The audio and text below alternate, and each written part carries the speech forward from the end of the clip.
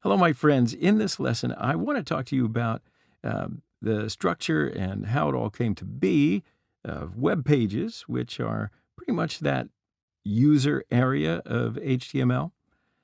And I promise I'll keep it interesting.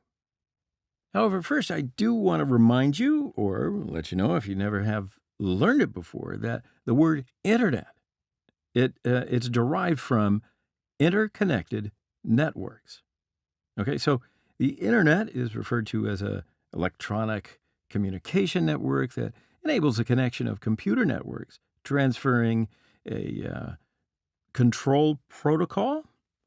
And anyway, that's called TCP/IP. And that is, the internet is defined as a set of connected networks. I think that's pretty much the easiest way to remember it. Briefly, the internet allows computers around the world to communicate with each other via cables. And the information on these computers is stored in what we will call a server, which is open 24/7. Now, resources that allow us to access this data are also called web browsers. And we all tend to know Chrome and Firefox, Safari, etc. The data that comes into us when we search inside of our browser, it's typically going to consist of three different types of page structures. So this includes HTML, CSS, and JavaScript. So HTML stands for Hypertext Markup Language, and it's the most widely used markup language, and it's used to display web pages on the internet. In other words, web pages are composed of HTML, which is used to display text, images, or other resources through your chosen web browser. So HTML is the basic building block, if you will, of the web, and it actually isn't technically a programming language, but it is responsible for the structure of the website. So first we will establish our structure. So that's it, right? No. I mean, there's a whole lot more to it than that, because we've got to create visually rich content which is used on web pages. So here is also the CSS factor coming into our lives. Now, CSS is short for Cascade Style Sheet. Okay, so it's responsible for shaping of the website. Okay, so is that all you need to know? Negative. The third component of what we're going to be learning here is JavaScript, which is necessary to determine how each different part of the web page functions. So what I'm actually setting up for you here is, how are you going to basically learn what's essential and what is unnecessary? So I've decided that it's kind of more useful to examine the issues separately. So in this course, what we're going to do is start with HTML, and that's the basis of web development. And then, if you want to go up to the next floor, so to speak, in your progression, you will be able to learn the other topics once you've mastered this. All right, so let's have a little chat then about the text editor. We're going to prepare our applications with this text editor while we learn HTML. Of course, there are many options for text editors. And before we get to my favorite, I want to let you know what else is out there, right? There is Atom, as I mentioned before. There's Brackets, VS Code, Notepad. But I think the most useful and visually beneficial to us all, especially when you're starting out, is Atom. So, in this course, we're going to make all of our applications in Atom. So in order to use the Atom editor, we're going to download it to our computer. Of course, we'll go to Google or whatever your favorite search engine is to download Atom. And all we do is type in Atom and go to the first page from the results that come up. And then on the page here, we'll click Download, and as you can see, Atom is downloading. And then when the download finishes, we'll just open up atom.exe. Now, we get a blank screen. And if you get a welcome screen or black screen, it doesn't matter. Let's just get to work. So close all of these screens. And what I want to tell you is just go through some of the initial properties for Atom that are going to be most useful. So we're going to be learning by practice or hands-on, as I told you before. So I don't want to necessarily just overload you with a lot of theory or practical or logical explanations. I just want to show you the features as we will use them. So I want to show you the properties of Atom as they become available. You can, of course, poke around if you want to, but then you will be able to use the different tools in the applications that we're going to make, and that way you will learn it as best as you possibly can. All right, so what did we do today? We answered the question of what is HTML. Briefly, we talked about some of the other components of front-end development. Then we prepared the necessary environment for HTML by downloading Atom, and that we will be able to use throughout our course. So in the next lesson, that's when we're going to talk about the basic tag usage in HTML. All right, I hope you're all set up, and I will see you in the next lesson. Hello, my friends. So in this section, we're going to talk about what the common HTML tags are. Tags and attributes are the basis of HTML. Tags are used to mark up the start of an HTML element. And as you can see here, tags are open first. Content is written and then usually closed with angle brackets. So first, let's have a look at what these tags are and that we're going to be able to practice with. Now, of course, there are going to be many or even hundreds of HTML tags, but don't concern yourself with that. We're going to use some of these tags regularly. So in this lesson, we're going to go over some of the most common tags used to create an HTML document that we see on probably in everyday life. So let's have a look at how we use these tags in applications. In our previous lesson, you remember we mentioned that we would prepare our applications with Atom, and we downloaded Atom. So now we can start up Atom and continue our topic through Atom. Now, a regular start is important to avoid confusion for the future. So before we start using Atom, I want to first create a project folder. And to do this, just right-click where we want to and select the new folder. For example, let's name HTML projects, and then let's go back to Atom, and now we can add project folder.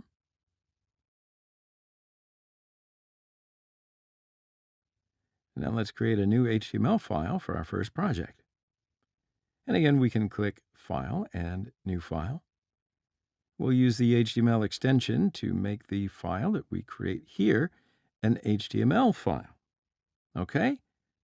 So yes, our first HTML file is ready. Now we've got to fill in our file. So first, we will need to add the default HTML code. Now, you're going to know what I mean about using Atom here. So write HTML on the screen and press the Tab key. Ta-da! Atom even created the HTML structure for us. And as you can see, the program saves time by completing our code thanks to this prediction feature. Now first, an HTML page starts with the doc type declaration. Now this is not an HTML tag. It is an instruction to the web browser about what version of HTML the page is written in. Then comes the HTML tag with language and directory attributes. The HTML lang attribute is used to determine the language of the text content. So this helps search engines return specific results. The dir attribute determines the writing direction of the content that we write. For example, English is written from left to right, while, let's say, Arabic is written from right to left. So we can say the HTML tag is a basic tag and compiles other tags that we use. So usually we will open and close the tags first, and then they fill up. So our second basic tag is the head tag. So this is a section where content and definitions related to the site are prepared. The codes contained in this field will not appear in an HTML document. This tag functions together with other child tags, such as title, meta, script, etc. So it can be said that it's a helper tag. It doesn't really function alone. Okay, so now we come to the meta tag that you see here. So this tag contains information about the application, and again, it's not visible in the browser. So right here, you can see that it gives information about charset, page writer, last date modified, etc. Now the title tag, which is under the head tag, is used for revealing the title of the HTML document and is usually displayed in the browser's title bar at the top. It's also displayed in browser bookmarks and search results. So let's go ahead and add our title, which will appear in the browser. We'll just add it to the title content, and let's see what happens when we save our application. All right, so our title now appears in the browser.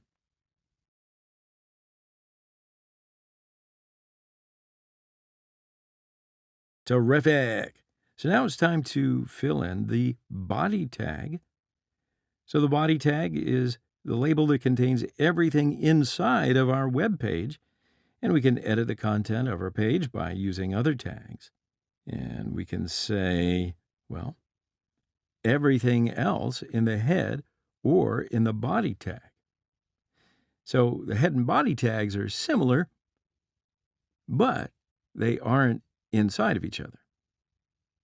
So let's just write up some text, which we can use inside the body tag.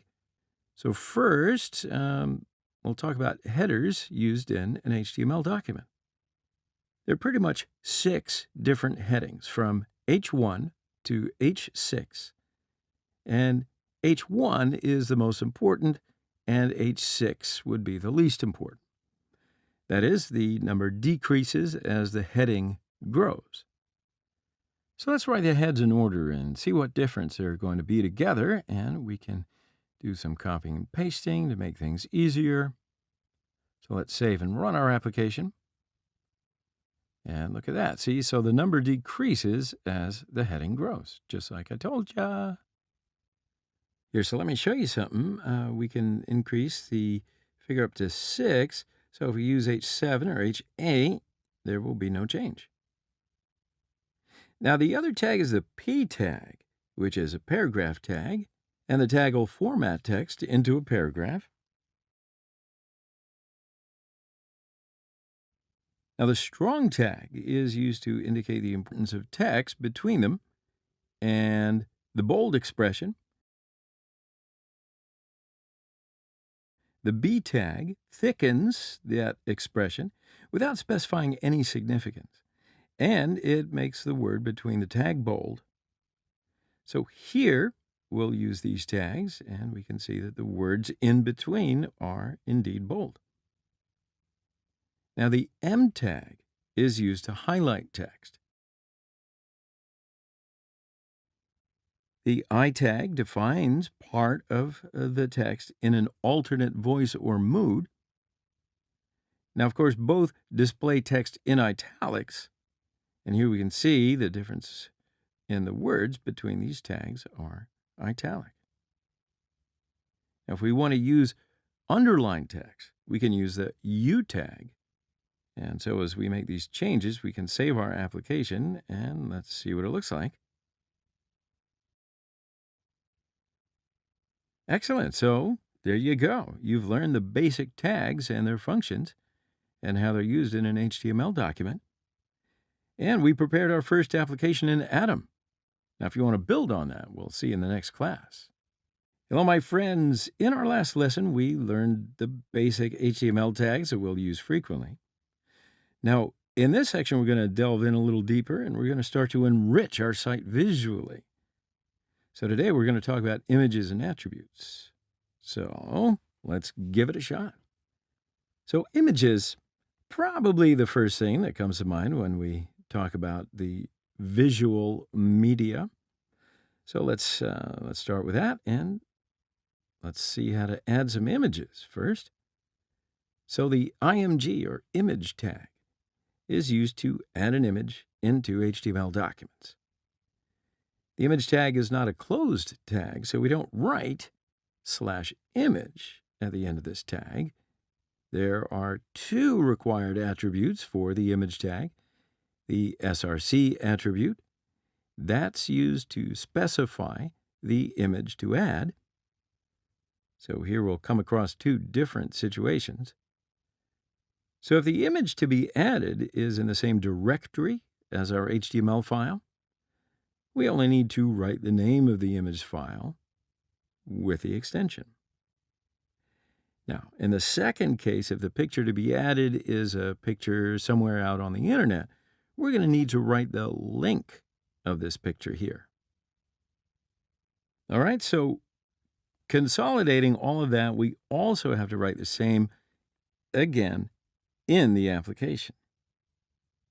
So we add text that defines the image that we have added with our alt attribute.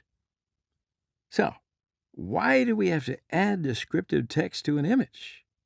I'll give you a couple of reasons for it. First is to allow search engines to understand what our image is about. The other reason is that if users can't view the image, well, there's information for them. So why wouldn't users be able to see the image? Well, most common reasons for this are, slow internet. Some people are actually still using dial-up, and that's okay. Another one is an error in the source attribute or a user using a screen reader, and many others. But for now, that's good. So let's have a little review about what we've already talked about. The most basic form of the image tag, remember that from the beginning of the lesson. We open the image tag and then typed src and the alt attributes between them. Now, of course, there are many more attributes that we can write, and we're going to see some of those in practice soon. But some of them, in fact, in our CSS course. So let's just cut to the chase and get to having some fun. So for this, let's open up our program, Atom, and now we can create a new HTML file inside the practice folder. Then we first write HTML and press the Tab key to create the basic HTML structure. And for this, we can write practice 2 as our title. All right, so let's get into the body, and we'll start adding our image. So we'll start with just a picture from our computer. For example, let's let our concept be of the world, right? So for this, I happen to have a beautiful picture of the world on my computer. Now I'm going to create a new folder named Pictures in the project folder and put our picture in this folder. Okay, so because of that, our picture is now ready. So it's time to add it into our HTML file. And as you may remember, we add the image tag and then our src and alt attributes between. Now, in the src attribute, we'll write world.jpg and write world as alt attribute. All right, so our HTML file looks ready, doesn't it? And if that's right, then let's save it and run it. Whoa, where's our world? No world. Oh, but look, at least we see this. Okay, so sometimes users can't see the image that we've added. They would see the descriptive text that we wrote into the alt attribute. And that's why we do it. Now, why didn't we see the picture? Well, because the image that we added with our HTML file is not in the same directory. So, in order to correct this error, we'll just need to correctly write the directory where our image is located. So let's now go to the application and say that our image is under Pictures, and that's the folder. So let's save it and try it again. And there is our beautiful world. So now let's talk about some of these other common attributes. The first two of these attributes are width and height. And of course, as you may have been able to guess, we can adjust the aspect ratio of our image with these attributes. For example, let's reduce our beautiful world a little and first look at the current dimensions of the world. So to do this, we're going to go to our picture and right-click and click on the features. Going to the Details tab, and yep, sure enough, it's here. Now, the size of this image is 1600 by 900 pixels. The most important thing to consider when playing with the dimensions of the pictures is to stick to the original aspect ratio. For example, if we want to reduce this picture, we can make it 800 by 450 pixels. In other words, the width and the length of the image will reduce at the same rate. So let's do that. And then we write these attributes like src and alt on our other two attributes. And then we save it and we can see the result. And there it is. Our world is getting smaller. It shrunk. But here we have reduced both values by half to ensure that the aspect ratio does not deteriorate. So what if we want to take our picture to a ratio that we can't calculate the aspect ratio so simply in our head? So in this case, we would set the width to the desired value and don't enter any value for the height. Excellent. So now another attribute is the title. Of course, this title is not the title tag that we saw before. This is the title attribute. So in this attribute, when the image is hovered over in the browser, a bubble appears with whatever we want to write. So for example, when you hover over our image, let the world, and we can write other attributes and write the world into it, save and refresh our page, and there you see that the bubble comes out when we hover our mouse over it. So that's enough for now, don't you think? We've pretty much learned how to add an image to the HTML page and make some basic adjustments. And we started the attributes and looked at some of the attributes that we use to add an image. So goodbye for now, but I do want to see you in the next lesson. So review what you need to, and we'll carry on because we're going to learn how to use the HTML list. Hello, my friends. Just as promised, in this section, we're going to talk about HTML lists. HTML lists are used to create, lists of information. Now, all lists may contain one or more list elements. There are basically three types of lists in HTML, and specific tags are used to create each type.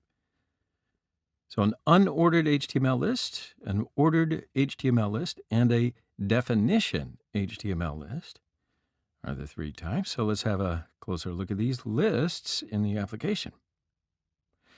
So let's open up Atom again.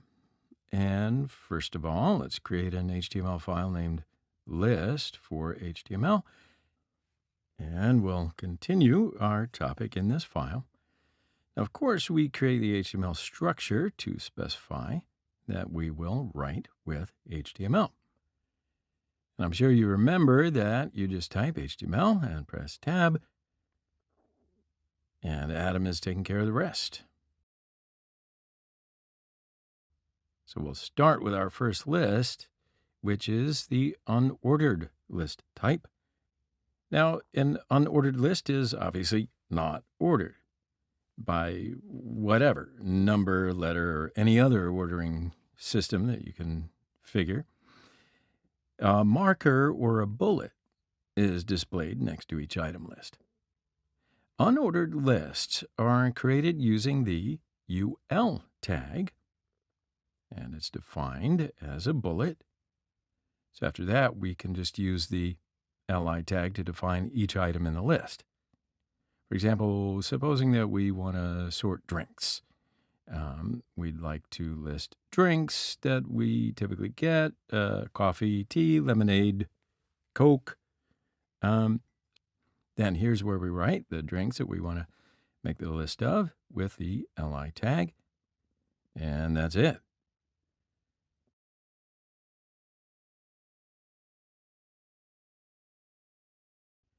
Okay, so such markers or bullets are created automatically if we haven't identified a specific type. Or let's say that we want to make a circle marker. We'll add the type attribute to the UL tag again and give it the circle value. And we'll see these and other visual subjects in detail in our CSS lesson. But right now, I just want to define a list with you under coffee. So let's define a new UL tag under the li tag of coffee. And then I'll add with milk or without milk as options to the li tag, refresh the application. And there you go. A new list has been added under coffee as a drink. Now let's talk about ordered lists. They are, of course, ordered by numbers, letters, or whatever else you can think of. Ordered lists are created using the OL tag, and it's used to define the list, so we'll use the li tag to define each item in the list. And now we can write the same beverages in our list. So let's use the OL tag.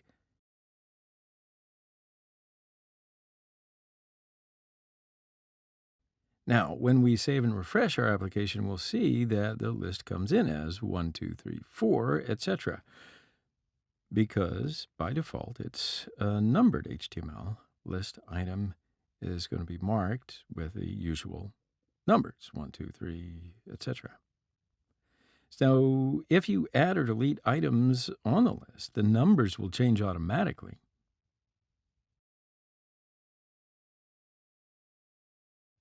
Now, what if we use the type attribute again to change the sort marker?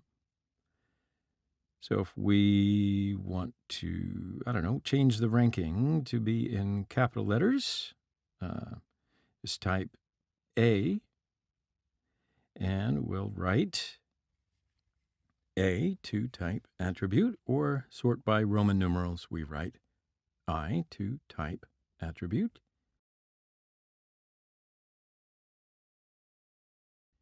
Now, we don't always have to start ranking from the first value. For instance, if we want the first item to start from 10 instead of 1, well, we can do that. We just start the attribute with value 10. And you'll see when we refresh our application, our list starts with 10 and continues from there. So description lists are similar to other lists, but in a description list, each list associates specific names and values within a list. So this arranges your items in the same way as they are arranged in a dictionary, let's say. So examples might be items in an ingredient list and their descriptions, article authors and brief bios, stuff like that. You can also have as many name value groups as you like, but there must be at least one name and at least one value in each pair. So description lists are done by using the DL tag to define the list and use the DT tag to define each term in the list, and the DD tag is used to define the description, definition, or value of the term. You can associate more than one value with a single name, or vice versa. So here we can see how we made that change when we refresh it and have a look at that application again. All right, well, we've come to the end of this lesson, I think we learned a really big step here, how to create a list on an HTML page.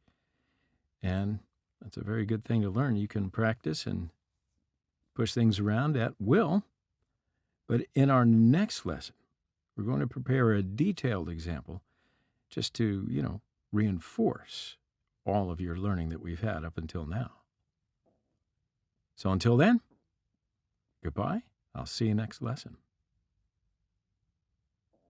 Hello, my friends. So in this lesson, we will prepare a sample menu in order to reinforce the HTML information that we have learned so far.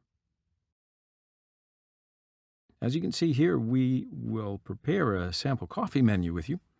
So if you wish, you can stop here and test what you've learned on your own and then examine what we've been doing. Or you can just follow along with us and we'll prepare a different menu example. You can do one on your own. So let's start right now by writing our example on Atom. So open up the application and add an HTML file named list example to our project. Press tab by typing HTML and get our general HTML tags. First, write the title that we want to appear in the browser into the title tag. And when we look at the sample that we've prepared, we'll see that we've just added a picture that wrote a menu. Now, if you remember, we use the img tag to add a picture, and we add the URL address of the place with the src attribute.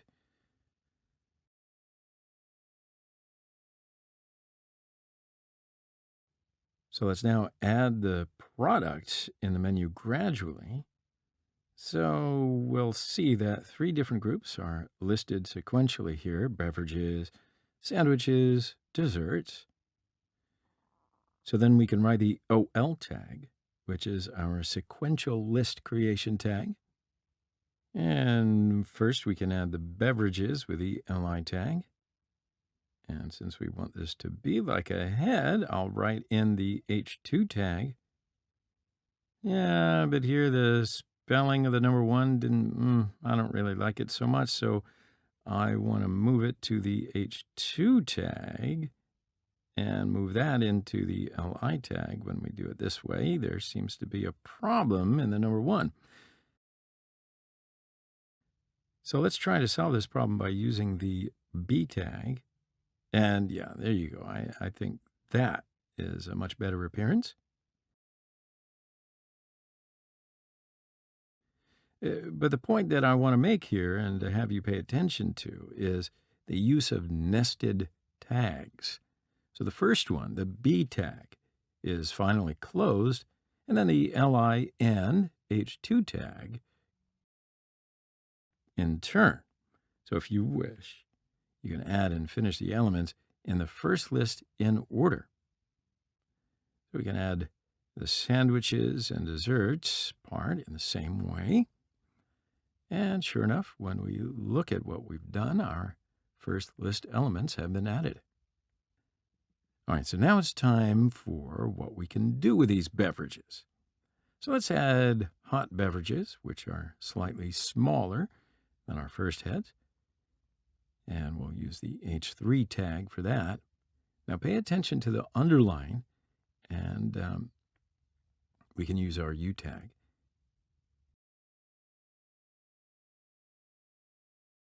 And we can see here that there is an unordered list form, and we can add these elements to our UL tag with a I tag. And yeah, it's on our list, so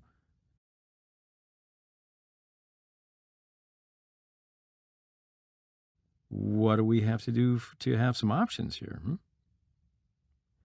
So what we'll do is we'll need to add a new list. And when we look at the sample that we've prepared, it's an ordered list that starts with the small letter A. So we should declare the type attribute as a small a in the OL tag. And when we add our milk or no milk preference, hot drinks are also ready. So now it's time to add our head to the cold drinks section with the h3 tag. And we're going to have another list. Now, having so many lists can be a bit boring, but I think it's good experience for you to create different types of nested lists. So let's add our cold drinks here, and the drinks section is finished.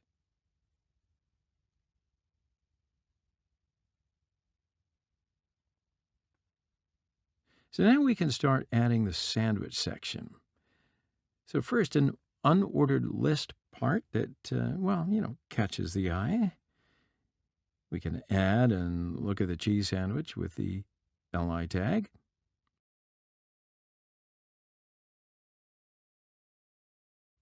And the first thing that catches my eye must be dark, but we haven't added that yet. So remember that we used a strong or B tag for that? Right.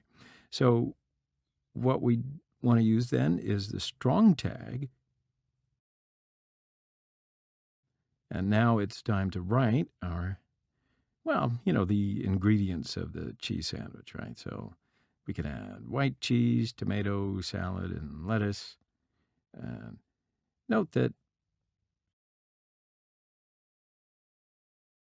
do you see how this is in italics? Because we wrote it in the I tag. And we can add our other sandwiches in the same way. So here we can just copy and paste. That'll make our job a little easier.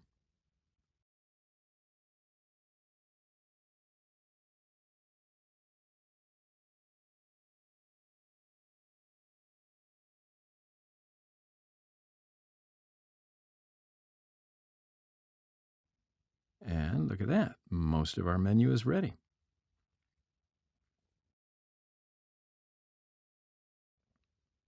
So now for me, here's the best part. It's in the desserts. Of course, we're going to do a list again, but don't worry. This is going to be our last list here. So let's add an unordered list, and we'll start adding the different kinds of sweets.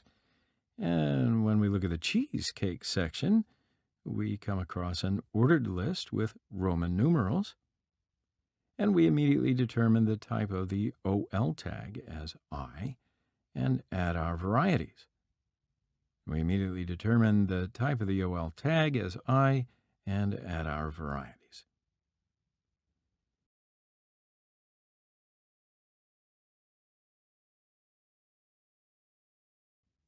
And here, our menu is ready. So that's enough for now. So my friends, we've prepared a menu example with you and reinforced the HTML knowledge that we've learned thus far. And of course, we added plenty of lists, and we remembered how to add pictures. And we've made some differences on our menus with the basic tags that we learned. Now, if you wish, you can have a look and go back and remember what you've learned with small examples and progress more if you'd like. Otherwise, you can carry on with the next lesson. Now, remember, you can always contact us with problems or questions if you're experiencing something that you're just stuck with, and we'll get back to you as soon as we can. Hello, my friends. Welcome back. So in this section, we're going to talk about block level and inline elements in HTML. So first of all, I want to talk about block level inline element properties, and then we'll get into div and span tags that actually get their functionality from CSS. But basically, I want to tell you that HTML tags are examined in two different groups. These are block level elements and inline elements. So the element in HTML is either block level element or inline element. Cool. So now when we look at block level elements, they are always tags that start with a new line. It occupies the entire area determined between the opening and closing tag. When we look at the inline elements, it starts in the same line, and it only takes up as much content within that line. So here are two of the best examples that I think can make with these elements. Here are div and span tags. So come on, let's try to understand what we're talking about here, and we'll apply it in Atom. So start Atom and create a new HTML file, and we'll call it block level inline element. And start by pressing tab, typing HTML as we always do, and we'll give a title to our page.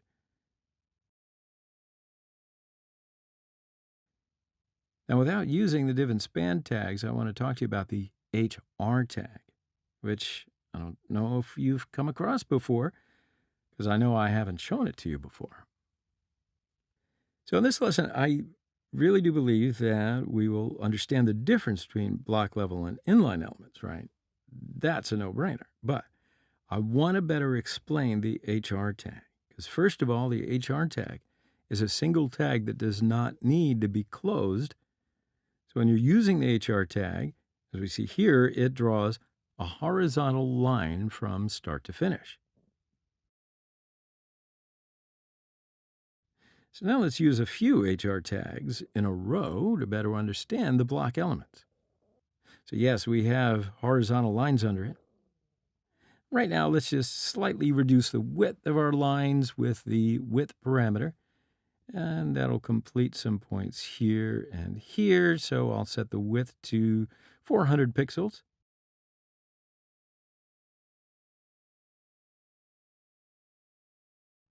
And as we can see, none of the lines came side by side with all the lines lined up, because the HR tag is also a block level element. And when we use these elements, we have specified that it will always start with a new line. All right? So now, getting back to what I was telling you in the beginning of the lesson, we'll talk briefly about div and span tags so that we can see the difference between block level and inline elements. So first of all, I want to add two paragraphs, and I want to include our first paragraph in the div tags.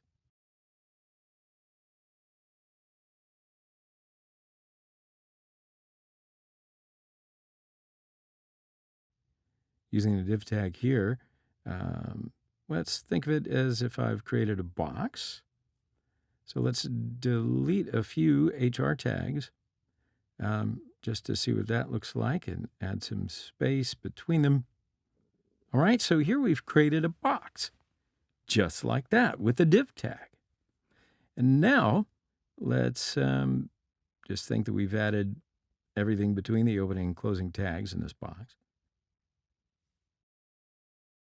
So we take a few words in our paragraph between the div tags and look at it, and there's the section that we take between the div starts with a new line.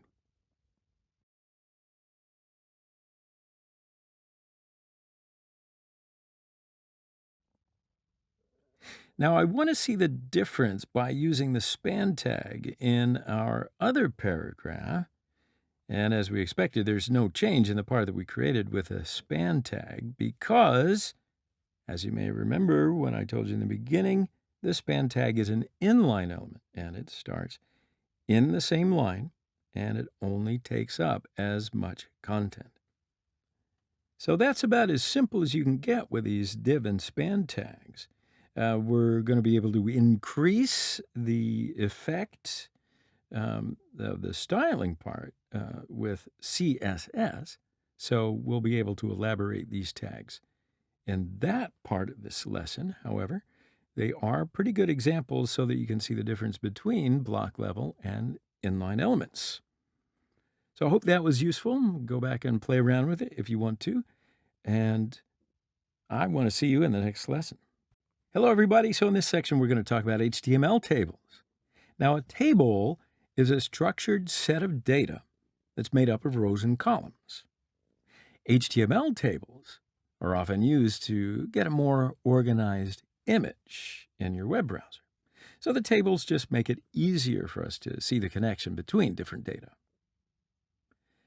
So we're going to add cells inside rows. as we see here when creating our tables. So first of all, we're going to create a table with you, and it's going to be empty. And then after that, we're going to fill our table with fruit and vegetables. Why not? It's good for you. And then you'll see all the different subtleties that we can employ while creating a table in HTML. And hopefully you'll see that it's pretty easy to do. So let's have a look at the tags and attributes that we're going to use in this lesson. So to create our table, we will start with the table tag and shape our table with other tags that we've seen here. Let's start using our tags with details and atom. We can continue by creating an HTML file called tables. As soon as Atom starts up, we'll press Tab by writing HTML and let HTML form the basic part. Now let's use table tag inside the body tag to create our table. And then here we can use the border attribute with a value of 1 to create a border. Now we can begin to create rows and cells in our table. So the TR tag is used to add rows to the table, and the TD tag is used to define cells in the table. Let's go ahead and add a few lines and cells inside. A small table when we save it and run the application. Now, did you notice there was a problem in sizing since we did not fill our table yet? So, of course, we must first specify width and height as values in our table. And for this, we'll use the width and height attributes in the table tag. Now, here I want to give these properties, let's say, a value of 200 pixels. And we don't need to write the pixel in unit value here. So now our table is ready. So now let's talk about two more attributes before we fill in our table. The first one is the call span attribute, which allows the cells to merge side by side. Let's say I want to merge two of our cells in this first row. Let's copy our table and look at the changes. So in my first cell, I will set the call span attribute value to 2. And see, 2 cells merge, but one more cell appears here. So, of course, we got to remove this cell that we created earlier for this. Now our 2 cells are united side by side. Second attribute is row span, which allows the cells to merge one after another. And now we can specify the row span value to be 2 in the TD tag to merge the 2 cells in a row and remove the cells that we don't want to have there. So now let's fill in our table like we talked about earlier. And again, we can copy our first table and make the changes to it. All right, so now I want to give our cells a title called Fruits and Vegetables. So to do this, we use the TH tag.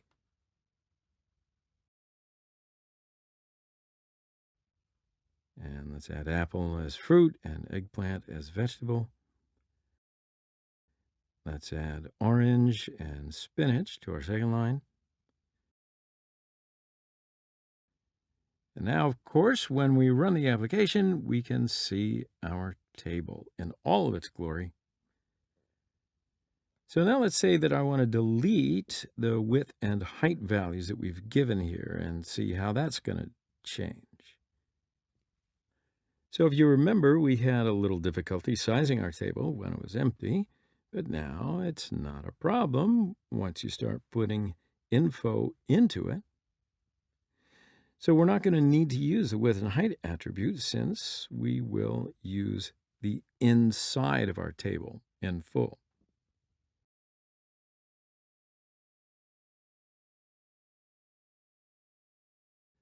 So let's talk a little bit about the T-head and T-body tags as we come to the end of our lesson here. So we can use these tags to group table rows and to add a table header. And now we can put the parts that we wrote between the t-head and the t-body tags. Let's have a look at that.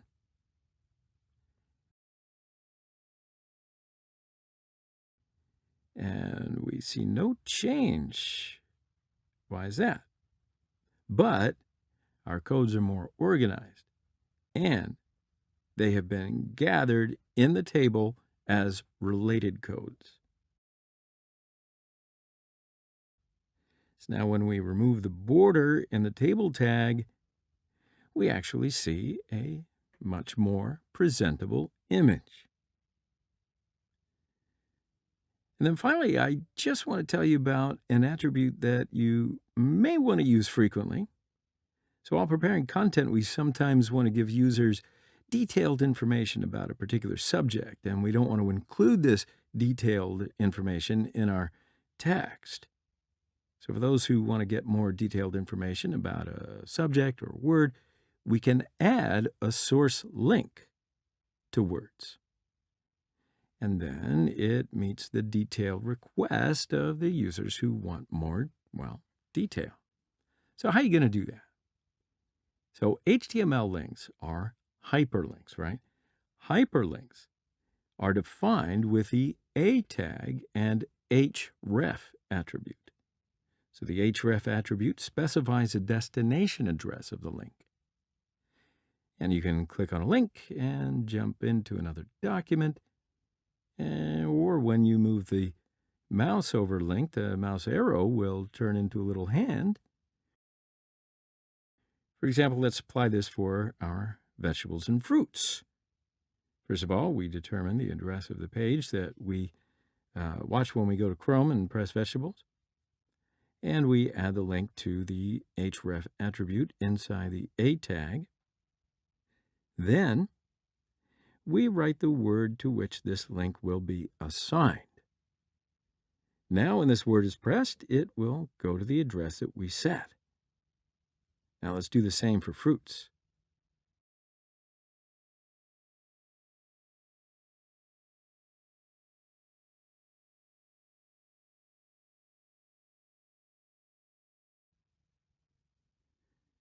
So there you go, my friends. We talked about the structure of the table in HTML.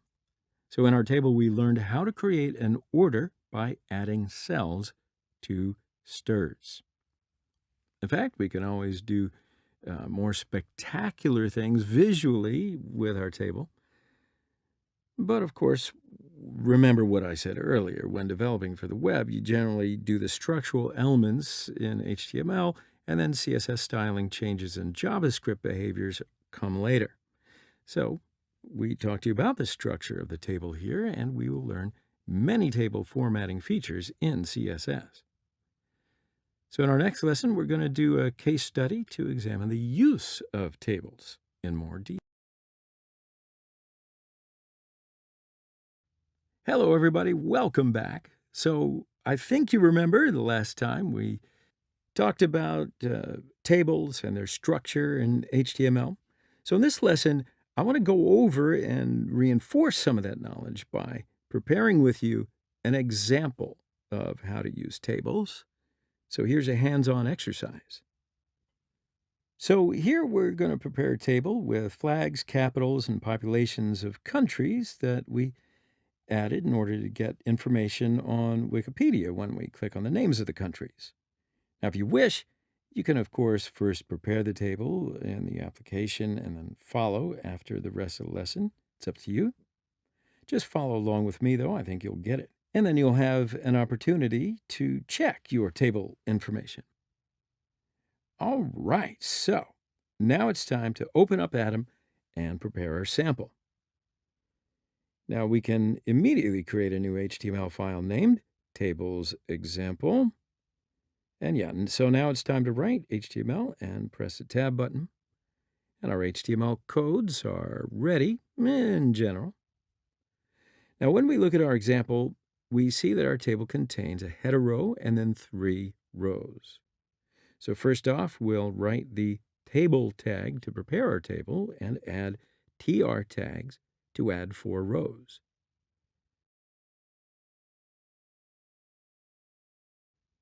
Now it's time to add our cells into our rows. And since our first line is a header line, we can add our headers with the th tag here. And now we can start filling our second line. We'll add 4 cells in total with the td tag and add the England tag to our first cell using the img tag and src attribute. We downloaded the flag images to use before, so we can add the address of the flag to the src attribute. And in turn, we will fill our cells with the population of England and its capital. Now, remember that we use the a tag and href attribute to link the information? Right. So if you wish, when the user presses a country name, it'll go to the Wikipedia page of that country. So now, let's point to the Wikipedia page using the a tag for England. And yeah, there you go. We've added the necessary information for England.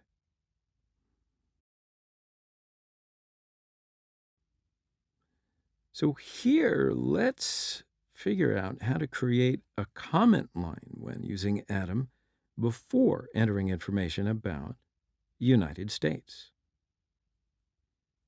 So while writing applications, we can use the comment line for our convenience and for those who will look into our code after it's published. So for example, in the table that we prepared, specify the code that we wrote for the part about England with this comment line. So for this, I define the line that I want to specify as a comment, and when I select the toggle comment option from the Edit tab, the comment line has already been created. And as you can see, when we press the slash with a control button, we create the comment line in the same way.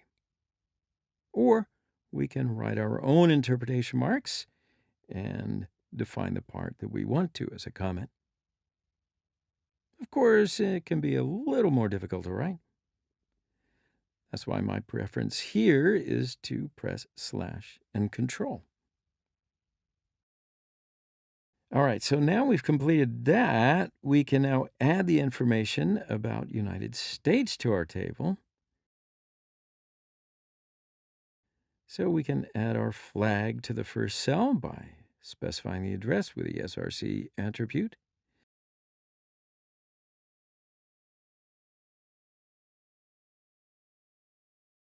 Then we can add the country name and the href attribute and the Wikipedia link in the a tag. Next, capital and population information. And now we can do the same operations in our country on line 3. And as we see when we checked everything we showed, our example is prepared.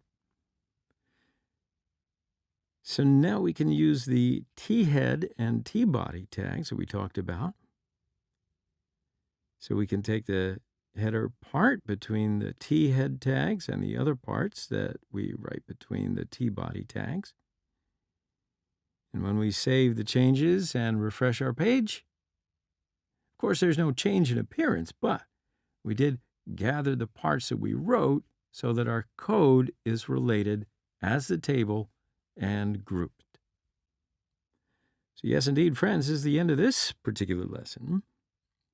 Now we've gone over and reinforced some of our learning with the example that we've created. And also in this lesson, we learned how to form the comment line in Atom. So stick around. I'll see you in the next lesson. Goodbye for now. Hi, everybody. So we have gained enough knowledge by now to prepare a basic HTML page, right? So that means it's now time to create a form in HTML. Form pages are the pages that we use to request data from users on, well, it can be on any topic, really. Now, we'll encounter these kind of structures, well, probably daily, right? For example, the fields that we enter in places like Facebook and mail, etc. Those are all form fields.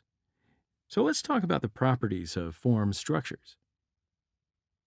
So to create the form structure, we'll first open and close the form tag, and then we can write the tags that we want to between them.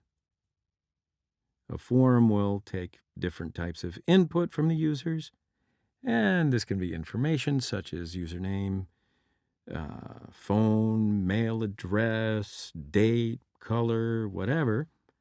And then we can get a whole bunch of different type of information just by using the input tag with type attribute. So the input tag is a single use tag that is not closed. So let's better understand the form entries on the application in Atom.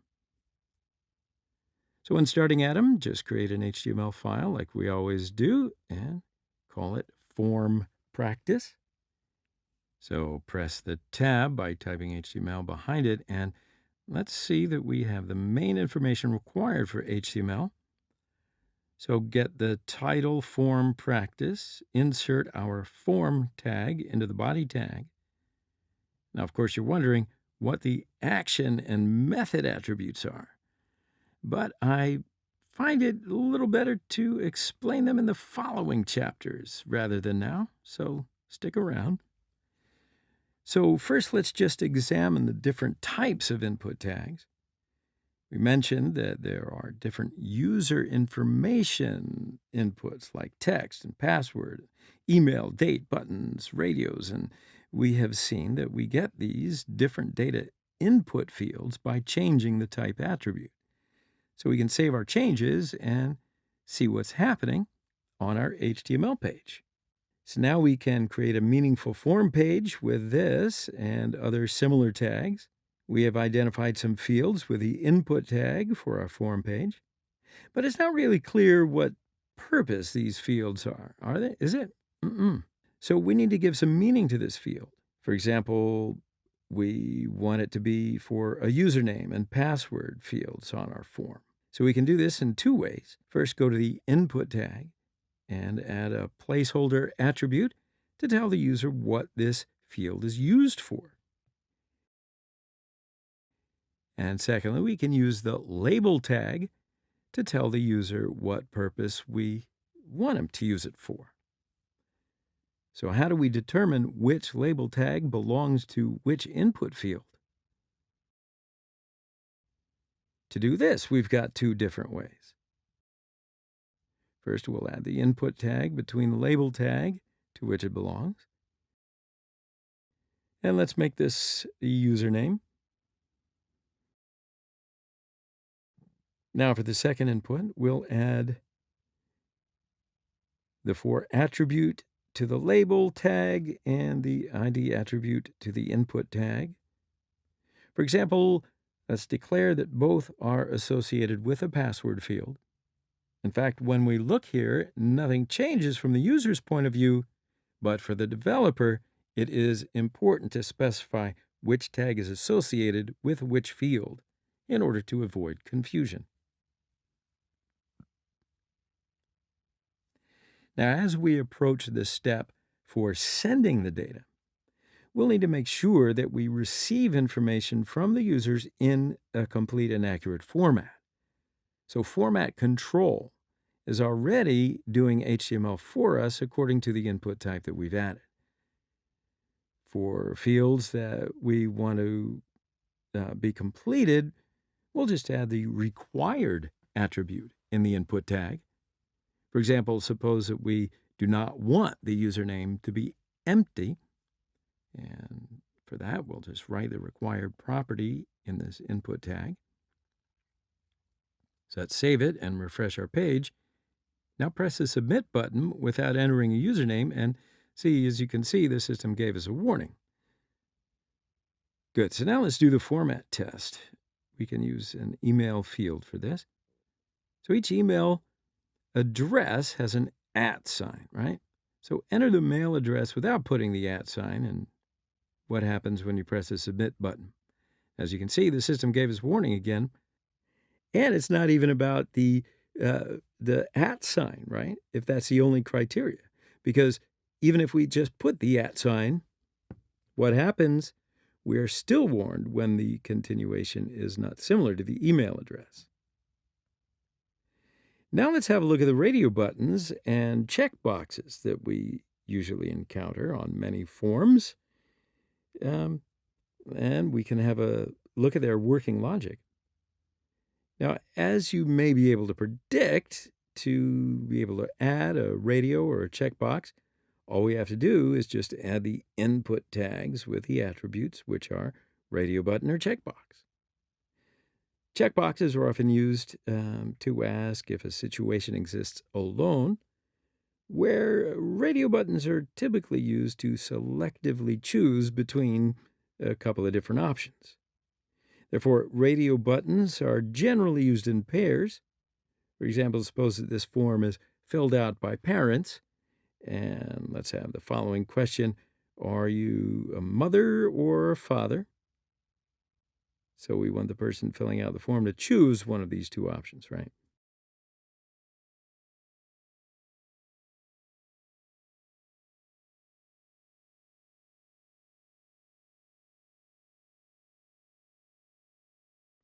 But as you can see, both the mother and father radio buttons can be selected at the same time.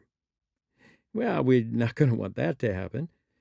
So if we go step by step, we first add the tags to these radio buttons. And again, we'll connect them with each other as we did before. But we're still able to choose both at the same time. So to avoid this, we need to add the name attribute. So by adding the same value to the name attribute, we can tell the system that these two radio buttons are together. So let's save it and refresh our page, and we can see that we can now choose one of the two options. Cool. So now that we've learned how to use radio buttons, and radio buttons are generally used for a single selection. That leads us to checkboxes. So checkboxes, we can make single or multiple choices with checkboxes. Now to add our checkbox to our form, all we need to do is set the type attribute of our input tag to checkbox. Ask the parent, how many children do you have? We can ask our question and then create the options 1, 2, 3.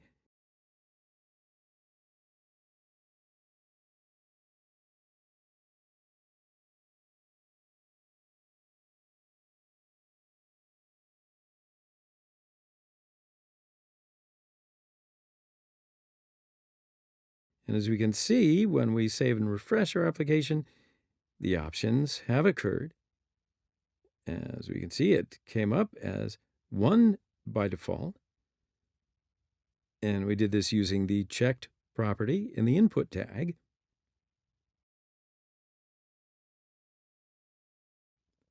So we determine the name values of the check boxes under the same group in the same way.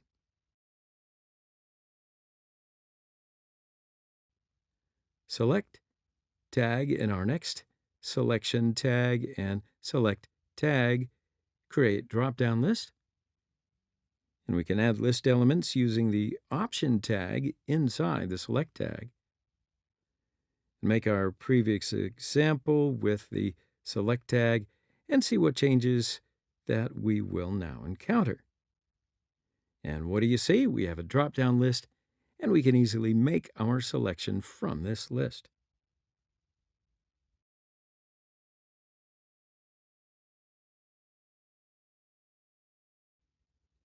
So finally, let's have a little chat about our text area tag. So it's actually a text field that we will frequently encounter, and it offers multiple lines of text. So we can, in other words, add more text into it. So let's add a text area and see how it works. So here we can talk about rows and calls attributes. With the values that we give to these attributes, we can determine the size of our text field.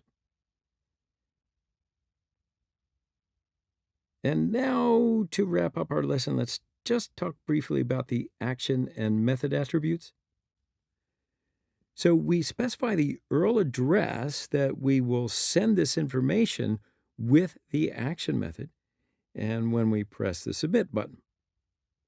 Now the information that we enter is sent to this address, so let's give the URL address of the Wikipedia page here.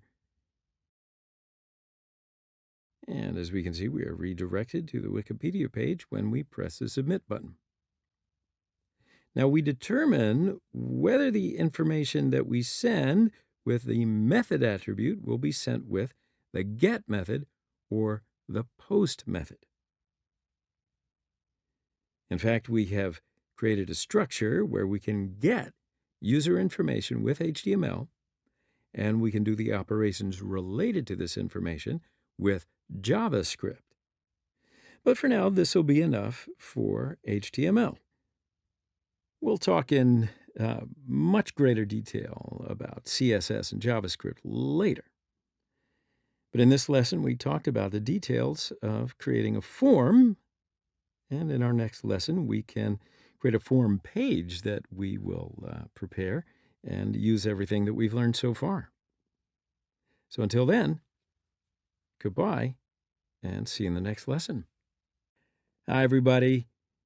So as with all of our other topics, we're going to reinforce what we've learned by doing an example, this time as a form.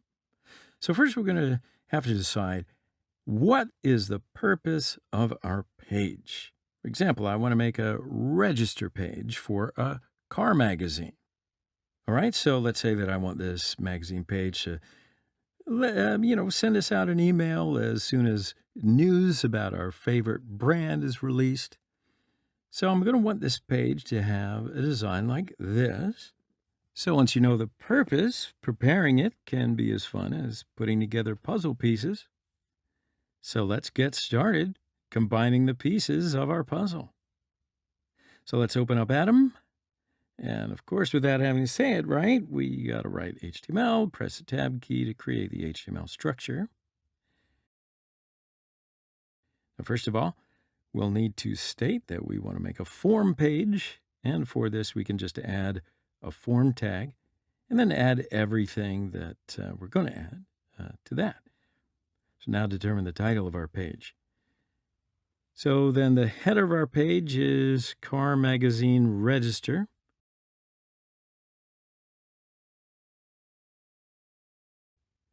So yeah, for now, the first part is to create the name, surname, and the fields are text types. So we'll just write input and press the tab key. And we'll use the name and value fields here soon. And let's add a label here to tell users what data they need to enter into this field. We'll add the label tag for this. And then, as you know, we can add for and ID attributes to indicate which field this label belongs to. Add name, surname to them. Let's have a look at our page quickly. Not so bad, huh? So now we can add the placeholder attribute to be an example of how to fill this text field for our user.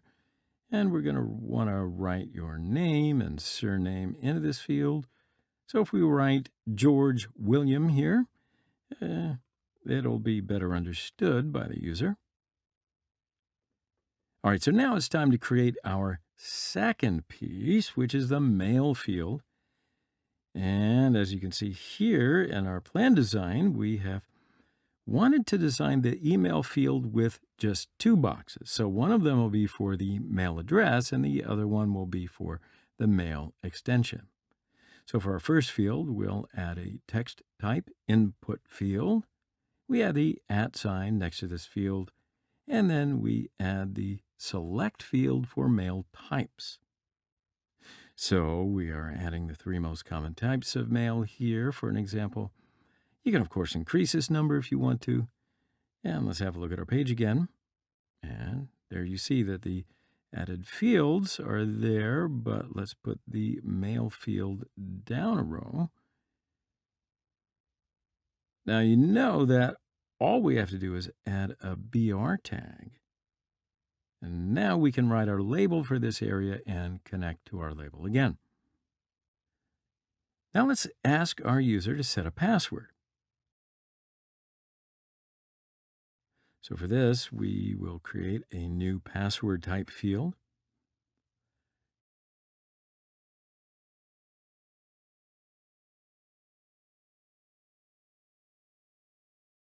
Now create our other area, the gender selection area. So we have an input tag for this, but this time it is a radio button type.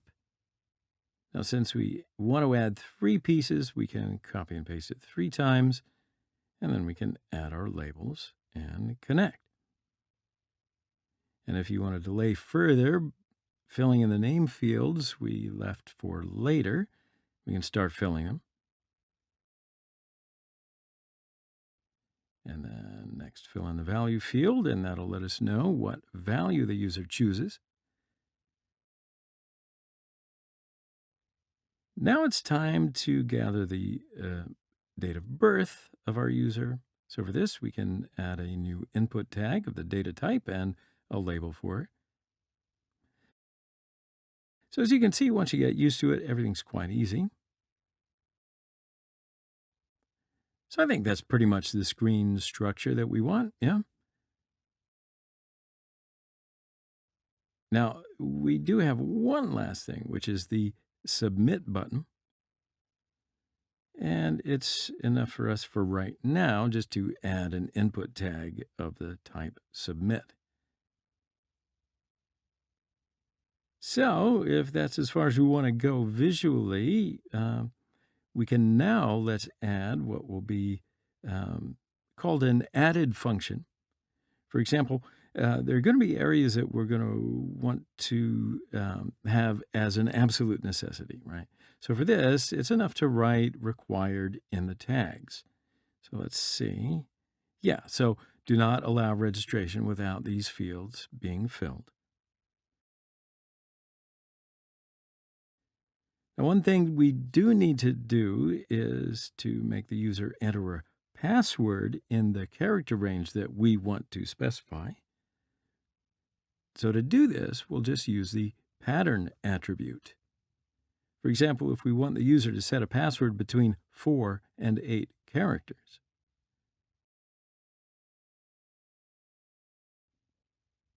All right, so now our form page, I think, is ready to save. As you know, we were determining which page of our form page to go with the action attribute. So send it to the Wikipedia homepage that we frequently use in our course. And naturally, we just did this just for an example for now. But don't worry, because we will see the details about this in our next courses. All right, so this is the end of this lesson. So just to recap, we've created a registration screen, and that completes this idea of how you set up a form in HTML. And you know what that means? That means that we have talked about everything that we needed to talk about in HTML. In other words, we've completed the first step of front-end development. So now you have all the information to prepare a basic web page in HTML. After that, it's time to finesse and add the visuals to our pages with CSS and then to provide functionality with JavaScript. So, goodbye for now, and I'll see you in the next lesson. Hi, my friends. Welcome back. So together we're going to get some extra added pizzazz out of our web pages by including CSS on our HTML. And we're going to use these examples throughout our CSS course. Now, of course, to do this, we will first need to learn how to write CSS. And what we'll do is we'll then talk about how to include CSS in an HTML file. Then we're going to add colors to our web page and learn how to make the web pages,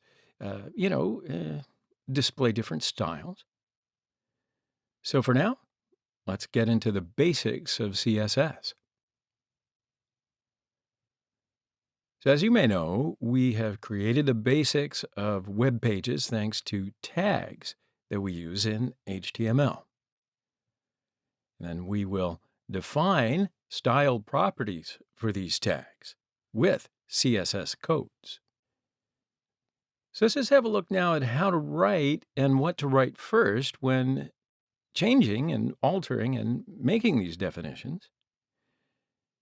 So as you can see here, the CSS code contains some differences, so it makes it different than tag usage in HTML. So we write the tag that we want to use within the curly brackets, and after tagging the name of the feature, put colon, write the value, and we'll end it with a semicolon. So here we can add a second property named value. And then finally, we can close the curly bracket. So actually, we could say that the main purpose of CSS code is to affect more than one object with code. So we can influence more features with less code. That is called efficiency. So now let's start writing CSS code gradually throughout the application. So as I mentioned before, what we'll do is prepare our application using the Atom text editor. So I'm going to just open Atom now, and you can see what I'm talking about. So first off, I'll create a folder for CSS project right here on the desktop in order to not interfere with any of the other applications. And then I'll start Atom. Now, you remember how to produce a basic HTML code. You just write your HTML and press the Tab key. Of course, for this to happen, we will need to save the page that we open in Atom with the HTML extension. And here's our basic HTML code. And first, I'll want to write the title, CSS course. Now we can start filling in the body. As you may know, all of the parts that we'll see on the website were written between body tags. So we can write a head as a CSS lesson with the H1 tag. And perhaps you remember that you can add paragraphs just by using the P tag. And I'll just write a simple paragraph within. It's not necessarily important what it says, but just save the changes and look at what we've done. Look at what we've done. Now let's see about coloring a little bit, and we can log into CSS now. And let's use the style property for this. So let's say that I want to make our head red, and I'll write style in the H1 tag. Then between the quotation marks, I'll just write a color and put colon, and type red and put a semicolon. Save the changes and have a look. And there you go. Our title is red. You are doing this along with me, right? So now let's change the color of the paragraph. So let's just make the first paragraph. And for that, of course, in the first P tag, we'll write style, color, colon, and let's write blue and remember the semicolon. Okay, so now let's make the second and third paragraphs blue as well.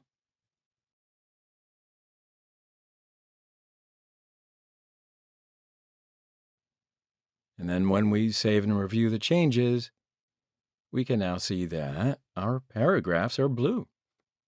So here we've seen inline CSS by writing a different style for each element, right? That's just a little example of what we're going to do now. Of course, inline CSS it might seem logical when it comes to the modification of a single tag. However, when you're trying to put a whole lot of details on a very complex page, and when they're going to be using similar features, it's going to be a real pain to write separate styles for each label, don't you think? So, what do you do in that situation? That's why CSS code offers us different preferences. So I'll show you another CSS method. It's called internal CSS. So by using the style tag in the head section, let's just undo the changes that we made just now. I want to show it to you, see how it works. And yeah, okay, so we can see this. So when we refresh our page, the colors are all gone. Now let's open and close the style tag on the head. And as you may remember, we'll specify the label that we want to change. And I'll just write the H1 tag here because I want to make the title red again. Make the curly brackets and write the property colon and value semicolon. Type color, colon, and red and semicolon. And let's refresh and see the changes. Okay, so the title was red. Now let's make the paragraphs blue by using the same method. P curly brackets color, colon, blue, semicolon. And when we refresh the page again, all the paragraphs are blue. Good job. So as you can hopefully see, all the P tags were affected with just one change, right? So here we can affect all of the changes that we want to make on the page with the style tag. However, we do this on an HTML document. CSS, however, will offer us a more, perhaps professional method. It's certainly what you will be using as web designers. With external CSS, we can include an external CSS page and put that into, include it into an HTML document. And therefore, by preparing CSS and HTML code in different documents, we can separate CSS and HTML from each other. However, to do this, we need to use the link tag. So first, let's create a CSS file and do it along with me. So I'm creating this CSS file, and now we can customize this file. So let's say that we want to make H1 red again.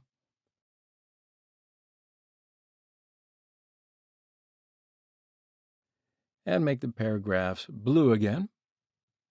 And we'll write and save CSS code in curly brackets in the same way.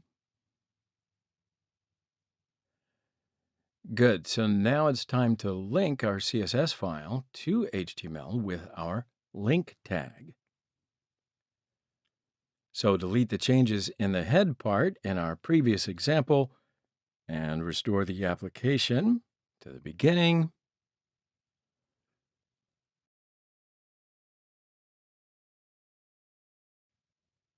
Now let's write a link to the head and press the Tab key. Here we first see the expression REL equals style sheet, which indicates that it is related to the style. Then we see the href tag, and that indicates the root of our CSS file. Now, since our HTML and CSS files are in the same folder, it's going to be enough just to write the name of the CSS file. And when we refresh, and let's look at our page, and we see that the H1 red and paragraphs are blue again. Now we make the color of the paragraph part orange in our CSS file. And let's refresh our page. And there you go. The paragraphs have now turned orange. All right, so that's enough for now. Play around with that to get practiced, because in this lesson we have entered CSS and the magical world. We looked at briefly how to write CSS code in a very small example. We examined the changes on a single tag with inline CSS. Then we made changes to the page using the style tag in the header part of the HTML document with internal CSS. Then finally, we separated external CSS and HTML and CSS documents and learned how to include a CSS file in the HTML file with the link tag. All right, goodbye for now. I'll see you in the next lesson. Hello again, my friends. So in the last lesson, we talked to you about how to write CSS code and how to include them in our file by logging into CSS. We made a few very small changes to text color in the last lesson. So in this lesson, we're going to talk about colors in CSS. Now, typically when we think about colors, we first think of familiar colors such as yellow and green and blue. But if you consider a web page, just a regular web page, have you noticed how many colors and different shades of those colors are used? Now, when you think of the colors by name, we start to get a little confused over, which is what, because it's kind of difficult to really, name by language how many different shades are used. So in CSS, all the colors are formed by combining 3 colors. So these main colors are red, green, and blue. You could say that all the other colors are intermediate colors or secondary colors that we obtain by mixing the main color.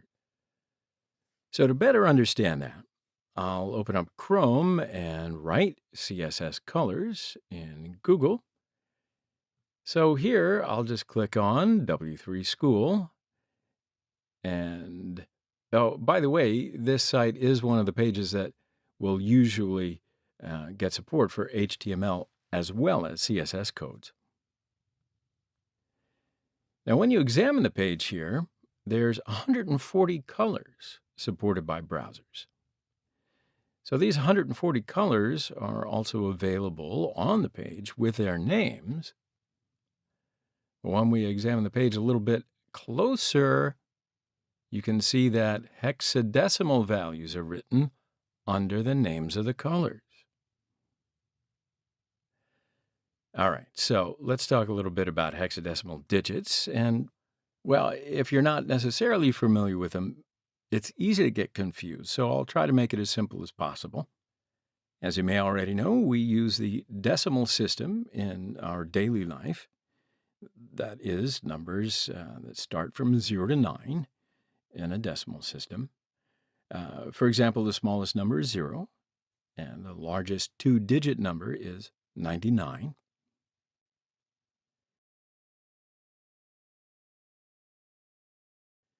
Now, in the hexadecimal digit, the numbers will start from 0 and go to 9, and they don't progress into double digits like 10, 11, 12, 13, 14, 15, etc. But they progress as A, B, C, D, E, and F. So in other words, the maximum number with 2 digits in hexadecimal digits is displayed as FF. Now, if we're talking about the display of colors in hexadecimal digits, the colors are shown as 6 digits. So have a look at this. Here, the first 2 digits will show how red the color is. The next 2 digits show how green the color is, and then the last 2 digits will show how blue or how much blue is in the color. Make sense? All right, let's look at an example. So when we look at the color blue here, the first 4 digits are 0. The last 2 digits are FF. Because our main color is blue, there is no red and no green within it, right? Now let's have a look at aquamarine, which is the color here. So it contains 7 F red, green as FF, and blue as D4.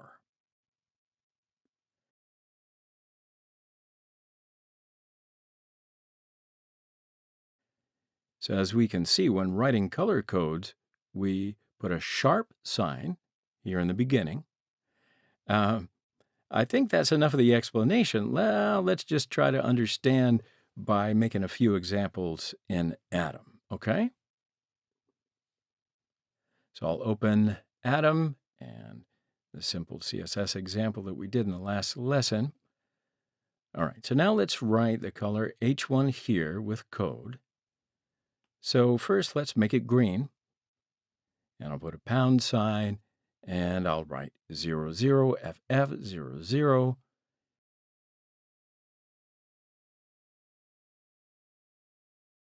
And when we refresh and look at the page, you can see that the title is green.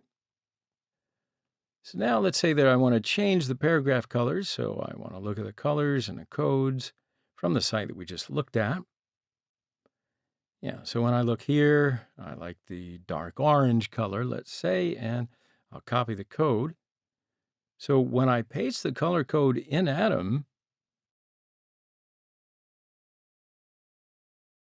we see that the paragraph colors change when we refresh the page. So yeah, because it can get quite overwhelming and also difficult to know the color codes and names, it makes it a whole lot easier if we can see both the colors and the codes and the names on this site. So now let's talk a little bit about the page that comes up when we click on the color picker section on the right side of the colors on this site. So here we can see the shades of the color that would be printed, and with a hexadecimal notation, there's also the representation of the color with the RGB model. So CSS is also another color representation RGB model. In fact, the part numbers that are different from the hexadecimal notation go from 0 to 255. So when writing CSS, we'll write RGB and open parenthesis, and we'll write red content, comma, green content, comma, and blue content. And finally, we will close the parenthesis. All right, so let's make an example for an RGB model. Write the RGB model value of the color we chose on our page for our header color and see what changes. And now we can see the value of 255 for red, green, blue, and see nothing in the title section because you get white with a mixture of all colors. So, what happens when you enter 0 for red, green, and blue? Yeah, you get black.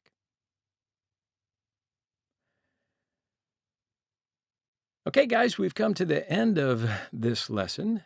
But just to recap, in this lesson, we talked about CSS colors.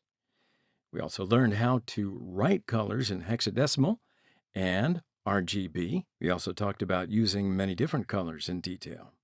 So goodbye for now, and I want to see you in the next lesson. Hi, my friends. So remember in our previous lesson, we learned how to color items on our page. Today we're going to learn how to set the background and borders, which are pretty much the most basic visual adjustments you can make. So we'll use the background color for many different things like text, divs, tables, etc. We'll write some text on the screen to experiment. Now, for example, we can add a list. Let's write a list of the fruits that we love. All right, so I'm hungry, but I like to keep it healthy too. Write a header on our list, my favorite fruits.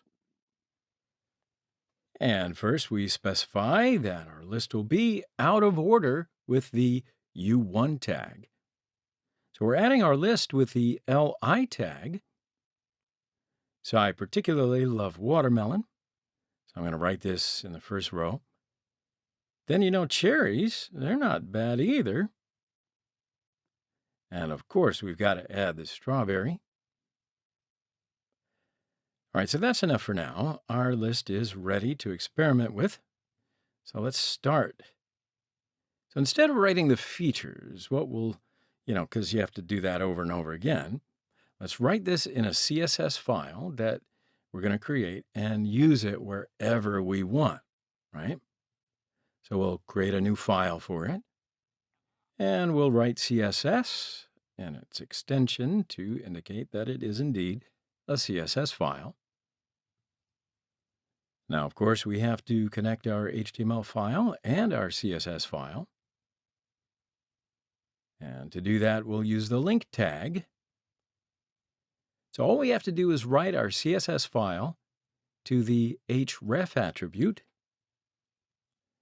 And the important point here is that this CSS file should be in the same place as our HTML file. All right, so now we can start with the background. Now, as I said earlier, we can determine the background color of a variety of things. For example, we can set the color for our header background. So for this, write h1 in our CSS file and open and close the parenthesis, then type background RGB 2580 80 into that. Now save the file and refresh the page, and what do you see? The header background color is now the color that we entered instead of white. So let's say that we want to change the background color of our page. What do we got to do? Well, for this, we will write body in our CSS file and open it and close the parenthesis. Then we write the background and write the color that we want. For example, let's write it in green. Now, how would the background of our page have a beautiful sea view instead of a solid color? For this, we'll need the address of a picture that we would like to add. I'll do a little search if you want to on Google and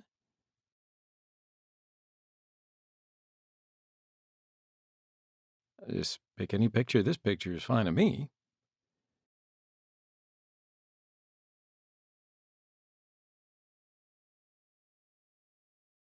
And just copy the address of the picture and paste it into the CSS file. Save it and refresh the page again. There it is. The background is a beautiful sea vista. However, not exactly what we wanted. Our picture couldn't quite fill the page completely because it's small. Did you notice that? Okay, so hang on. The page is covered by pasting the picture side by side, and under it, we might not want the picture to be repeated this way. So what do? We'll need to set the background repeat property to no repeat. But of course, this image isn't quite working well for us. It would be most logical for this picture to cover the whole page, don't you think? So to do this, we can add the background size, property, and cover. And we'll set that. All right, so that makes sense for this picture, but there's some blur in the picture because the resolution is not really high enough. So when we set a background image, just remember to choose images with as high a resolution as possible. All right, so now let's move on to the border. So as with any background color, we can add borders to many objects. So in doing so, we'll need to add 3 basic properties that the border should have by adding values. So these are width, style, and color. For example, let's add borders to our header. Border color blue. And let's save and refresh our page, and let's just see if the border has shown up. Okay, so nothing came up because we entered only one of the 3 properties of the border. Did you catch that? Cool. So now let's go back and add our other 2 features. Border width, we'll call it 5 pixels. And that way the border will be 5 pixels thick, right? And border style solid. That way we'll determine the type of border with this feature. It's, a type of pattern. Solid is a type of pattern, actually. So let's save and refresh the page again. And sure enough, the header now has a beautiful blue border. Now, of course, it didn't quite make sense to write 3 lines of code just to make a border, does it? So why don't we combine these 3 lines in one line, and we'll do it like this. Border, 5 pix, solid blue. And by writing this, we just gave what we want in one line. So let's make another border example to end this lesson. For example, border 2 pixel, dashed line, and get this color that we used before in our colors. And it looks like this.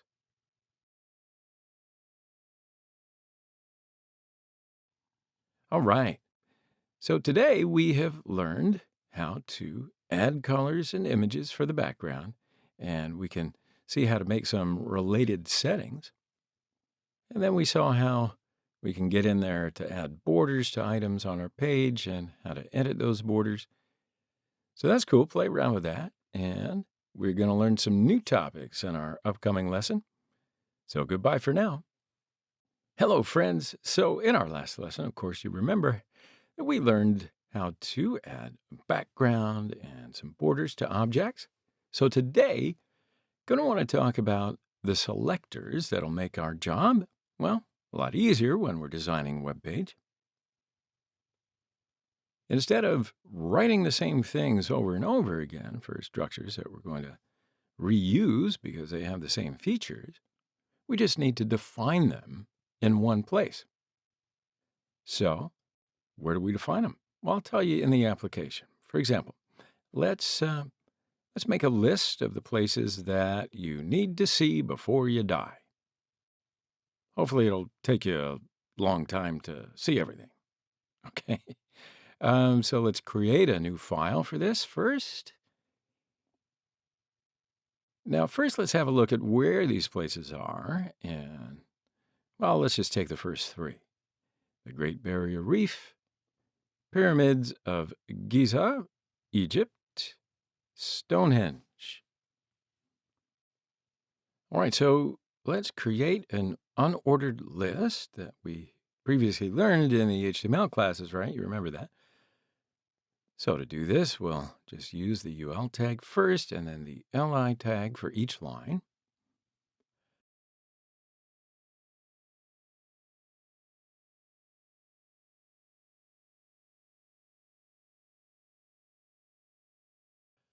So now I want to, we'll just describe a little bit more. One more thing. When describing web pages, of course, we don't write every single code in a single file. And now I'll show you how. So we will do certain things with CSS instead of writing them into this file. So we'll create a new file. let's make all the edits that we're going to make in this file. So now, how will our main file be updated with the changes that we've made in this one? Well, by using the link tag. So then we get to our main file and add the link tag, and we're writing our file with the CSS extension in the href attribute. Now, the most important thing to note here is that these two files are in the same place, right? So now that our build is ready, we can go back to our original topic. So now here there are 3 lines on our current page. We'll add a border to all of these lines. Normally we would have to add borders on each line separately, right? Like we did in the earlier lesson. But thanks to the selectors, we can just do this in one place. So we'll add this border to the file that we just created. And here we want to change all the lines, so we'll define the border inside the li tag. And make our border 4 pixels thick, and let's just make it blue. And save it and refresh the page to see what the result is.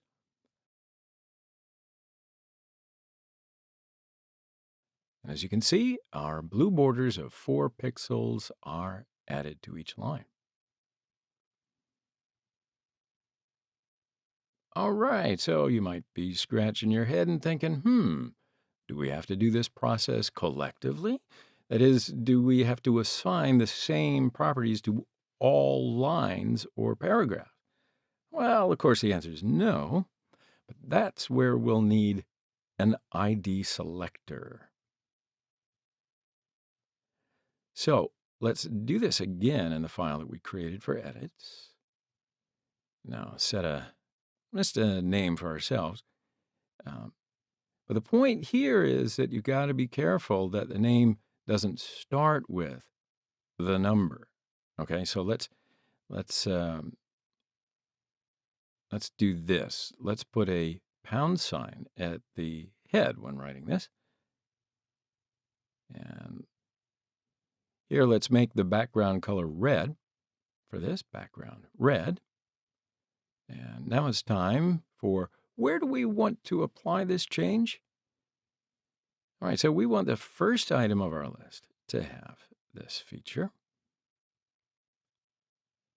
All right, you with me so far, right? So for this, let's just write ID equals select in the li tag where we created our first line. Save it to try and refresh our page. And as you can see, the change is only applied to the first line. So if we want to, we can make this adjustment for our second line. All we need to do is write the ID expression there as well. Well, then, okay. So what happened here? As you can see, the change is only applied to the first line. Yeah, unfortunately, the ID you can only use once for each page. So if we have a feature that we don't want to use in more than one place, for this, we can use class selectors. So we'll put a dot in this and write a name. So we'll add the feature that we want to add as we did in the ID selector. Now this time we'll just use the class instead of ID where we want to add this feature. So if you take this for an example, let's make our third article underlined. And let's add the underlined feature, which is the change we want in our CSS file. So for this, all we have to do is determine the underline name. And as I said earlier, we can just write this by putting a dot in front of it. Okay, so we'll write ext-decoration, underline, semicolon in our parenthesis.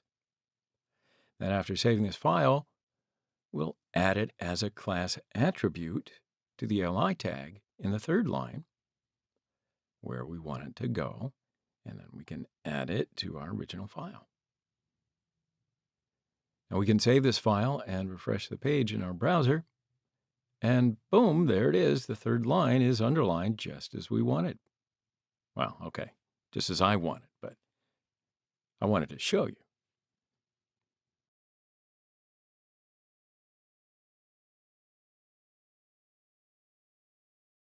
All right, so in this lesson, we have seen the purpose as well as the types of CSS selectors according to what you want to do and in what kind of situations you get yourself into. Hello, friends. So in this lesson, we're going to talk about font and text decoration issues that are important in CSS. So now we're going to start preparing more organized and beautiful pages, if I may say so. So let's start at them when starting our topic and create a new HTML file for the font. And I set the name of our page as fontsandtext.html. So our new HTML page is ready, and I'll write HTML and press Tab. And the codes that we use in general are ready, of course. Now here I'll just write fonts and text decoration in the title section. I'll also write fonts and text in the header with the H1 tag. Now, let's say I want to add a few paragraphs and make some changes to the articles in those paragraphs. So for this, I'll go to Google and write lorem ipsum, because I don't want to just add random words to the paragraph section right now. By the way, lorem ipsum generally means imitation writing in the virtual world. Instead of using just meaningless words or, God forbid you should encroach on somebody's copyright, when you're trying out something, we can use these more meaningful paragraphs. And therefore, the documents that we prepare can, just look better visually.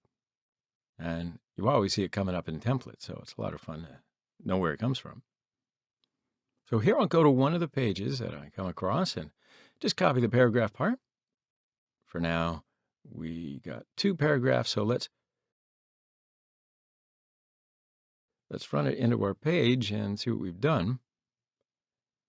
And as you can see, our 2 paragraphs are ready. So now I'll just add the link tag, as hopefully you remember, to the header and to our CSS file externally. Now, if you want to, you can prepare a new CSS file, but I'm just going to continue using the first CSS project.css file that we prepared earlier. All right, so now I'm writing Google CSS fonts before we start making changes to our CSS file. So I'm going just to the first place, W3 School, because, first of all, I just want to see how and what we can make with the font, the changes that we can make. And as we can see, when we open our page, the font properties writes that it defines the font family, boldness, size, and style of text. And when we first look at the font family feature, it says that there are 2 types of font family names: generic family and font family. Now, just not to be confusing here, we just need to write the font family name when using it. So we'll use it like this: font family name. Now, which font family will we use? So in this, I'll Google again and write CSS font stack. So here are the font family names supported on different machines. And when you look through a bunch of them, you'll come across Arial and Tahoma. Those are highly supported on Mac and Windows across most generations of operating systems. Helvetica is also supported on all Macs, while Windows, not so much. Anyway, so you can look at all the fonts you want to later. So as not to be too confusing here, let's do a few font family trials with Atom. So what I'll do is indicate that I want to change the H1 tag in our CSS file, and I'll write the font family. I just put colons here, and I'll write the commonly used Arial, and I'll put a semicolon. Now, it'd be better if we put Arial in quotation marks while typing here. So for this name, it may not be the same way that we used it at first, but if there's a number in front of it, the use of unquoted quotes will throw up an error. So yeah, when we save the changes and refresh our page, we'll see here that the header is in the font called Arial. And I set it here as the font family to Homa for the P tag. And you can see the change by saving and refreshing the page. All right, so we're going to talk a little bit more about this, but first, let's look at a different font feature, the font style property. So this feature generally indicates whether the spelling is normal or italic. Italic in the font property style is in the P tag, and we can see what changes occur. And there you go. The paragraphs have indeed been italicized. And we'll look at the W3 school again and see the font size feature. Now, when we look here, he talks about two different units of measurement. One of them is pixels, and the other one is EM. So when we look at M, we'll see that 1 M is equivalent to 16 pixels used by default. So the value we specified is 2.5 EM is actually 2.5 times 16, which equals 40 pixels. Make sense? So now I can specify the font size of the H1 tag on Atom as 40 pixels and the font size of the P tag as 1.7 EM.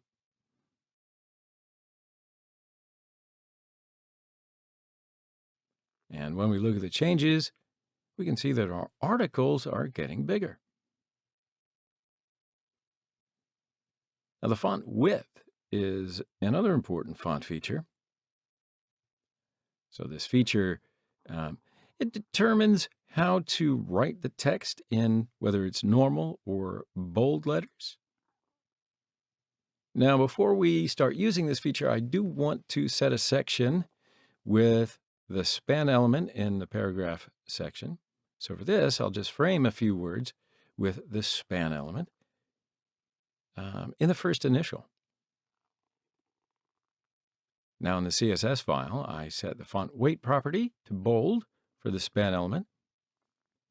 And as you can see here, when we look at the changes that we made after we refresh our page, the words have become bold. All right, so let's talk about some of the text features as we approach the end of our lesson. So here's the text align feature. With this, we can determine whether our article will be off to the right, to the left, or in the center. For this, I can set the text align property of the H1 tag to center, and look at what that looks like. And yeah, as you can see, our title has been centered. So if we want to, we can write this feature right and make the header over there to the right. But for now, I just want it to be in the middle right now, so I'm just going to do it again for the center. And another text feature is text decoration. So the text decoration property is used to set or remove decorations from our text. So why don't we set it here, a text decoration overline for the H1 tag and underline for the paragraph. And let's have a look at the difference.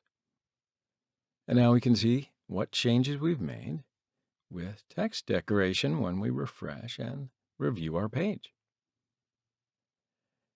Now, the last feature that I want to talk to you right now about in this lesson is the line height feature. And that determines the height between the lines.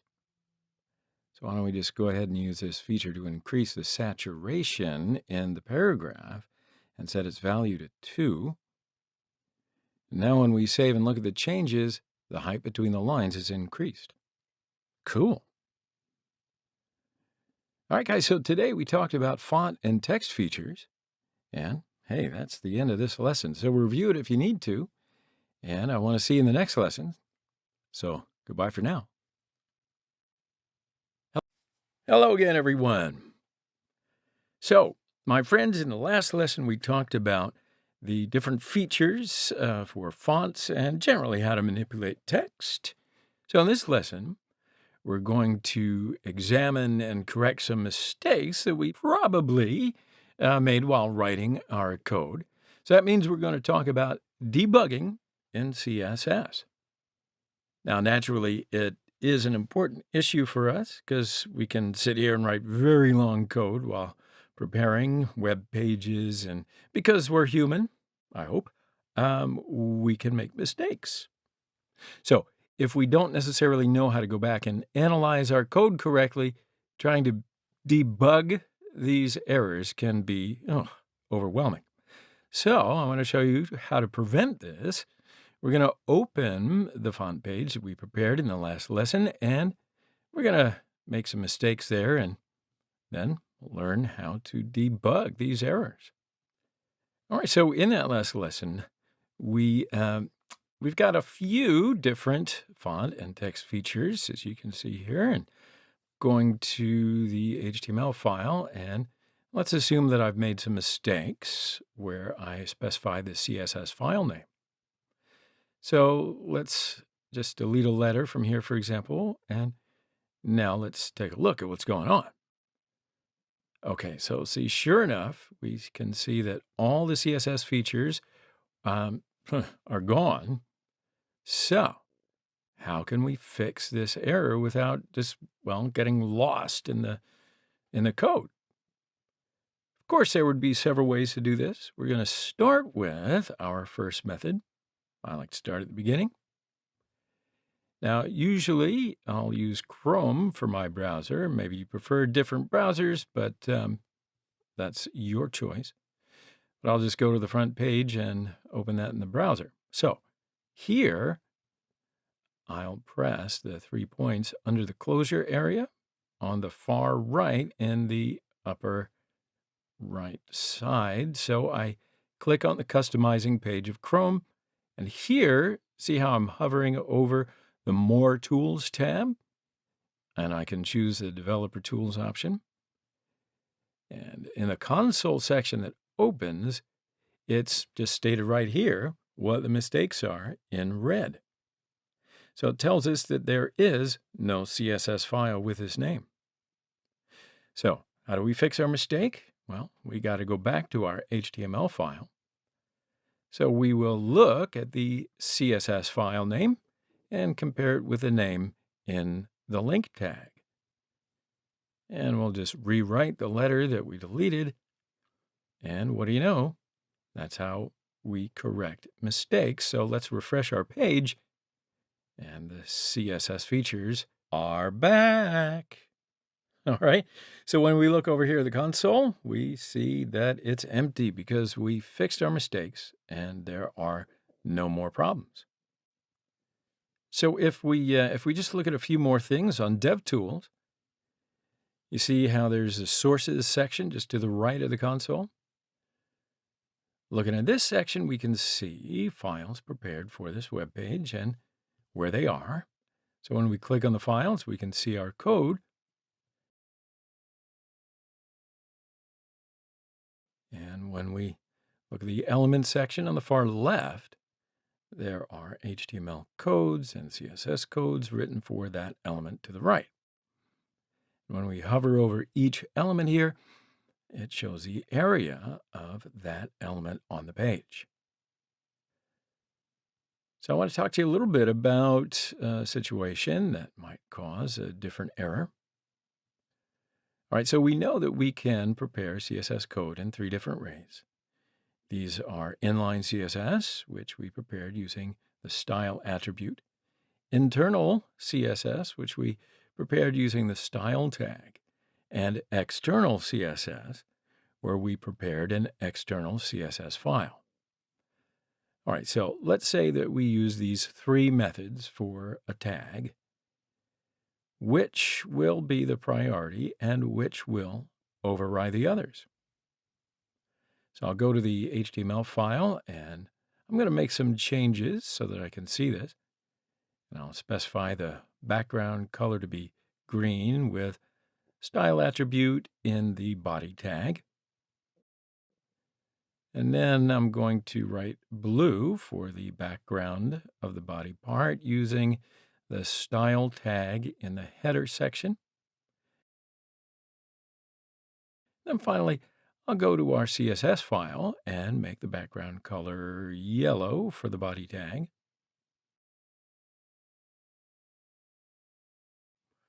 So I'm going to save the changes and refresh the page in the browser. Now I want to show you how we can open the developer tools in a different way. So I'll right-click on our page and press Inspect.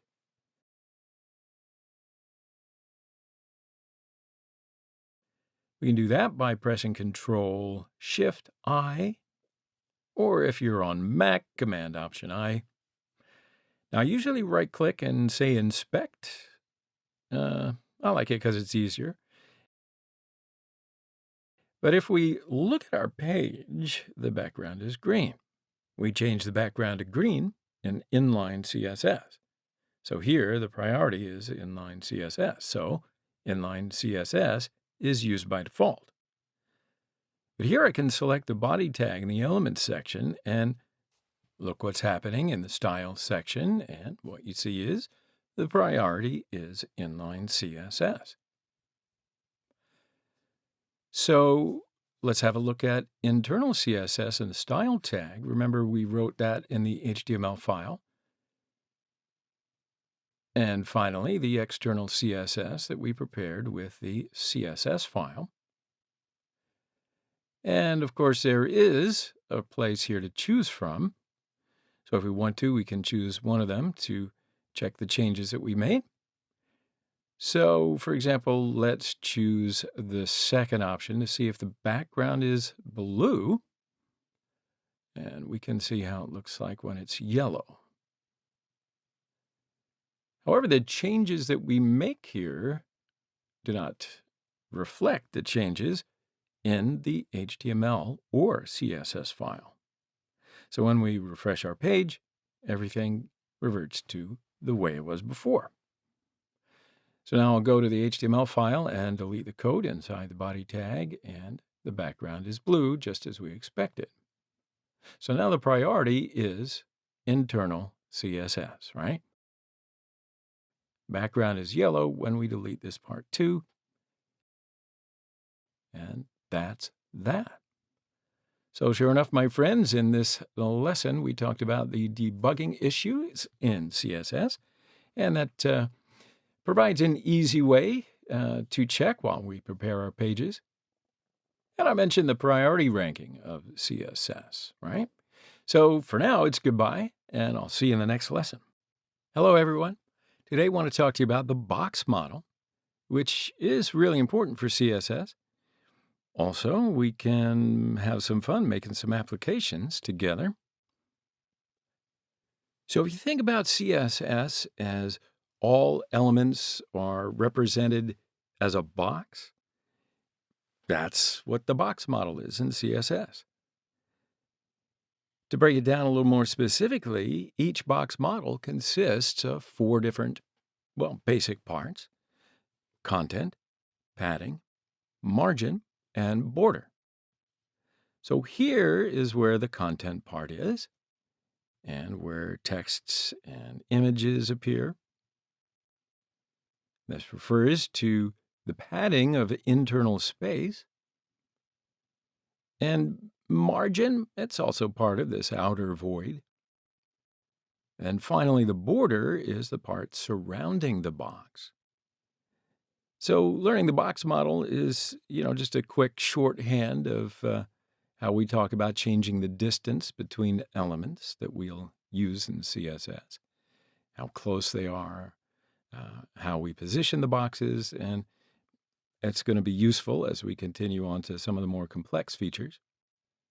So we're going to start by creating a box.html file in Atom straight away. And then I want to immediately create a box.css file for CSS. And we can just write box model in the title section here. I want to prepare a box with a div tag. And we don't want to spend too much time in the class section for now, so I'll just write that this is a box. So when we run this way, we can't see a box. As if there's only text, it says this is a box, right? So in the meantime, to see the changes that we made in CSS, let's not forget to give our HTML file the CSS file name in the link tag. And we can start to shape our box within our CSS file. So first, let's state the content of our box, namely its width and height. So I'll enter 250 pixels as the width and 200 pixels as the height. And then when I save the changes and refresh the page, we can't see any changes. Why is that? That's right, because we neither have a background color nor a border color in our box. Good thinking. So first, I'll want to give it a border. Let's just call it 3 pixels thick, and line type will be solid and orange in color. So now when we save it and look at the changes, we'll see a 250 by 200 pixel box with an orange border. Okay, so now comes the padding part. So we've talked about this as the inner space. The space between the text here and the area bounded by the border part. We'll give 100 pixel padding and see what that looks like when they're changed together. So just right-click on the text part and say Inspect. So now we can see the padding part more clearly. And then when we look at the incoming part, the green part is the padding part. And look here, here's the 100 pixel space from the top, the bottom, the right, and the left. So if we want to, we can specify the top part, the bottom part, the right part, and the left part separately. So what I'll do is I'll set padding left to 75 pixels, padding right to 100, padding top 75, and we'll go down to the bottom at 100. That way it's all together, and now we can see the difference when I save and review the changes. So we have now determined the values one by one, or using the same value. So now as we can see in our box, it's aligned to the left corner here. So I'm going to want to bring our box a little bit further. So for this, I'm just going to use our margin feature. So I'll set the margin value to 200, and I can see that my box is coming now in the middle when I save the changes and have a look. So here we can see more clearly what we're doing just by saying inspect. So the orange part shows the margin part, and all the distances are 200 pixels. And in this section, if we want to, we can give the top, bottom, right, and left values separately as well. So let's have a look at this with a different style of writing. So I'll write margin colons, initial value, top value is 100 pixels, and right 150, then bottom 175, and finally the left 200, and semicolons. And yeah, refresh and inspect like we did before.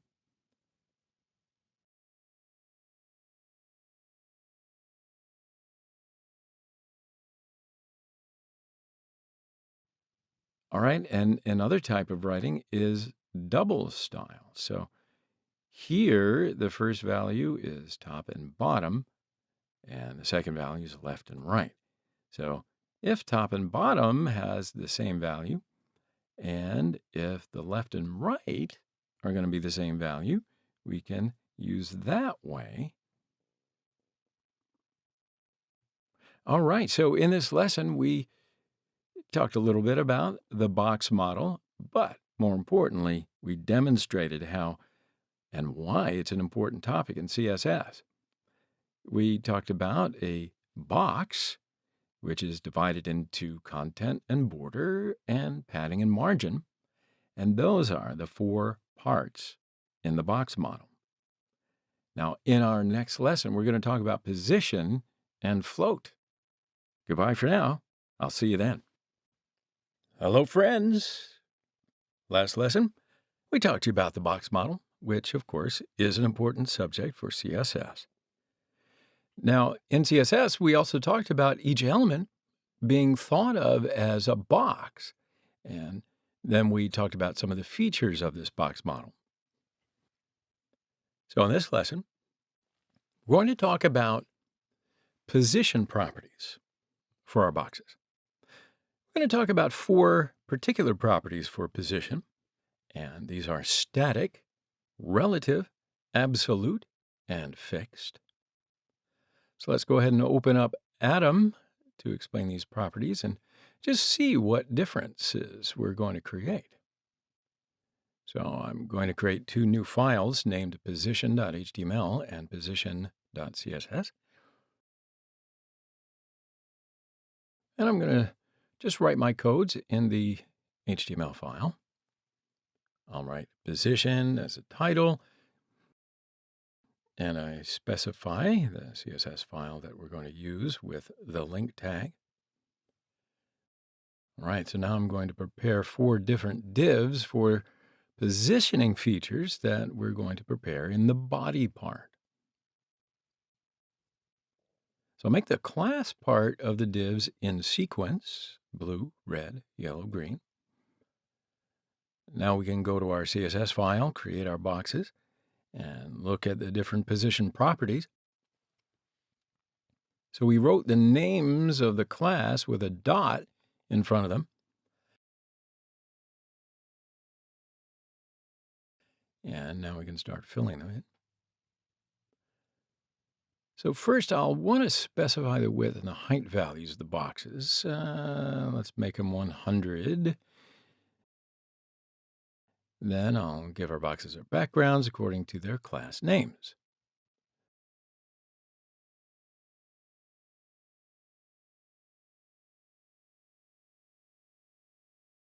So yeah, let's save the changes and then open up our page and see what we're doing. So we have 4 different colored boxes in a row. And we can give our blue box the position static and see what happens. And no changes have happened because static is already the position feature because that is used by default.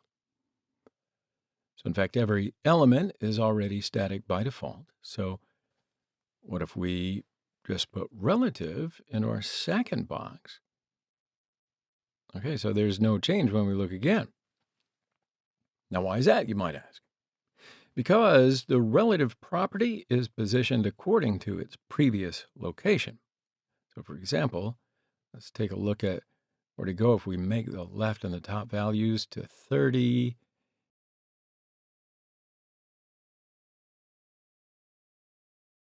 So as we can see, 30 left and 30 down shift from the first position. So then what happens if we change the values of right and down instead of left and up? Right, so this time, as we can see, it slid right and up and then came over to our first element. So let's have a look at our third feature then, absolute. So in our third box, we can see the difference. And looking at the changes, and well, yeah, looks like our green box is gone. But actually, it just is hiding underneath the yellow box. because the relative property does not affect other elements and is positioned relative to the previous element. So basically, absolute property affects the other elements. Now, when we made our yellow box absolute, the green box remained underneath of it as if the yellow box just never existed. The yellow box is dead for her right now, so it replaces the yellow box, right?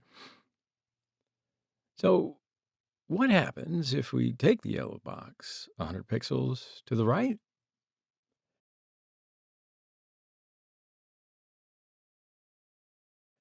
As we can see, the green box in the previous part of the yellow box, and the yellow box is positioned to the right of the screen.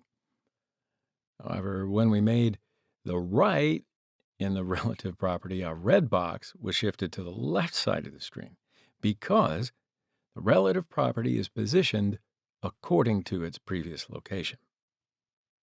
Okay. However, I want to show you it's positioned according to the condition of the family that is absolute. So here it's positioned according to the body, right? So when we say right, it goes to the right of the screen. All right, so you'll have fun with that. Let's look at our last feature, the fixed feature. So I'm also going to give a fixed feature to our green box. Now, there's absolutely no difference when we say the change because we need to slide the screen to see this positioning feature. So for this, I'll just go to the HTML file and add some paragraphs and then scroll the screen. Now copy these paragraphs.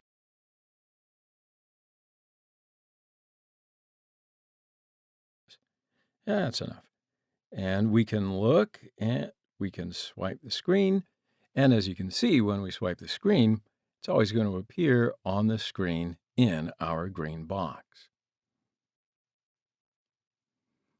All right, so that's enough for the position-related features, don't you think? Go ahead and play around with it and discover something new. It's always fun. For now, goodbye, and I'll see you in our next lesson. Hello again, friends. So last lesson, we talked to you about position properties for CSS. So that means that in this lesson, we're going to talk about float properties. And then after that, we'll talk about a few more features. So for right now, we'll start creating two new files named float.html and float.css, just as we always do when we start with Atom. So what I'll do is type HTML and press the tab key. And I'm just typing float as a title. And we'll define the name of our CSS file with the link tag. Now, first off, I want to create two divs in our HTML file. So now I'm preparing two divs for two boxes, and I will write blue and yellow sequentially in the class sections. I'll save the changes and go to the CSS file and start typing the properties of our boxes by calling them blue and yellow. Then I give the width, the height, and the background color for our first box. Likewise, we'll give these features to our second box. And then when we save it and look at the changes, we can see that we have two boxes. So now we're going to want to bring these boxes side by side. So that's where the float feature comes in handy. So we want to bring our yellow box next to our blue box. So to do this in the yellow box, we just give the feature float left. Now, no changes appear when we save and look for them because it should tell you that float left are the two boxes that we want to bring together. So as we saw when we gave this feature to the first box, the boxes come side by side. Now let's see what happens if we just say float right for our yellow box. And as we can see there, only our yellow box is shifted to the right from its first position. So by giving this feature to our blue box, we can bring it side by side again. And this time, the different part came side by side on the right. You see that? So now let's put these two boxes side by side on the left again.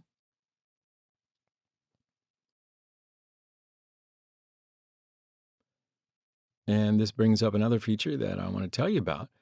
So in this, I just want to add another div whose class name is green by going to our HTML file.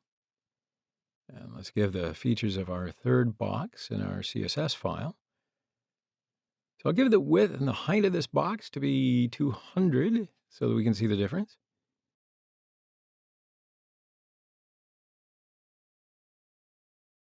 And when we save it and look for the changes, as we can see, our green box does not start just below the boxes like we anticipate, because the float feature affects this box, right? Because it came after it. So if we give our third box the clear feature, and then say we are affected by both sides, let's see what happens.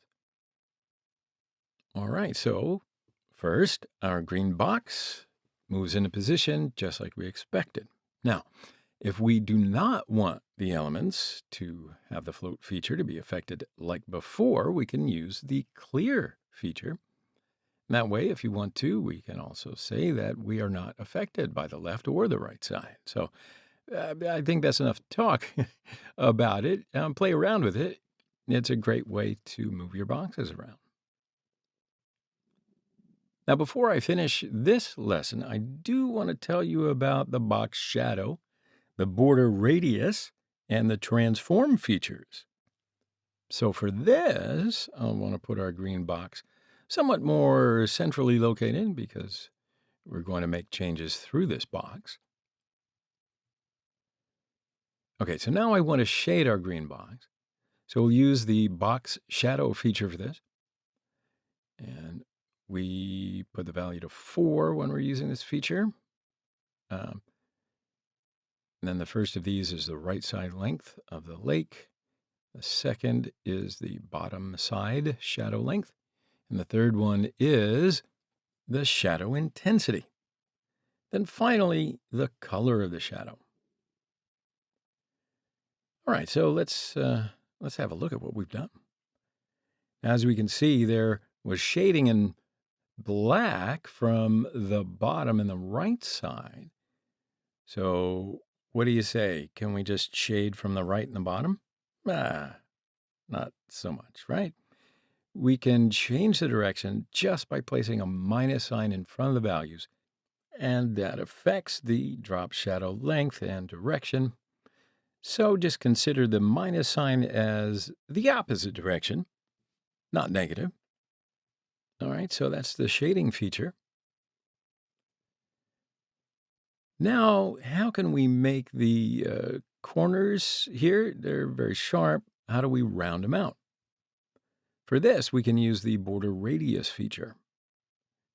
The first of 4 values we'll just give here is for the upper left corner. Second is for the upper right corner. Third, for the lower right corner. And the last one for the lower left corner.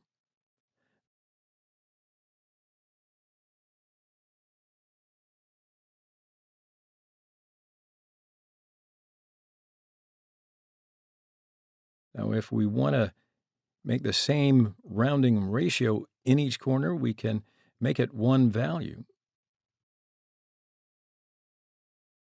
And here we can see each corner is rounded in the same ratio. So now let's talk about the transform property. So it's transform rotate property, and it's used to rotate objects. This way we can give our box the rate of transform rotate, and we can tell it how many degrees we want it to rotate. And what do you think about that? As we can see, our box is turned 60 degrees clockwise. So I think that's enough for today, don't you? We talked about several features about the box model, and I want to prepare a kind of a fun example about all of these features in use that we've learned in the lesson. So I'll go and prepare that, and goodbye for now, and I'll see you in the next lesson. We'll have some fun. Hello again, everybody. So in this lesson, we're just going to talk briefly about a display feature in CSS. But before we get onto that feature, I do need you to remember block level inline elements, which we talked about way back in the HTML course. So as we already know, HTML is divided into two basic groups. So these are block level and inline elements. So here we see the most used block level and inline elements. So we can say that tags are the most common block elements, and they're header tags, or p tag, list tags, and of course, div tags. And we can also say that the most common inline elements are img, a, and span tags. So the main difference between block level and inline elements is that the block elements cover the entire line in which they're used, while the inline elements only cover as much space as their content. All right? So I want to give you a couple of examples in the application so that we can understand this a bit more, well, clearly. So we can start by creating a new HTML file and new CSS file in Atom. So I'll first specify the title in the HTML file.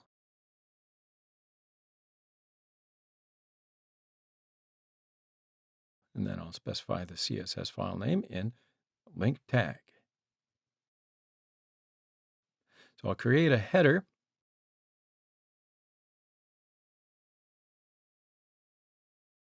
and a paragraph.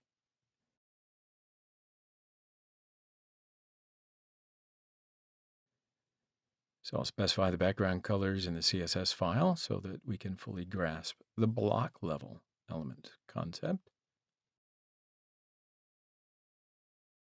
And if we save the changes and look at our page in the browser, we can see that both the header and the paragraph section cover the entire line.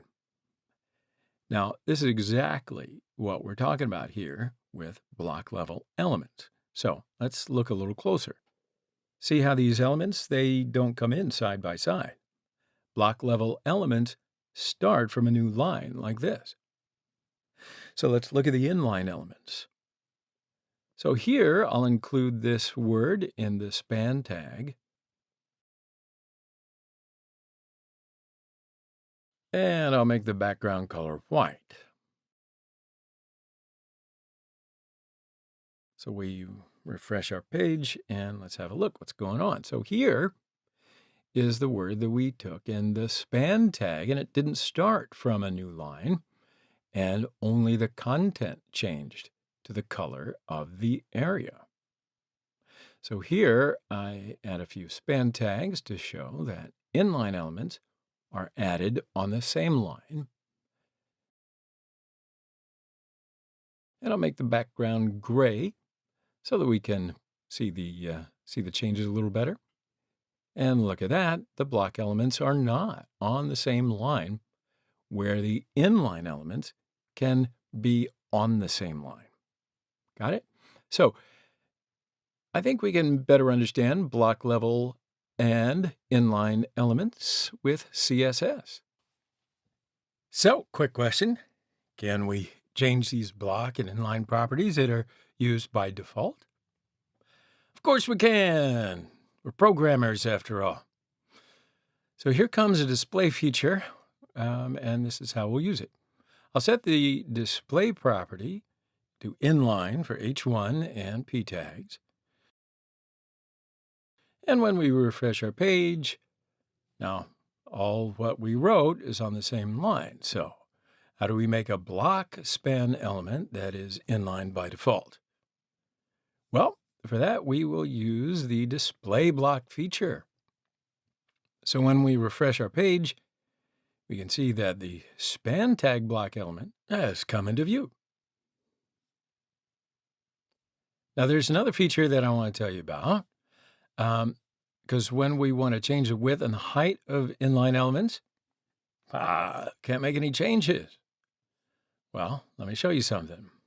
So I make the width and the height values 200 pixels for each one, but I don't see any changes, do you?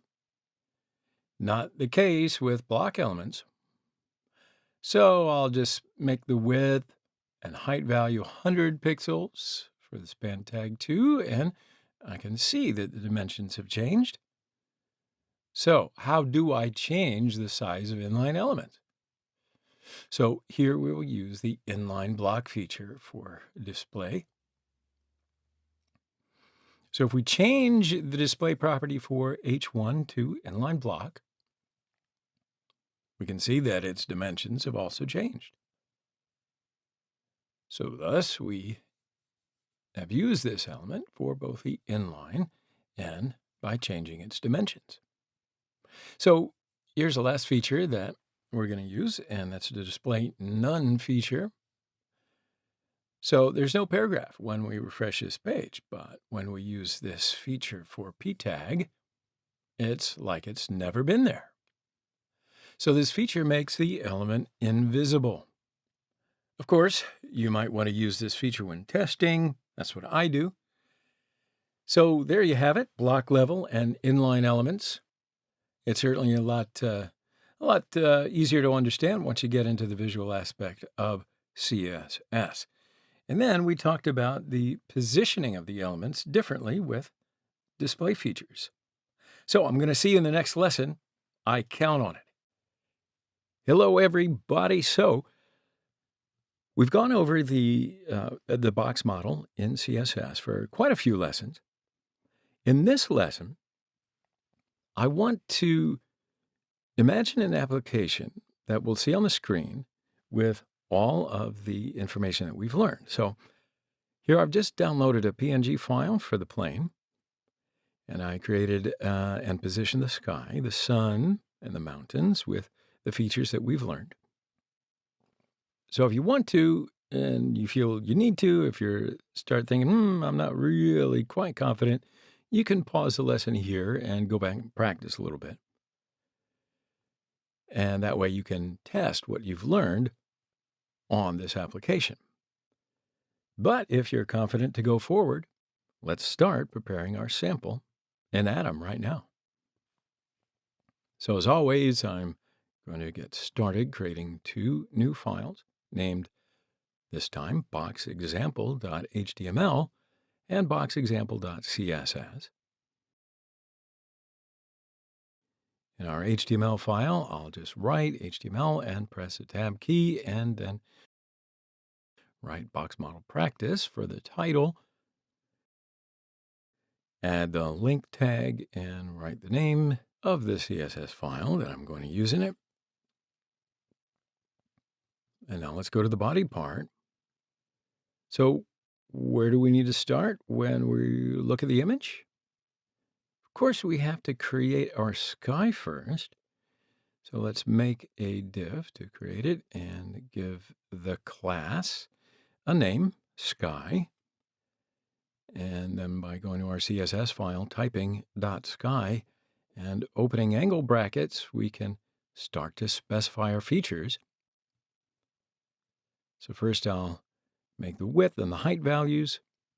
So here I gave 750 pixels for the width and 250 pixels for height. You, of course, can use smaller or larger values if you wish. But remember to pay attention to the values that you give when positioning the boxes that we prepare. Now set the background color for the sky. Of course, I don't want to just give it any random color here or even just a regular blue. So for this, I hope you remember what we talked about earlier when we were talking about colors. I'll just go to Google and write CSS colors and Click on the first W3 School site. So here I can click on the color picker section on any color.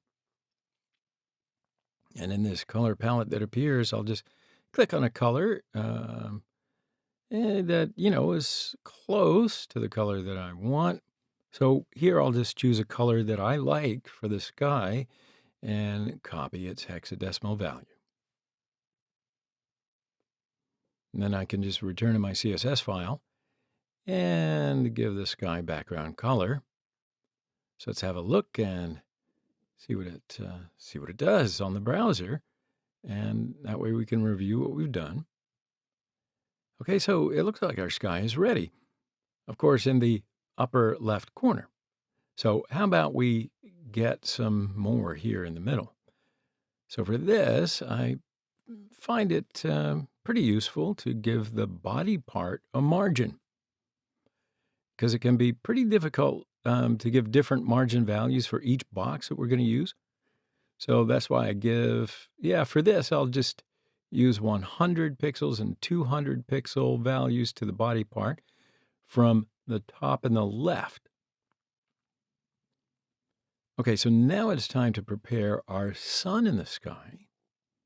So for this, we'll add a new div into the div we created for the sky in our HTML file. We'll write the sun as you guessed the name of the class, and then switching to our CSS file, typing .sun and creating a box with a width and height of 40 pixels. Now, let me ask you, why did we make a square while the shape of our sun is round? Now, if you remember, we did use the border radius feature to round the corners earlier, right? So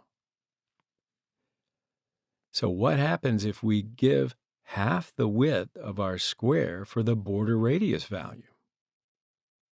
Boom, of course we'd have a round sun, yeah. So now it's time to choose the background color. For this, we can go to the previous site and choose a color.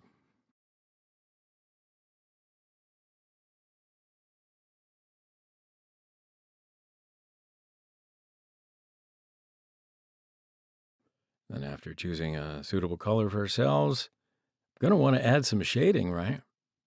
Now, of course, you got to remember to use the box shadow feature. So when using this feature, we're defining 4 different features.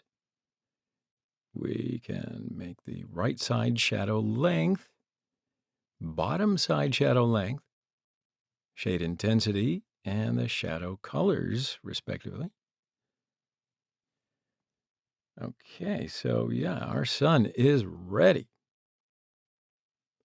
But it's not like it's in the right place. And it looks I want to make it a little bit lower and to the left. I think that'd be nicer. So let's make the left margin for a little bit more on the left side. But for the right,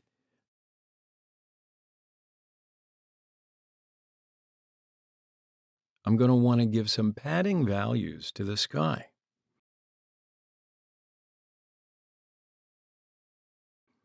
So let's see how that looks. Excellent. Okay, so now it's time for the image. So as you may recall, I mentioned before, I downloaded the plain image as a PNG, and I put this in the photos folder that I created in the CSS folder. Now that our plane is in the sky, we need to write it in the div that we created for the sky. So now let's write the img tag and write photos/plane.png in the src section, and write the plane in the alt section. Now in my CSS file, I'll give the width and height values, and we'll make them 150 for the img tag, and we'll make the distance 500 from the left.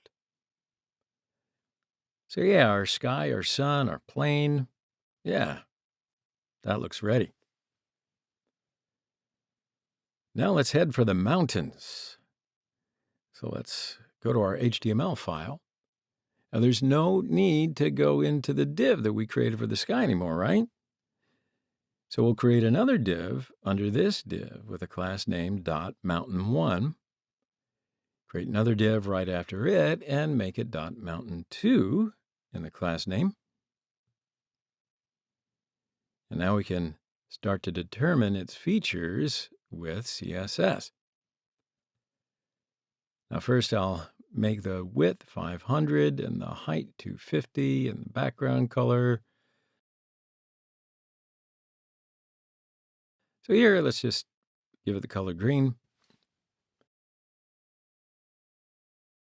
And then here, we'll just need to round the corner of this box. All right, so let's change this border radius feature.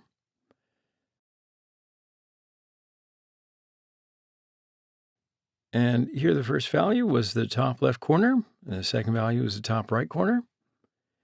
Of course, the third value is the bottom right, and the fourth value is bottom left. So now we need to roll our first mountain from the top right corner. So I'll make it 200% in second value, and here we have a little bit of a different way to do it. It's not a pixel value. So here, let's not let that confuse us, because when we look at it, the mountain is positioned a little bit further down and a little bit higher. So for this, I'll just change the margin and write the first value minus 110 pixels. And then I'll make the other 0, because of course, the minus sign here is not negative, right? It's just in the opposite direction.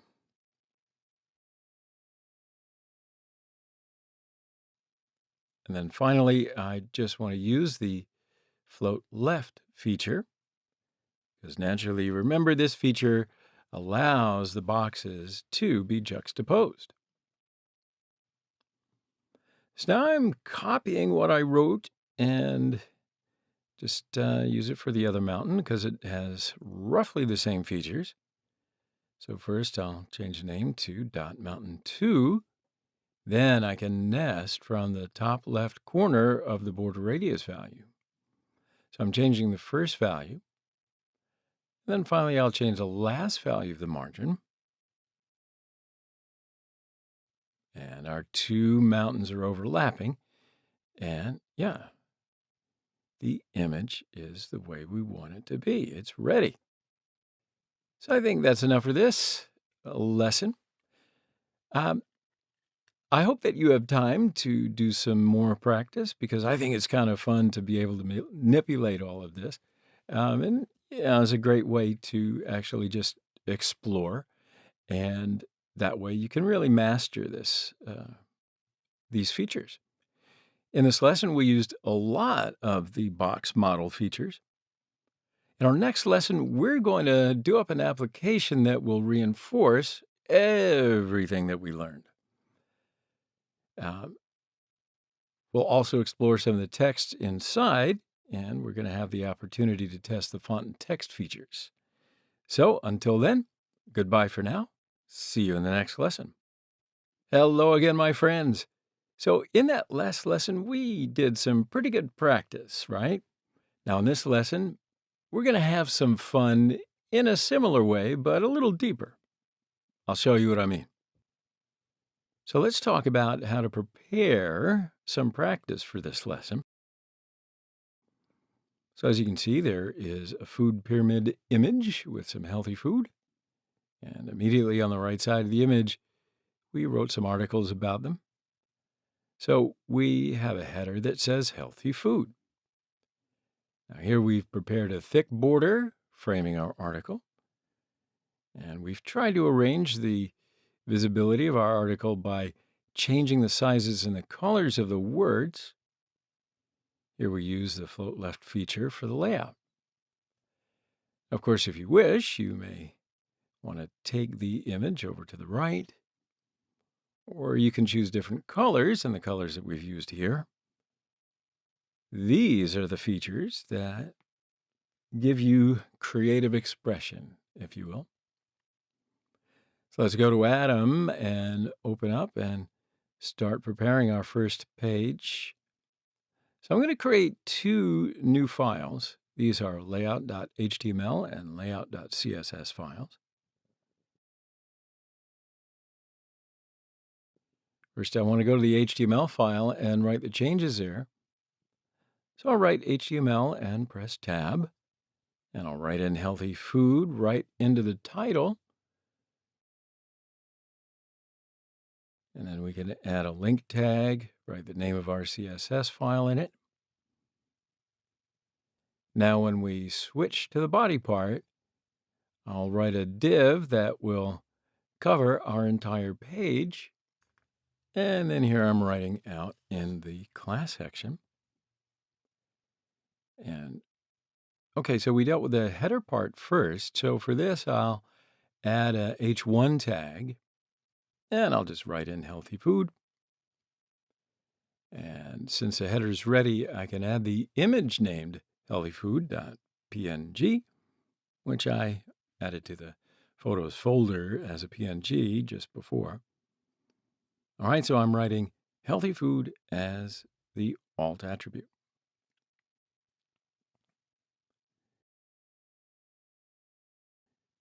So now it's time to add paragraphs. And like I said before, I want to add lorem ipsum in these paragraphs. So I can go to Chrome, write lorem ipsum, and then I can copy the paragraph part from any page.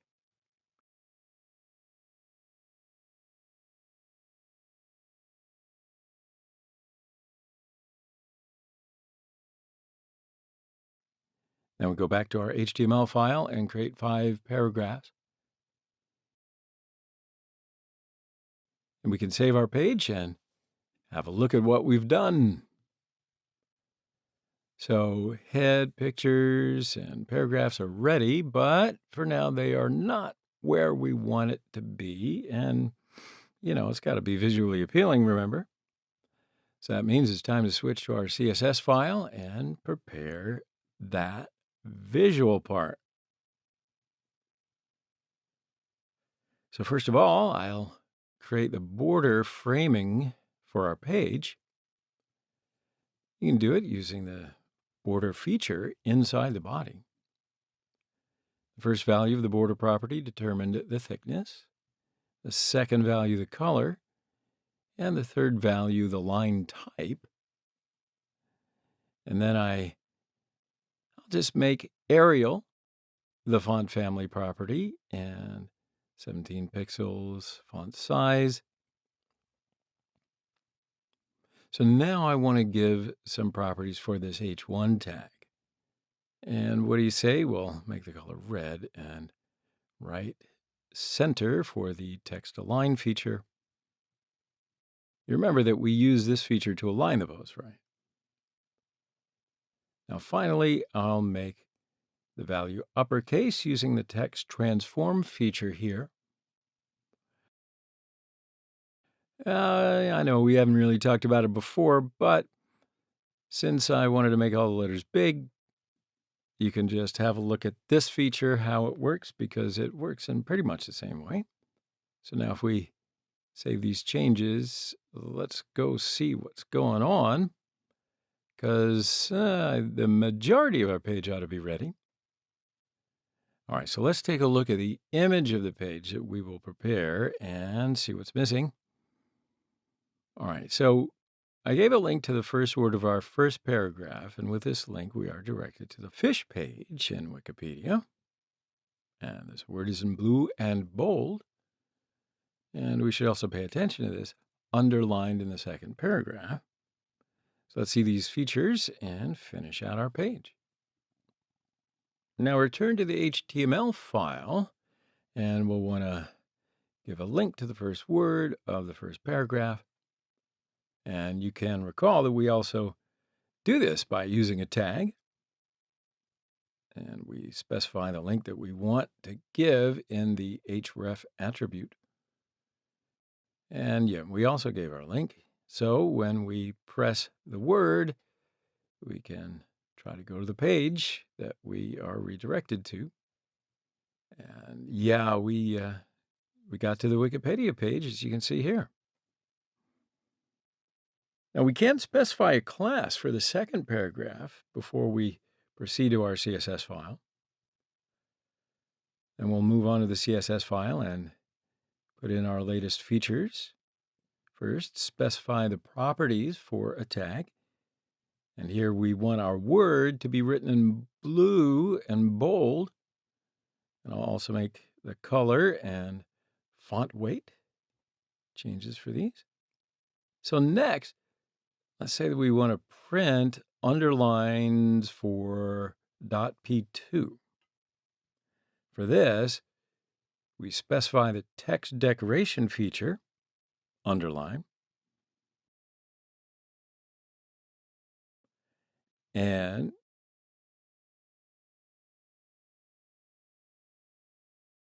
yeah, let's save the changes and have a look at our page. So yeah, our page is ready. But you know what? Looking at it again, I think I want to add some more space between the article and the border here. So for this, we can just change the margin property for div, which is the out class name. And I'll write .out, and I'll give the margin value 20 pixels in all directions. And I'm refreshing here and looking at the page. Yeah, so yes, the page is the way we want it to be, and it looks ready. So that's it for this.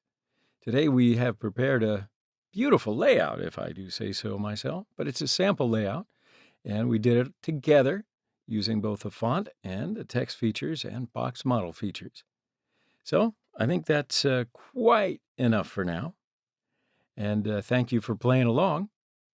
Goodbye for now. I want to see you in the next lesson. Have fun playing around.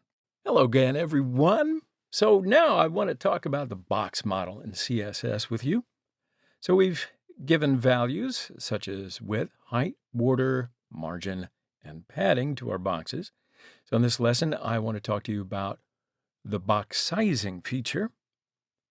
Because while we are sizing our box, we didn't take into account values such as padding, margin, border.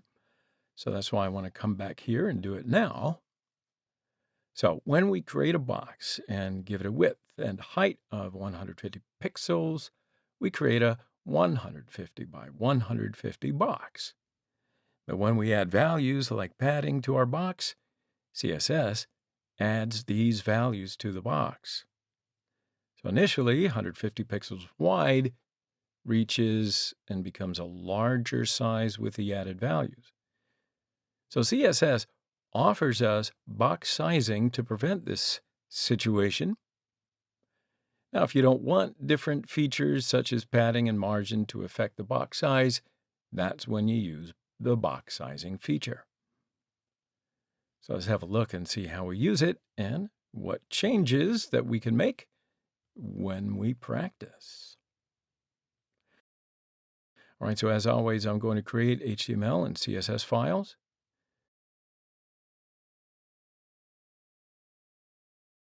Specify title as box sizing and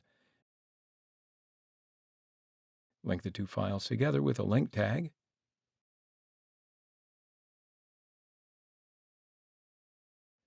With a div tag, I'll create a box and give it the class name box1. Now, by switching to our CSS file, we can start formatting our box. Width and height values, 150 pixels. Now for border, I will also specify 3 pixels solid blue. And we can look at our page in the browser and look at that. Our box now has a blue border. Now right-click on our page and say Inspect. Now, When we look at the dimensions of our box, you can see that it's 156 by 156. But didn't we actually determine the width and the height values to be 150 pixels? So it added here 6 pixels border thickness to our box. So the width value was 150 pixels plus 3 pixels plus 3 pixels, and that, of course, equals 156 pixels. So here, 3 pixels were added from the left, or to the left and the right. Likewise, a height value was 156 by adding 3 pixels above and below. Well, here, let's add a padding value, call it 10 pixels. So when we refresh our page and review our box again, we can see the dimensions of our box are now 176 pixels, because 10 pixels to the right and left 10 pixels are added from below and above. Now, I want to add a second box without using the box sizing feature. So by switching back to our HTML file, I'll create a div with a class name box2. I'll also give the same features, just like our first box in our CSS file. So I'll make the border color red just so that I can see the difference clearly. Now, when we save the changes, we can see the two boxes, and they're the same size. Now, how do we talk about this box sizing feature then?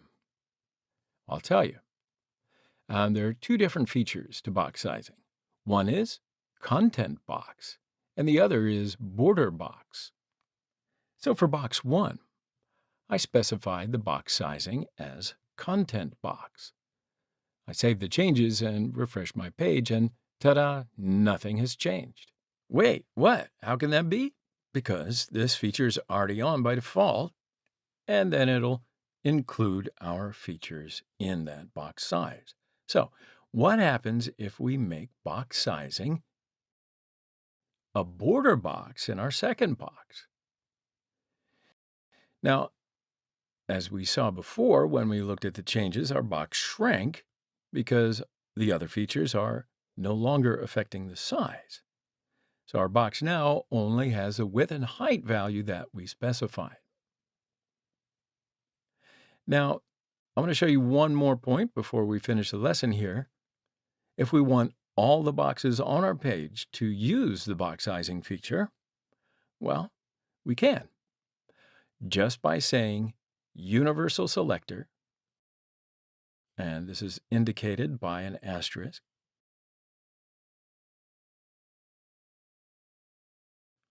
or a different display, we can use the box sizing border box feature in HTML that contains our entire page. We also use the box sizing inherit feature in the universal selector. The inherit property means that it has the same values as the container property, right? So it inherits the same value with HTML. And that's it. We have completed the different features that box sizing gives you. And that, my friends, wraps this up, how to manage your box sizes by using the box sizing feature. So it's goodbye for now, and I want to see you in the next lesson. Hello again, everyone. So today we will talk about displaying the web pages that we prepared with you on different size screens, as well as how to make them show up as intended. So we're going to learn the basic idea of media queries. So that's the way that the screens that we prepare will be displayed on computers or tablets or smartphones without any problems. We call that optimization. All right, so if you're ready to get into it, we'll first create our new HTML and CSS files.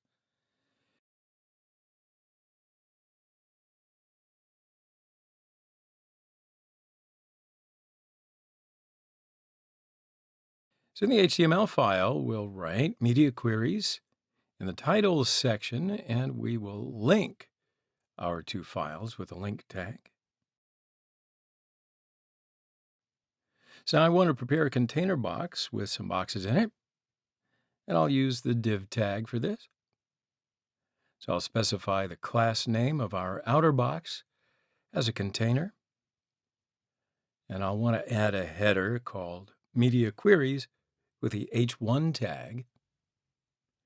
Again, using the div tag, I'll add boxes with a class named box.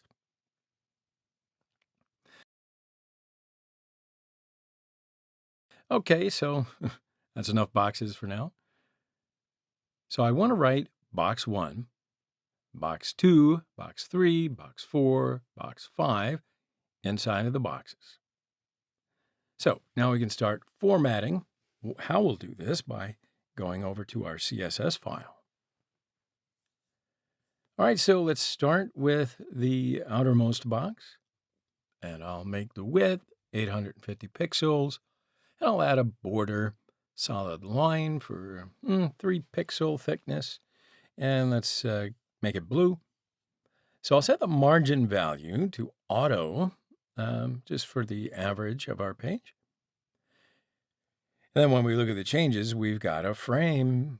So let's center our title right away.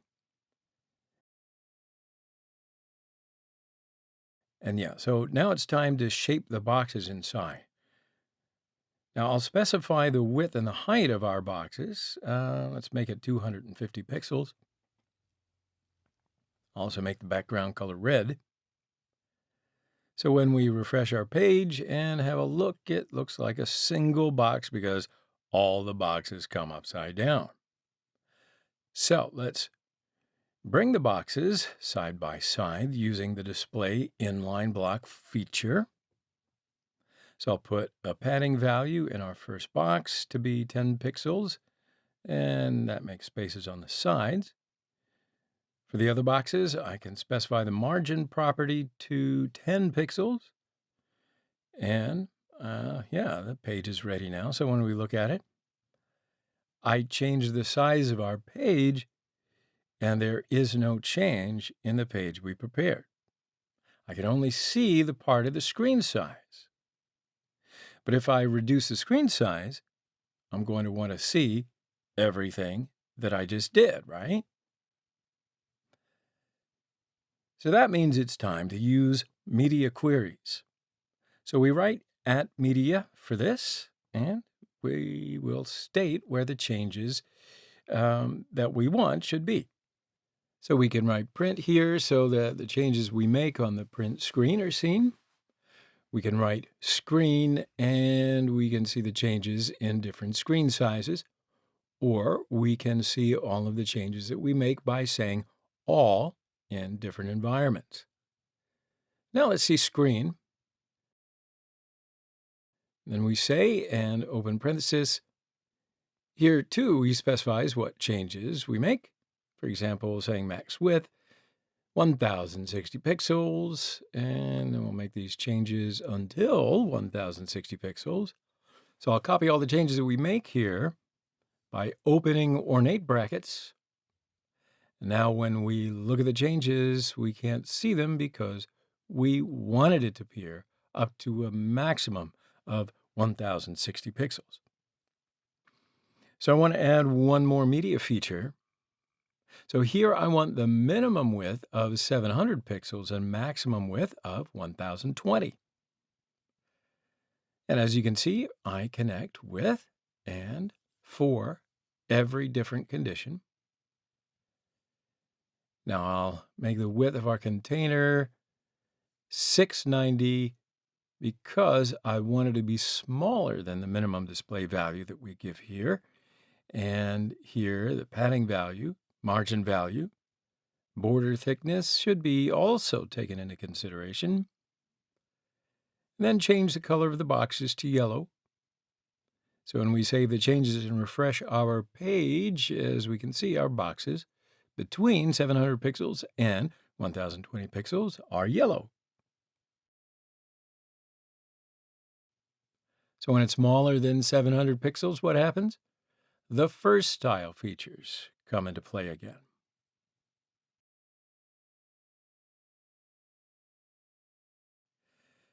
Cool. So let's make one more media feature visible and look at its smaller size view. So this time I'll put in 690 pixels by 320 pixels.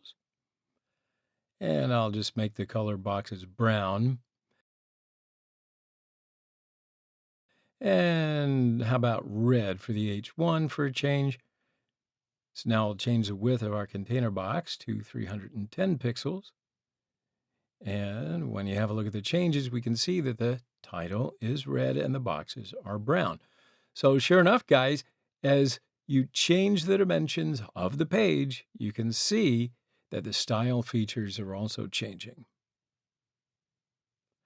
And that's how we do it in our media feature. So sure enough, there you have it. We covered how to edit our page for screens of different sizes, like computers, tablets, or smartphones. So that's goodbye for now, and I hope to see you in the next lesson. Hello, everyone. So far, we have talked about tablet, float, block, inline, and position properties for CSS layouts. However, CSS has evolved tremendously. I want to show you the Flexbox structure that provides easier flexibility because it's been developed for ease of use. So the Flexbox allows the elements to be automatically adjusted in space depending on the screen size or device. Were you wondering back there, gosh, why isn't the computer doing it for me? Well, here's where that thought comes into play. Because editing the page structure has now become easier. So the basis of the Flexbox feature, it is the optimal placement of elements in the available free space. So Flexbox is basically an easy way to organize items inside of a container. Now, we can talk about the same features such as grid CSS, but we're going to get to that in the next section. I just want to show you how we can see different screen sizes between the Flexbox structure and the grid. So while the grid aims to work on larger screens, I would say that Flexbox can be used for the smaller screens. So here's an excellent graphic so that when we look at the structure, we can talk about a main container that covers everything. And that is called the Flex container. So inside this container, we see the child elements, namely Flex items. So here we can talk about the X and Y axis, and we'll use these to position the items. The X axis is the main axis, and from left to right, the Y axis is also called the cross axis. That goes from top to bottom. All right, so that's the Flexbox and its structure. So now what about the features that Flexbox has to offer? And why don't we look at the code? All right, so here are the features of the Flex container. And here, the features of the Flex items are separated from each other. So first, let's look at the Flex container features. Display, Flex, and inline Flex. So this means that sub-elements gain Flex and inline Flex features. Flex direction. This is where the sorting direction of Flex items is determined. Flex wrap. This will determine how Flex items behave in 2 or more lines. Flex row is used to determine the Flex direction as well as the Flex wrap properties at the same time. First value indicates a Flex direction, and the second value will indicate and include the Flex wrap feature. Justify content determines how Flex items align on the X-axis. Align items determines how Flex items align on the X-axis. And align content is used for vertical alignment of flexible items of 2 or more lines. Flex items properties. Order determines in what order flexible items should be displayed. Flex grow. The box where this feature is given will grow by the value given compared to other items. Flex shrink. The box where this feature is given will shrink by the value given compared to other items. Flex basis is used to determine the optimum size for flex items. Flex, it allows us to give flex grow plus flex shrink and flex basis features all at the same time. Align self allows flexible box to go out of the default or defined alignment. And sure enough, that is all about the Flexbox structure and features. We touched upon the container and its items and features. So in the next lesson, what we're going to do is talk about some of the values that these features can take with some practice. So hopefully you've got a better understanding about the Flexbox structure. We're going to employ it in the next lesson. All right? See you then. Goodbye. Hello again, everyone.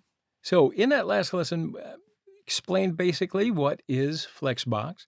So now it's time to code in this lesson. So you want to get to it? Good. And that way I'll explain as we go along some of the other features in the code. So our HTML and CSS files are ready in Atom. So let's prepare some boxes. I'm creating a div called Flex Container. So I put a few boxes in it, and we'll make the class names box 1, box 2, box 3. I'll write 1, 2, 3 in them. So now let's shape our boxes. So we'll go to our CSS file. So here, I'll first give border properties for the container. So I'll make it 300 pixels width and 300 pixels height.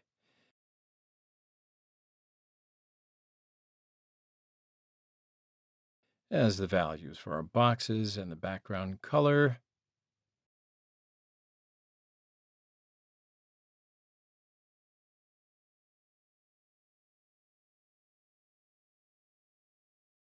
Okay, so if we look at what we've done, we will see that our boxes are lined up and down.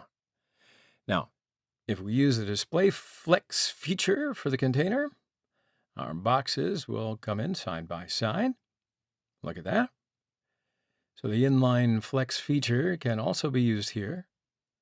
And we can compare the differences between the two features, to block and inline block. For now, I'll prefer to use flex. So now we can start applying the features that we talked about in previous lesson gradually. So here I want to show you the flex direction feature for the container. So this feature can take 4 different values. So our first feature is row. Now when we do this, there's no change because this is the feature used by default. And here the flex items are sorted from left to right. So let's have a look. So when we enlarge and shrink the screen, our box automatically grows and shrinks. Now our second feature is row reverse. As we can see here, the boxes are lined up from right to left. Box 1, then 2, then 3 on the far right. Boxes are ordered from top to bottom with the column feature, and sorting from bottom to top with column reverse. Now let's go back to the row property and talk about items properties. We can show items in the order that we want to by placing an order feature into our boxes. For example, we'll get our second box first, then the third box,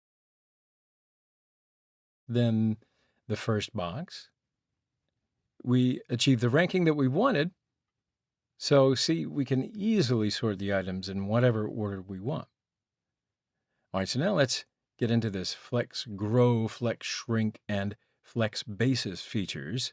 All right, so that'll make the distinction a little bit clearer.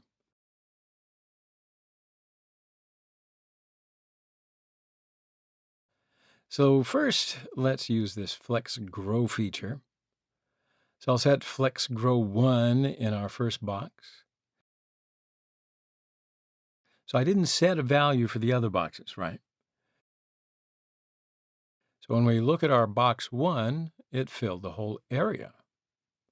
So when we give flex grow a value to an element, we'll say grow as usable space. So to get a little bit deeper with the flex grow value, I'll set 1 for 1 box and 2 box, then 2 for 3 box. We have a total of 3 elements here. First box has a flex grow of 1. Second box has a flex grow of 1. And the third box has a flex grow of 2. So the total number of flex grow units will be 4. The available space in the flex container is then going to be divided by 4, and that means it'll be distributed accordingly, all right? Cool. So let's talk about the flex shrink feature. Flex shrink, flex grow, basically they're the same. However, it's related to the content of the flex shrink element. So an element with a flex shrink value of 0 will not shrink even as our page gets smaller. So this is only true if there is no flex grow value on this element. If there is a flex grow value, then the element won't shrink any smaller than its content. So here, when we give the flex shrink value to our first box, there won't be any change.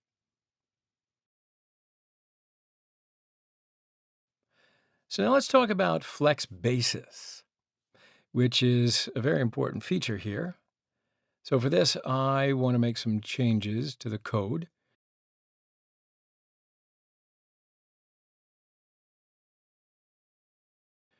So I will sort the boxes up and down so that we can better understand the changes by going into the HTML file.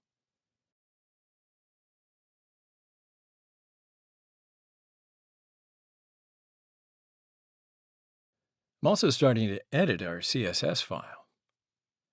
So here we'll erase the features that we put in earlier and determine the background color and margin value of the boxes.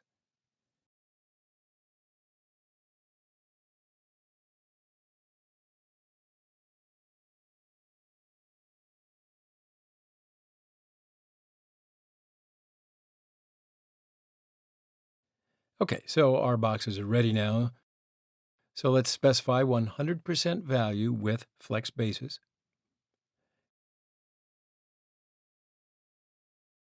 And looking at the width of our boxes, they completely cover the screen.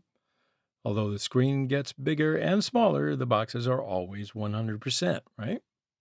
So now I'll change the flex basis value to 40% in our first box.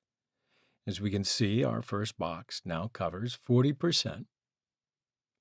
So let's see what happens if we give the flex grow value to this box.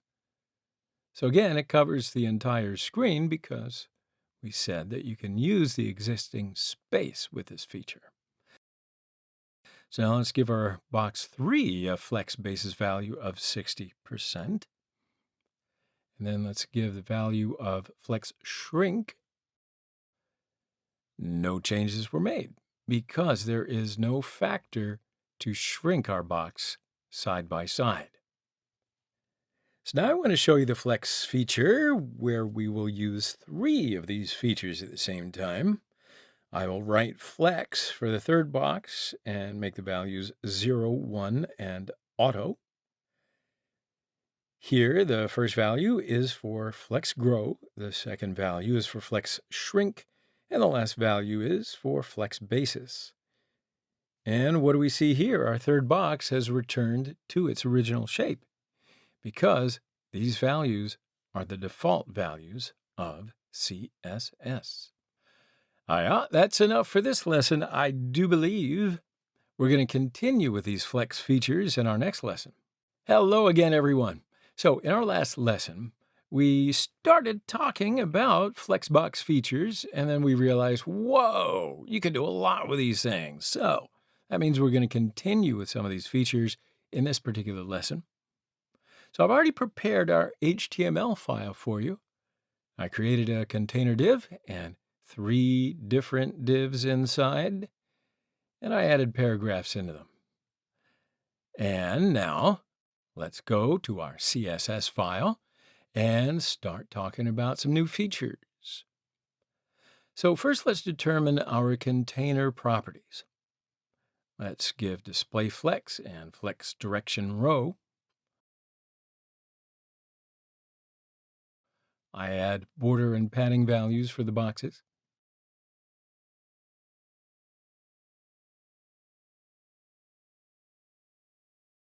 I'll set flex basis 60% without giving grow and shrink value to our boxes.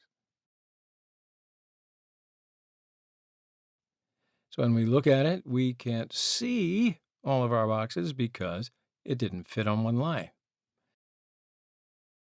If you remember, we said that we can show more than one line using flex wrap. So if we set this feature to be a wrap, we will be able to see all the boxes. When we change the flex basis to 25%, we can see all the boxes in one line. Flex wrap feature will take 3 values.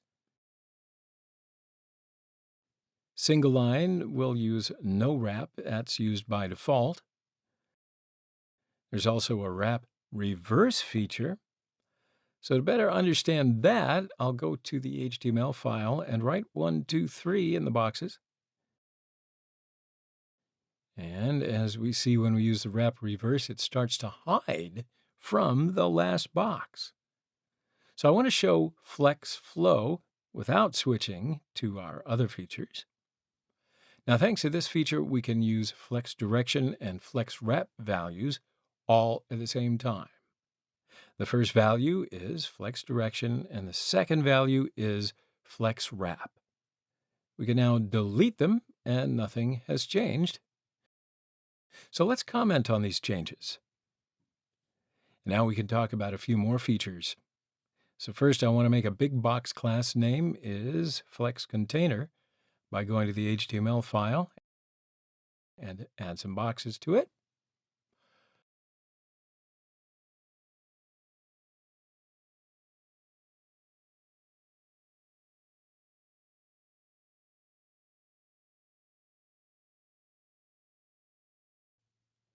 So let's style them in our CSS file. I give background and height values to our container.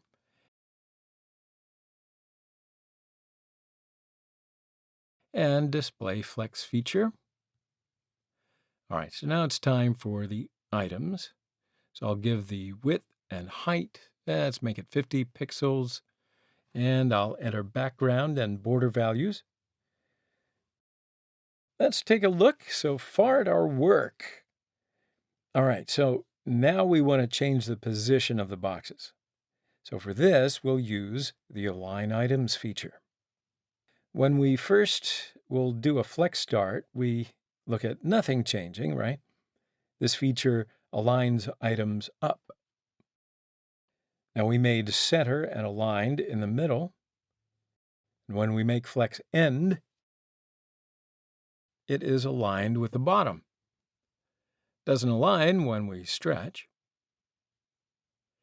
So the height of the items increases according to the container. This is by default. But when we give the boxes a height value, there is a change. Even if the container size changes here, The items will grow or shrink accordingly. Cool, so now let's talk about another feature, this justify content. So let's make align items center first. Let's say flex start in justify content. All right, so nothing's changed yet. The items are aligned to the left, and that's the default property. When we flex end, the items are aligned right. When we do the center, it aligns with the center. When we say space between, it leaves a gap between them. And as we can see, first item left aligned, last item right aligned. So when we say space around, there are gaps in between. There's also a gap on the sides. So there's a gap in all directions.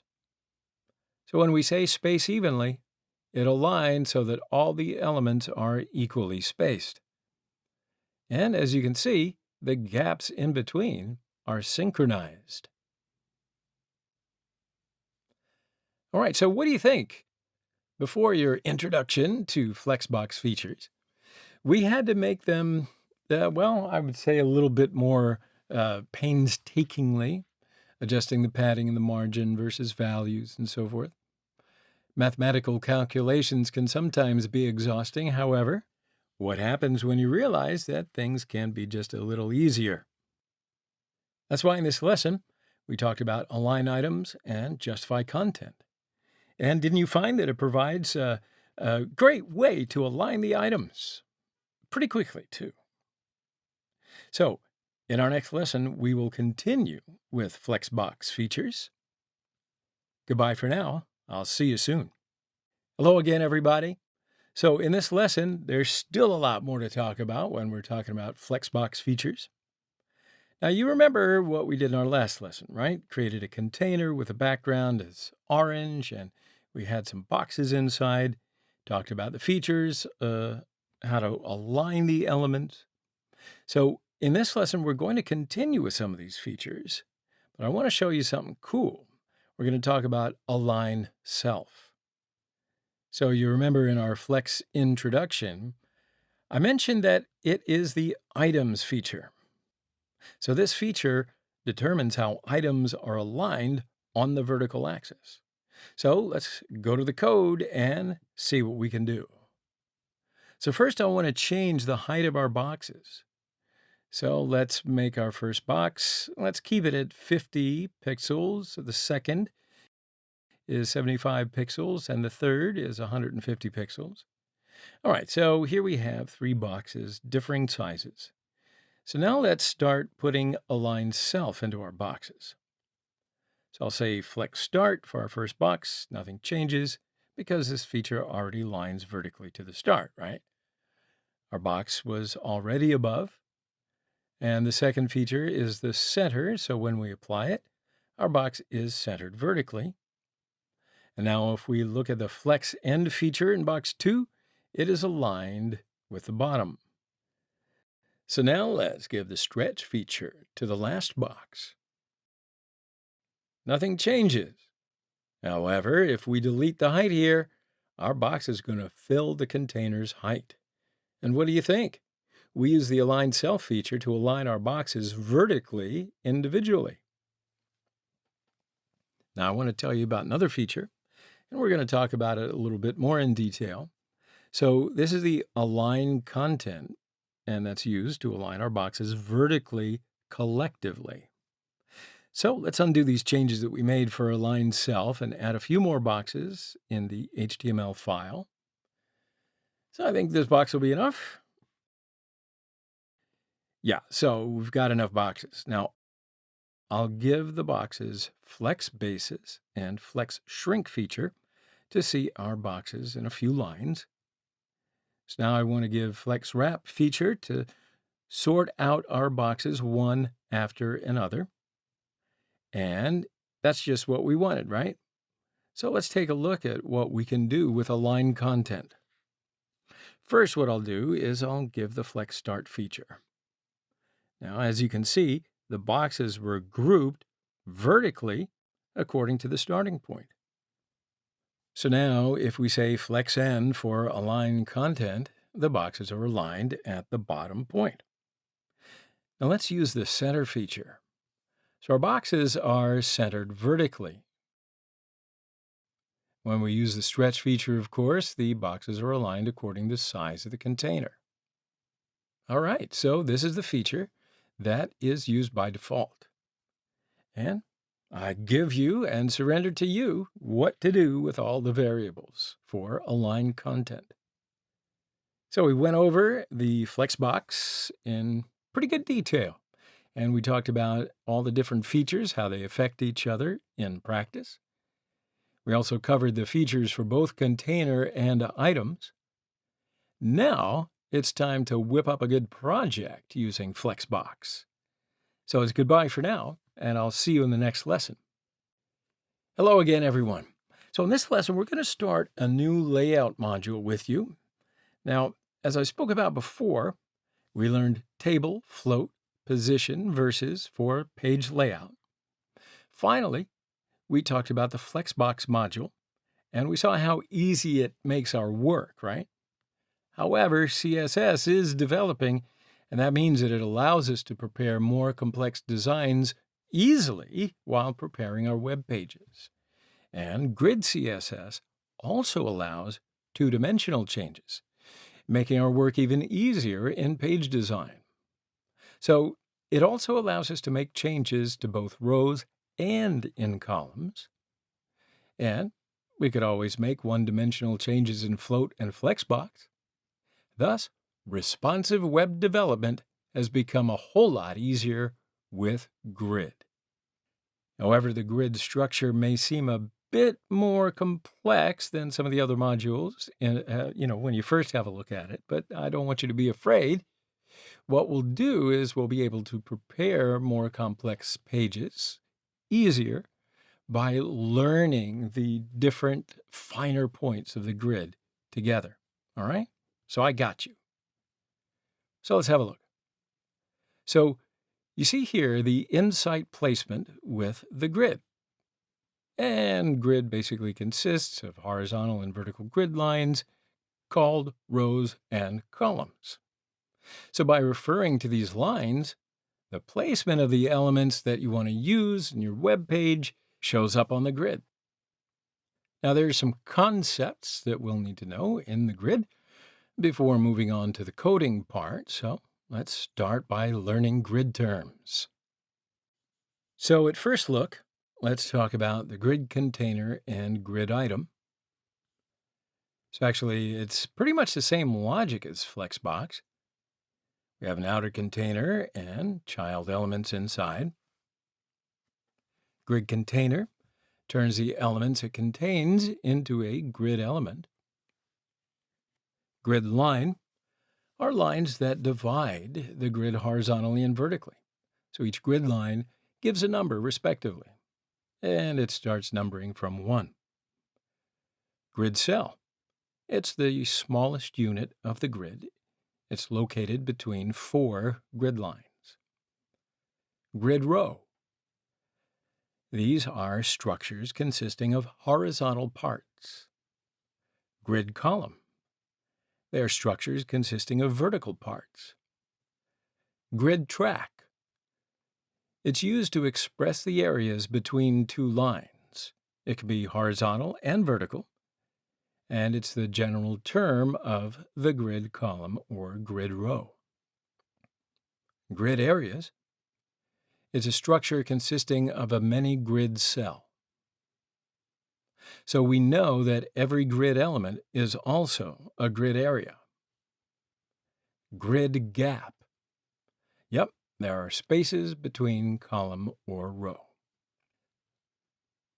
So sure enough, that is all about the grid structure and the terms that we will be using. So I know it's a little bit dry at first, but understanding them is going to be that much easier when we move to the code section, believe me. So if you're confused, don't let it bother you. Confusion is the first step to enlightenment. So in the next lesson, we will start with coding. All right, I'll see you there. Goodbye for now. Hello again, everyone. So the last lesson, we got acquainted with the grid layout. Also talked a little bit about grid structure. So in this lesson, we will start coding and see what we can make happen when we practice it. So let's get started. Now, I already created an HTML and CSS files. So I created a container, just like we did in Flexbox, an HTML file. And because we'll talk about different features for different containers and items, just like we did in Flexbox, in the grid. So I also added boxes in a container, and I write inside 1, 2, 3, and 4, etc. I created 9 boxes in total. Okay, so that's the CSS side. I gave border and padding values for container. I also gave background color for boxes. And I gave the same color for all of them. So let's have a look at what we're doing. Yeah, so since the boxes are all the same color, it looks like one single box. But I also created a border for the boxes so that we could see the distinction. And sure enough, the boxes are lined up. So let's see what happens if we go to our CSS file and use the display grid feature. All right, so no changes are showing up yet. When we say only display grid, the block did not affect the view. So we'll need to add other features here. So I want to create columns first. So for this, let's use the grid template columns feature. And I'll make 100 pixels and 200 pixels as values here. And now let's see what happens. So as we can see, 2 columns were formed. First column is 100 pixels wide. Second column is 200 pixels. So what if I add 300 pixels of new data to this feature? A new 300 pixel wide column has been added. So yeah, we've created columns with this feature. Well, what do we do if we want to create some rows? Here we can use the grid template rows feature.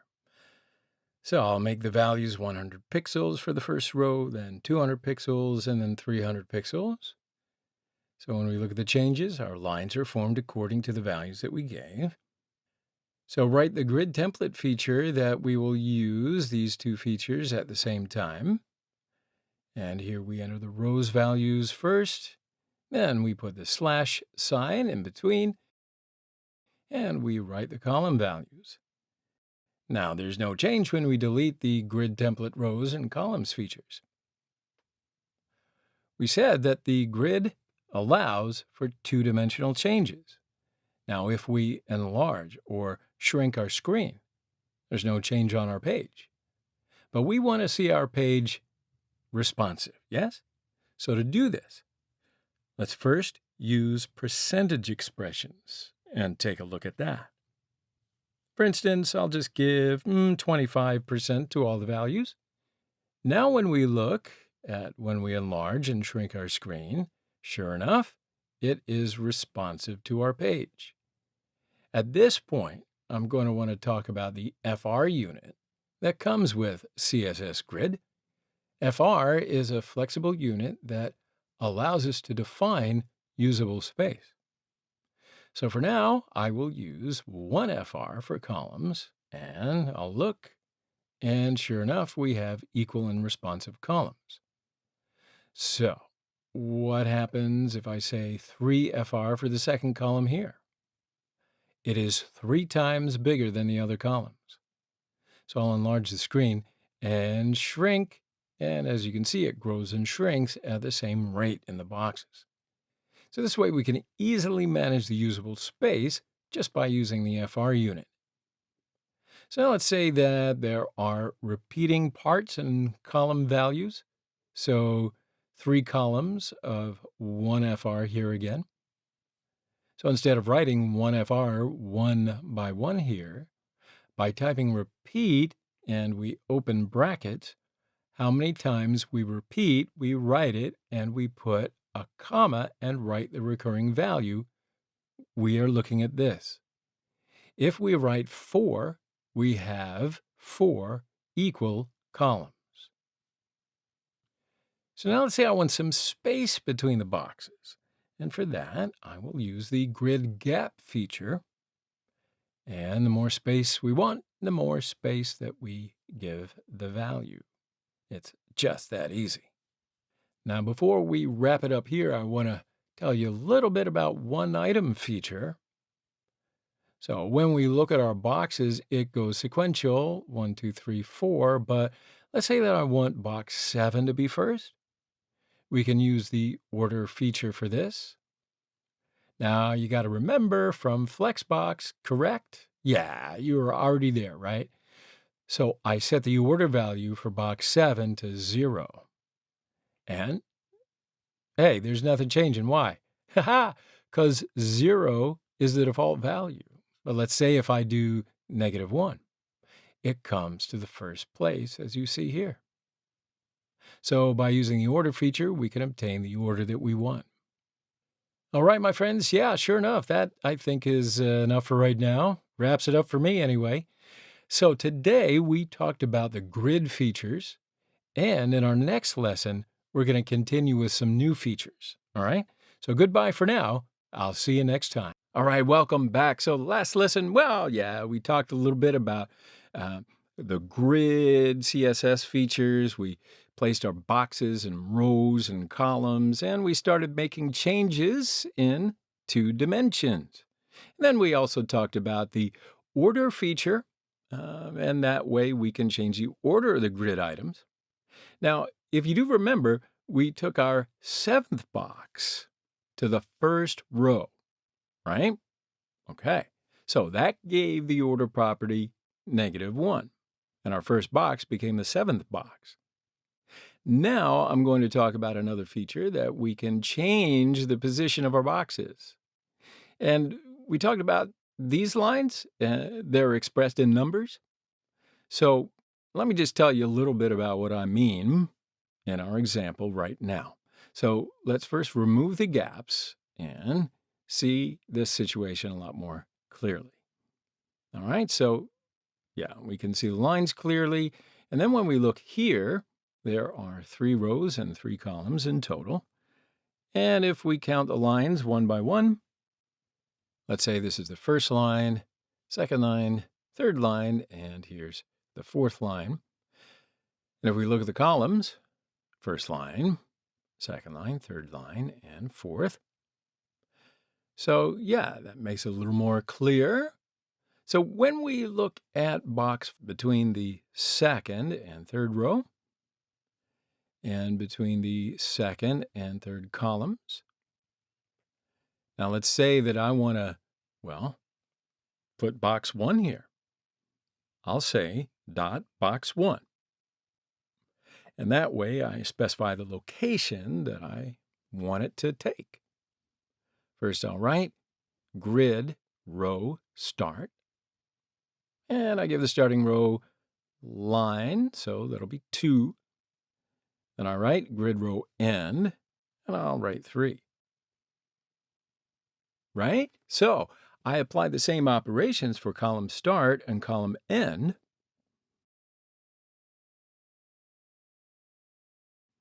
And then when we save it and look at the changes, well, here's our first box between the lines that we determined. All right, so you're getting the idea. So we can also achieve what we imagine in a couple of more ways. The first is to use the grid row and grid column feature. So we just write grid row and row start value, row end value, and type grid column and column start value, and the column end value.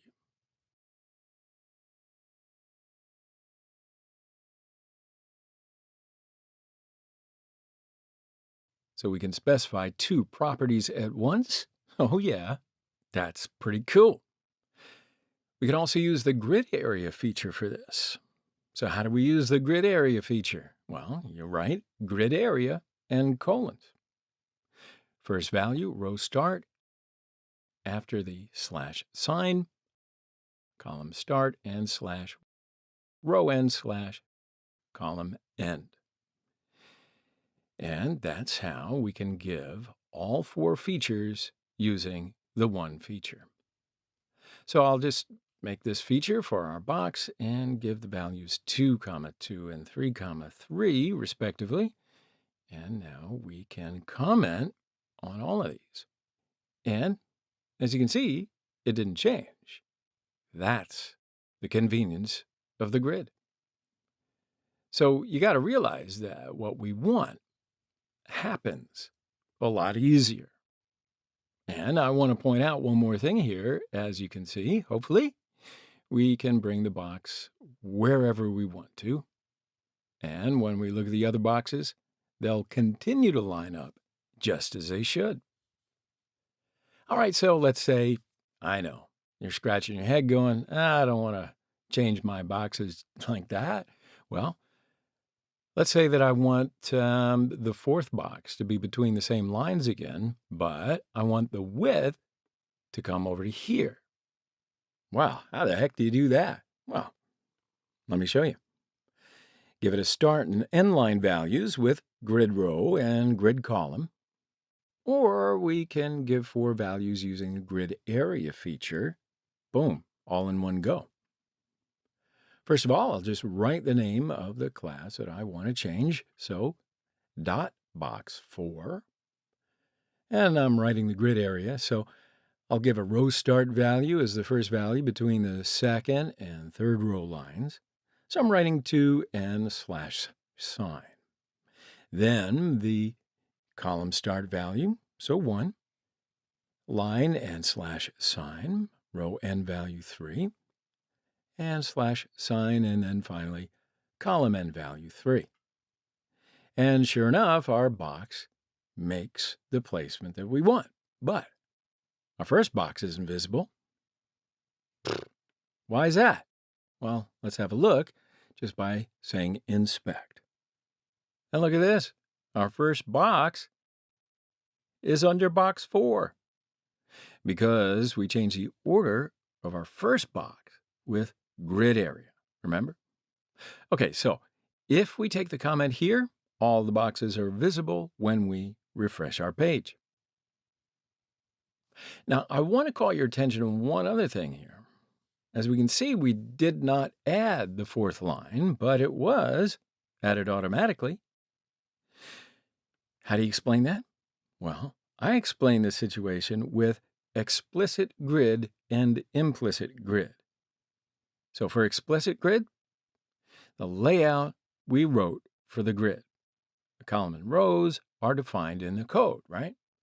But the implicit grid, that's automatically created for tracks other than the written ones. All right, so sure enough, we combine the columns as you can see. And yes, we can combine the lines if we want to as well. Now to see this, let's bring our 3rd box to the end of our 8th box, say box 3, and I'm writing grid area. And I look at the row and column spacing, and yeah, between line 2 and line 4, between 3 and the 4th column lines, and sure enough, there it is. We went to the next line in box 8. So now when we say inspect, we can see that the 3rd box is in the 2nd row combination, and the 4th box is in the 2nd column combination. Now, I want to show you one other thing here, too. Now, sometimes when we're designing our page, we might not want to deal with what row lines or what column lines. Why? So, if we look at the 4 boxes again, the 2 columns are combined. I come to the properties of the 4th box in the CSS file, and I'm writing grid row values. All right, span 2 for grid column. And I'm commenting grid area. I'm refreshing my page, and there's no change because span refers to the grid item. Here we have given two grid item fields for grid column. So we can also use it like this. We give the initial value for the grid column here, 1, after that slash, and write span, how many items it contains, so we write 2. So now we can refresh our page the same way, and bingo! That's how span works. So if we look at our page structure, we can see how many changes we can make with, well, very efficient code. That's what I'm talking about when I say the convenience of grid, or what grid gives us in terms of convenience. Now, we're going to continue to make use and learn these features in depth. But for now, this is a lesson that we talked about changing the position of grid items. In our next lesson, we're going to talk about naming grid areas. So I'll see you then. Goodbye for now. Hello again, everyone. So we've been working with you for a few lessons in the world called grid. In the last lesson, we talked about the grid row and grid column properties, and we made changes with grid items. So in this lesson, we're going to learn how to create templates by naming them. All right, so let's start with the code. Now let's go back to our basic structure first, undo the changes that we made here for now. And sure enough, our boxes are back to the state that we prepared. So now we will learn the new code grid template areas. So with this feature, we're going to set a name for each box. And when we look here, we have a total of 9 boxes, so we'll give 9 names respectively. I'll write grid template areas in the container class. Then I'll do a double quotation mark and I'll write A, B, C, just, out of convenience. Names are ready for the 3 boxes. Now here we can do a different name convention. For example, the header can be called header. And I'll just choose the letters, just to make it easy.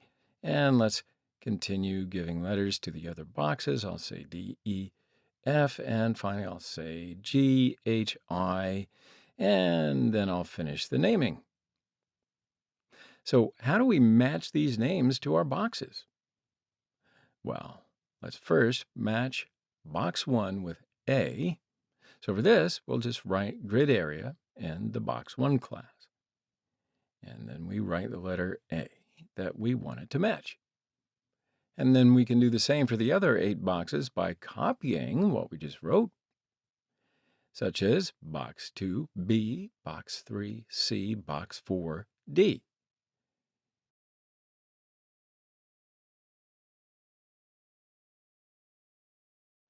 And there you go. That's naming for the 9 boxes. So let's see how we can make that easier to meet here. For example, let's say that I want to change boxes 2 and 3. Well, change the place of B and C in the grid template areas. Let me just refresh the page, and box 3 is on the left and box 2 is on the right. We were able to do what we wanted just by replacing the names. Now, let's say that I want our first box to come over here. What do I do there? Well, in this case, it's pretty easy if I just write letter A here. And, okay, good. So, what can you do if we want to extend this box up to here? Yeah, so if we write in this letter, this is where it happens. So now let's add our changed boxes with a new line. That's it. There you go. So as you can see, it's pretty easy. We're able to edit our page structure.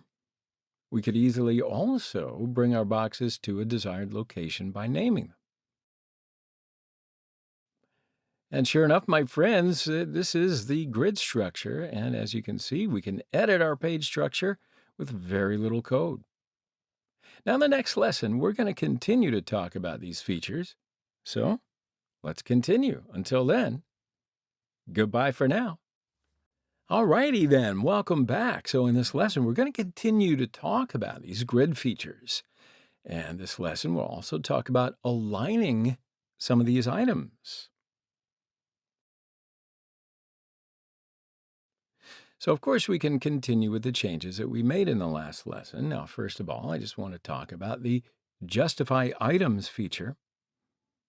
So this is code, and thanks to this code, the items in the container will be vertically aligned, and they'll take 4 different values: stretch, start, end, and center. So now we can start trying these 4 features here. Now there's no change when we stretch because that's the default value. So let's say start. And as we can see, the boxes are vertical and aligned to the starting point. So the boxes here shrank as much as their contents. Okay? So when we look here, how much gap has occurred in the area where our 4th box is located? Cool. So let's examine our boxes just by saying inspect.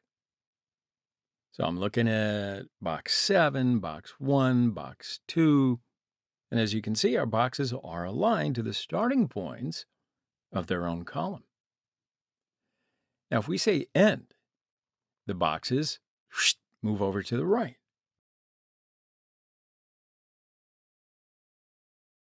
If we say center, as you can see, it's aligned to the midpoint. As simple as that, that's how you align on the vertical axis with justify items. So why don't we have a look at how to align the boxes on the horizontal axis? So again, we'll use the align items code for this.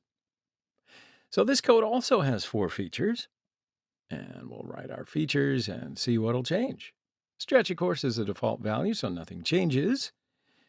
But what do you see? When you use the start feature, the boxes align upwards. Now here, since the 3rd box is aligned according to its own line, the gap is a little bit more. And when we say end, of course, it's aligned to the bottom point. Now, when we write center, the line was centered. So why don't we give our start property for line items and the end property in justify items and have a look. Look at that, our boxes are aligned to the top and to the right. So, will the grid that allows 2-dimensional changes allow us to use these 2 features at the same time? And it is a good question, and I would have to say, of course. The place items feature, that's going to allow us to align both rows and columns at the same time. We'll write place items, and the first value is for align items, and the second is for justify items. And we're looking at the changes. No change. We use 2 features at the same time. Now we use these features for the container, and all the boxes were affected. If we want to align for a single grid item, we can use align self, justify self, or place self for this. So let's undo the changes in the container and let's have a look at what's going to happen with these features for our 3rd box.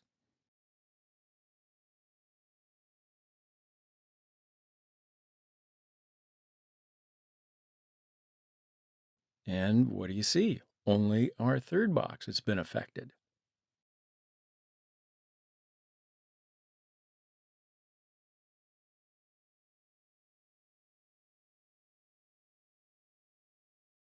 So what do you think about that? That is grid alignment. And these features are going to come in very handy as we continue. So in our next lesson, we're going to talk about align content and justify content. Now we're also going to talk about autofill and autofit, which are very important for our grid. So goodbye for now. Welcome back. So we'll continue to talk about grid features, but now let's just finish out the lesson features quickly so that we can prepare a nice web page with you. So why don't we start by aligning tracks, align content, and justify content features. You can use them to align when items don't cover the entire container. So to see that in operation, I enter 100px row and column values in the grid template. I'll also set the height for the container. And sure enough, as we can see, there is a space in the container. So let's get started with align content. Match aligns inline. This feature takes values of start, end, center, space between, space around, and space evenly. Let's try one by one. Beginning with start. No change. It's already the default. And I say end, and as we can see, it's aligned to the bottom. We call this center, and it comes to the middle point. When we say space between, the items left a space between the lines. And when we say space around, look at that, there is a space at the top and the bottom. Equal ranges occur when we say space evenly, so that's cool. So now let's give our same properties with justify content. Now this time our boxes will be aligned vertically. So I'll copy and paste just for ease, and we'll try it one by one.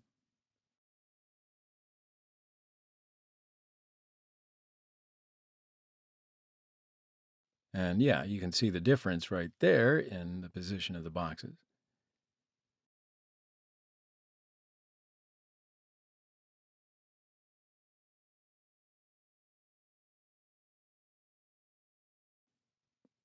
So that's what the features do. I bet you can extrapolate the rest of them. So let's undo these changes for now, and we'll return to the standard of our page and just want to talk a little bit more about, well, the grid. I want to introduce you to an alternate scenario. So I set 1 FR for the row in the grid template and repeat 3, 1 FR for the column. And I'll save the changes and refresh our page. And you see how I'm growing and reducing the browser here? Well, the problem is that it doesn't get responsive enough as our page gets smaller and bigger, right? So the grid allows us to build responsive pages without entering any media quark feature. So at this point, I want to introduce you to the autofill and autofit. So first we can write autofill instead of 3 in the repeat. And I'll write 200px instead of 1fr. Now if I'm looking at the changes, I see them immediately. Now when I enlarge and shrink the page, yeah, it's responsive just like you want. Now when we compare that to media query, we just want to write autofill. So if we write min-max instead of 200px, first enter the min value, comma, and then the max value in parentheses. So I'll call min value 200px, max value 1fr. Then when we cut and shrink our page, our boxes change between 200px and 1fr.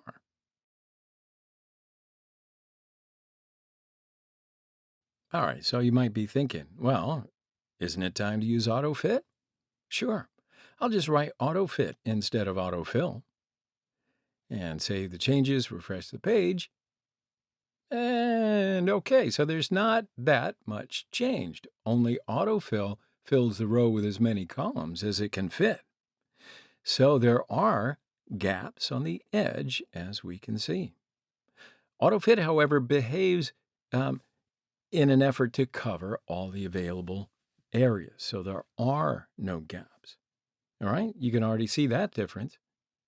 And there you go, that's it.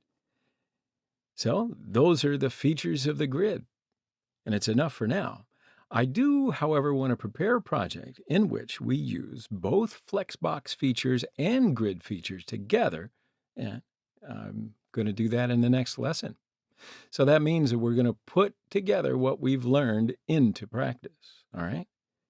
That way we'll understand more clearly what we can do with Flexbox and grid. So it's goodbye for now, and I want to see you in the next lesson. Hello again, everyone.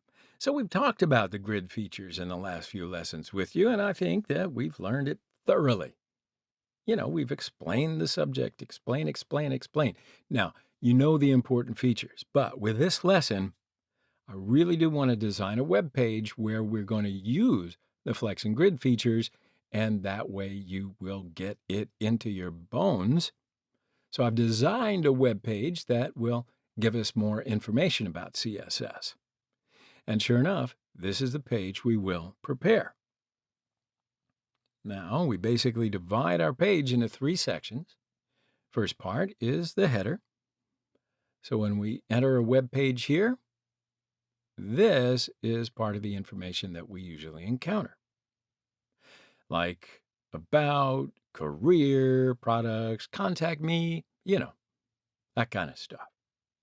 Now, in this section, we will create a list with UL tag and use the flex feature. Here, we're going to use the nav tag that comes with HTML5 instead of the div tag for the container. And don't worry about that. We're going to talk more about it while we're preparing our HTML file. So in the second part of this information section, we'll call it, I want to apply a different color.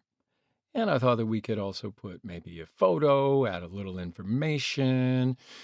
And I do want to have a CSS photo because we explained the grid here, right? So if you want to, we could redirect it to different links. We can redirect you to the pages where you're going to get more information. So it's all about how you want the page set up or what kind of page is requested, right? In Chapter 3, it's enriched visual content. So let's say I want to create a photos album about CSS. I made changes in the dimensions of the photos just for the sake of visual presentation. So I wanted to draw some attention by choosing a nice color in the background. And here, of course, I used grid. And when I enlarge it or I shrink it, you can see that it is indeed responsive. All right, so now I want to show the color codes that we're going to use. If you want to use the same color codes, you can, just play along with me. And I would suggest that because that way you'll see approximately the same color that I'm using. Oh, and also to set things out and increase the contrast a little bit, we can shade each section as well. All right, so we're going to talk about everything in detail in the code section. Bye-bye for now. I'll see you in the next lesson. So welcome back. Now we can start the code part of our project. But first of all, let's prepare our HTML file together. Then we can switch to the CSS file and start the visual section. So I've already created the basic parts of our HTML file. And I'll write grid CSS for my title. And I link the CSS file name with the link tag.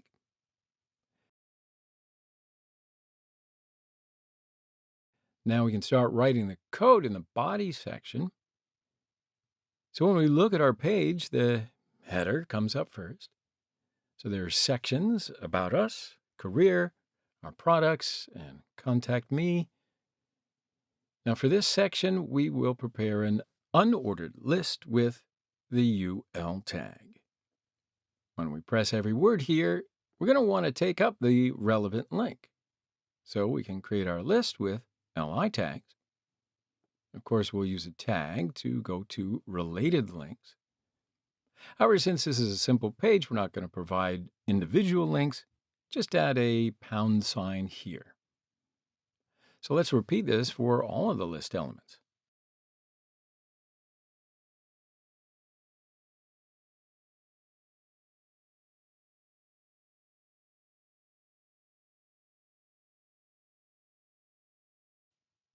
All right, so our list is ready. And of course, we're going to need a container here to cover our list. So we usually use the div tag for that. However, we're going to use the nav tag.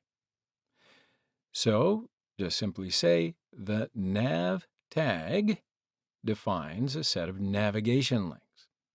Instead of defining menu fields with a complexity of div class equals ID, this will allow us to define them only between the nav and nav tags.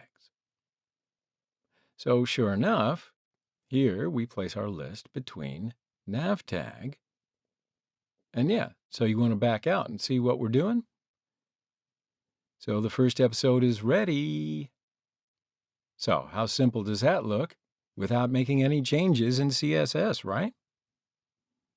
All right, so now let's start part 2. There's a photograph and a paragraph here.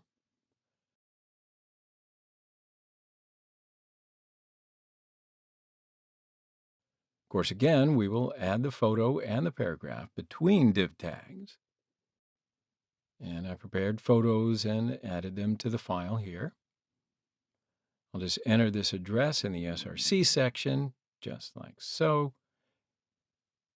And then I'll add one paragraph. And more articles may have been added here, but you understand the logic, right? Yeah, so let's back out and see what we're doing again. As if we should edit the width of the photo. Okay, so let's fix that right now. So, okay, that looks pretty good. Okay, so now we come to the most beautiful part, part 3. So in this section, we're going to add photos. And like I said earlier, I've downloaded and prepared these photos before.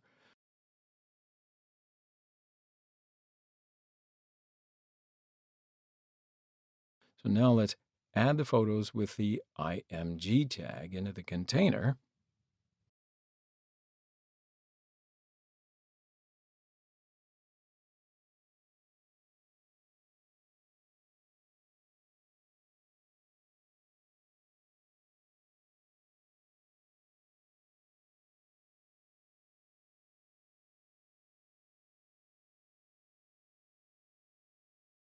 And when we look at it, our HTML file is pretty much ready. All right? So now we can start the CSS part. So in our next lesson, that's when we're going to start to color our page. I'll see you then. Goodbye for now. And welcome back. All right, so generally, we've prepared this page together. But now it's time to style our page. So let's just get right to it. So first, let's color the container. Now for this, we can give the background color to our main nav class. And we will use this color for this section, £E600E6. So our color's fine, but I want to make a shadow, right, to add a little more, depth.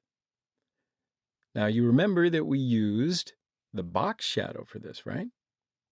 We also use the RGB model here. We specify the shade color and, of course, its intensity from all directions. And we say inset to shadow inside the box. So this color and the shade look pretty good. Why don't we just increase the size of the articles here a little? And for this, I give you font size 2EM. And just like that, we've made changes for the main nav class. Now look at this. We're seeing the list elements one by one, but we do have to bring them together. So how are you going to do that? Well,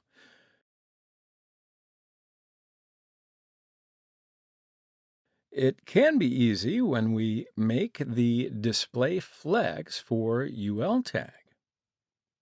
I'll show you. Now, it's going to be better if there are no spots on this sign. So let's say list style none for this.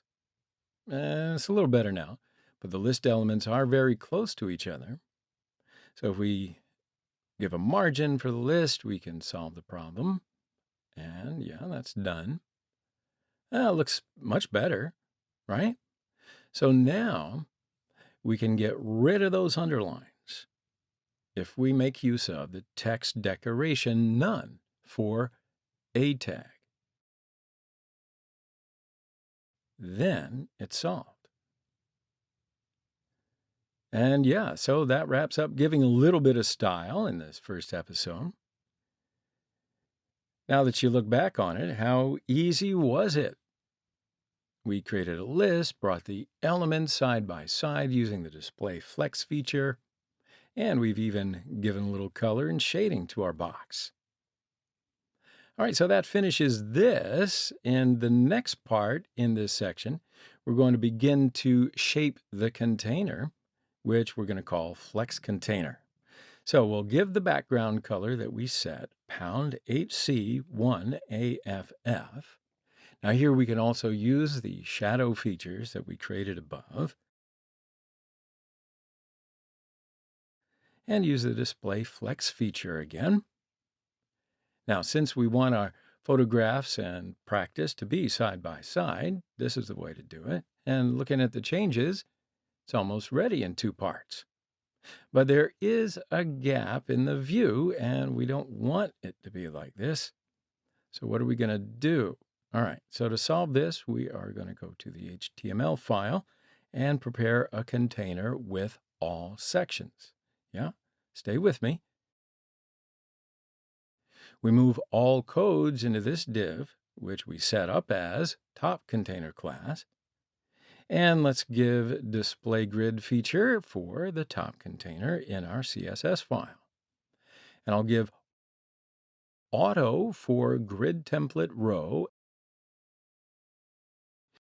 And the gap is now gone and responsive in our page. Let's change the text of the paragraph here.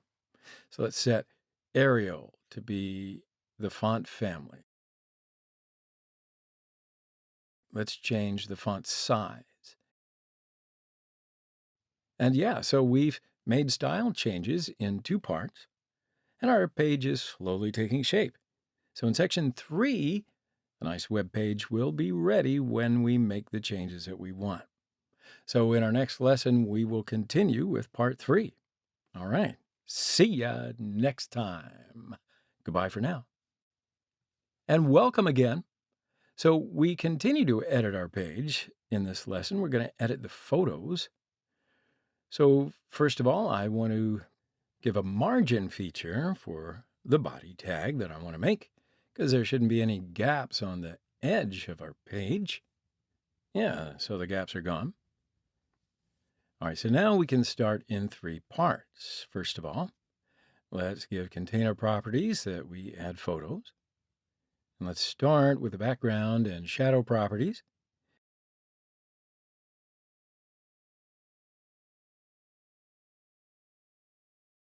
Give display grid feature.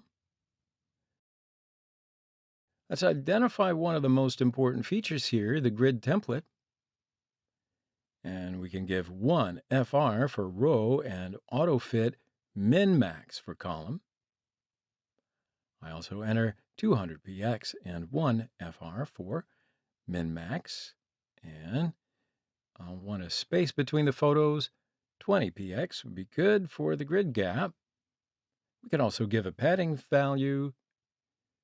Right, so now when we look at the changes, it wasn't exactly what we wanted, or, well, what I wanted. So let's do a few tutorials on the class name box. So I'll give the value of margin and padding for the box.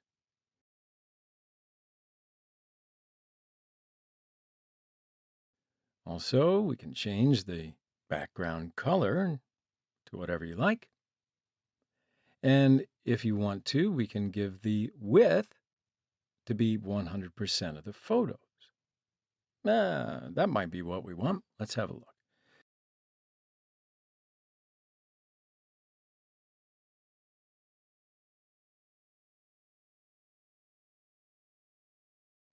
All right, so we've fooled around with the placement of the photos. We edited their location. We set our page to be responsive, and we got the image the way that we wanted it to be.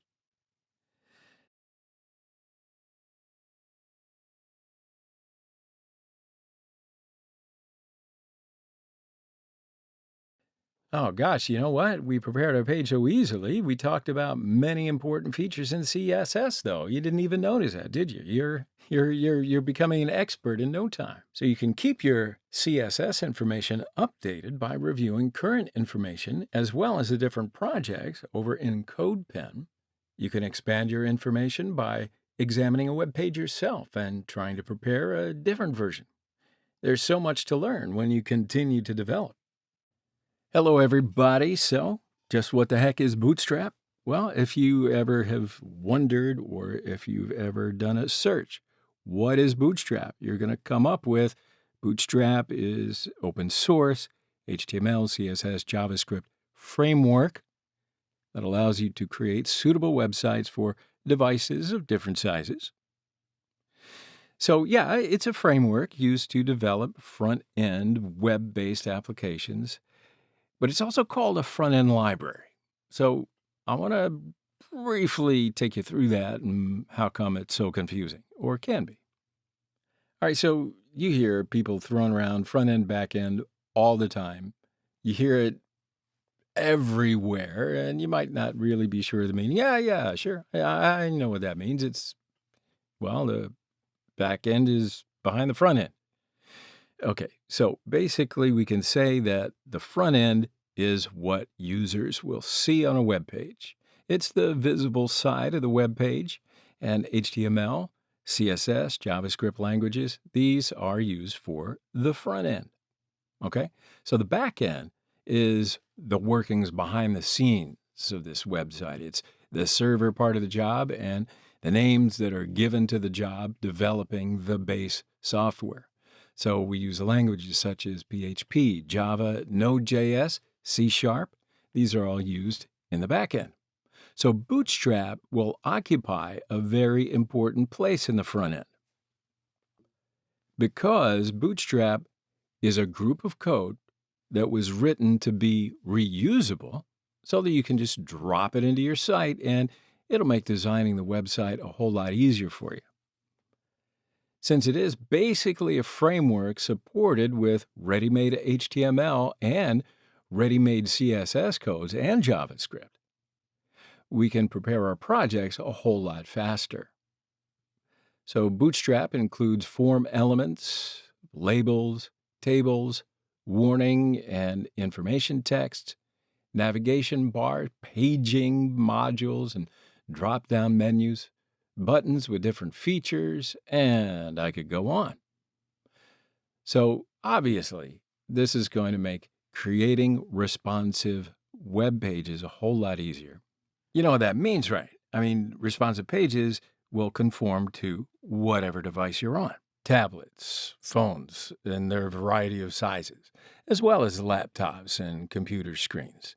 So it's a more agile approach that responds to the size of the screen. Have you noticed? I don't know about you, but it seems that more people spend more time on mobile stuff, so it certainly makes sense to design with mobile as a priority. Bring on Bootstrap. Cool. So Bootstrap 4 is the newest version. Also, browser compatibility in Bootstrap is also very high. Bootstrap 4 is supported in most popular browsers like Chrome, Safari, Firefox, Internet Explorer 10. So why don't we just go ahead and go to the Bootstrap site and have a look what we're saying, and then we'll briefly take a look at the ready-made code. So what I do is I'll go to getbootstrap.com. And we're going to use the latest version of Bootstrap 4.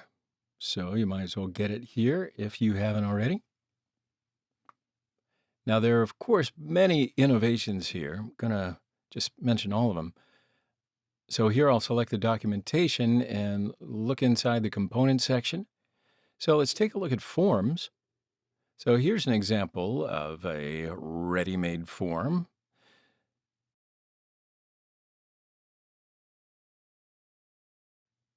So these codes are available to us when we include Bootstrap in our project.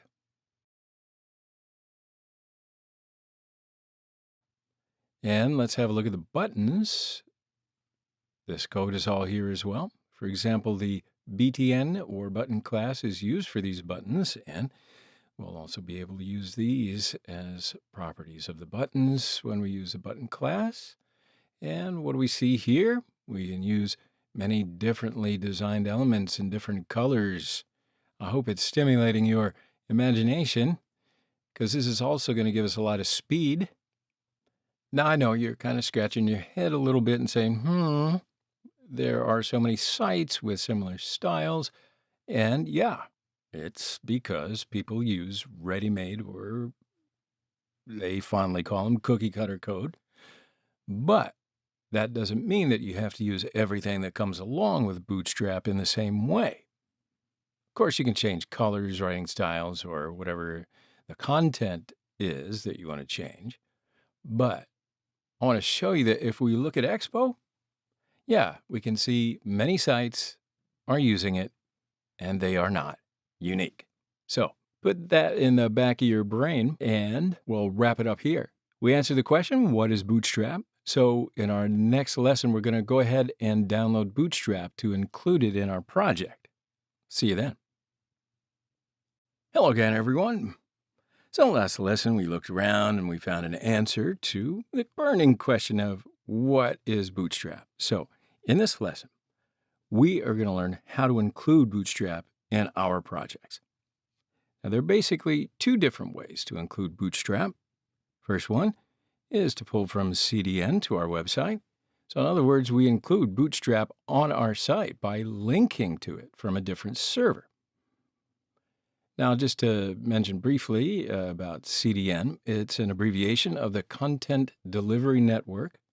So yeah, it's a network system of servers that directs users who want to access a website to those servers located in, well, geographically desirable locations to them, so it enables them to retrieve services with a lot lower latency. What does that mean? Your website opens faster, and since it gets fewer requests, loading problems are prevented, it serves more users, you get more followers, you get more ads on YouTube, whatever floats your boat. And of course, a second method to include Bootstrap in the project that you're building is to do it the way that we're doing it here so that you can learn it better. You copy it and use the starter template. Now, this method may make sense, especially if you're creating a project from scratch and you don't necessarily want to deal with anything else, but also it's a much better way to understand everything that's going on. But there is a third method. You can download Bootstrap to the computer and use it. And for this, we can go to the official website of the Bootstrap library, getbootstrap.com, and download it free of charge. So to put these things into practice and better understand how to use Bootstrap, first I will create a new folder on the desktop, and I'll call it Web Development Projects. And I'll create another folder named Bootstrap under Web Development Projects. So inside of it, I will create the CSS, JS, and images folders that we're going to use later.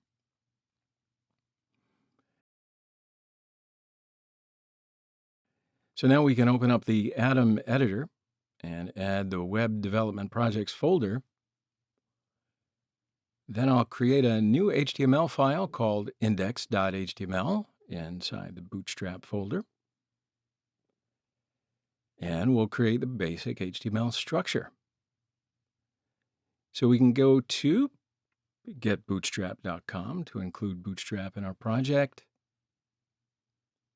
So when we open up the page for the first time, what we see here is over 4.5, the last version of Bootstrap. So I'll click on the documentation section. Here you see a link under the heading CSS. So we can just copy this link and paste it into the head section in our HTML file.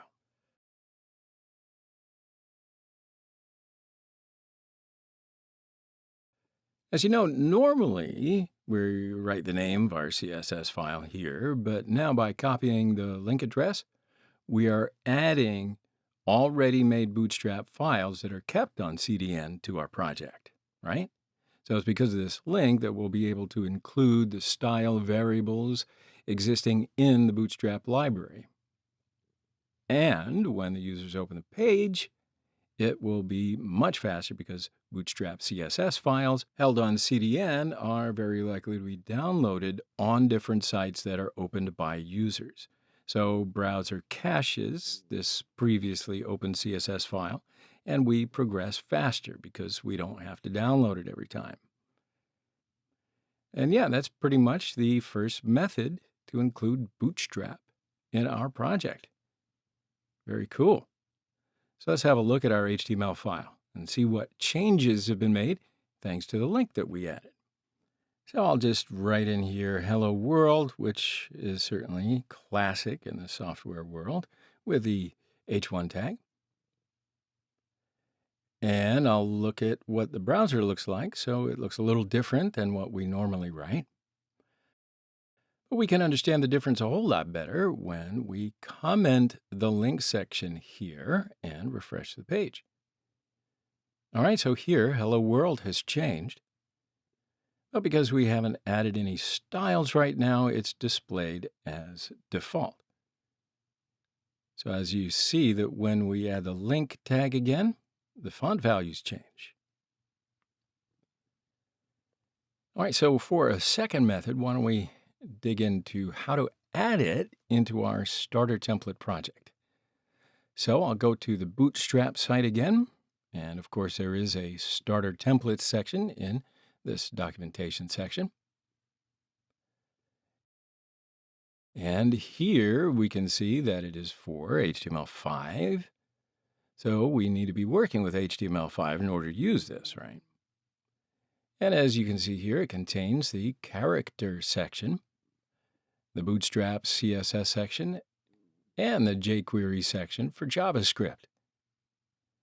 Now, I'll fill you in on a little something here. Bootstrap uses jQuery for JavaScript plugins, but if we're going to use Bootstrap for only CSS, jQuery won't be needed. So we will start the JavaScript and jQuery module in our next lessons.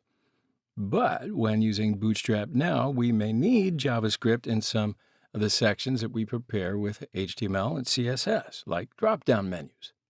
So why don't we just go ahead and copy this section completely and paste it into our HTML file.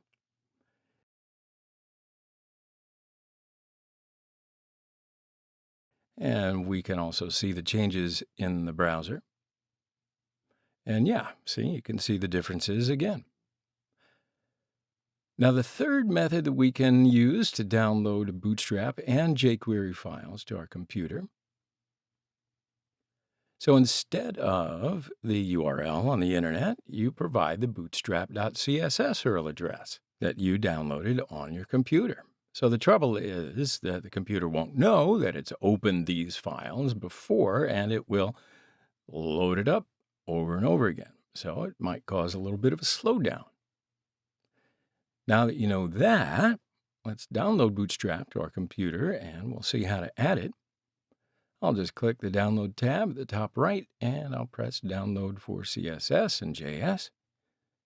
I can open the CSS folder when the files are downloaded. And here I'll just copy the bootstrap.css file here to the CSS file under the Bootstrap folder that we created. And I'll just do the same for JS.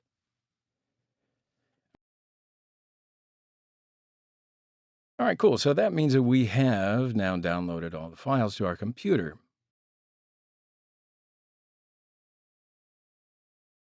So I can now add bootstrap.css as an URL in the link tag in our HTML file, right? Now, when we look at the bootstrap.css file, we can see the codes are already here, far out. So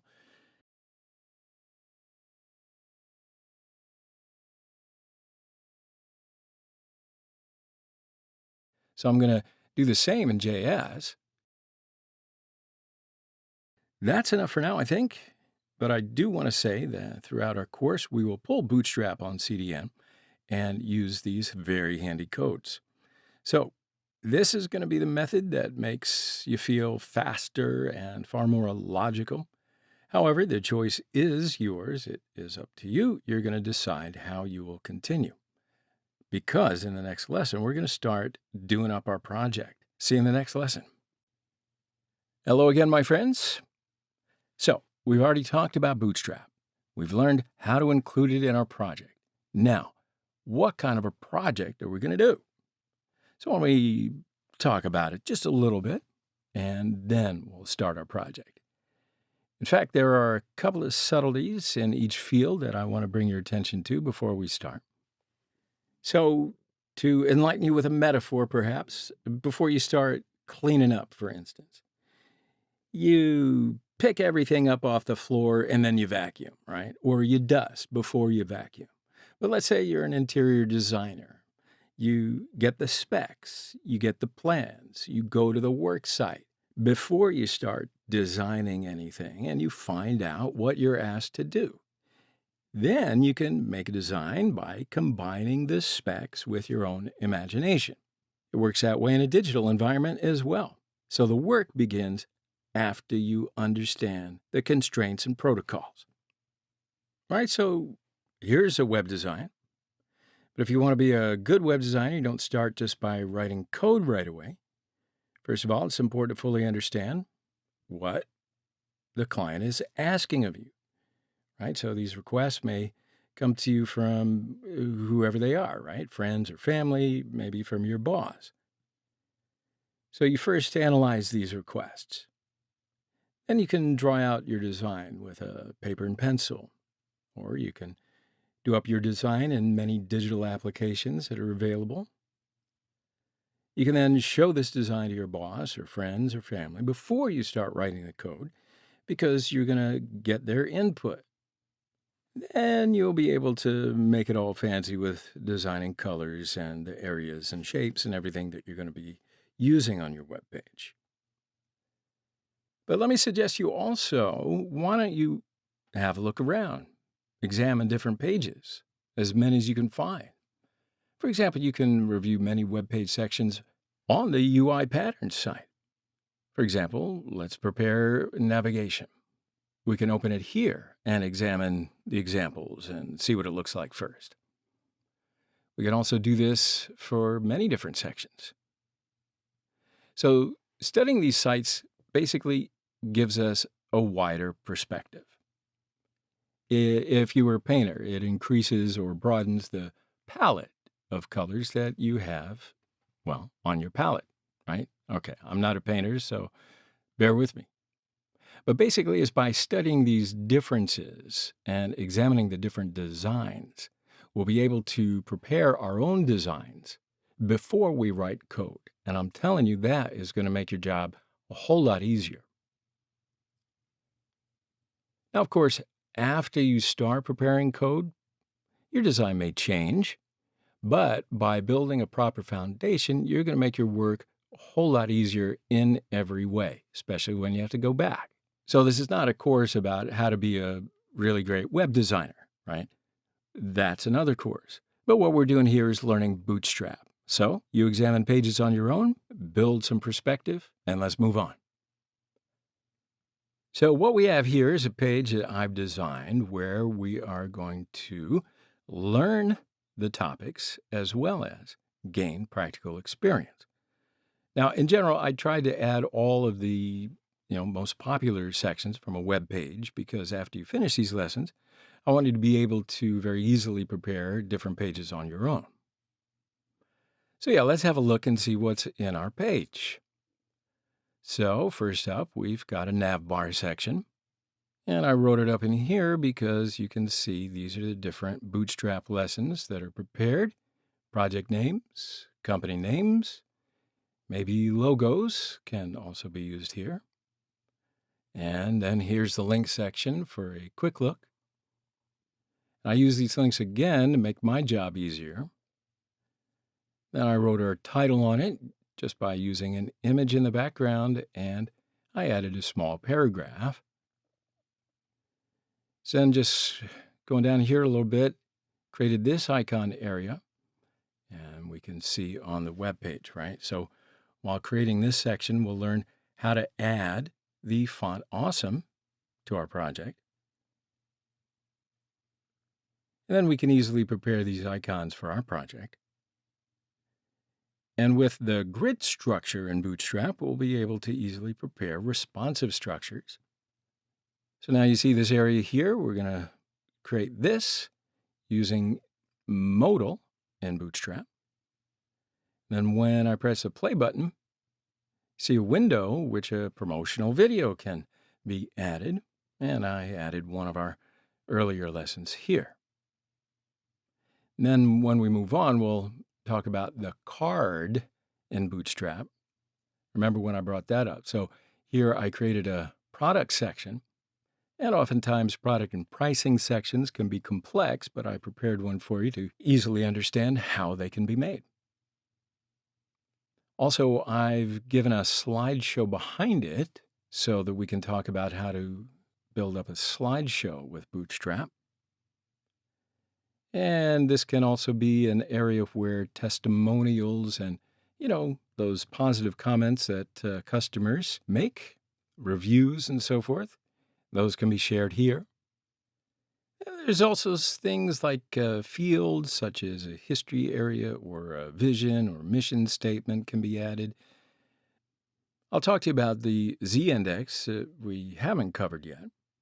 And then I'll have my favorite part, the image gallery. And here we created an image gallery with different pictures. All right, so then here we have the Contact Us section. And I just slapped in a message section. You might want to reach out by using the form element, right? So yeah, it might look like a simple web page at first, but I designed it in particular because we'll be able to use this as an example to learn all the different facets of Bootstrap and what we can do, put them into practice. Of course, you can do as many designs as you want as we talk about each topic, but our aim here is to learn what we can do with these ready-made codes that are found in Bootstrap. All right, so that's it for now. We'll dive deep in our next lesson, so I'll see you in next class. Hey, everybody. So now that you've learned what Bootstrap is, you know how to include it in your project. We talked about the project that we're going to prepare. So in this lesson, we are going to do the first part of our project, which is the navigation section. We'll talk about the different nav features in general, and we're going to come out on the other side with a navigation section for our own project. All right, so as you saw before, we're going to create a navigation section at the top of the web page. So we can add some links. For example, if we want to think of it as a page that we will build for a company, right? It could be a link that we direct to another page that gives more information about the company's products and so forth. And of course, we're going to be using Bootstrap with this section, because I'll tell you, Bootstrap's a very useful library, and it does have these ready-built codes to speed up our work. And if we want to, we can also prepare this section using our own CSS file. But you already know how to do that. You're here for the experience and the convenience of the Bootstrap library. So let's start. First up, while working with Bootstrap, the Get Bootstrap site is always open in order to, not throw up any errors or to give you any problems, as errors due to different versions can be gotten, and I think it's going to be useful to check the current information. So I'll just click here in the document section, and I'll select the navbar tab from the component section. All right, so let's have a look around. It tells us a little bit of how it works. So here it leads to the color scheme section and gives a brief explanation of what the classes are and how to use it. So as you may recall, I've already prepared a section like this. And as you can see, the code's already here. So why don't we just start with a code section and see what code we wrote for what we have now. All right, so we've already got the codes we prepared in the last lesson. And as you can see, the link tag for CSS is here. Necessary code for JS and jQuery are also in the body section. So here I'll just write cdn CSS file as a comment on the link tag, because when I look at it later or while someone's examining the code, we can easily see what section the code belongs to. And I'll start by deleting H1. I'll write the Bootstrap project in the title.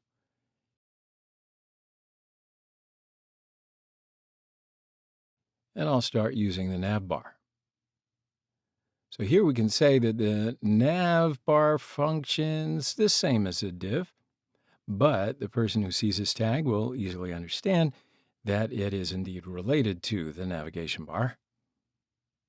So now I'll just add an unordered list into this, add a list element for the sections in our menu, and we can write home as the first item. Of course, we can add an anchor tag for the links of where these elements will be directed to. So I'm leaving the href part blank for now.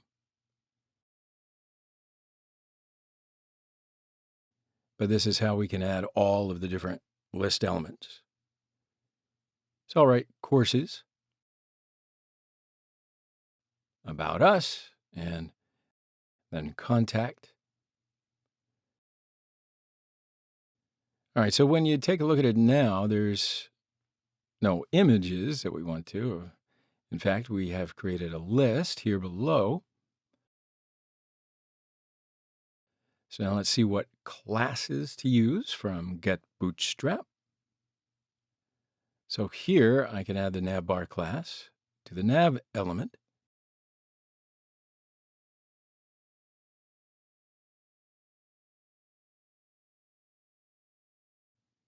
And if we examine the navbar polish in the bootstrap.css file that we added to our computer, we can see which features that we added automatically for this class. For example, we include the position feature, justify feature, display features used here just by adding the navbar class to our project.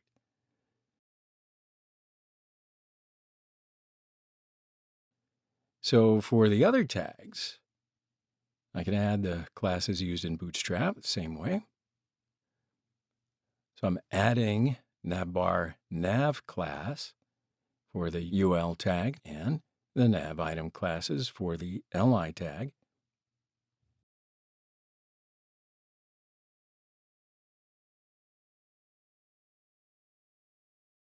And I can write navlink class for anchor tag.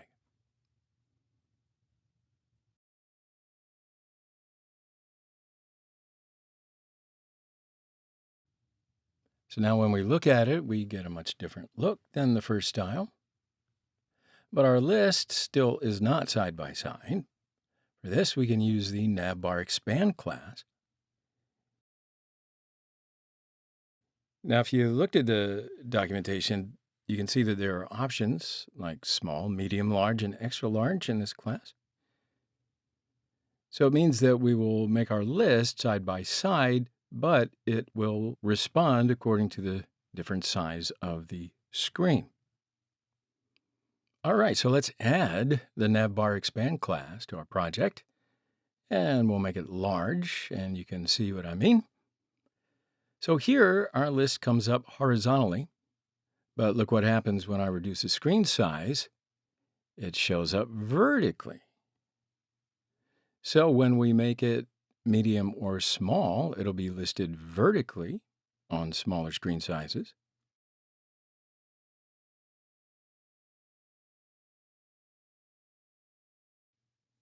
So why don't we use the large here? But let's see it by changing the background color for the nav bar. And here we can use the nav bar light and BG light classes. Not necessarily the color I want. So when we look at the color options, let's say that I want to change the part that I write from light to dark.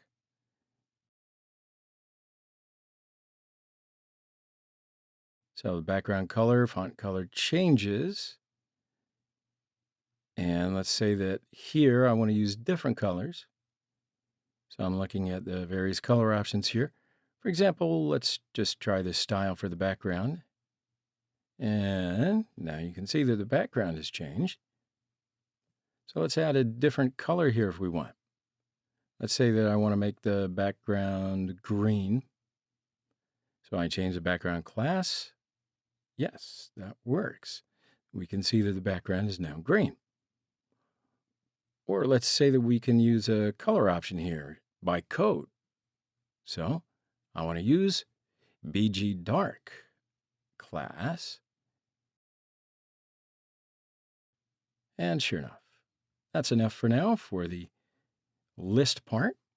Why don't we examine the other sections from the Bootstrap site? All right, so here you can see the navbar script, and we want it to write Bootstrap here. So we'll call this section navbar brand, and we can say that's the name of our project, and we're adding this section with the anchor tag.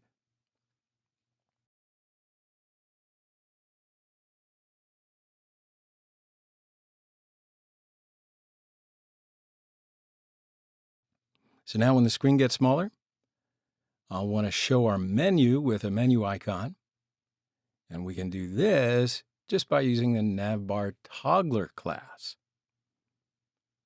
So we'll add a button for this, and I can add the classes.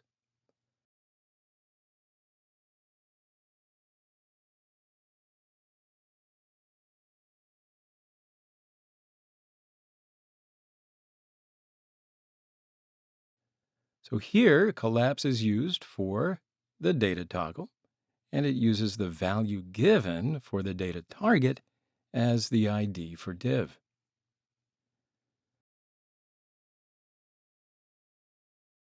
So we'll put the list that we prepared in a div. And we will use the collapse and navbar collapse classes for our class. We will also use the data target value used here as an ID. So with this ID, we'll customize a list in the div here with this button. So when we press this button, we have this list that we prepared.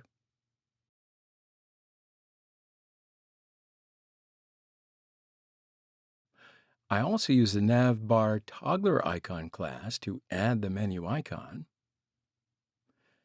So by doing these operations here, we close our list when the screen becomes smaller.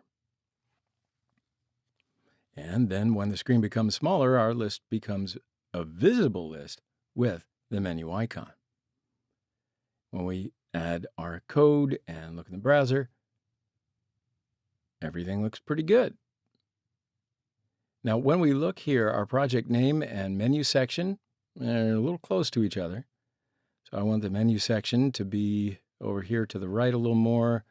So for this, I just add ML auto to our unordered list. And then by saying this, we just send our list over to the far right of the screen. In fact, we leave a gap here with margin, so it'll automatically adjust the gap on the left and will come over here to the right. And see, the list elements went to the right. So yeah, the navbar section is now ready. So I can write navbar section as a comment on the codes that we prepared for this section. And if somebody comes along and needs to edit, or if I hand this project off to somebody, they're going to be able to see that the codes I wrote belong to the navbar section. Okay? So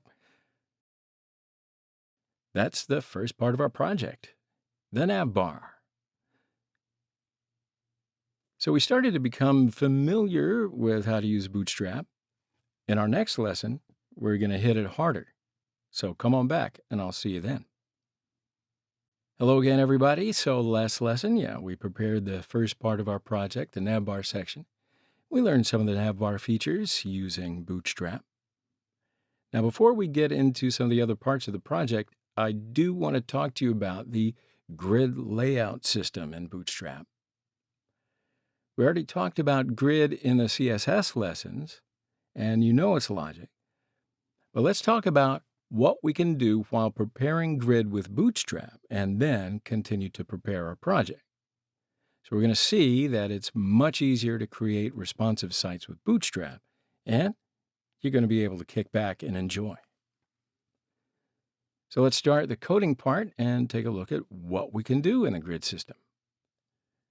Now, naturally, I'm not going to want the codes that we prepare in this lesson to be in the same place as the HTML file that we prepared the project in. So I prepared a new HTML file and continue from there.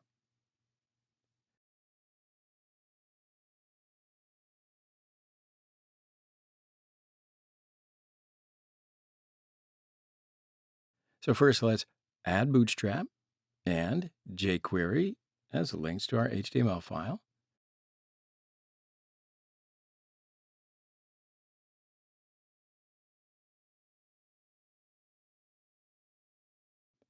And I'll also write grid layout in the title section of the HTML file. Now, I'm sure you remember from the CSS lessons, responsive web pages with a grid were very easy, and it's going to be even easier using the grid layout in Bootstrap. All right, so why don't I just shut up and have a look at the grid system on the Get Bootstrap site. So first, let's click the documentation, and then we click on the layout. From here, click on grid. So here we see the divs using special classes of Bootstrap. And as you can see, there is an outermost container and a row and the 3 columns that it covers. Now, when you go down a little bit, we can see the grid options. And as this lesson progresses, we're going to explain what they mean, so don't worry about it. Now, here you see 2 rows of equal width and 2 columns in the first row, 3 columns in the second row. And then when you look a little closer, you see many grid features.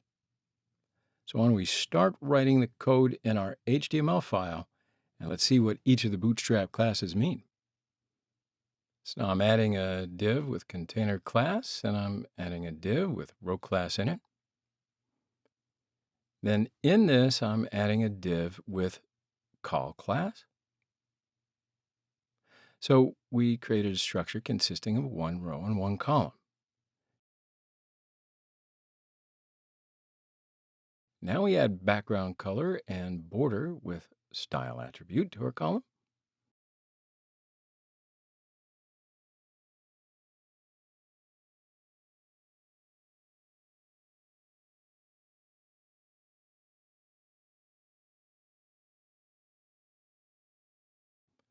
And I'll write column in it. Now, when we look at it, there is a column that covers the entire screen width.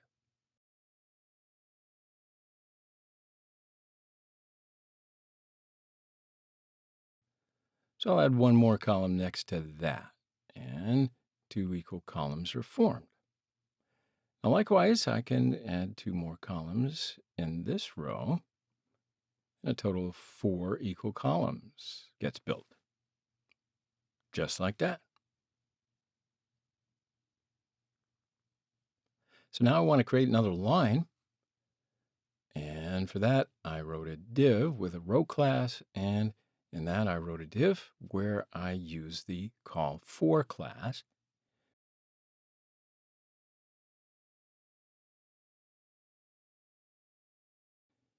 Likewise, I added a different background color and border.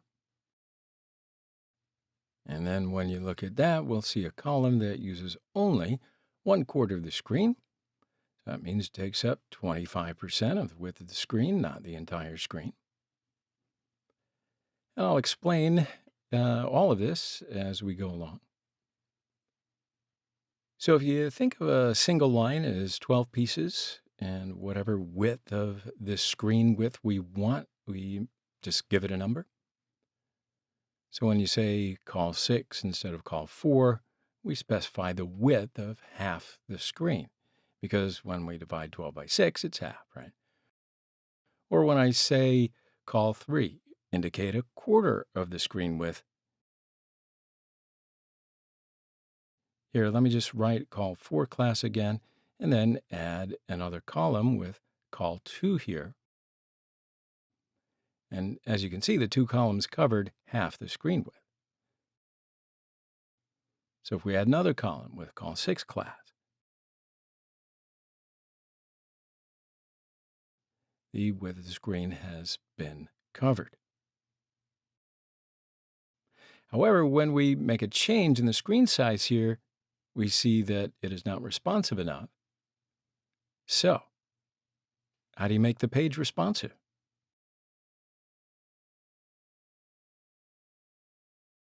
Let's go back on over to the Bootstrap site, and let me show you a couple of tricks.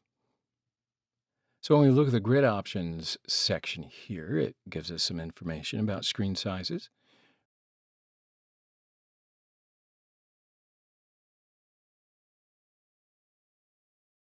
For example, when we say column D or column medium, it'll apply the size that we want to apply according to the tablet and larger screens. Or when we say call large for 960 pixels and above, it'll look the way that we want it to on laptops or bigger screens. On smaller screens, it's going to look different. So I think that we can understand that better with code. So I'll create a new row in our HTML file. I create a column with different background in it. So I'm just writing the call MD6 class here.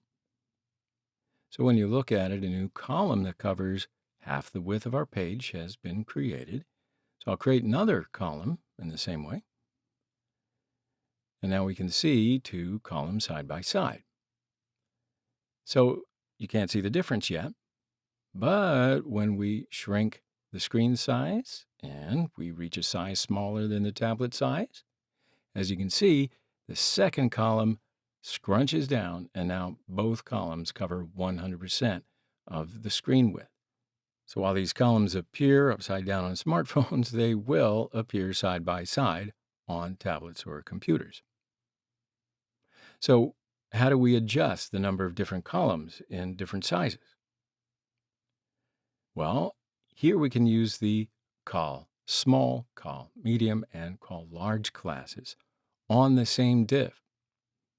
So let's create a new row and create a column inside with a different background color. And I'm adding the column large 3 class here. So this means that computers or computers with larger screens will cover 1/4 of the screen. So I'll add call medium 4 into the same div. So here this says 1/3 of the screen on a tablet or larger screens. So now if I add the column small 6 class, it will maximize half the screen of the phone. So I create a total of 4 columns in this row in the same way.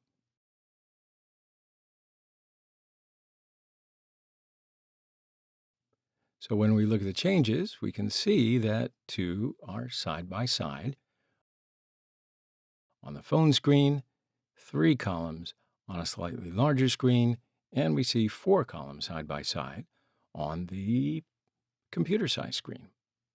So in other words, by using these classes in the same div, we can easily get that view that we want, right? So that's the grid logic in Bootstrap, and you can see how it can really speed up your process.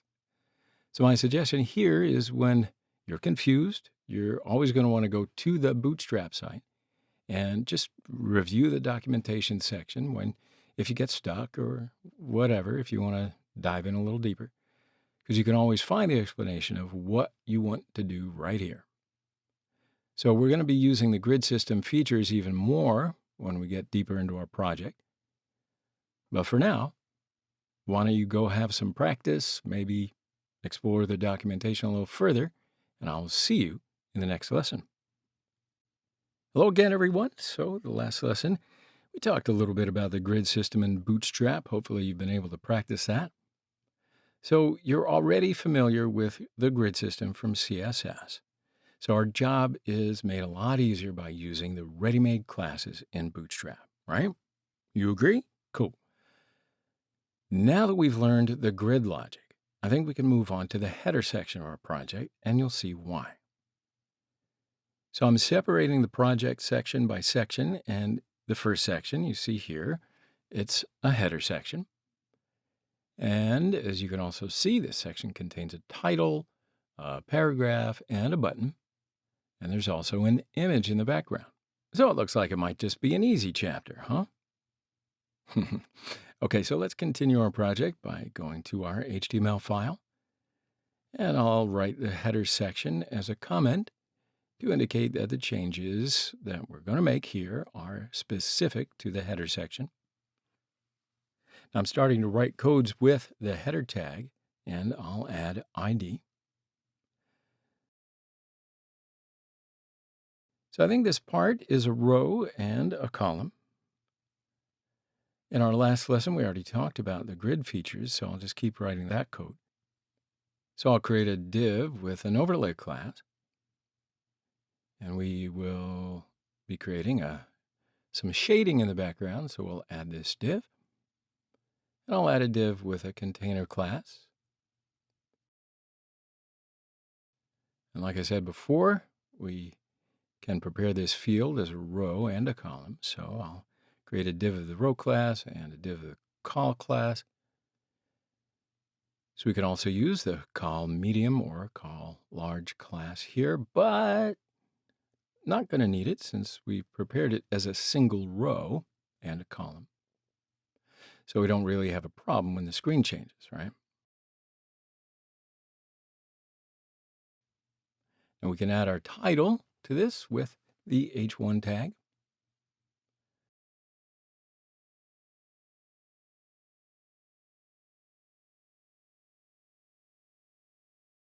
All right, so now it's time to add the paragraph and button. So I'll add the paragraph first, and I'll add a button with a button tag. All right, so now let's take a look at what we're doing here. So our title, our paragraph, our button, that's already. Not exactly where we want them though, huh? So for this, let's add text center as a class to the div, which will have row class. So now when we look at it, it is centered horizontally.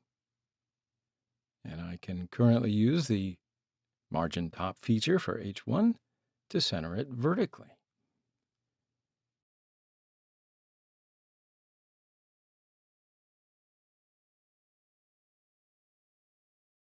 But when we start preparing our CSS file, we can make a different edit. So let's see what our page looks like. And as we can see, it's now centered. But now I want to change the look of our title a little bit, don't you think? So let's go to the Bootstrap site for this documentation. Then I'll click on Content and Typography. So have a look around here. A few things to choose from. And you can see the titles will change according to the display class we use. So let's say I want to add display 3.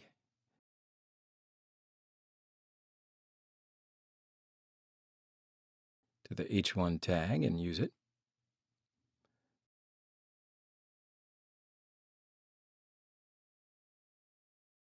Looks a little big. So if I write display 2, the title part looks even bigger.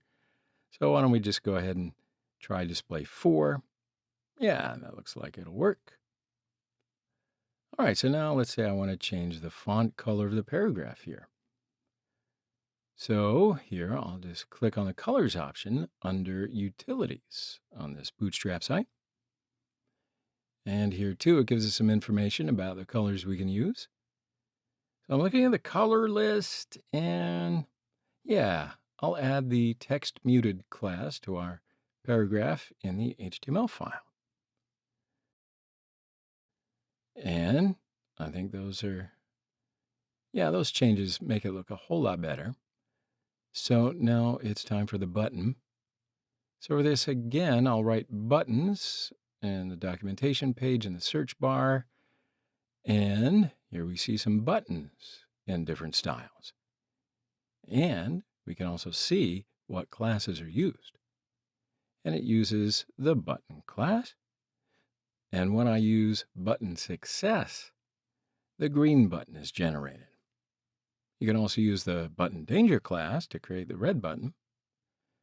And scroll down a little bit and look at the outline classes. Yeah, so that looks a whole lot better. Now, the buttons here also start with the button outline class.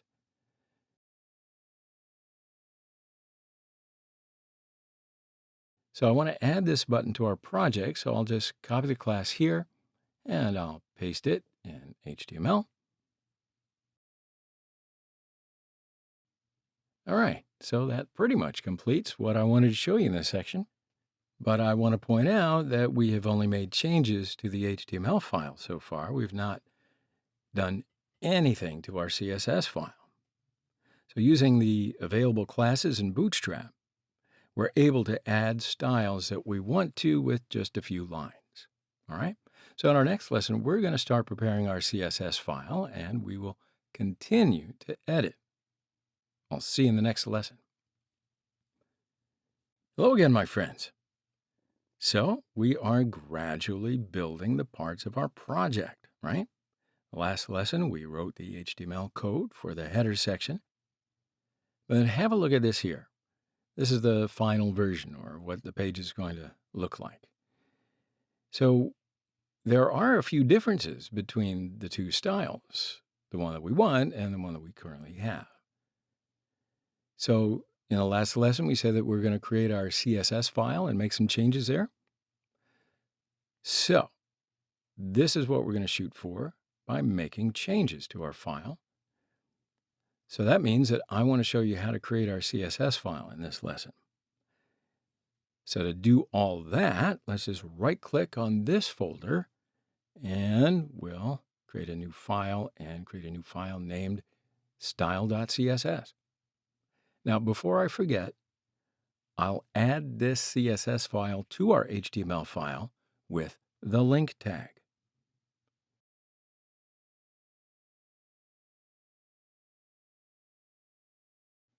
Now, that's really important to note here. We've got to add this link tag after adding Bootstrap CSS, because the changes in Bootstrap will be loaded first, then the changes that we prepared. Get it?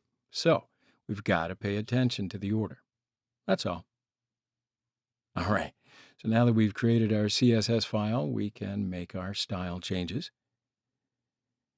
As you see here, I do want to make this border in the navigation section. Now we used the navbar class when we created it, so I'm going to write .navbar in the CSS file.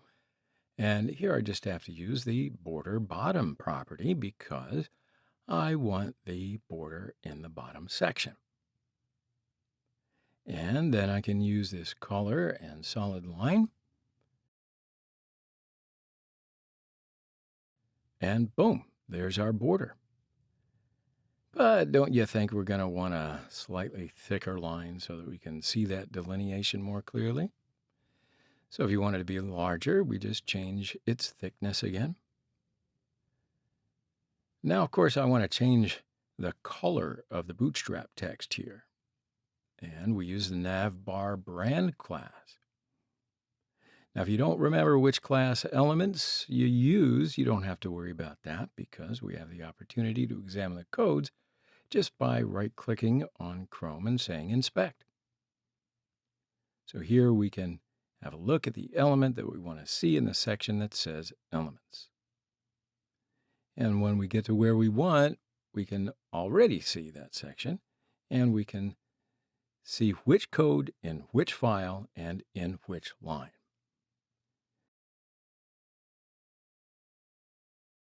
Now, when we look at the Bootstrap section in here, we see the navbar brand class.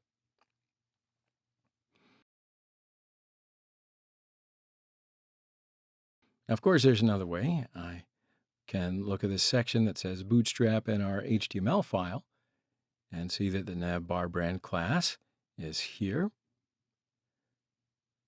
And now we can change the color of this post in our CSS file.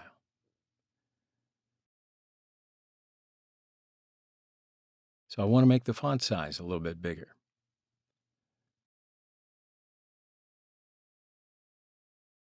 So let's look at the changes, and yeah, size has grown, but the color has not changed. So why do you suppose that happened? Because here we use the Bootstrap class, and codes written in Bootstrap dominate any codes that we write. And that means any Bootstrap style changes will persist. Of course, it doesn't mean that we won't be able to make the changes that we want. You just got to know where to look. So let's have a look at which class was used before this navbar brand class. And we see navbar class is used here. So while writing the class name in our CSS file, we first write .navbar and then .navbar brand. So here we say to make those changes to the navbar brand class within the navbar class. All right, so that way we make the place where we want to make the changes more specific. And that makes the change that we want. Now, secondly, we got to write important next to the code that we want to make the change in. So when we have a look at that, that's how we see the color that we want. So in other words, we've stated that this code that we wrote here will have priority, and then the change that we want is realized. Okay? So now it's time for the links here. So I want these links to look a little cleaner, I guess. So I'll write .navlink in our CSS file. And I'll write text transform uppercase for all these letters to be uppercase.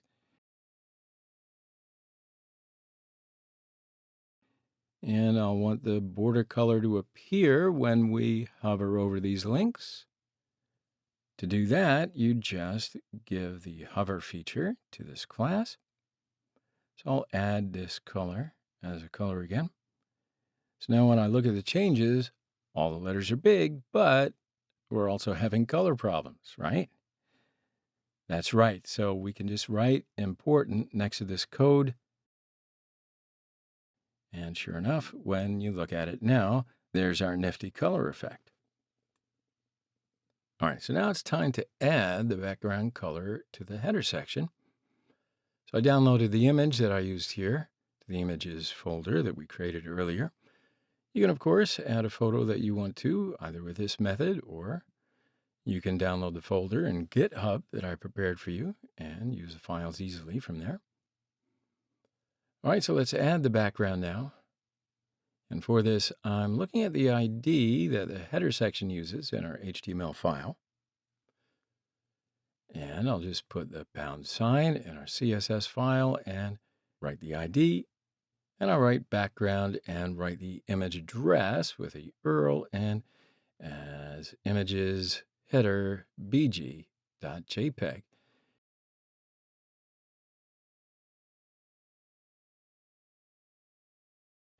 And I'll write no repeat so that the image does not repeat. I can write cover for my background size. And let's have a look at the changes. So the background comes up, but the height doesn't fill the entire screen. So I'll write height 100. So here I'll say maximize the screen. And yes, there are the changes. But the articles that we added here are not clearly visible. So why don't we take this section a little higher so that we get a better view? And we'll change the height value that we give the H1 in the HTML file. So if you recall, we didn't prepare our CSS file while preparing the header section. We wrote the style changes for H1 in our HTML file. But now our CSS file is ready, and I want to write these style variables there.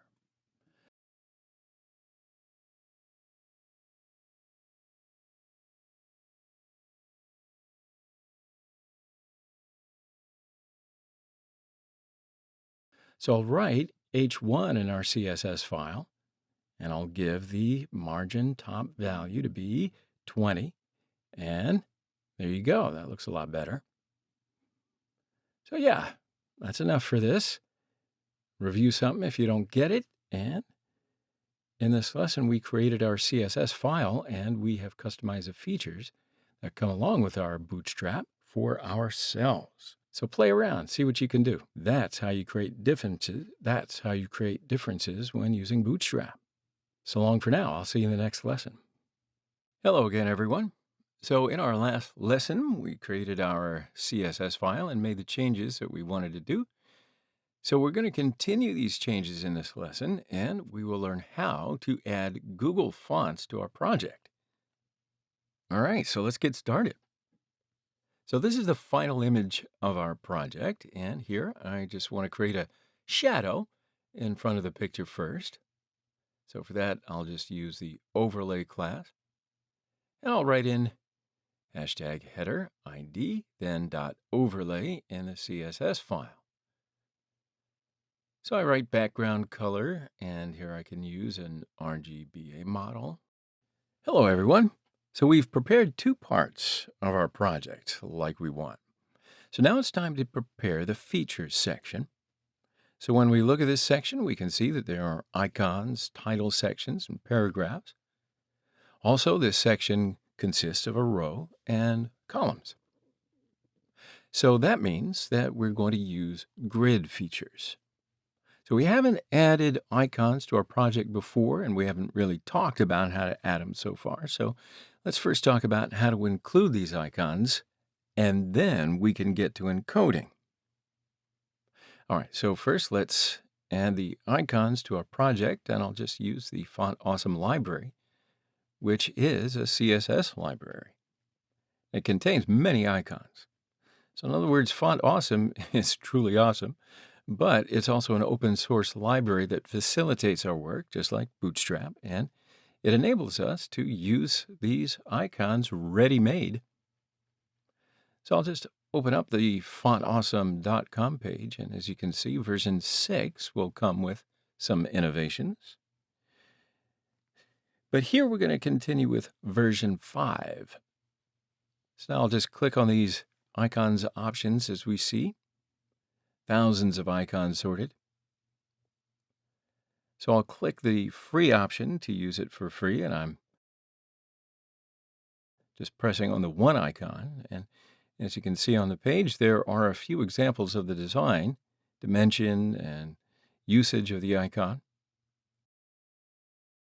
So it gives us the codes of the icon when we press here to use it. However, before we add this code to our project, we should add the Font Awesome library to our project. Just like Bootstrap, we can add it via CDN or download the Font Awesome library onto our computer. So I'm just going to use it again via CDN. I'll click on Start Free. course, you can use a pro membership if you have one, or if you want to get the, well, just more benefits from Font Awesome here. But the free part's going to be enough for us, so I'll leave that up to you. But indeed, an email address is requested on this page, and the verification code is sent to the email when we write and send it. All right, so now I'm going to get the font kit that I'm going to include in our project.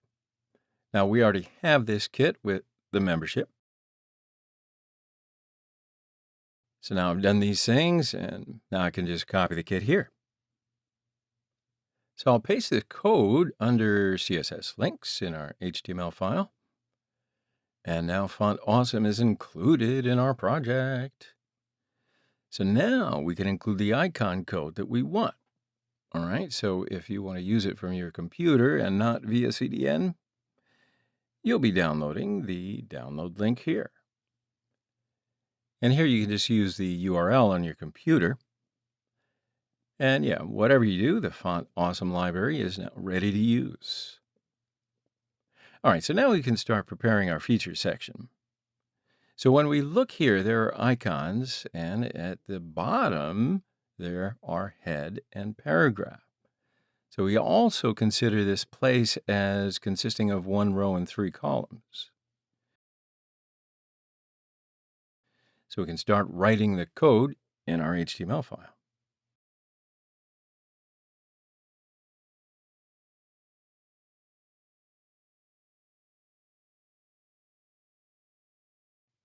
So I'll start with the section tag and write features ID.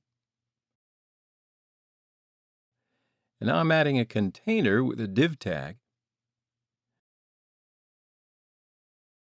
I'll add another div for the row and write row class. And now by adding a new div tag in this div, then I'll also be able to add the first icon. So I'll go to the Font Awesome site for this, and I'll just copy the icon address that I'm going to use. And then I can paste it into the HTML file. All right, so our icon is ready. So now I'll add a header with H3 and add 1 paragraph.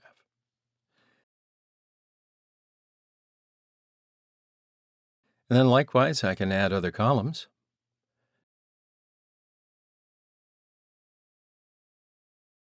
So I'm editing icon codes and title sections.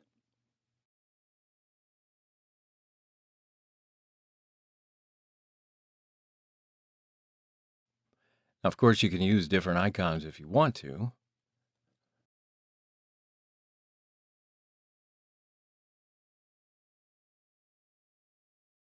But let's just see what have I done after adding these fields.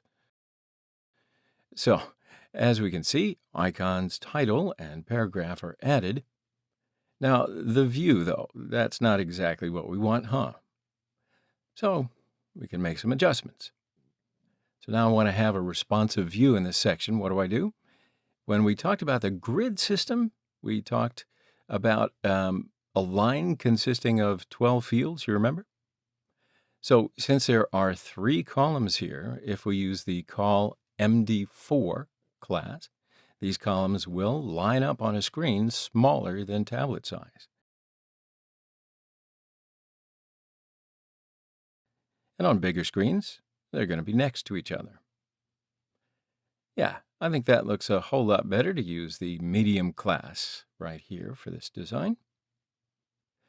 And sure enough, when we minimize the screen, the columns come down, and when we enlarge the screen, we can see them side by side. Very cool. So what we have done is we've prepared the HTML code and Bootstrap features for the features section.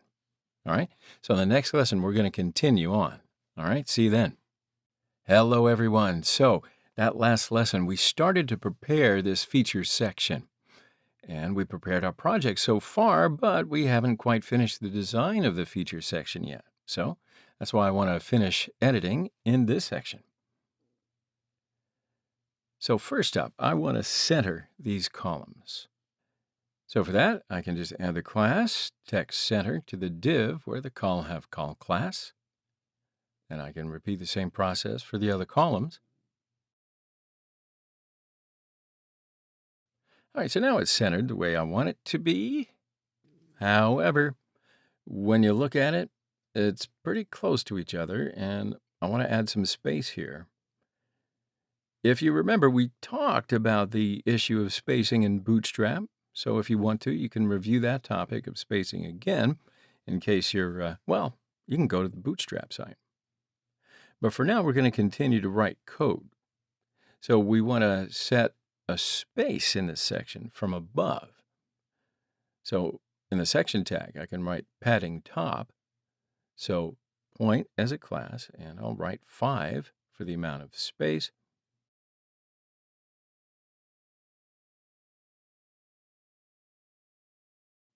And when you look at it, you can see the section's now gone down 5 units. Now to increase the space, let's say I write MT minus 5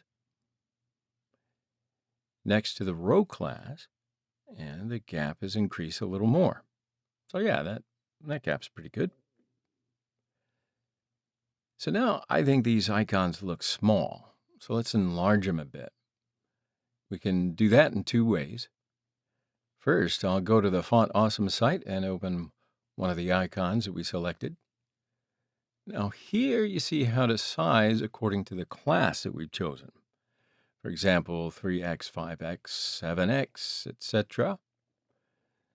So if I go to the tag with the icon in our HTML file and write FA-4x, so Font Awesome 4x, the size will grow. And have a look.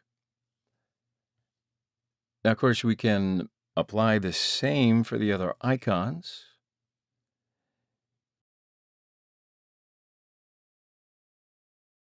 And then let's go to the CSS file, and here are the font size for icons.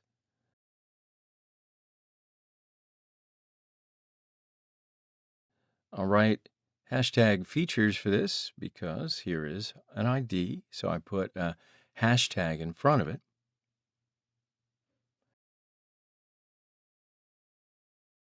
So then I write the class name that we'll use for icons and give the font size.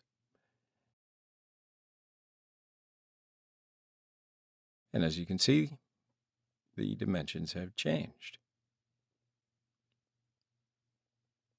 Of course, if you want to, you can use ready-made classes that Font Awesome has for us, or we can make changes to our CSS file. Now, I typically prefer to use Font Awesome.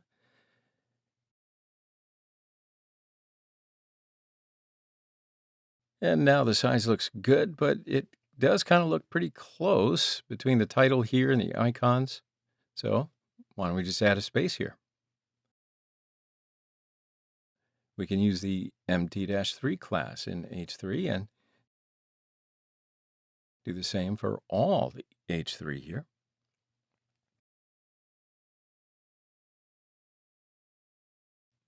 Yeah, okay, that looks better.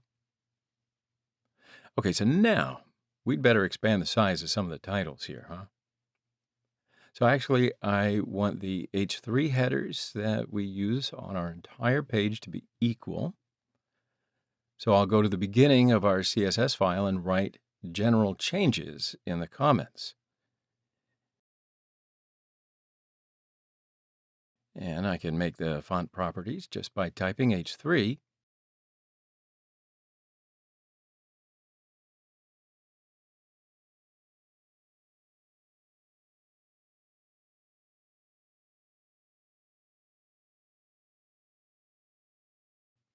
So all the H3 that we use on this page will have these features.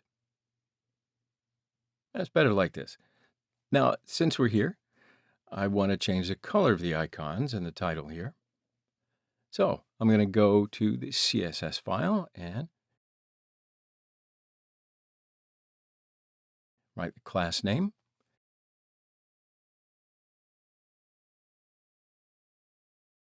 Then I can write the color, and that's the color that I want to use here. Now the icon's color.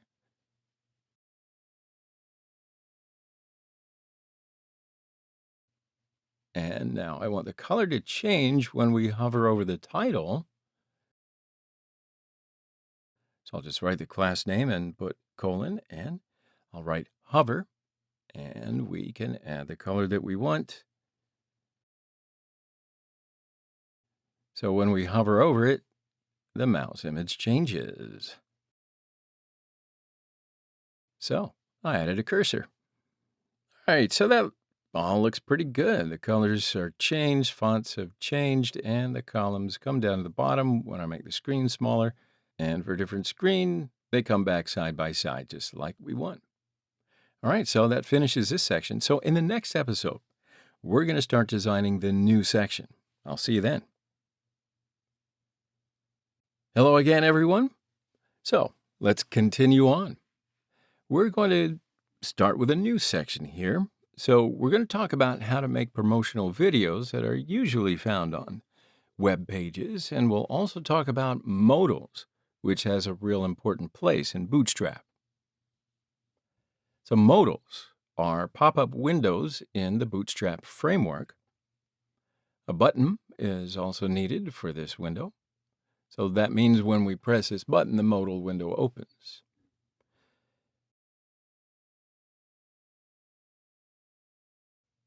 All right, so let's start writing our HTML code and see which code we're going to need.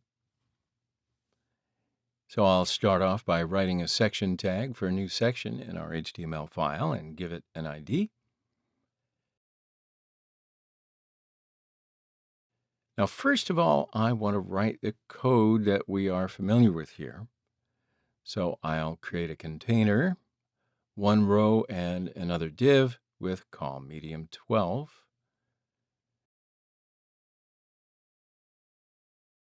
And I'll add a title and a paragraph inside this column.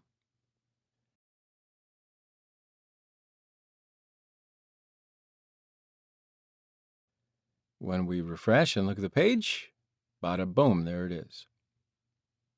So I'll add a text center class to the column just for the average of our page.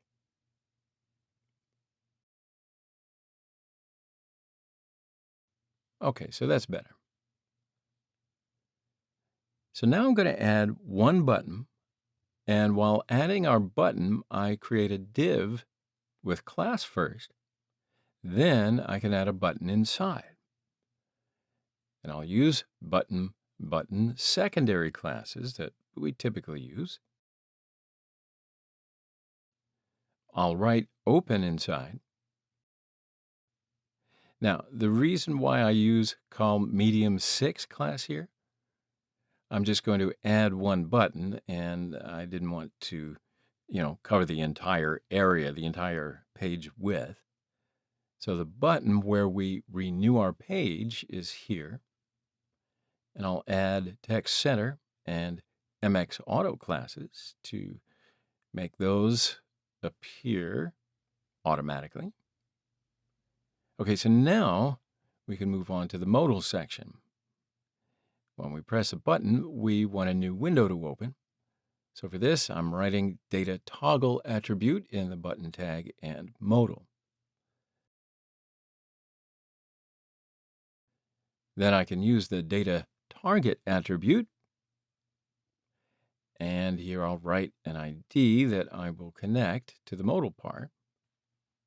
And remember to put a hashtag in front of it. So now let's start writing the codes for modal. I will be back here again. So now let's go to the Get Bootstrap site and examine the modal page a little bit further. So open up the documentation page and write modal, and there's the page. Now, as you can see, HTML, CSS, and JavaScript are used. And when we look at the examples, it uses modal class. What do you think? Pretty good guess, huh? So here's the modal title, body part, and buttons. One more button to close. And of course, different styles of modal. You can keep scrolling all the way down. So I'll press the button and I can see what it looks like.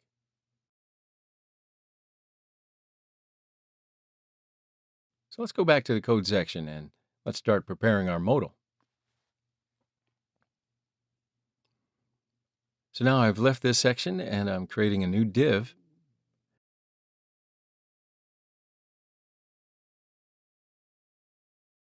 And for the ID, we can use this, which we write data target attribute.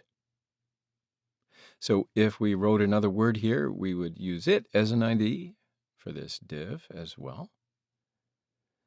So basically the ID here is not an ID that we just, randomly attribute. So I'll add modal as a class and add the fade class for effect. So now we use the attribute dialog for role.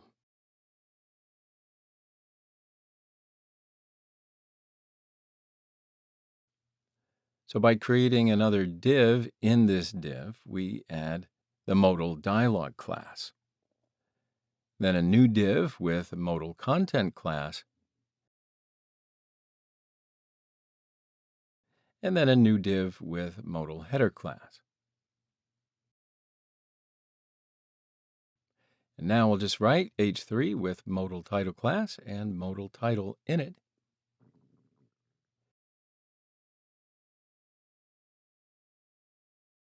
We will add a close button. So I add a button, write close as the class, and when we close it, we'll write data dismiss modal for modal return. Now I'll just write and times, and I can put a semicolon for this button just to appear as X.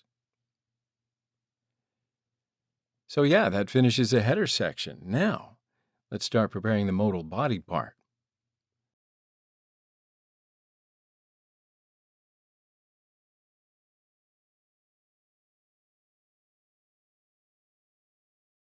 And then I'll write a div for the modal footer, and I'll add a button here. And then I'm syncing the data dismiss modal again here, and write close.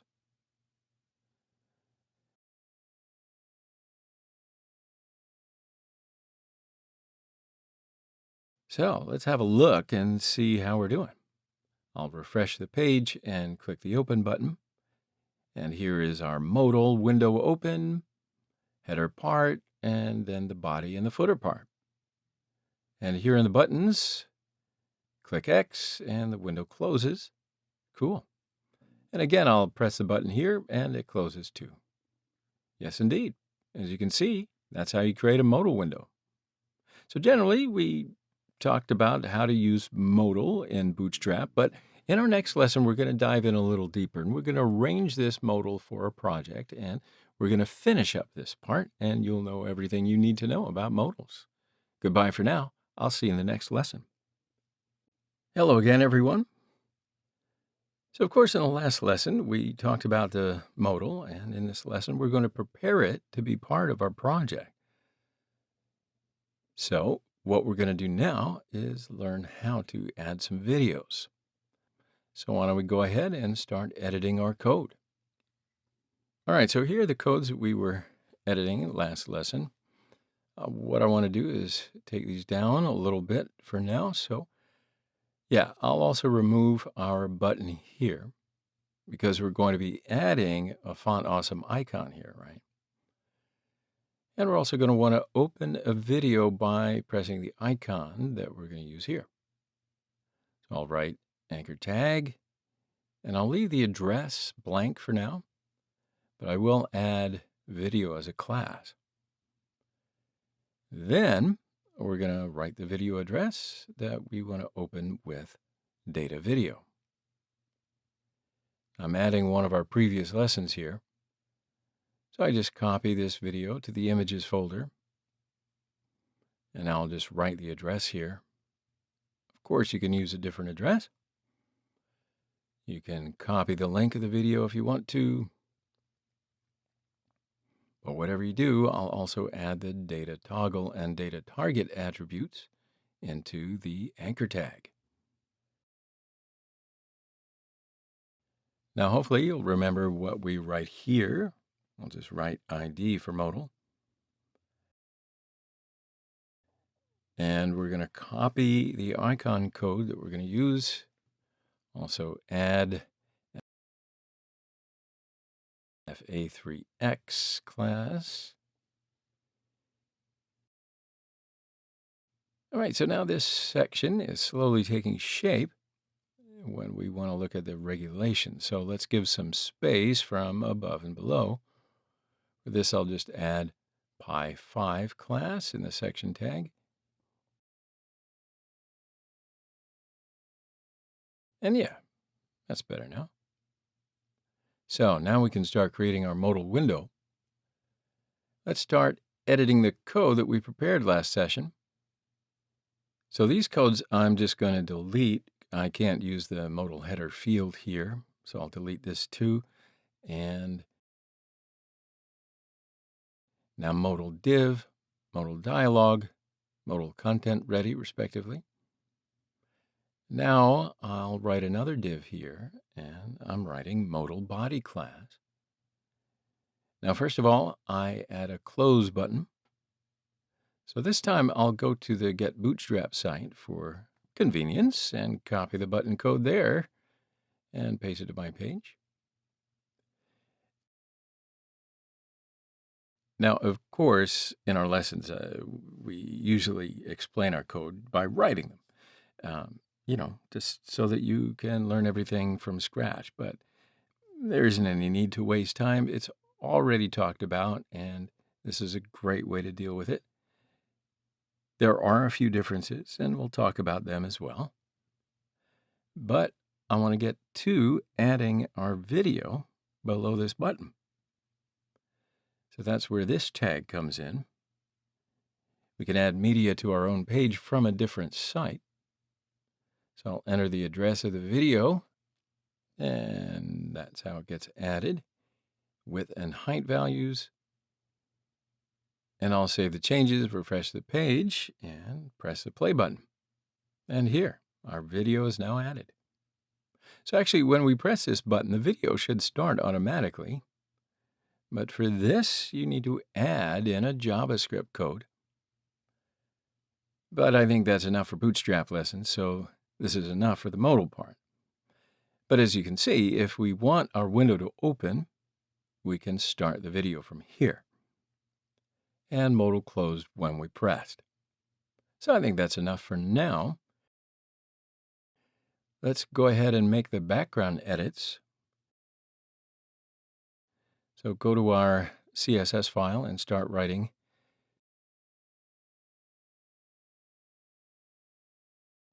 So we write our ID and we add an image for the background. I can use a JPEG in the images folder, and I'll add a URL to this. But we're going to continue editing. So I'll make the background repeat. And I'll give it a position, attachment, size, properties.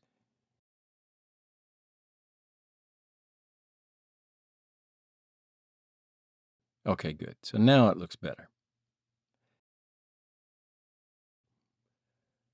So I can also change the color of the play icon.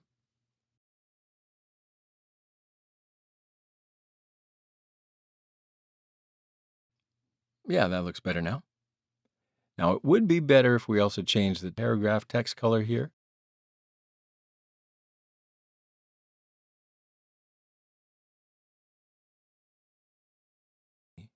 Yeah, that looks much better.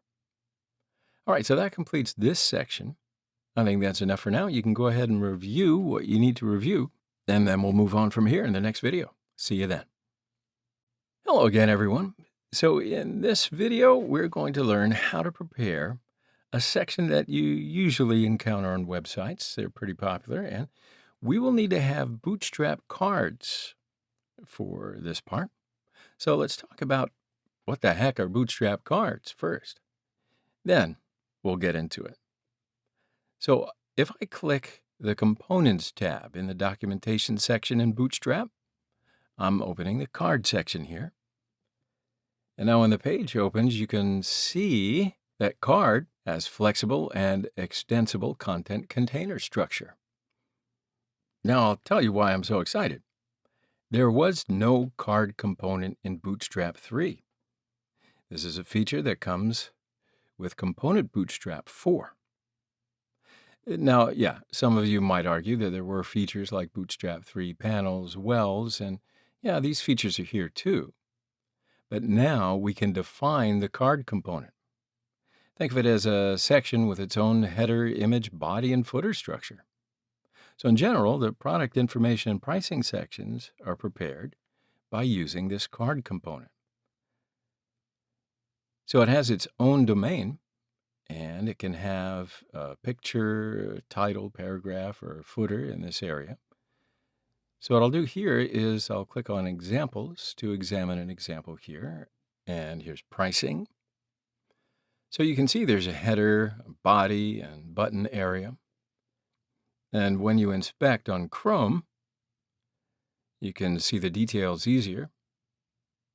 So here are the card sections, and you can also have a look at some of the other details and all the different parts of it. Now, I want to talk to you about card contents from scratch in this lesson. Then we're going to continue with our project. So I am going to be creating a new HTML page, and I'll write these lesson changes here. So now let's first examine the part of the Bootstrap card on the Bootstrap site, and we'll have a closer look at the examples here. So now we have an image, title, paragraph, and a button. And just like we see in our first card example. And a card class was first used to create these fields, so we framed it this way. Now, right after this, there is a card image top. So this includes its title, paragraph, and a button. So now we're preparing our card in a very specific way, or just one body as we see here. Or this way, we can create our own card area. But the important thing here to remember is to describe what kind of space you want. And how to add these fields is right here.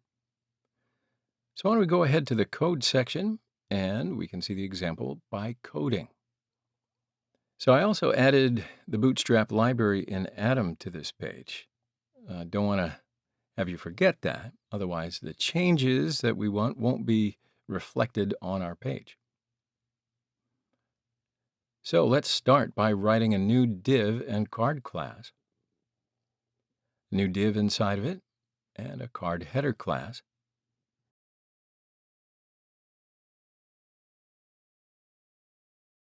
Then img tag with card img top.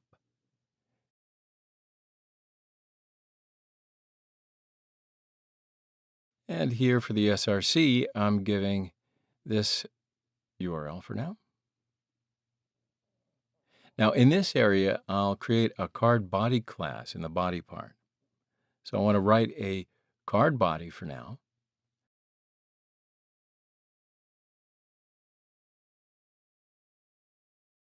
If we want to create a footer area, we can go ahead and use the card footer class. So I'm writing a card footer in here. Okay, so let's have a look at what we're doing. And yeah, here we have an area divided into three parts, header, body, footer. And sure enough, the area is divided into three parts, header, body, footer, and image. So now let's start filling in the body area. First, I'll add a title with h2 and as a class card title. I'm writing a card title here to see all the different fields clearly and other areas. Okay, so now let's add one paragraph, and here we can use the card text class. And look what happens. And yeah, we can see our title and paragraph in the body area. So we can create a single body here, or even a second card body. And I'll add 2 links into it. Now let's have a look at what happened. So what you see here is the header area, image, body, and the second body and footer areas. Now I want one more of the same structure, so I can copy and then paste these codes. And I'll save the changes and refresh the page. I do want to draw your attention to a particular point. So when we look at our page, these sections cover the entire width of the page, right? But I want 2 card fields side by side here. So we already know how we can bring it side by side, right? Of course, using the grid system. See, I read your mind. So I'll create one container, row, and div with call medium6 class. And I'll place the first card in the first column and the other in the second column. And yep, sure enough, when you look at it now, it's everything that we wanted. So there you have it. There is Bootstrap card logic. We talked about the cards in Bootstrap in general, but in the next lesson, we're going to start creating the card section of our project and learn a few more of the details. See you then. Hello again, everyone. In our last lesson, we talked about what we can do with the Bootstrap card component. So in this lesson, we're going to put it into our project. Now, as you can see, there are 3 card areas right next to each other in this section. So why don't we just get right to writing code without wasting any more time. Now, I've already prepared the code section for the grid in our HTML file. In fact, you should probably recognize this part of the code from the other courses in previous lessons. So we're just going to use that, hoping that you remember. So this section tag, here we used the ID again, and we used the class MT5 to give it some space from the top.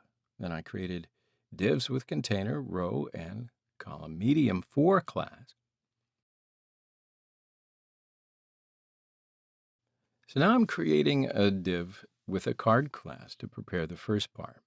And one more div with the card header class. And then I'll write img because there is an image in this section. Of course, it's in the images folder, and the name is card1.jpg.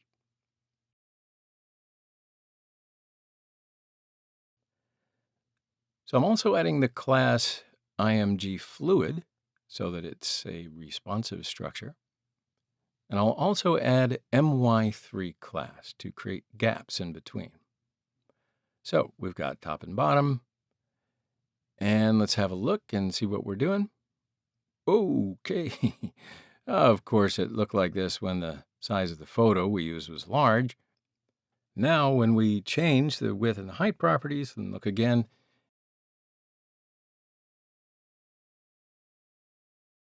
yeah, the image improves. That's good enough for now. So the image doesn't stay centered, though. That's what I want to change first. So I'll create a div with card img class. And I'm going to get this here. Then I'll add text center next to the card class. So now it should be. And we added the photo. So now we can go to the body part. As you may recall, I created a div with a card body class. I'll add a title inside, then a paragraph and a button.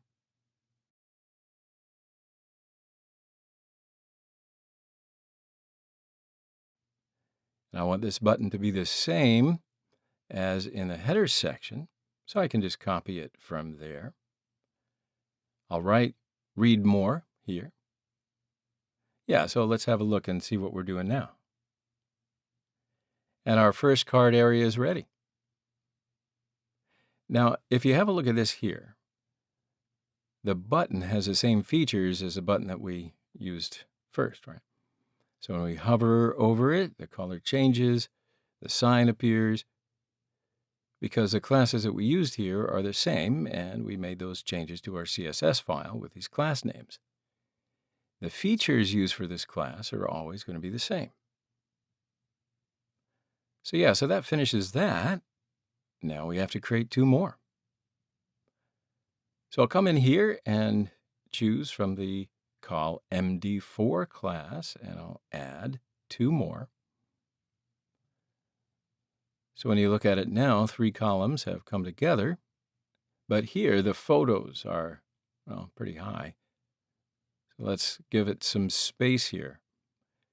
We can use the PT3 class for this. Yeah, that looks better now. So why don't we go ahead and change the photos here. I can't change the photo names in this IMG, so I can write 2 and 3. And that'll do. And yeah, that's fine. Now here we can use card classes for the title or paragraph if we want to, but I don't need to. We could also create a footer area underneath here. We could also share social media links or whatever you want to do, but that's enough for now. This is looking pretty good, so I won't need to make any changes to our CSS file for now. In fact, let's have a look at the code that we've done so far. Bootstrap is very comfortable, so I hope you find it easy to use. But I don't want you to think that you need to memorize all of the class names or, panic. Do I have to know them all? Is there going to be a test? Because the Bootstrap structure is the same in general, right? So let's say if I want to add one button when I look at it, just to use the button class, and the class is starting with button. Or remember when we were preparing modal, we always use the classes starting with modal. You're getting the idea now, right? So now when preparing the card section, the same way we wrote our code in classes such as card header, card body, card footer. So the important thing to remember then is what kind of design we want to create, and then the right way to start the project.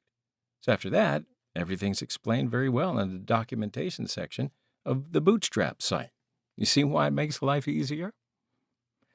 Very cool. So when we examine these different sites in Chrome and use Inspector, what codes are used in such a structure? We can see which Bootstrap classes are used, and that's how you learn what to look for on the Bootstrap site. So we've been talking to you about using Bootstrap from scratch. You're going to find that you'll develop your own methods, but it's really important to be able to do your research correctly by doing different code reviews and then applying different designs. But do your research. You're going to be able to do that after these lessons. So I think that's enough for now. I'll see you in the next lesson. Hello, everybody. So this is the next lesson, and I want to talk to you a little bit about how to put a carousel in a Bootstrap. We're going to make some preliminary preparations for a slideshow, and you'll see how to put it together. So first, I want to take you to the Bootstrap site, and we'll open up our carousel page from the documentation section. Now, when we open our page, we'll see slideshows and codes here. Now, first, here is a structure, and then there's a slide structure to which a controller is added. Then when we go down a little further, there is how to prepare with indicators, and then different structures progressing in complexity. So first of all, why don't we learn the code? And this is what I mean. So open up the HTML file for this, and let's say I want to start the code here. Now, it's going to take you a long time to write code by hand, right, from scratch. So this time, why don't I just copy the code from the Bootstrap site and paste it into our HTML file. And now we can comment on these codes. And of course, I've added this code into a container. So I'm going to state that. Yeah, so when you look at the code, first of all, there's a div, and that forms the carousel area. And this div has an ID. And of course, this ID is important because we're going to use the ID here for the controller. As you can see, we will connect with the carousel area here. And then it has the carousel slide class. Then there's another div with a carousel inner class. And of course, there are some slides in it. For example, 3 items are used here, and if we add one more, there are going to be 4 images. Now look a little closer, and here you can see the classes dBlock and W100. dBlock means display block in CSS. Cover the entire slide width with W100. And of course, we will add the visual address that we want in the SRC part here. For example, let's add some of the photos in the image folder.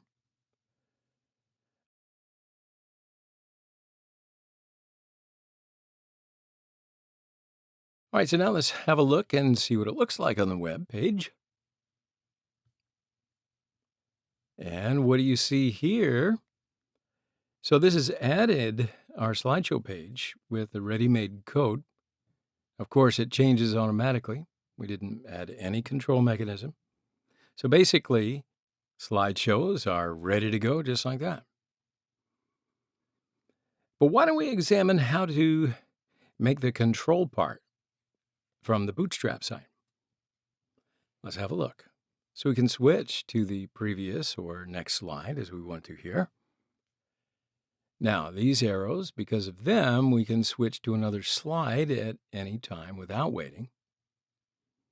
And if we look at the code section, in addition to the basic slide structure, 2 anchor tags are used. And what is this here? This ID here provides a link with the href attribute inside these anchor tags. So now I'll copy these anchor tags and I'll paste into the carousel area on our HTML page.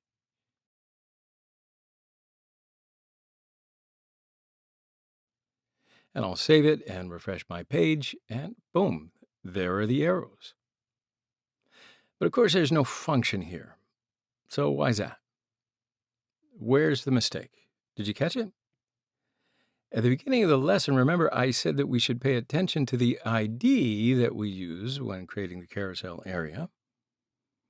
Okay, so when we look at the code, these 2 IDs are not equal. So that's why both these structures are not connected to each other. So why don't we go ahead and make these 2 IDs the same. And let's see it in action. So there you go. The arrows have gained their proper functionality. And now we can switch between slides just the way we want. So what you saw here is we've created the structure that we want to easily just by using a code that's already written in Bootstrap without writing anything extra. We just added the images.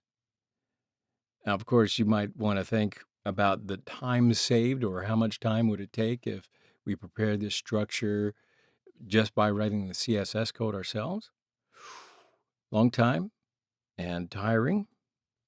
But here, this is what I'm trying to say, Bootstrap makes our lives easier.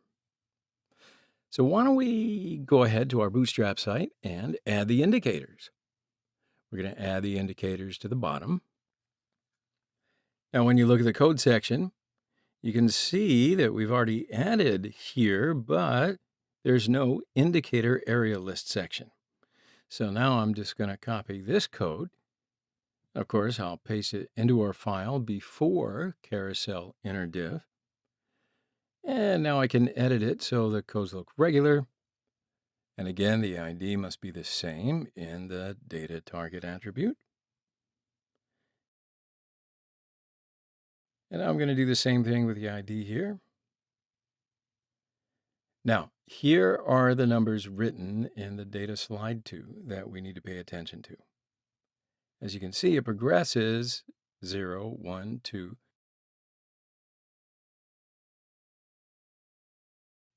Now, when we save and look at the changes, the indicators are added to the slideshow.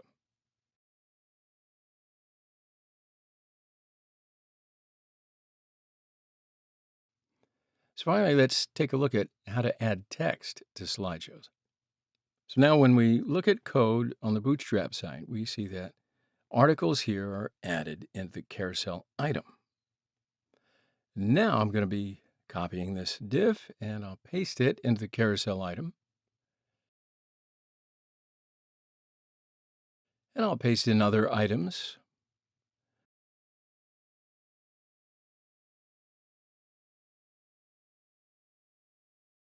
I'll look at the changes, and sure enough, the text section has been added just the way we want. So there you go. There's a few areas that are required for slideshows. We prepared a slideshow for our project with 3 images, and we've also learned how to prepare a slideshow with Bootstrap. Now, in the next section, we will prepare a slideshow that we're going to use in our project. See you next time. Hello again, everyone. In the last lesson, we talked about Bootstrap Carousel as a component so that we can prepare slideshows. Now, in this lesson, we're going to add slideshows into our project. Now, since the last lesson was already talking about certain details, I have already prepared code in this HTML file. So why don't we just go over the code if you want. Then we can start preparing the CSS code. So first of all, here's a new section, and I've used the testimonials ID. And in this section, I use the text center to center the articles and the py5 class to have space for the other sections. And I created one container, one row, and one column. I'm using the column medium 8 class here, and we use MX auto class so that it gets centered. Now, unlike our previous lesson, we will use the carousel area. We're going to make it a little smaller. So we're going to want our page to use this much. All right, so we used column medium 8. Now, here for the carousel area, I'll use my carousel ID. Now, as you know, the ID that we use here is very important to provide the other area connections. For example, we'll use this ID for the indicator section here. Then there is the carousel inner class. So we add items here. So I've added 3 slides. I've added separate photos for each, and there are text fields. And I'll use the image FLUIT class for the image. And I use the carousel caption class for the articles and added the articles to it. And here we've added 3 slides. Cool. And then finally, I place a control section here. And I've added our ID here again. And that's all of our HTML code. So there you have it. It's a basic tour of our basic functionality.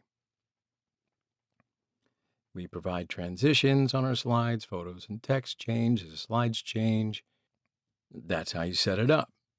And yeah, you can see the slideshow is ready and it's prepared just the way that we expect it to be. And our work is actually progressing pretty quickly.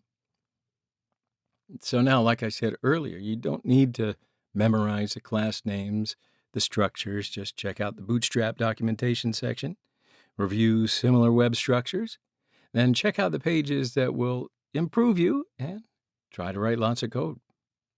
For example, when you're browsing a page, when you think about the section code, you can examine it in Chrome. Just say inspect. And it'll all be very useful for your own development. All right? So I want to see you in the next lesson. we're going to take this a step further. Hello again to everyone. Now, we're going to take you through some slightly different topics for today. CSS Z-index. Now, before I start the next part of our project, I do want to explain this subject in, well, some pretty decent detail, because I want you to have a look here. There are boxes that overlap in this section of our page. But to date, we've always positioned boxes side by side or on the bottom. So that means that we've always used the X and Y axes. We've never packed the boxes, and we've never used the Z axis. Here we're going to learn the information that we need so that we can use that Z axis and overlap the boxes. You get me? All right, so let's start by creating a new HTML and CSS file, because I'm not going to want to mess with the code in the project.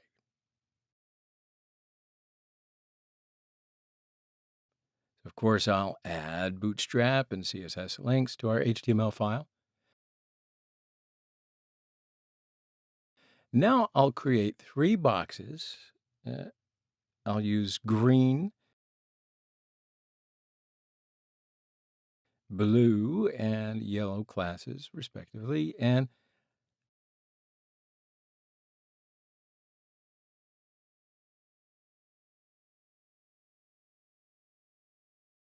I'll just switch on over to the CSS file.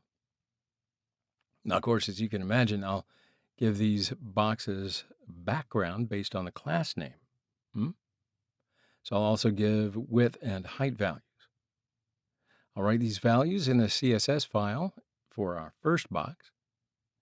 Then I can give values for the other boxes. I can just copy them from here, and that'll make my job easier. Of course, I'll just change it where it's necessary. And yep, when we open our page, our green, blue, and yellow boxes are ready. And see how the 3 boxes are placed, one right after another. So now we want to overlap these boxes. And as we've seen before, the order in which we create the divs in our HTML file, that's the order that they show up sequentially. Because, as you know from CSS, the default position value of these divs is static. So what do you think? How can we stack these boxes before talking about our Z-index properties? So one of them may be to use these divs intertwined. As you can see, our second box is on the first box. But we know that when we use it this way, box 2 and box 1 are not hierarchically the same. And here the blue box is now the child of the green box. And we know that child elements are dependent on parent. But when they have the same hierarchy, they are ranked the same way. So now let's look at it this way. You can also use the position properties. So what happens if we give position absolute to all boxes? Yeah, of course our boxes will overlap. And since it's all the same size, it looks like it's just one yellow box. But we know that at the bottom there is the green and then the blue and then the yellow.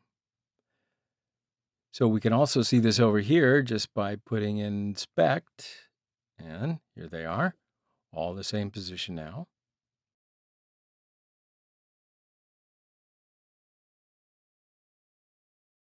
And here we can see that they overlap by making the margin value the same as the blue and yellow boxes.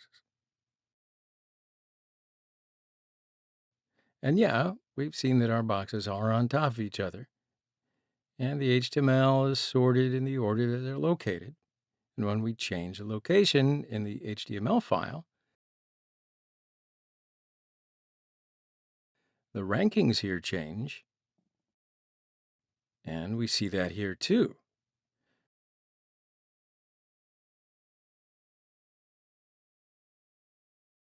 So let's go on back to the original for a second. Bear with me. Now, from the beginning of the lesson, we've actually talked about what we know. We changed the position of the boxes by making changes to the HTML code. It's not going to be enough for us, though. because we need it to work more professional and certainly more complex. All right. So what would you do? Well, that's where CSS code comes into play. So now we can start talking about the z-index. First, we can say default z-index values of all elements are 0. And if we come in here and give this element a z-index value of 1, this box has come up to the top, as we see.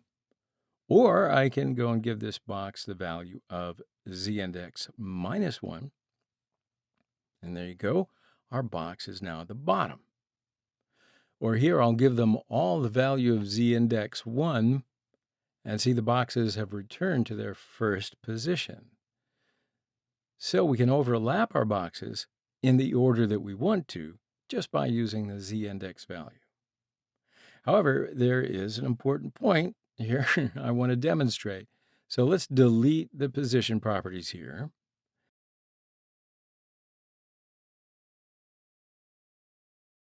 And we'll set z indexes to be 1, 0, and minus 1, respectively. Now, you see that the ranking is not what we want? This is because the z-index only works if used with the position value. And here, the default position value should not be static. So if we're going to use the z-index value, we need to use one of the positions to be absolute, fixed, or relative. Well, so let's give the position a fixed value in this box and give the z-index a value of 20. And there it is, it's up at the top. So yeah, that's what you can do with a z-index for now. We'll continue with our project in the next lesson. I'll see you then. Hello again, everyone. So today we're going to walk through a very easy section. Now, we have a section with a photo and a paragraph, and here's a header and a button. So this is a lesson that we will prepare with filters. So I'm going to start to write our code in our HTML file.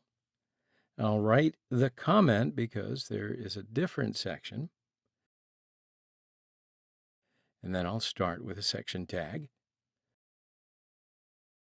So I give an ID and leave a space.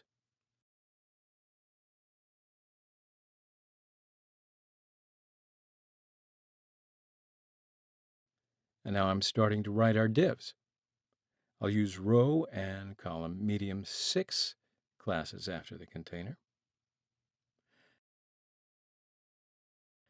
Of course, since we will have 2 columns, we'll use column medium 6. Now here I'll create another div to enclose the writing area. So I'll give a class name and add text center class. Now I'll add our title in order, then add the paragraph, and then add one button.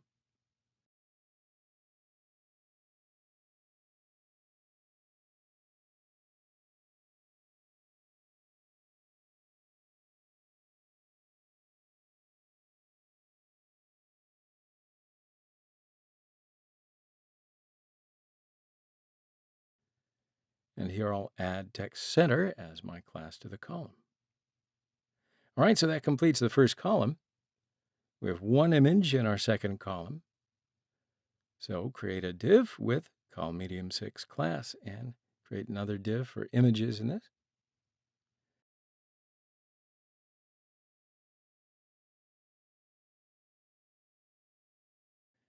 And now I'll just add the photo, and here I'm adding the IMG fluid class, and that's makes it responsive.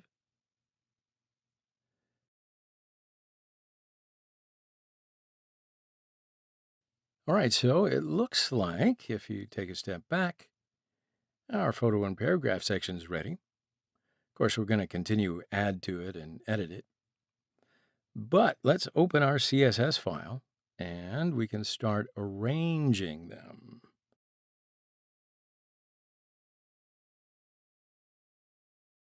So first, I'll write a section ID and add a background color.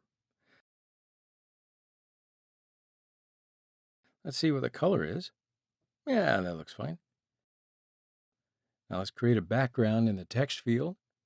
So I'll write the div class name where this field is, and I'll give it a background color. So now I want the height of this writing area to, just get a little bigger. So I'll give the first value. Now, I want to get it tight in on the picture. So for this, I'll give the margin right value -50, because as you can see, I want it to just have a very narrow edge.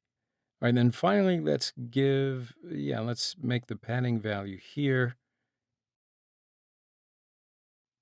Give the margin top value for this image and average.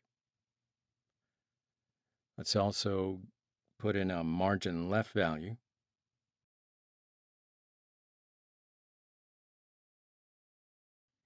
And you remember in the last lesson, we did the z-index value to be 50. Of course, I don't want to forget to give a position value.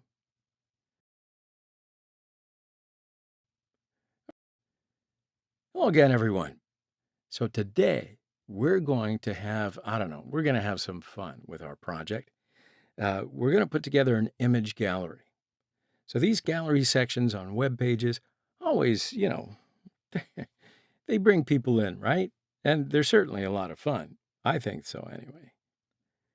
So in this lesson, you're going to love it as much as I do, because we're going to put in some effects. So I want to get started without any preamble. So let's get into our HTML file. So first I'll create a new section tag and I'll give it an ID. Of course, we'll create the container first. However, this time we will use container fluid instead of the container class that we always use. Why? I heard that. Because we want all the screen sizes to be 100% of the container width. Make sense? So that means that we're going to prepare this section to be 2 rows and 4 columns. So I'll create our first row and then the first column. And here I'll want to do this, and I'll use column medium 3 class. And I also add a column small 6, because I want 4 columns to appear on tablets and bigger screens, and I want 2 columns to appear on smaller screens. Cool? All right, so let's take a look at what we need to add to this column. So first we'll add an image, and then we'll add an overlay. And the text that appear here will have that effect when we hover over it. All right, so in the column here, first of all, I'll create a container to cover what we're talking about. And then I'll add an image.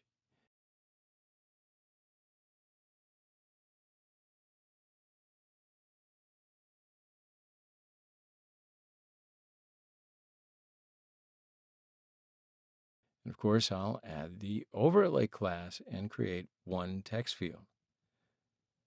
And now I'll add h4 and a p tag here.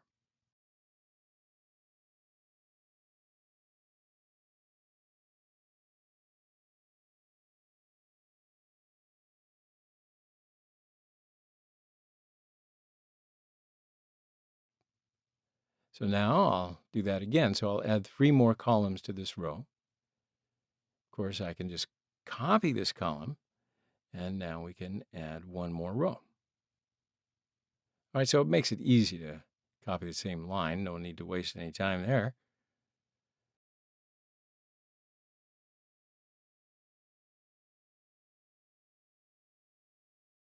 So the photos and the articles here will change, but we can do all that later. So now when you look at it, we have 2 rows and 4 columns in this structure. Okay, so we haven't created the CSS code yet. This overlay class is not displayed properly. But now that you bring it up, let's start preparing our CSS code.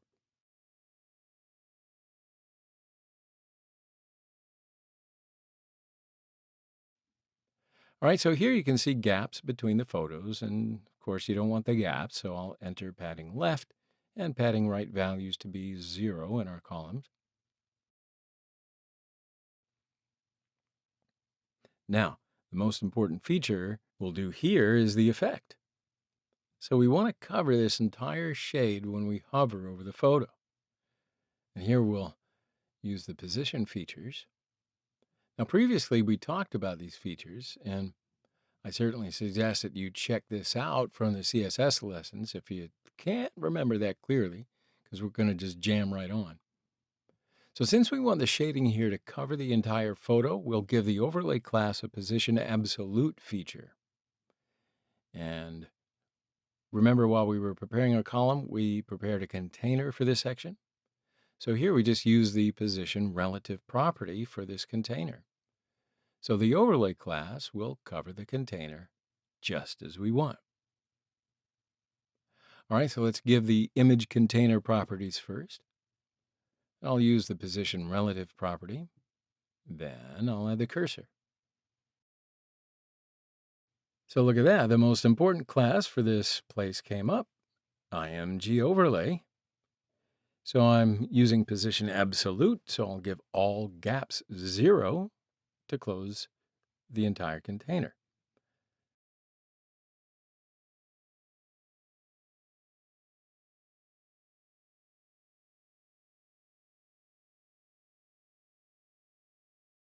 I'll make the height and the width value 100%.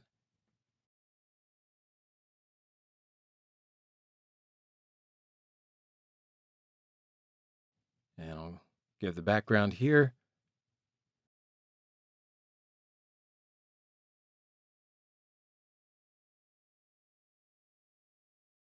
Now it's time to enter opacity, so transparency value 0. But when we come to the photo, I want the opacity value to be 0.5.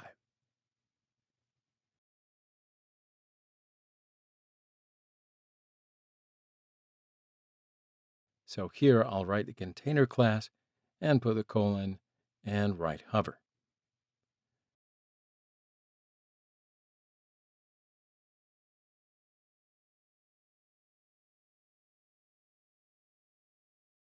Then I'll write the name of the overlay class and the feature that we want. And yeah, that's pretty good for now. Shading happens when we look at the changes and hover over the photo. I like shading, it's cool. But we need to edit our articles here too, right? So we've already created a div for text here. Why don't we look at the name class and copy it? We can start making changes to our CSS file. So here, again, I'll just give the position absolute value, and I'll use white as the color. Looking at the changes, yeah, it looks pretty good now. And I would like to mention again that we have created a container for the image here. We have added everything related to image in this container. We've added the image, then we added the overlay class for shading, finally the text class, the overlay and text classes to cover the image. First, we gave the position relative property for the container. Then, we gave the position absolute to overlay and text classes. So, go over the photo, and that's what you see. Now, of course, the photos here will change, but that's going to make this lesson particularly long. So goodbye for now, and see you then. Hello again, my friends. So we are on approach for the end of our project. And today we will prepare the footer area. So typically, what's in a footer area? I'm just going to throw in an email section. So that means we're going to put together an email section here. So why don't we just open the Bootstrap documentation section to start. I'll open the form section here. And when we open this up, we can see what we can do with forms in general. So first of all, there's a simple form structure, and this field starts with a form tag before writing the form code. And as you can see, the form group class is used for each section in the form field. So here is a required section for email, then password and a button. Different form group class was used for each of these. And as you can see, as you scroll down, there are way more examples. Examples where optional fields are added to the form control, or classes that we can use when uploading a file. So here, while creating the form fields, we're going to make changes in the dimensions just by adding large or small. Now, with the read-only feature, we only provide visibility and don't allow any changes when we click on it. Okay, so that's a pretty good tour of what we can do with ready-made code. So just again, when you look at it like this, you can include many more different designs on our page. It's going to be up to you. I'm just preparing a simple structure, an area where an email address is entered and a message section and a submit button so that it gets sent. So why don't we create our footer area and then we can edit this section together. Okay, so here I'm starting to write the code in the HTML file. Here we can just create two columns for one follow us and one more for message. So in other words, you can think of it as a single row, two column, and prepare it as such. So I'll start with a footer tag in this section, and I'll give the footer ID as our ID. Then I'll add py5 to make the space. Then I create the row and the first column.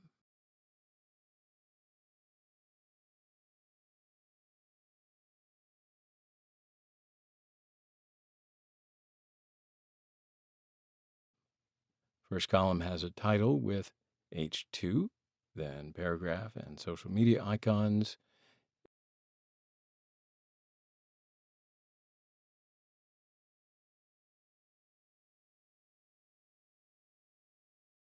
That gets created quickly. So I'm using the flex class for icons here, right? I use the deflex and flex row class. And when we look at the first column,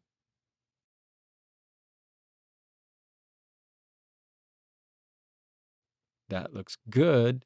Of course, the background colors and fonts may change, but we'll get that later in the CSS file. So let's go ahead and start up the second column. So there's the column, and before creating the form tag, I'll put a div and write our header here.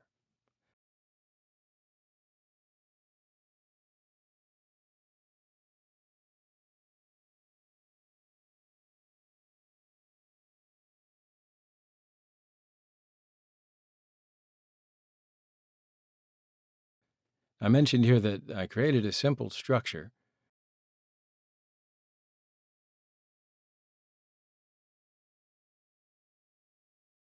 I'm creating a field for email, and I use a text class. I use a py class for space.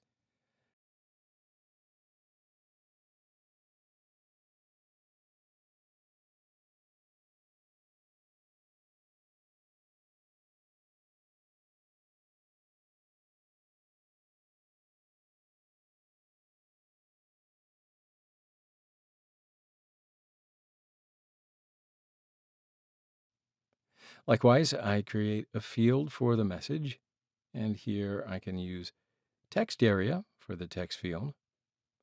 Then I'll just add a submit button, and there's our second column.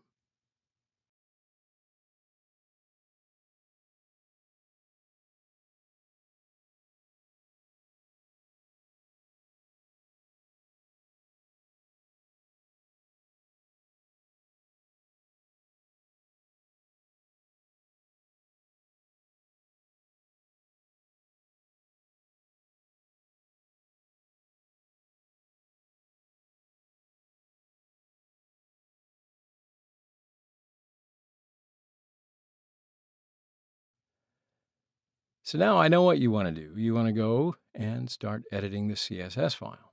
But first,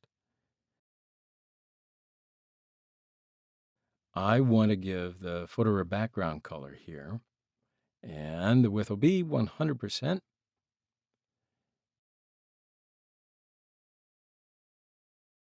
Next, I'll use margin padding and the display flex properties for the container.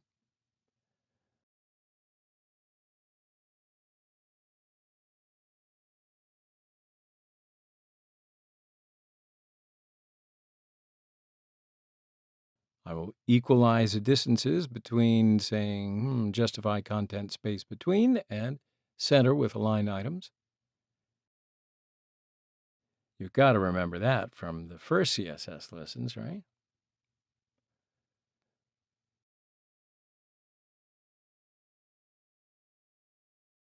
So I'll give margin value for our social media icons. And here I can change the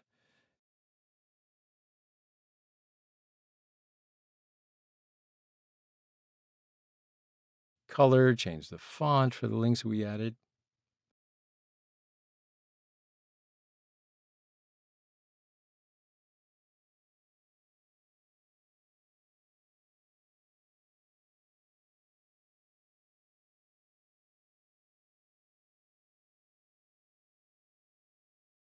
Then I'll just give the font properties for the titles that we added.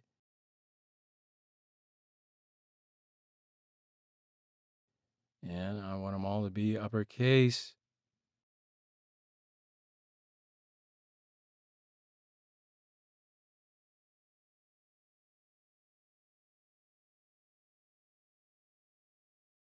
And I'll give the margin value for the contact us section here.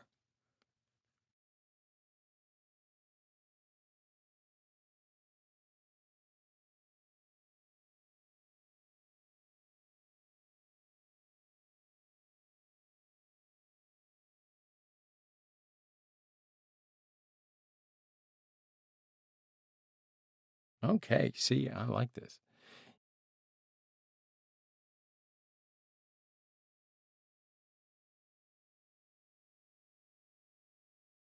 And I'll change the color of the articles that we use.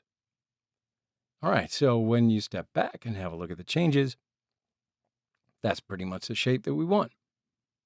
So now we've got a lot of information about Bootstrap, huh? Now, yes, the page that we prepared is almost finished, and that pretty much completes what we set out to do. But there are parts that we need to go back and fix. So in our next lesson, we're going to do the overall editing of our website. Okay? See you then. Goodbye for now. Hello again, my friends. So as you can see, we have done quite a bit.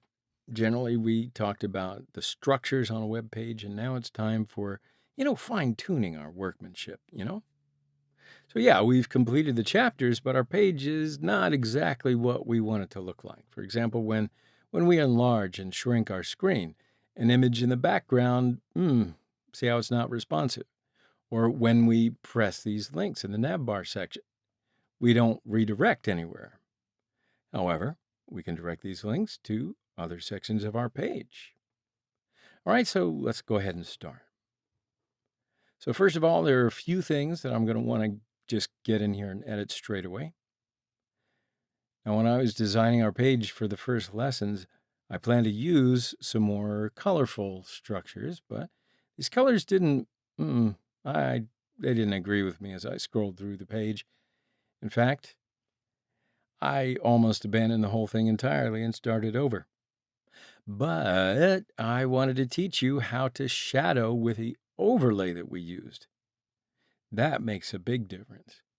Or when we hover over these links in the navbar section, I wanted to show you how we change colors. So that's why I created the design like I did. But now I want to remove this color part in this section. And I'll come up here to the navbar section, changes, and I'll make these colors as comments. And now when we look at our page, it has, that looks much better. All right, so now it's time to get in here and address these links. Nobody likes a dead link. So we use the ID here to prepare each one. And here we're going to direct these links to the section that we want them to direct to by giving these IDs of the href attribute.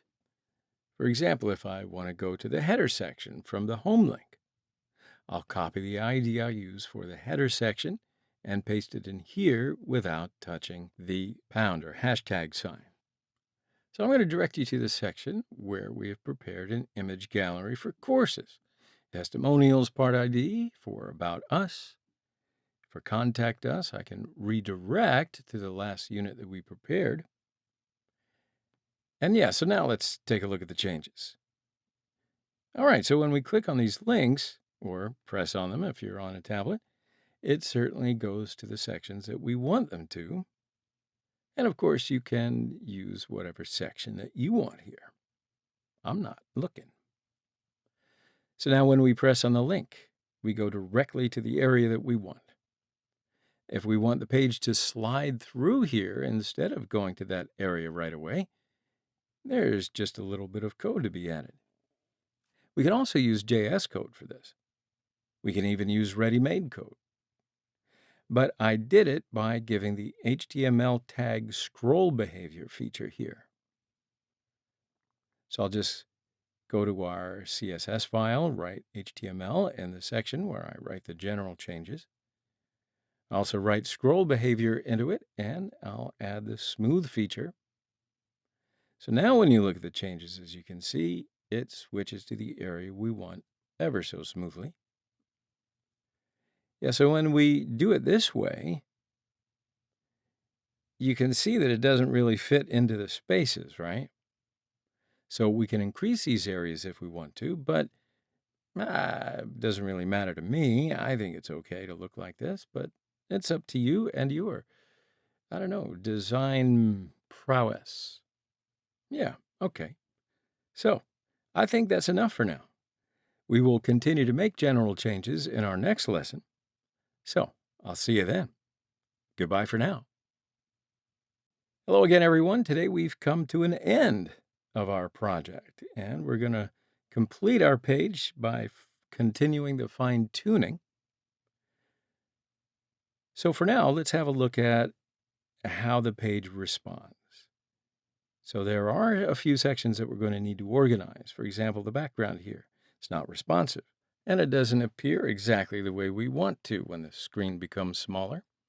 So in this lesson, we're going to force our page to be responsive by using media query features. So now what I'll do is I'll create a section for a media query in our CSS file. And I start by writing @media. Now I can just open the Bootstrap grid page and see the size, and we'll give it here the max width. And now, as you can also see, the screen width range from 1200 to 576 pixels. So I'll write 4 media queries and set the screen sizes here to be max width.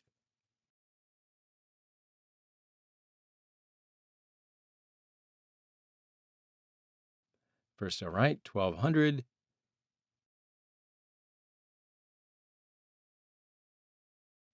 Then 992, then 768, and then finally 576. So here first, I'm refreshing the features for the background size in the header section. And I see that we use the header ID, and it has the background in it. So I give the width and height here according to the screen sizes. So here we need to pay attention to what element we will change for which class in which class. Now, we talked about it before. If you don't really remember which class to use, we can always see where these fields are used just by saying inspect in Chrome. This makes our job a lot easier, huh? Yeah, so now we can take care of the trouble right here. So, by the way, we already know the subject of media query from CSS, right? So I didn't need to explain it here, but I just did want to go over to refresh your memory a little bit. If you do have any trouble, I'll just suggest that you go back and watch from the CSS media query. That's a great lesson, if I do say so myself. But now let's have a look at our web page again and examine to see if there is a section that we have any more problems as the screen gets smaller. It doesn't look like there's a problem until we get to our history section. Now, if you've made a different design and there are parts with problems that I can't quite see, because I'm here and you're there, you can rearrange this method for yourself. So now I can right-click and say Inspect to understand what kind of problem we're having. All right, so when you look at it, we gave the margin and the padding values to our first column here. There are also margin values in the second column. So I think that if we change the values here, our problem will be eliminated. So here, it looks like the problem occurs below 768 pixels. So I'm just going to edit for these two screen sizes. So I'll set the margin top and margin left values to 0 for the history image. And I'll also write the text align center and give a margin right 0 for the history area. And let's refresh. And looking at the page again, I think the problem's fixed. Yeah, so if you look at the page again after you refresh, it looks all pretty good. Yeah, so I just wanted you to see what you can do with this bootstrap and wanted to combine what we learned in HTML and in our CSS lessons. So it reinforces what you learn, and that's how you increase knowledge, by practicing with the subjects, right? Over and over again, and add in your imagination as you get more confident. Now, of course, you can add different fields to your projects by examining Bootstrap. However, we've talked to you about many structures that you'll see on a web page. And after that, then you can design and prepare your own. So, goodbye for now, and see you in the next lesson. Hi, friends. So in the last section, we defined what JavaScript is. So at the end of the last section, I put the starter files in for you. You do need to download them in order to start this going forward. But actually, it's just a basic HTML file. If you want to, you can always create an HTML file yourself. Of course, you can always do that just for fun. And now, to be able to write JavaScript code, we'll need a code editor. So on my computer, I use Visual Studio Code. And if you have a code editor like Sublime Text or Atom, then that's totally fine. No problem at all about that. You can go with those. But in this video, what I'm going to show you, I am going to show you first how to download VS Code. All right. So now I just go to my browser, and here I'll say Visual Studio Code and find the download link, and I'll just click the first link here. So that's it there, and after that you can download the VS Code, and after downloading VS Code, we're going to open our starter files in VS Code. Okay, so we're going to just pause quickly right here and continue the next section. So now let's actually write our very first line of JavaScript code. So here I am. I'm in my text editor, Visual Studio, and this is the code that we just set up in the last lecture.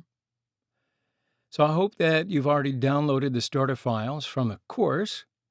Here you can see I've got them right here on my desktop. So it's in this folder here. And can you see here that I have the index.html file? Terrific. So now going back to the VS Code text editor, all we have to do in order to start a new project, I'll just go to the top here and I'll click a file. And then we open it, and I'll click to open. Okay, so that the folder that I want as my project folder is this one here, okay?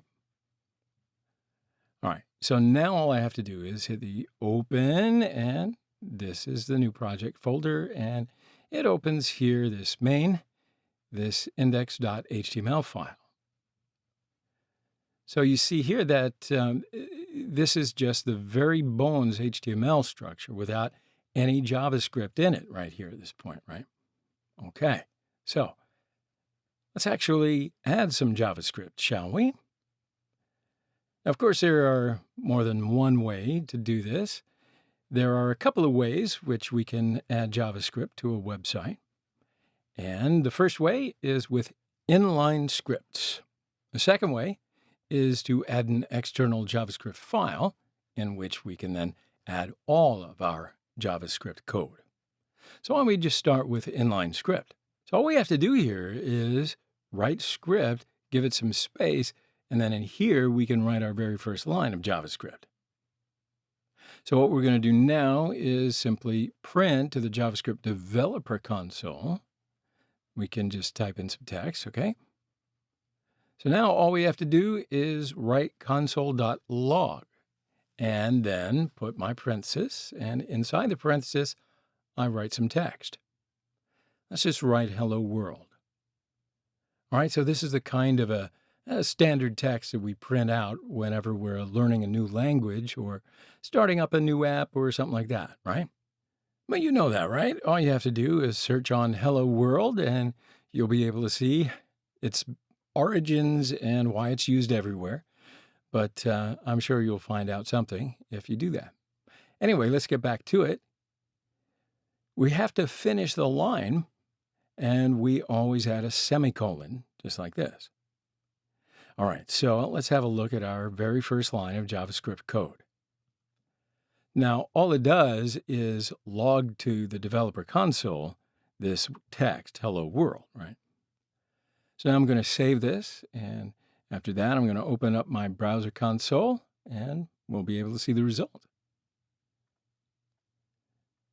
So I'm going to leave this here and open up the folder, double-click to index.js file, and then it's going to open it just right in the browser. So in our code editor, we write our code, and then in the browser, we will be able to see our result. And actually, to be able to see these results, we have to open up our JavaScript developer console. And you do that by just hitting Command or Control Option J on your keyboard. All right, so it's a shortcut that works on whatever operating system you're on, probably a Mac or a Windows. So you can also right-click, hit Inspect, and that will also get you to the console. So here you see that we already have our hello world printed to the developer console. And you see on the side, the edit comes from index.html on line 15. All right, so exactly this line that we have here. So, isn't that great? It works. Again, there's nothing really fancy here, right? But you do see how it goes from one to the other. So all we have to do is log some text to the console. And that's what we're going to do throughout the sections.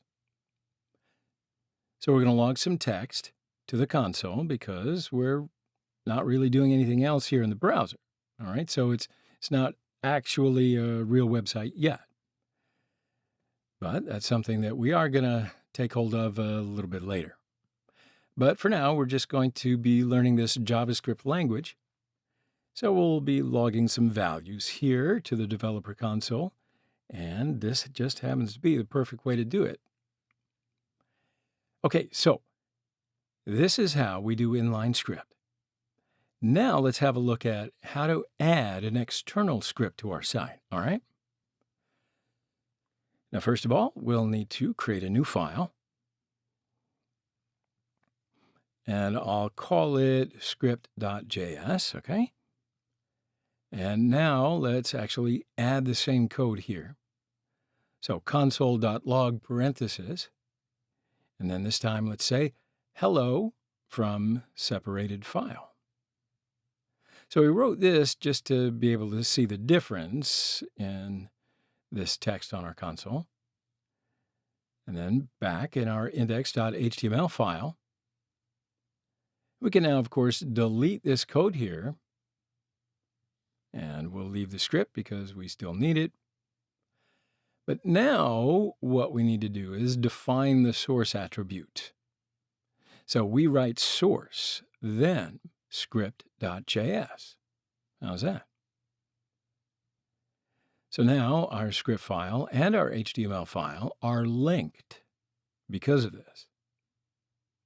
Now, if the script was like in another folder, like for example, let's say it's called javascript.js, then we would have to write like js/script.js. But of course, that's not the case here. I'm just pointing out the difference. So we're just going to get rid of that. So that's all we have to do to add an external script to our website. So why don't we go back to our browser and reload. And now we see the hello from separated file. Then you can also see that it comes from the script.js on line 1 now. So that's exactly what we expect. All right. So from now on, we're going to use this script.js file here because it's pretty much always best to have the code in an external file. I'll tell you the advantage of the inline script is that we don't have to load an additional file, but it's still better to have everything in an external file because it allows us to nicely keep the HTML clean and the JavaScript separated in different files. All right, so that's what we're going to do throughout the rest of the course. You haven't already mastered JavaScript yet, but that did go by pretty quickly, huh? Seems pretty simple so far. All right, so that's it for this lecture. You did learn the difference between inline and external scripts. You also wrote your very first line of JavaScript. We logged this text into the console. So now we'll take a break right here and continue in the next section. All right, so in this video, you're going to learn about the fundamental concept of variables. Variables are a fundamental concept of every programming language in the world so far, I guess. But what actually is a variable? Well, we can say that a variable is like a container in which we can store a value in order to use it over and over again in our code instead of having to write the value each time that we want to use it. So let's leave this console here, and now down here, let me show you how to declare a variable, all right, for the very first time. So we have to declare the variable, and we will use the var keyword and then the name of the variable. Got it? So I'm going to call this one name, then equal, and then the value that you want to assign to the variable. So in this case, what I want to assign is a text string called Alex. And then again, our semicolon at the end. And so with this, we just declared our very first variable. How'd that feel? So the variable name here is name, and the value that we assign to that variable is Alex. So you can basically think of this variable, this name variable here, as a piece of memory in your computer in which this Alex string is stored. So I use these quotes here to declare this text here. So this string. I could also have used double quotes like this, but I think it's a bit more modern to simply use the single quote. Now, when we declare some text, we usually just use the single quotes like this here. So throughout the section, we will be using variables about persons for all the different examples. So stuff like names or jobs or age or something like that. All right, so now let's do another console.log. And what we're going to log now is simply the name variable. And so what do you think is going to happen when we reload our page? Well, let's have a look. And that's right. You now see Alex logged to our console, and that's because we assigned Alex to this variable. And then JavaScript can just retrieve the value of this variable here, which we have declared to be Alex. All right, does that make sense? So effectively, the name that we have here is the same as Alex. Cool. So let's declare another one. And again, we have to use var. And now let's say school team equals. Then again, I'll use quotes. And then let's just say it's basketball. So school team, and that's basketball. And let's declare another one called school number. And let's say that Alex's school number is 20. Okay, so you see that now it's no longer a string like we had here, but now it's a number. So that means that it's a different type of data. So here we have text, but here we have numbers. So that means now is a good time to talk about different data types in JavaScript.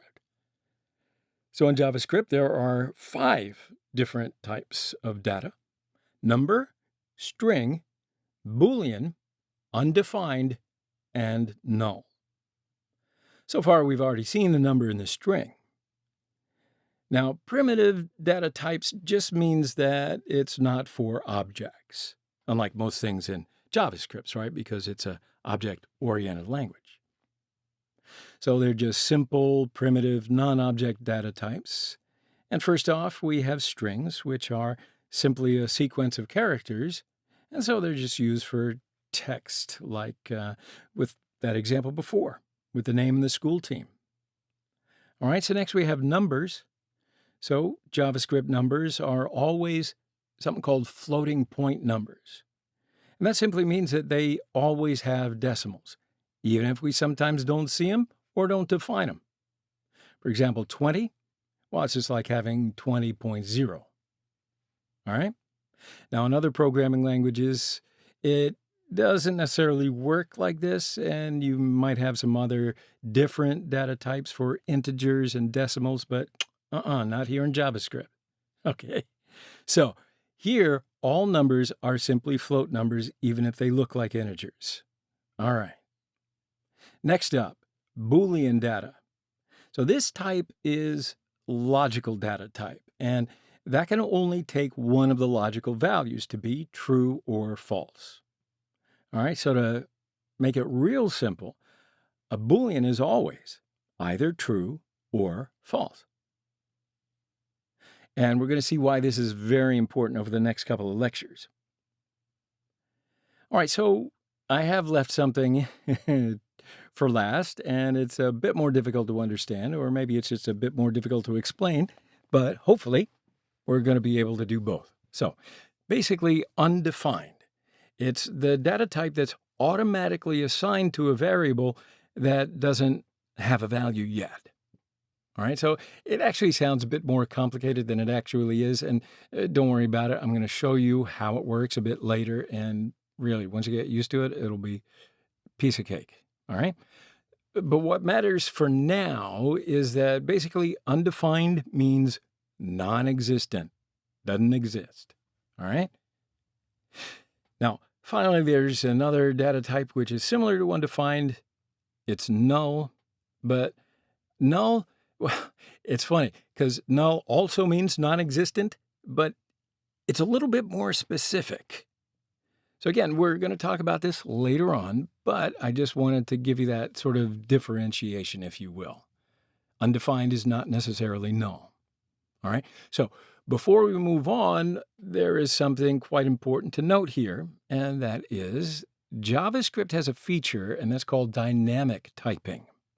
All right, so it means that we don't have to manually define the data type of a variable like in many other programming languages. Basically, JavaScript automatically figures out if a variable is a string or a number, or if it's undefined or Boolean, and then assigns that data type to the variable without us having to do anything. So if we then later on decide that we want to change the assignment or assign another value to the same variable but with another data type, then guess what? JavaScript will automatically change the data type of the variable as well. See, so it's putting Java to work for you. All right? Can be very useful. Save us some coding in the future. However, it can also be the source of some difficult to find bugs. And that means error in the code. So we got to be pretty careful what we're going to do when with our variables. All right, so that's that. And now let's actually see some of these things in action. And let's go back to our code. Now, to show you the Boolean data type, let's create a variable here. Let's call it isRegistered. So var isRegistered, and then say true. So here I want to say Alex is registered to school. Now remember, the Booleans can only be true or false. So in here, we can simply say true or false. I could, of course, also have written false, but in this case, well, Alex is registered at school and he has a school number. So now let's have a look at the console, and when we log this variable here, so is registered semicolon, and then go to our browser and reload it. Now you see here that it's true. So it also appears in this lively different color. What do you think? This one is blue, and the Alex string here is black. It also looks a bit different too. So this, of course, is not in quotes. We simply write out true like this because it's a reserved JavaScript keyword. Now, before we move on in this lecture, I want to quickly talk about what these variable names here are. So it's a pretty good practice. In fact, I would consider it best practice to always give variables meaningful names. So instead of simply writing something like X or ABC or mommy or something, we should never, well, we just got to avoid that, all right? We got to say in our variables exactly what we actually want or what this variable actually means. Be specific, be obvious. So in this case, here we have Alex, and that's a name. So we call this variable name, and not just some random sequence of characters. And the same, of course, goes for school team, school number, and is registered. All right, so that's a best practice, because if you ever have to read or have your code proofread, you don't want to be embarrassed, do you? Cool. Now, of course, it'll work the same way if we say X, for example, and I'll just put X here. Now, if we log it through console, of course, Alex is still here, but again, we want our variable names here to really have some meaning. That way we won't get lost later on. So this way of writing the variable name with this school word here and this team name here, where I separated them with a capital letter, that's also the so-called camel case notation. Have you heard of that? Camel case. Now, we could have done it like this, so school team all together, but then it would be kind of difficult to find where the second word starts, right? We could have also done it like this with an underscore, but in JavaScript, it's kind of a convention to use the camel case notation like this. So we start with a smaller letter in the beginning, and then when we have that second word, that one starts with a capital letter. So in the case of name here, for example, well, that's not the case because we only have one word, but here in school number, right, we have the second word, so we can make this N capital. Now, that's not about the JavaScript functionality itself. That's more of a programming convention and a best practice. Go ahead, search it or talk to your friends. Okay, so now I want to wrap this up. So let me just show you some rules that we have to keep in mind when we name our variables. So I already talked about some best practices when naming them, and that includes camel case notation. But that was not really a rule, right? It's just kind of a best practice. Now, Actually, there are some rules, and that we do have to keep them in mind. So I don't want you to worry. Don't bristle at the word rule. They're actually pretty simple, and you'll see why. All you have to know is that variables cannot start with numbers or symbols, except for $sign or underscore. All right, so let's just try to break some of these rules and see what happens. So here, if I put a exclamation mark, okay, in front of name, here we're going to get an error. So here you can see our code editor is giving an error as well. What if we go to the browser? Here, I'll refresh the page, and we'll see an error that says unexpected token. All right, so again, it's not valid, and that means we cannot start a variable name with a symbol except for underscore and $sign. So I'm going to show you this in case you start naming your own variables. You're not going to run into these errors, or put them in and run into the errors, and then remember that I told you. So that way you'll be able to figure out all this stuff. So always use these rules and these precautions, and you'll be okay. Now, let's say you want to fix this here. We could either start with a letter or with a $sign or an underscore.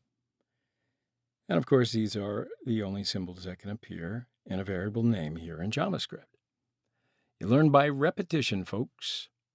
For example, let's type it out. With the $sign, it would work just fine. Let's try with the underscore sign as well. All right, but as soon as I start putting in something else, well, then we get the error. All right, so that was the first rule again. All variable names must start with either an underscore, a $sign, or a letter.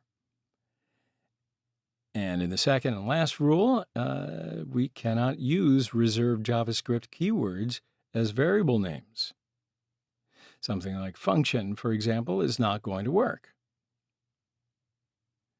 So var function equals 18, for example, and yeah, it's not going to work, right?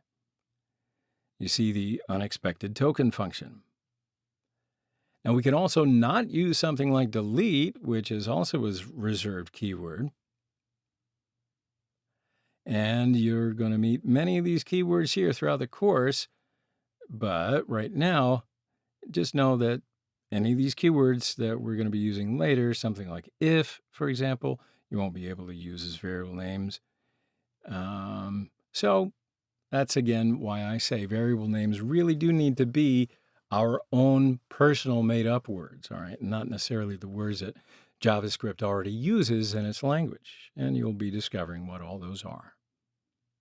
All right, so that's actually all there is to know about the fundamentals of variables and data types. It's already a huge step forward, and you should be feeling very good. It's a very important concept in any programming language in the entire world. All right, so let's take a quick break right here, and we'll continue in the next section. Hello again, friends. So in this video, we're going to learn how to mutate variables, and also the how and why of JavaScript and how it does type coercion. Now, before we talk about any of that, I do want to show you one last variable type that I didn't show you earlier. So to show that, I am going to say var, and this one I'm going to be typing job. Okay, so now the difference here is that I'm not going to assign anything to this variable. So here I can declare a variable but not assign a value to it. So I want you to see what happens when we now take a look at this variable. So I'll just write console.log and job. Now, can you guess what's going to happen here? I'm sure you can. So when we go to our browser, we see here that, yes, it is undefined coming from script.js at line 13. So this line here prints an undefined to the console. So remember that when I showed you that slide, I mentioned that undefined means non-existent, and that's the case right here. All right, so we declared the variable, but we didn't assign any value to it, and so therefore job is simply undefined. And that's what we see in the console. So we can then later go back and assign it to something. So let's say job is student. And what you see here is that I declared variable here, but then I assigned a variable to it here. So if we just do the console log this time again, so I'll just write console.log and job. And then when we go to the browser, we'll see student. And there you go. So from line 13, we still see undefined because when we log this variable to the console, we haven't declared a value to it yet. But from line 16, this is where the student comes in after we have declared it in this line above. So basically, we have strings here. We have numbers. We have a Boolean. And we also have the undefined right here. So these four are the most important data types that I want to show you. All right? So now we'll go ahead and move on in this lecture. We'll learn the variable mutation as well as the coercion type. So we'll continue with our example of Alex here, and we'll learn all about the variable mutation and type coercion. All right, so what I'm going to do is reuse some of these variables. So name is still Alex. And we've also defined the school number as 20. We'll leave it there. All right, so we have defined two different data types, string and number. But let's see what happens if we want to print them together on the console. Now you'll see what happens. So we'll give it some space here, and I'll write console.log. So let's basically do a string which contains Alex and 20. Okay, so inside the console.log, we can say name, and then we can use the plus symbol. And we're going to explain a little bit later that this is an operator. But for now, let's just simply use this here to join the strings. So then we can do a space and then another plus to add the school number. Okay, so we are hoping that this here will then become Alex space 20 in the console. But before we do that, I want to console log this school number here as well. All right, so here I'll say console.log school number. Okay, so let's check it out. I'll go to my browser. And here we have Alex 20. Okay, so how did this work? Because remember that school number here is actually a number and not really a string, but it still logs here as a string in this entire Alex 20 string. So this works thanks to something called type coercion, okay? And what that basically means is that JavaScript automatically converts types from one to another as needed. Pretty convenient, huh? Now again, in this specific case, it has converted this number here to a string in order to be able to join these three strings. So Alex is a string, then the space here is also a string, and then school number, the number will automatically be converted by JavaScript to a string as well, so that it can then join all of these strings into one bigger string. So I don't know, am I the only one here that thinks that's pretty cool that JavaScript will do this work for us automatically through the process called type coercion? Now, other programming languages are not like this. We would indeed have to convert our variables, but because JavaScript is kind of easier to use, it takes all that work away from us and we'll do it automatically. Now, joining strings like this here is just one of the many examples of type coercion that we're going to encounter throughout this course. So I just want you to know that type coercion here happens all the time in JavaScript. All right, so why don't we try out another example with, so let's join some strings and create some more variables. So I'm going to show you something a little different, which is basically just to declare many variables on the same line and then define them later on. So here I'll say var school name to say Alex's school name. And then we can also define a variable called has course. Okay, so here, before we define a variable here, job, and then later here, we assigned a value to it, right? So this time we declared both of these variables here, and they are still undefined. All right, so that's what we had here. So I declared the variable job in this case, and it was then undefined. Now, only later in this line did I then assign a value to that variable. And that's exactly the same thing that we're doing here. So we're going to declare multiple variables on the same line, and then I assign values to them here on these different lines. Alrighty then. It's actually a pretty common practice in case we want to declare many variables all at once. It's a bit cleaner to do it like this and all in one line, and then simply assign the values a bit later. So here what I want to do is give some value to these variables. So I'm going to say school name equals, and then I'll say Oak Academy, and has course equals true. Now what happens if we want to log to the console a variable that has a Boolean in here? It's included. So let's just try it out with console.log. I'll write console.log, and inside of that I'll say school name, and plus has 35 courses, plus does it have any course, plus, and then has course. Now here we can ask a question, and let's see what happens when we try to join the has course variable here into this string. So let's go to the browser and refresh the page. And here, Oak Academy has 35 courses. Does it have any course? True. And so I hope that you notice that even the Boolean here gets converted to a string. Yeah, so JavaScript also does type coercion with Booleans. Now remember that we have here another Boolean variable, and that is registered.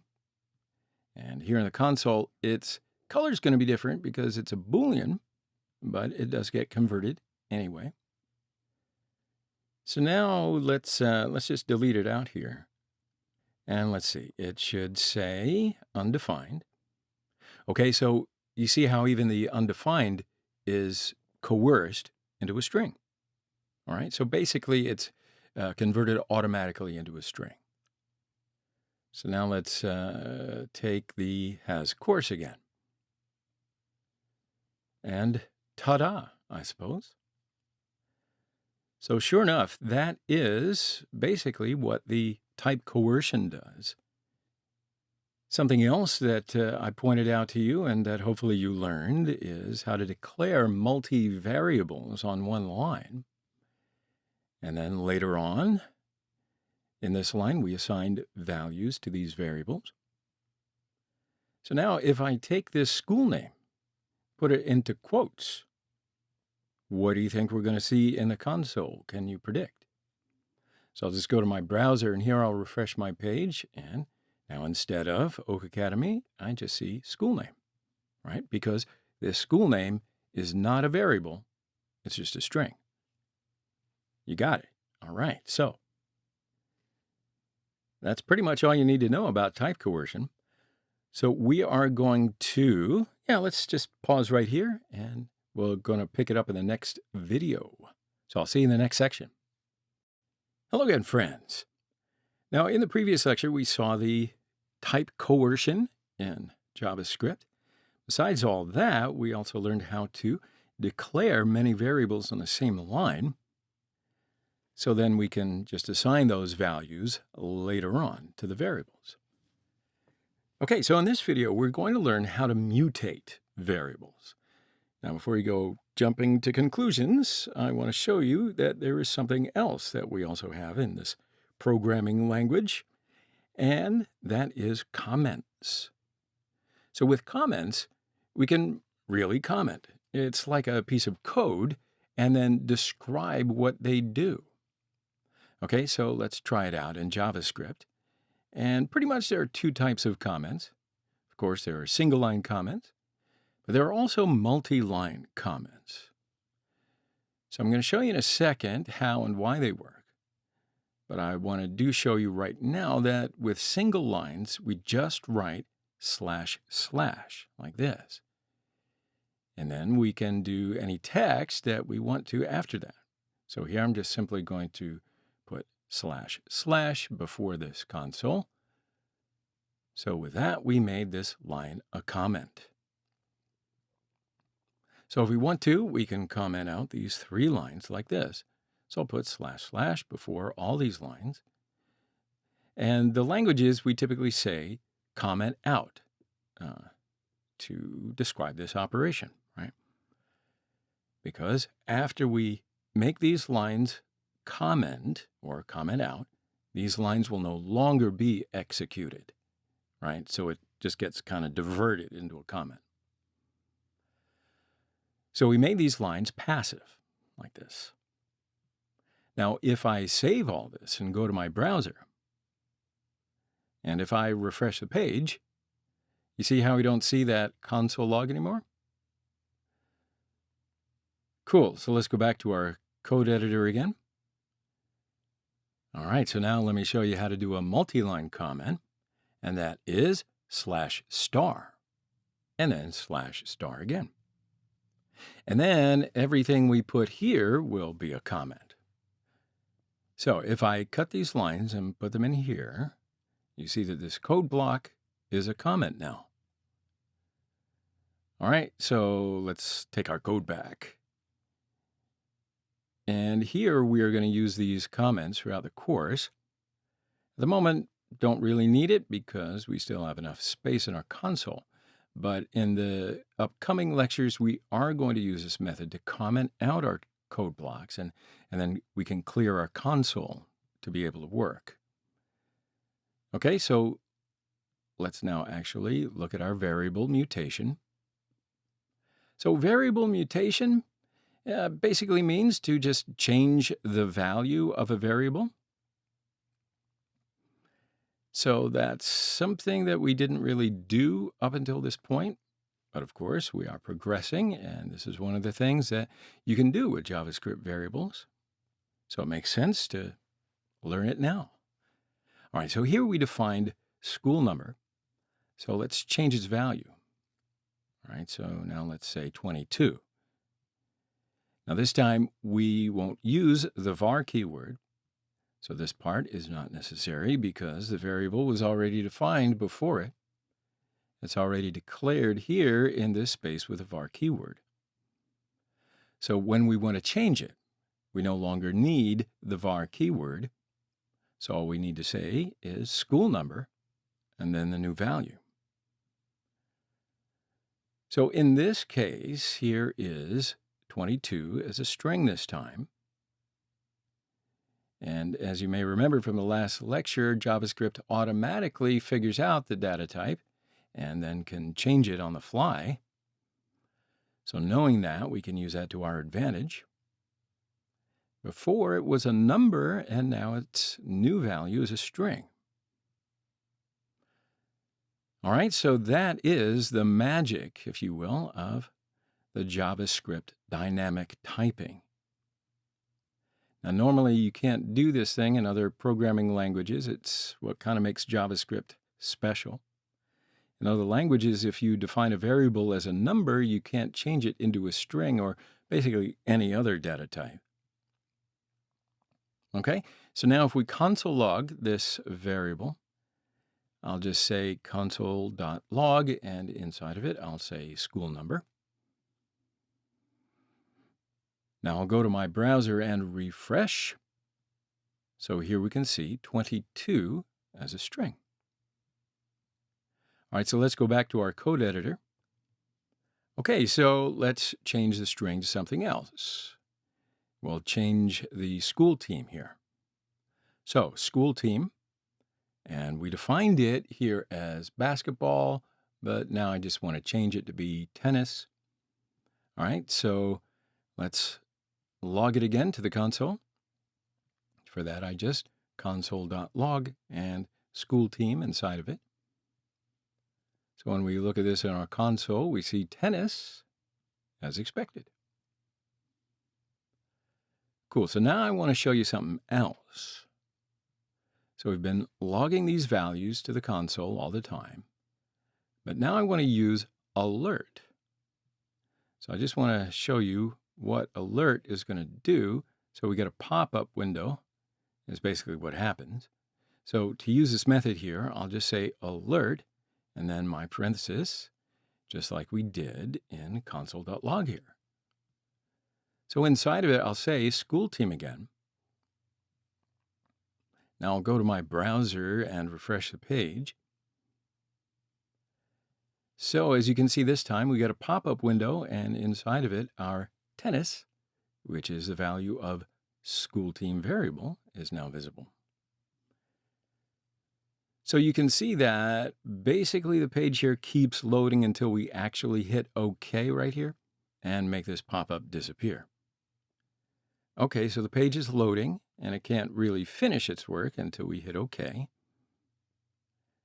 Now there is another important development tool that we can use. I want to bring your attention to the prompt method.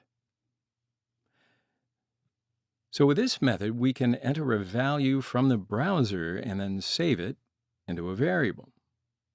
For example, let's say prompt and then parenthesis, and inside of it, I'll say, how old is he?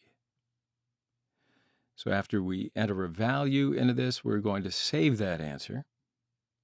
The value that we entered from the browser is saved into a variable. So I'm going to say var age. So this time I didn't say age equals 20 or 22, something like that. So I want to assign a value to this variable just by entering it from the browser. And then after I assign that value to this variable, I want to console log this variable again. So down here, I'll say console.log, and inside of it, I'll say Alex is plus sign age plus sign years old. Now let's go to the browser and refresh our page. So here we first see our alert, because before the prompt, we had an alert. So when I hit OK, we see our prompt, and here we can enter a value. I'll say 17, hit OK, and after that, at the bottom of the console, we see our console log, which says Alex is 17 years old. All right, so what we did here is this. We enter a value from prompt, then save that value into a variable. Here we just set age. Then later on, we can use this variable. So I just console log this variable like that. Okay, what do you think? So in this video, we learned how to mutate variables, as well as dynamic typing in JavaScript. And besides all that, we saw some different development tools as well, like alert and prompt. Very useful indeed. So we're going to take a quick pause right here, and we'll continue in the next section. See you then. Hello again, my friends. So in the previous lecture, we learned all about how to mutate variables, dynamic typing, as well as a couple of other developmental tools we can use. So in this video, that means we're going to learn about a couple of basic JavaScript operators. Remember, I kind of postponed them to later. Well, now is later. Or later has now become now. Anyway, here I have already created the title for this lecture, and I've also commented out the code that we worked on before. So as you can see, I've cleared my console. Now, as for the operators, they can be, for example, just simple math operators that you probably, hopefully, already know, like plus and minus and times. But besides those, in JavaScript, we have a couple of other operators that I want to show you now. So just simply, operators are functions that are written in a special way in JavaScript. So we're going to learn exactly what these functions are and then why we need them. And again, we'll dive into the why a little bit later. But let's right now look at some of the math operators and how we use them in JavaScript. So right now, let's calculate how far Alex is from school. Now, it should be very simple. So first of all, let's name this variable as distance Alex to define the distance between Alex and school. And I'll say var and distance Alex. Now let's suppose that the distance between Alex's house and his school is 20 kilometers. And we'll imagine Alex has walked 20 kilometers. So to find how far Alex is from school, we need to say 20 minus 12. And then later on, to see the result, I'm just going to the console and we'll just console log this variable. So I'll just say console.log, and inside of it, I'll say distance Alex. So when we go to our browser, we see 8 in our console. So this here, the minus, is the math operator in JavaScript. And let's now do the same, let's say, for someone else, like John's friend. Let's say he's called Sam. So let's just imagine Sam has walked 7 kilometers. So we'll define a variable and say distance Sam. And now to find how far Sam is from the school, I'll say 20 minus 7. Now if I console log this to variable, console log distance Sam. So here in the browser, we will see 13. All right, so Sam's distance to school is 13 kilometers. So you see then that we're starting to repeat some of the same values. For example, 20 here. So we're using it multiple times. So that means that we can declare it as a separate variable. So why don't we do that? That's what variables are for anyway, right? So we can say var total distance is 20. So now instead of having to reuse this 20 here, we can now write total distance in these two places. Okay, so when we look at the result, we're going to see the exact same number because we haven't changed any of the data. We just changed how we got there. Now, if we want to change the total distance, then we wouldn't have to change it here in these two places like we did before. And before, if we wanted to change the distance, we would have to change it both here and here. And that's something that you do want to, well, I would say always want to avoid when you're programming. So we've defined this total distance in one place, and then we've used it in these two places here. All right, so that makes sense. So in fact, let's also declare all of these variables here in the same line, just like I showed you before. So here at the top, I'll write var and total distance, then distance Alex and distance Sam. So then we move these two vars from here.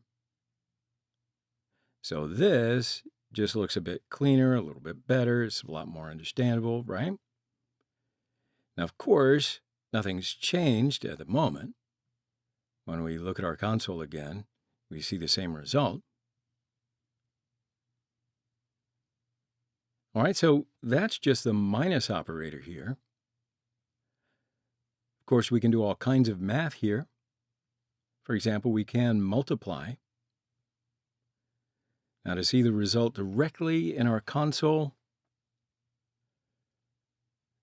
I'm going to write console.log, and inside of it, I'll say distance Sam times 2.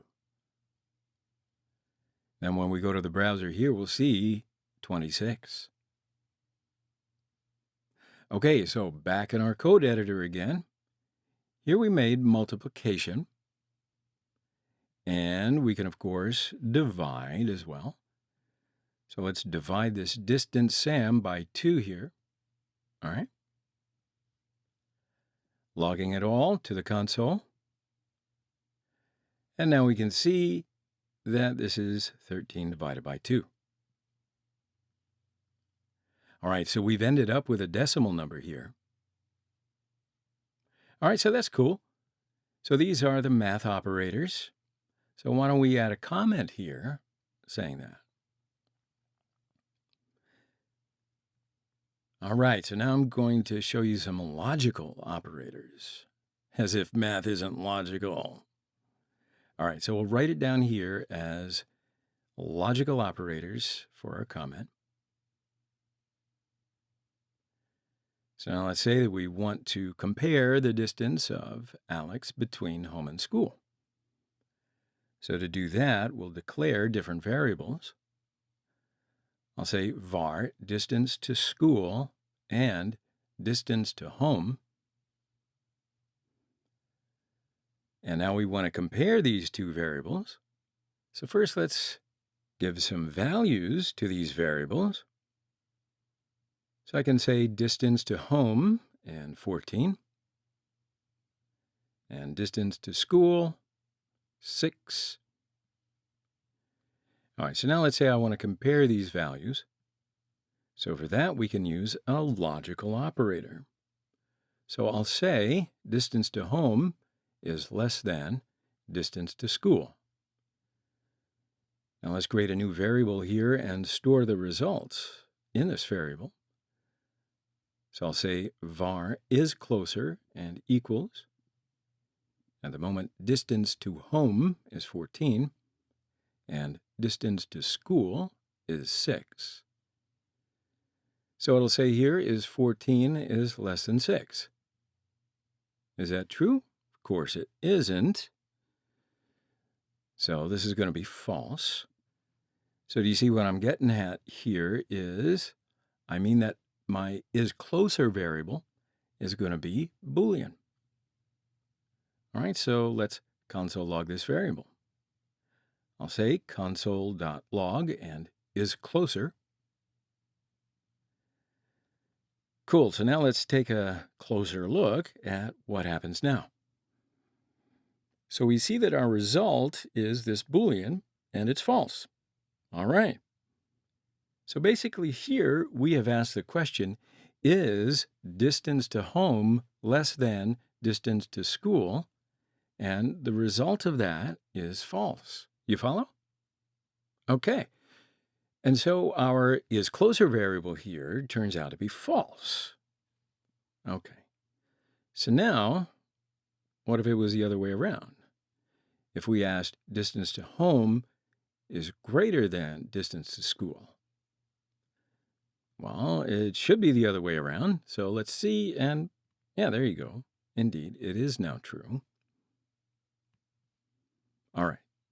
So now we have a way of basically creating a Boolean variable using just one of the logical operators that I just showed you.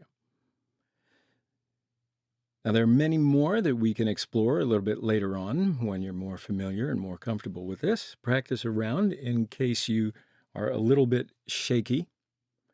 But, you know, math operators are pretty straightforward.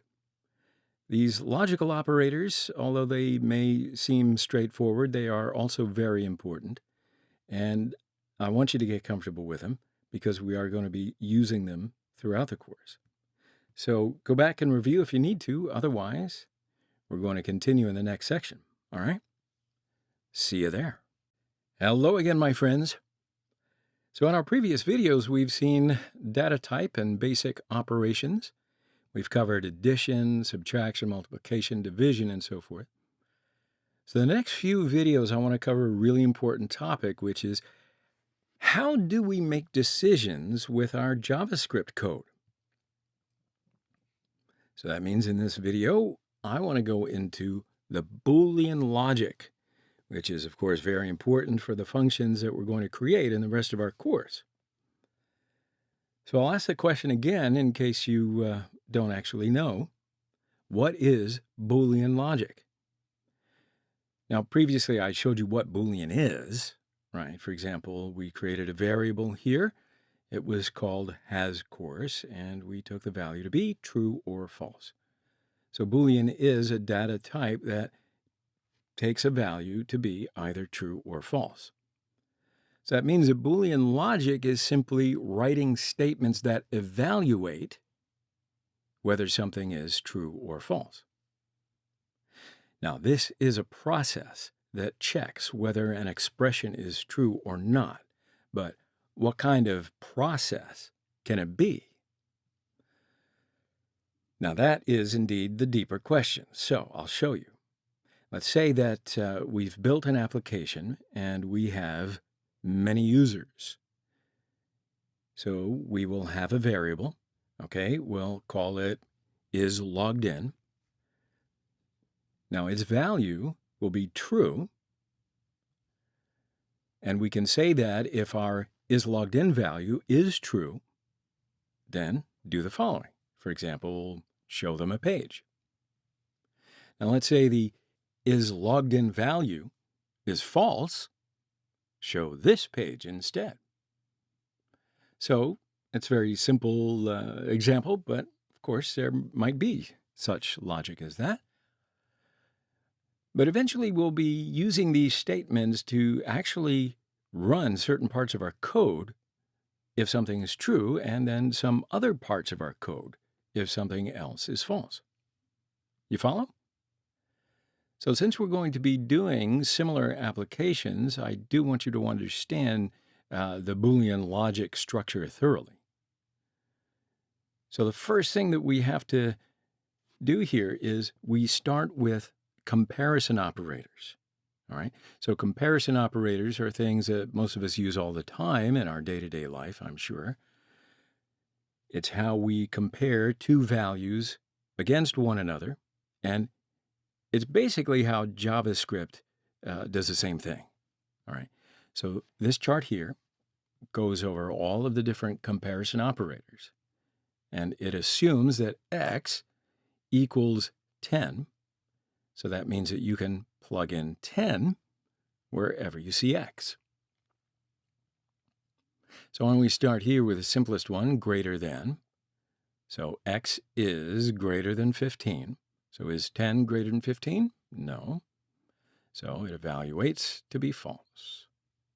Next one is greater than or equal to. So 10 is greater than or equal to 10. Okay, so that's true. Next we have less than and less than or equal to. And you see that when you plug in 10, 10 is not less than 8, so it evaluates to be false. 10 is less than or equal to 20, so it evaluates to be true. Now the next four here are a little bit different. They cover equality and non-equality. So it's how we check if x is actually equal to the number 10, or if x is equal to that string 10, or is x anything but the number 5.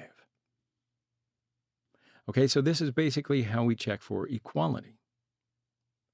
One thing you'll notice, though, is that there are two ways to check for equality. So there's one with 2 equal signs and one with 3 equal signs. Likewise, there are a couple of different ways to check for non-equality. So one with the equal sign and an exclamation point, and another one with an exclamation point and 2 equal signs. So I want you to notice that they're both together in pairs. Yeah? So what does it all mean? We'll start by talking about the double equals here. Notice that x double equals the string 10. So x is number 10, x double equals the string 10. That's true. But if we do x triple equals the string 10, that's false. So what's the reason for that?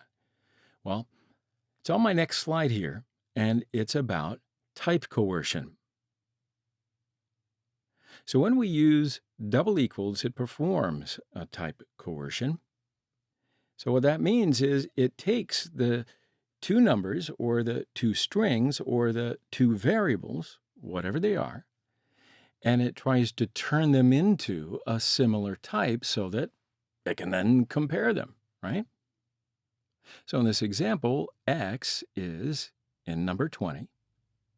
And when we double equals x with the string 20, well, that's true because JavaScript performs type coercion. It tries to get them to be the same format and then compares the value. That makes sense, right?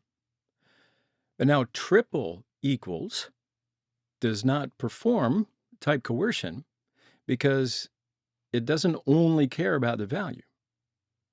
So not only does it recognize that they're both 20, but that one is a string and one is a number, which is not valid. Okay, so you get that, right? As a general rule of thumb, always use triple equals because it's so much safer, all right? It's way more specific.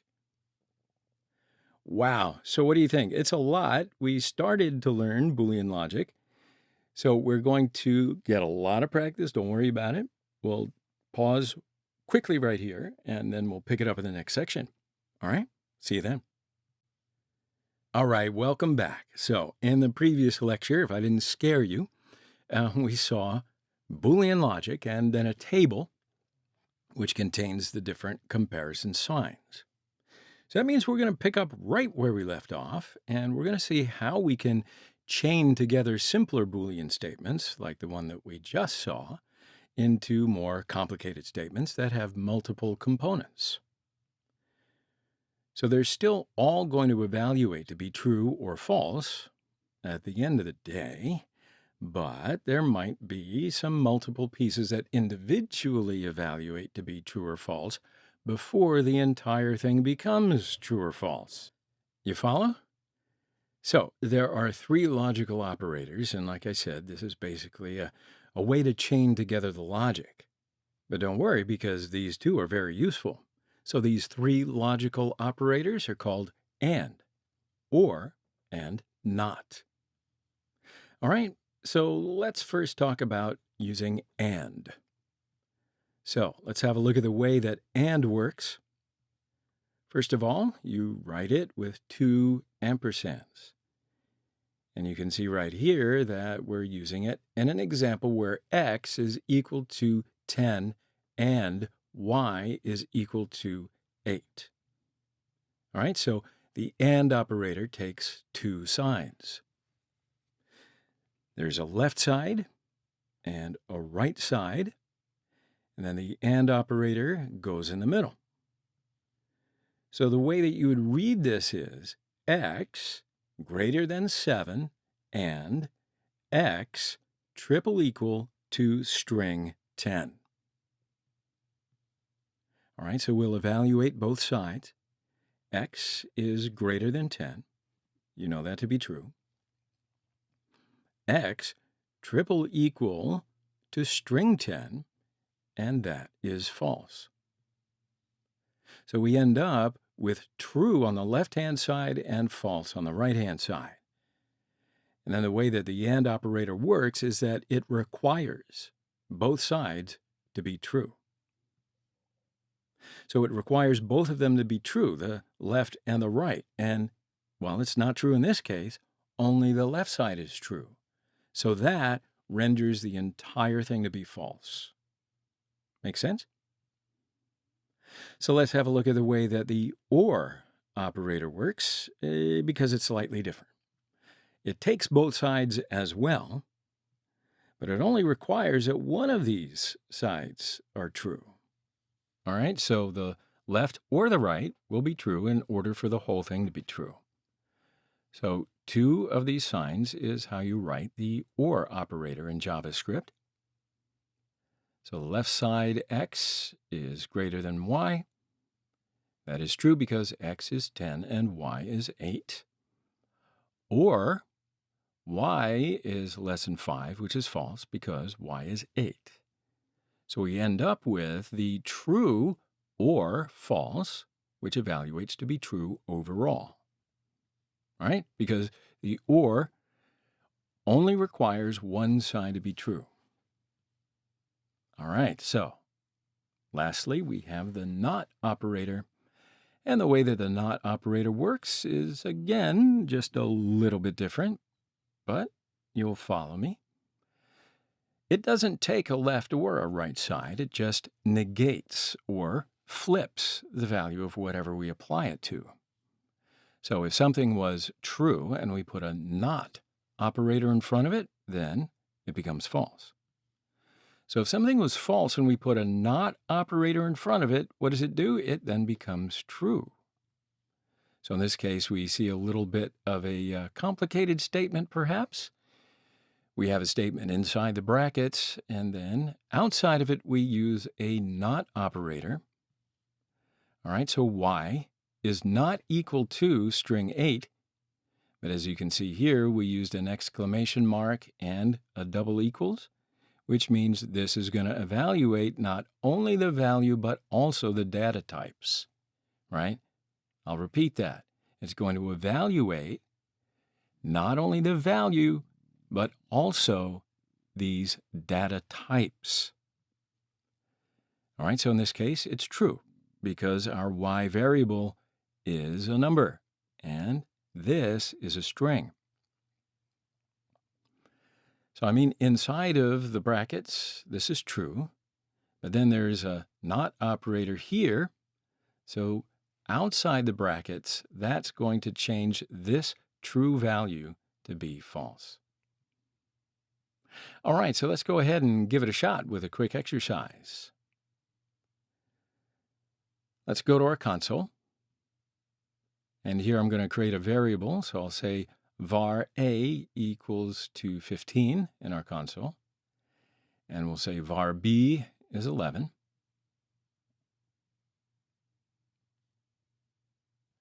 Now let's start to write out our statement. So I'll say that a is greater than b inside the parentheses on the left-hand side, and or operator, and an exclamation mark, and then a parentheses, and then inside of it I'll say b is not equal to string 11, and then I'll stick in an and operator, and a equals to string 15. All right, so let's have a look at this. So you see here at the bottom, the result of this statement is true. All right, so let's go back and evaluate this example. So here we said A is greater than B, and yeah, that's true, because A is 15 and B is 11. And you know what? Actually, this whole statement is really not important at the moment, because we can see the result is going to be true just by looking at this side. Do you see that? Because there is an or operator at the middle. Good. And the or operator requires that just one side to be true, and then the whole result is going to be true. So in our case, the left-hand side is true. So that means that the whole statement is going to be true, and we don't need to look over at the right side here to be able to see the result. Because even if the right side gets a false value, it doesn't matter, right? Because the or operator requires just one side to be true. All right. Nevertheless, I do want to look, and I know it's eating away at your head too, huh? I do want to have a look at the other side. Okay, so on the right-hand side here, we do see a parenthesis. So first we said B is not equal to string 11, and that's false. Because here we used an exclamation mark and just one equal sign, so that means it's going to look at just the values, not the data type. And here the values are equal, so this is false. Now let's look at the other side of the AND operator. Now here we said A equals to string 15. And yeah, it's true, because again, here we used a double equal. So that means that this is going to evaluate just the values, not the data type. All right, so this is true. So the left side of the AND operator is false, and the right side is true. You're keeping up, right? So do you remember that the AND operator requires both sides to be true? And here the left side is false and the right side is true. So that means the result of the parenthesis is false, because there's an AND operator here. But there is an exclamation mark at the outside of the parenthesis here, and this is going to change the false values, which come from the inside of the parenthesis. It's going to change it to be true.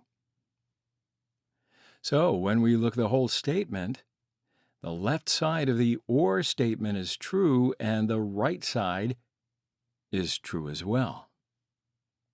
So the whole statement is going to be returned as a true value to us. That is so freaking cool. Okay, great. So in the next section, we are actually going to see how we make decisions in JavaScript using these Boolean logical expressions that we've just talked about.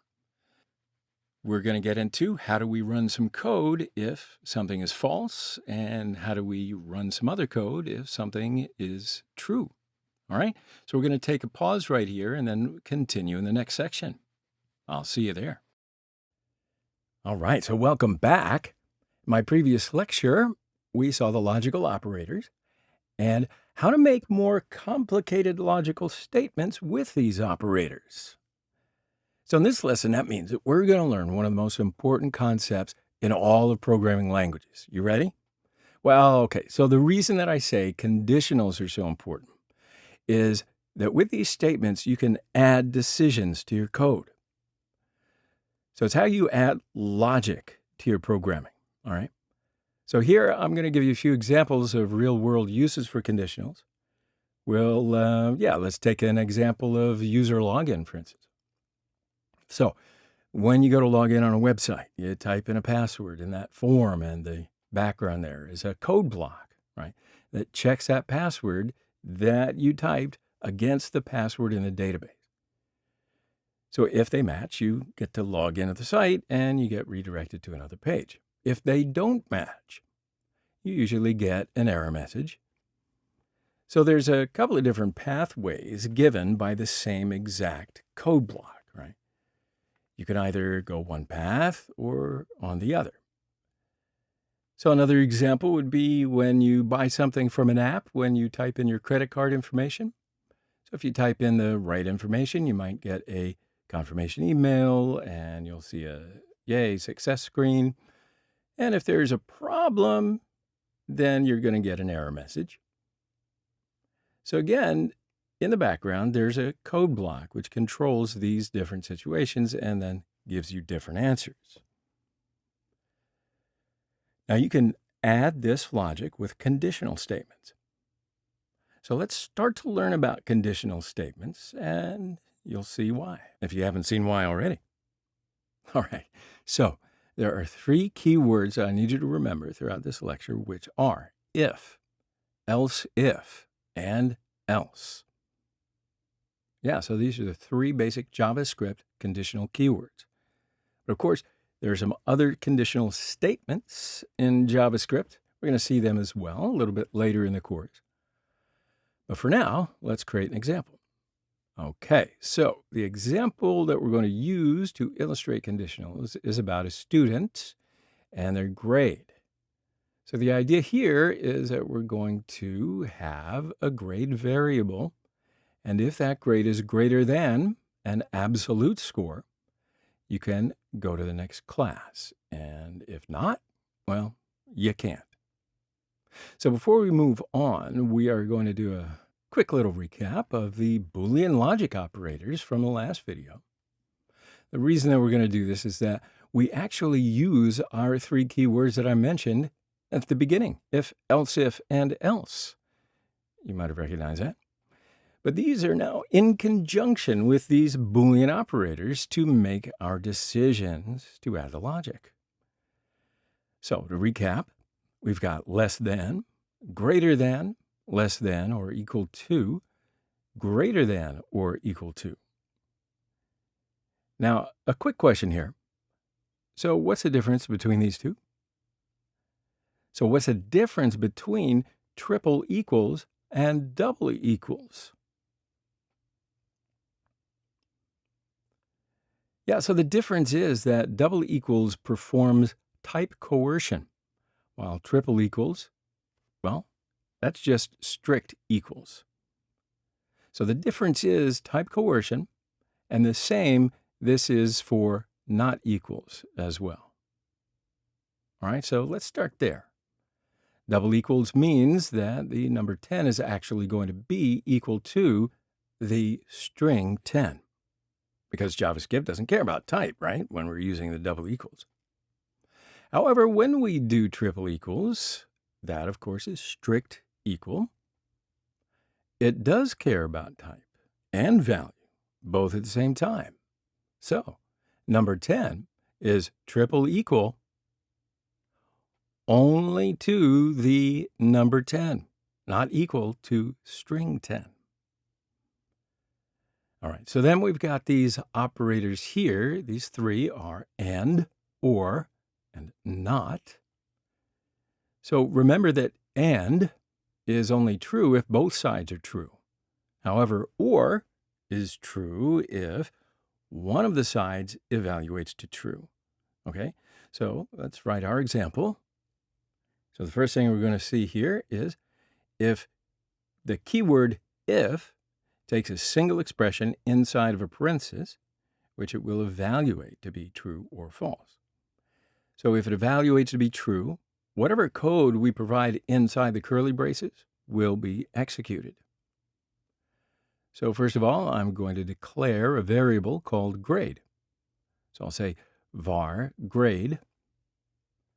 Now I'm going to give a value for now. So down here, if I say grade is less than 40, and I put my curly braces, and inside of it all I am going to do is just to console log a statement. So here I'll say console log.log, and you cannot go to next class. All right, so this console.log will only be executed if the grade is less than 40. Now, if it's greater than 40, if it's equal to 40, we're not going to see this text printed up. So now we can move on. If I say else if, then inside the parenthesis, grade greater than 40 and grade less than 45. And inside the curly braces, I say console.log, and you can not go to next class, but you can enter the exam to raise your grade. And the way that else if works is that it follows an if statement, right? So it's a secondary condition. So in this case, we're checking to see if the grade is greater than 40 and if the grade is less than 45. So else if works the exact same way as if. We pass an expression in parentheses that will evaluate to be true or false.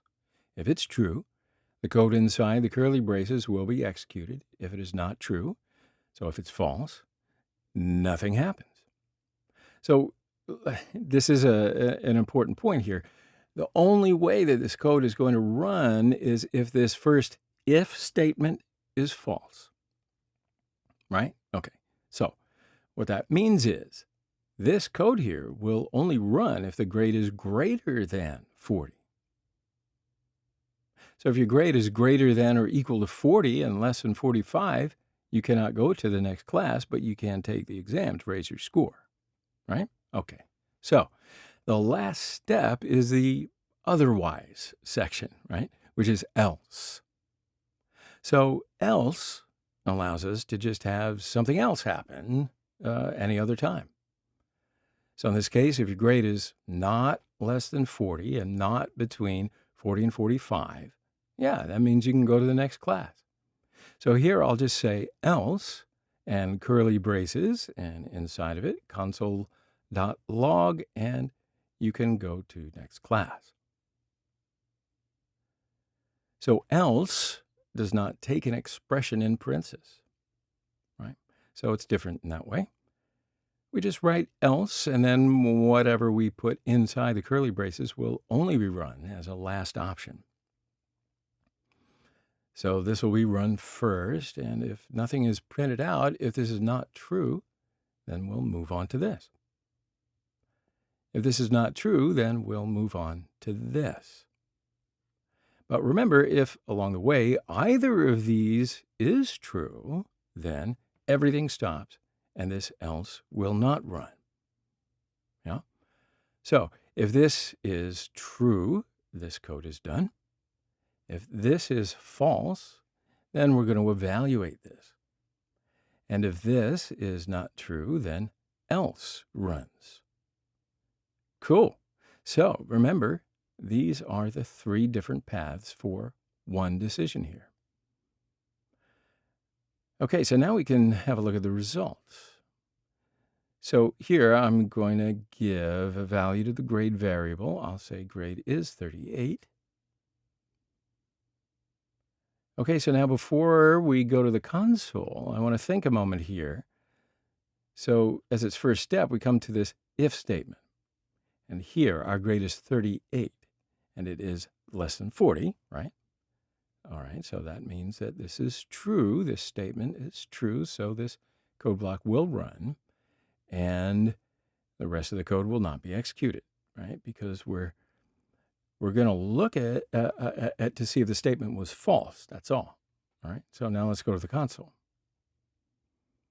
So here I can refresh the page, and yeah, here we can see you cannot go to the next class. All right, so let's return to the code editor. Now, let's see what happens when we make this 42. Now, I think that if this is less than 40, that this is not true, right? So inside the parenthesis is false. So we go to this else if statement. So here, 42 is greater than 40. Well, this is true. So now I need to look at the other side of the AND operator, right? Because the AND operator requires that both sides are going to be true. So I look to the other side, and here 42 is less than 45. Okay, so this is true as well. And what does that mean, my friends? It means a whole statement is true. So then this code block will be executed. And the rest of this code will not even be evaluated. So now let's save all this and go to the console. Here I'll refresh the page, and we'll see. You cannot go to the next class, but you can enter the exam.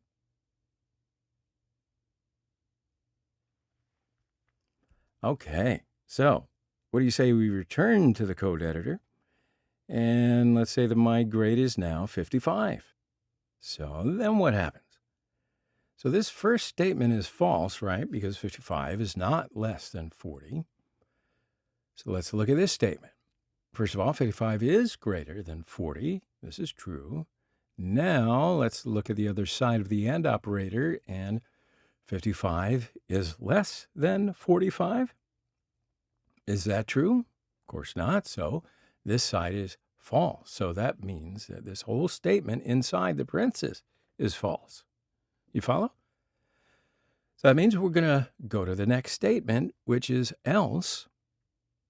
So this code block will be executed. So I can save all this and go to my console. And sure enough, here we see you can go to the next class. All right, so that means that everything's working the way that we expected. So now let's return to the code editor. And here I want to give you an exercise. Ooh, yes, time to get up out of your chair and, no, different kind of exercise. So here's your exercise. Don't want to lose time reading the question here. So just pause the video and read the question and try to solve it. Then in the next video, we're going to solve the quiz together. But before that, please, please, please try it yourself. I know you can. All right. So now we'll pause here and we'll continue in the next section. Cool. See you then. All right. Welcome back, my friends. In the last section, we talked about conditional statements and saw how to add decisions to our code. And then at the end of this section, I gave you an exercise about conditional statements. How'd you do? Well, I certainly hope that you tried to solve it before moving on to this video. But yes, as promised, we're going to work through the solution together. And you'll see that it's not going to take that much time either. Okay, so the question. If a person's age is less than 18, he or she cannot enter the cafe.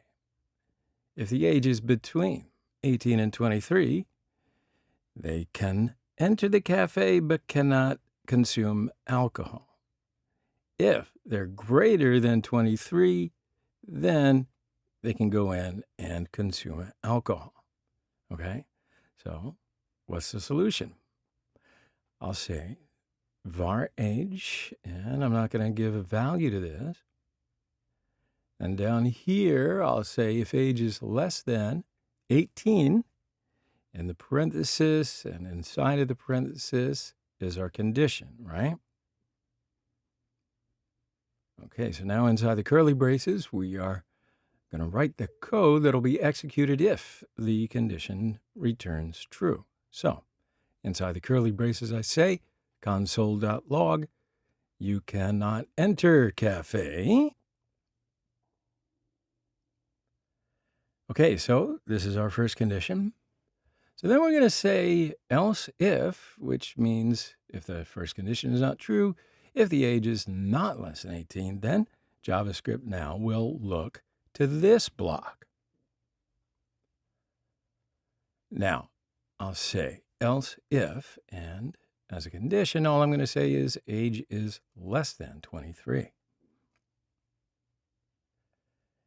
Okay, so our second condition is age needs to be between 18 and 23, but here I just wrote that the age is less than 23. So do you see why I did that? Because, as I said, this else if code block will be evaluated just the first case is false.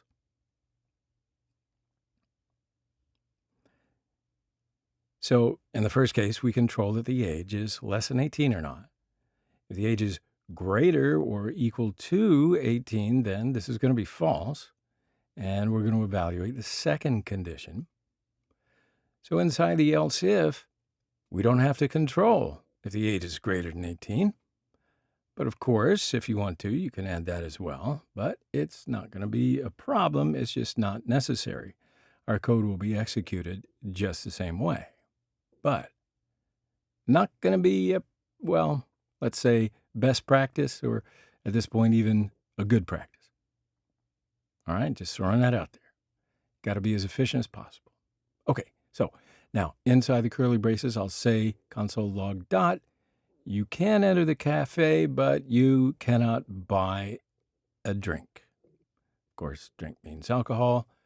Okay, so now, as the last option, I'm going to say else, which means that if the first two condition blocks are false, I mean that age is greater or equal to 23. And inside the curly braces, I'll say you can enter the cafe and can buy a drink. Okay, so these are all the conditions that we want to evaluate. Now to test it out, I'm going to give a value to the age variable. So let's just say age 16. So let's think about it a little bit. Look at the first condition, and here 16 is indeed less than 18, so that's true. So this first block is true, and this block, which is inside the curly braces, will be executed, and JavaScript will not look further, to check the other conditions, right? Because, as I said before, we just look at this else if block, and just the first case is false. So now, if I save this and go to the console, when I refresh the page, we'll see you cannot enter the cafe. All right, so let's return to our code. Okay, so now here I want to talk about another case. As I said, JavaScript will only look at this else if block, just in case the first block is false, because we say else if, which means that if the first block is false, then look at me, hello. But if I say just another if here, not else if, what do you think is going to happen? Okay, so this time JavaScript looks at the first block and it sees it is true, right? But this time JavaScript will evaluate the next if as well, because we didn't say else if. So it's going to look at and evaluate the other independent if condition, and here 16 is less than 23. That is true, so this time in the console we see the two sentences, because both of these conditions return true. Okay, so here's where we need to be careful. We need to be sure what we want exactly, and even if we want to write two independent if statements. You get it? So we need to be more specific. I mean, if I want to write it in that way, we just need to add the and operator here. So we need to say age is greater than or equal to 18, and age is less than 23. Now this first if statement is true, but this second one is false. So in the console, we just see the one result. But this second way is not such a good practice after all is said and done either, because in this case, JavaScript just needs to evaluate the second if statement as well with every condition. Does that make sense? So if two cases are connected, then we need to use the else if. Okay, so I'm not going to bother to give other values to test out the code just to save your time, but that begs all kinds of questions for which we have solutions. If you want to, of course, you can go and test all kinds of different numbers in there, and as well as some other values, and figure it out yourself. Otherwise, we'll take a quick pause and continue in the next section. All right, so in this video, we're going to look at some more ways of making these decisions with JavaScript. So you've learned about the if-else statement in order to make decisions, but there are more ways to do this. So the first thing that we're going to look at is the ternary operator. Now, it's also called a conditional operator. It's just an operator that basically allows us to write like an if-else statement, but all in one line. Now, there is a minor difference. So we can use temporary operator if we have just two conditions. I'll show you what I mean in a second. But if we need to evaluate more than two conditions, we need to think if-else statement, okay? So now we'll just take a look at how that works. So again, I'm bringing back my grade variable here. I'll say var grade equal to 42. So now let's use the ternary operator in order to log to the console if Alex can go to the class or not, depending on his grade. As I said, we have just two conditions here. If it's less than 45, he cannot go to the next class. If it's greater than or equal to 45, then of course he can. Okay, so let's say his grade is less than 45. Okay, so we start here with a condition. Then we use a question mark. And then we write, it's basically what we want to have happen if this condition turns out to be true. So this is like an if block in an if-else statement, right? So in this case, we want to log to the console, console.log. You cannot go to next class. All right, so that's the first part. Now we also have to write the else block, all right? So for that, we use colon and then console.log. You can go to next class. Okay, and that's actually it. That's cool, huh? So this is the ternary operator. It's called ternary because it has 3 parts that interact with the operator. So we have the condition first, then we have the if block here. Basically, then it's the else block. How's that? So now let's put it to the test. So I'll go to my console and refresh. And sure enough, yes, we can see here, you cannot go to next class. And that's because its grade is less than 45. So before you feel too badly for Alex, let's return to the code here and we'll set the grade to 80. Then go to console. And here we see you can go to the next class. All right, so let's return to the code again. Okay, so now this ternary operator returns us a value. Now let's take a look at another example, right? To see what I mean, with that we can do assign values to a variable using the ternary operator in a very simple way. So let's say that we want to find a variable saying your result is a failure or a success. So let's just say var results. And now we can use a ternary operator right here. So grade is less than 45, then a question mark, which means, well, basically if. So basically we use this to ask a question, right? So is grade less than 45? And if it is, then we can say failure. If it is not, it is greater than or equal to 45, then we can say success. And that's about it. Right? So you follow, right? Basically, the result of this entire code here will be failure if the grade is less than 45, and it will be success if not. And this result will then be assigned to the result variable, right? That's key. All right, so again, this is an operator here, and an operator always has a result, just like we saw before with any of the other operators, okay? So this operator, this ternary operator, is executed, of course, before the assignment operator.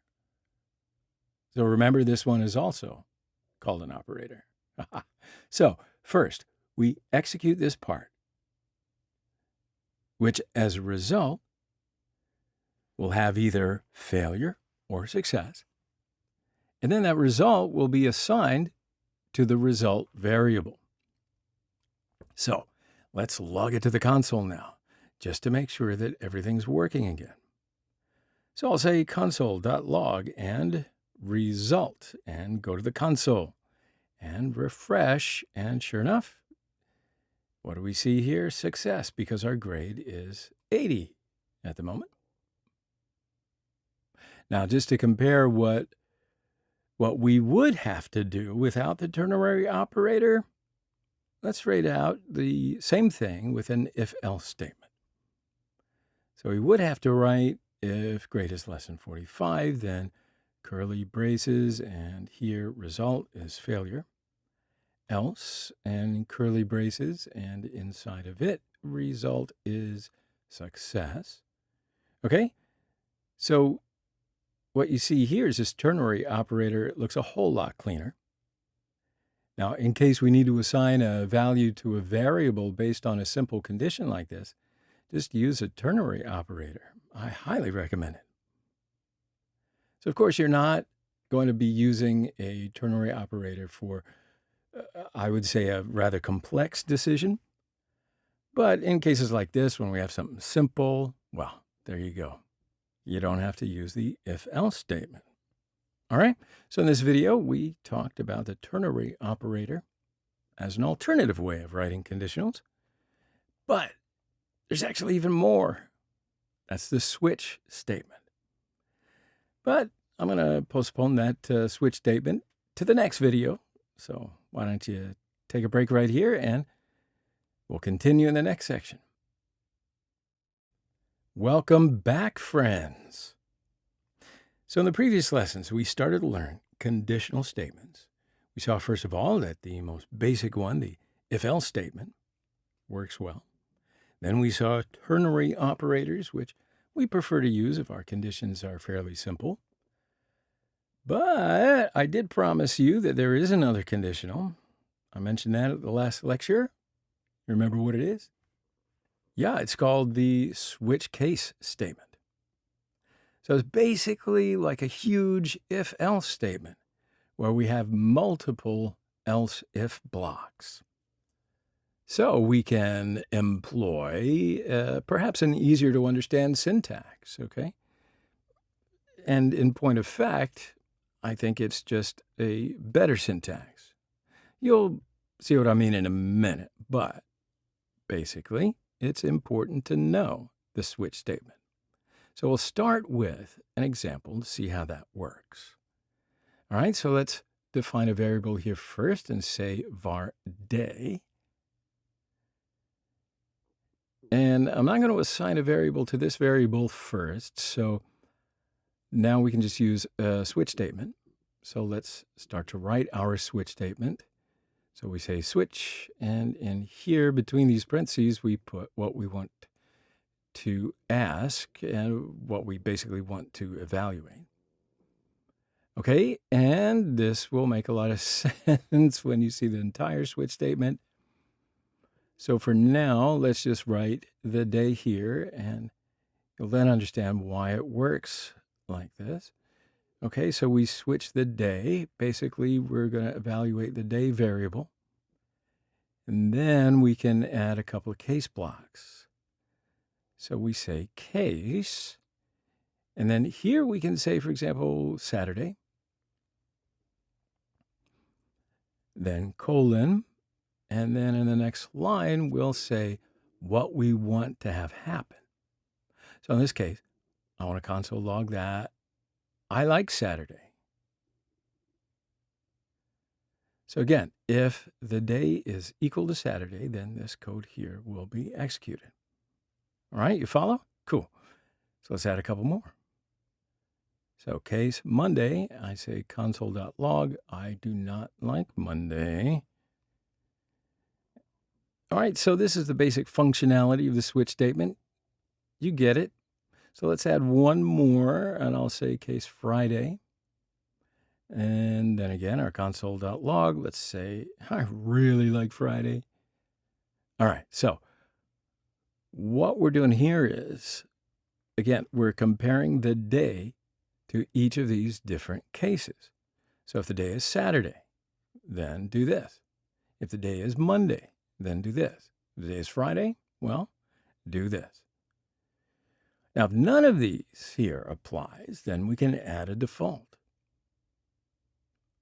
Okay, so all we have to do is say default, and then define what happens in that case. So in this case, I'll say that console.log, I do not know the day.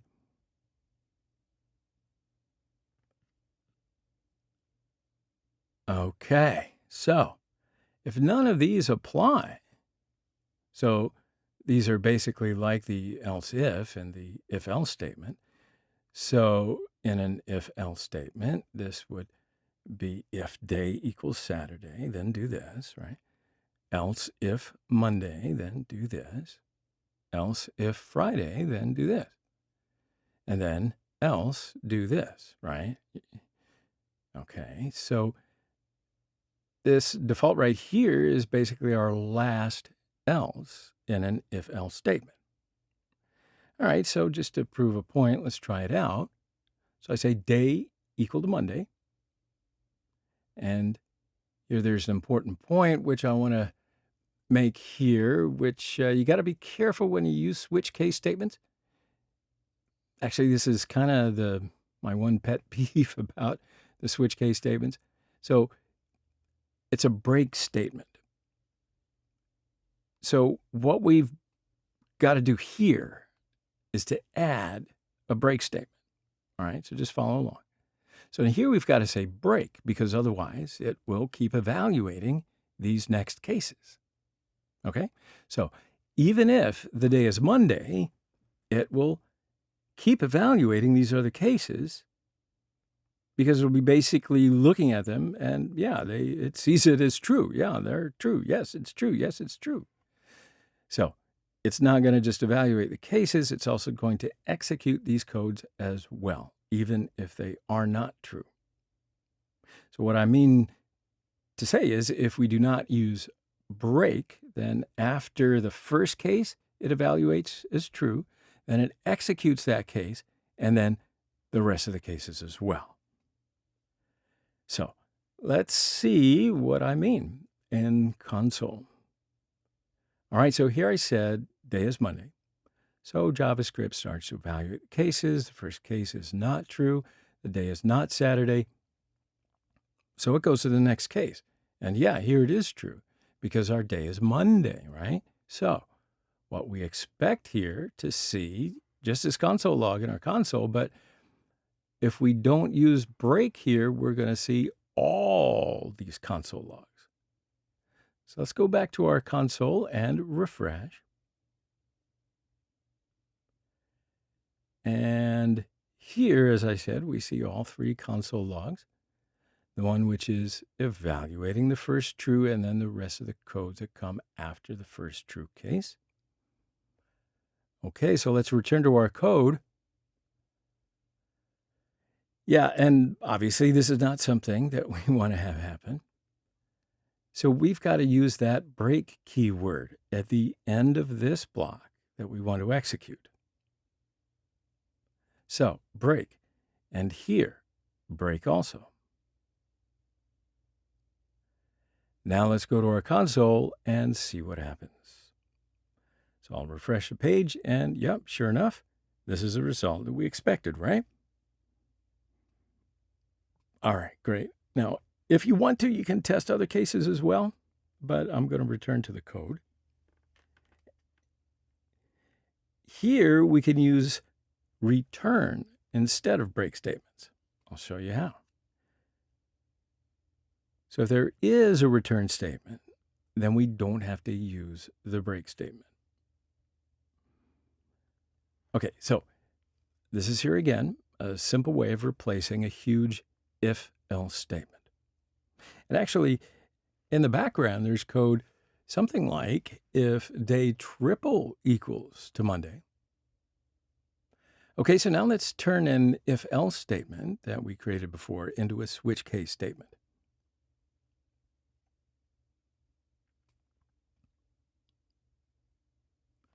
Okay, so to do that, I'll go here, and now I'll copy this code block and paste it down here.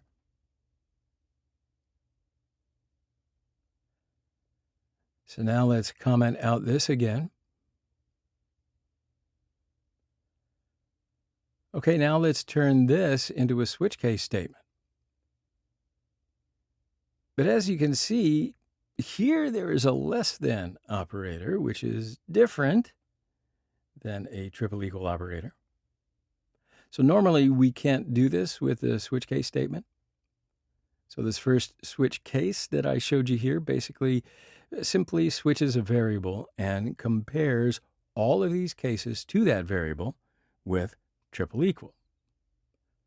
But here we have this number range, so it works slightly differently.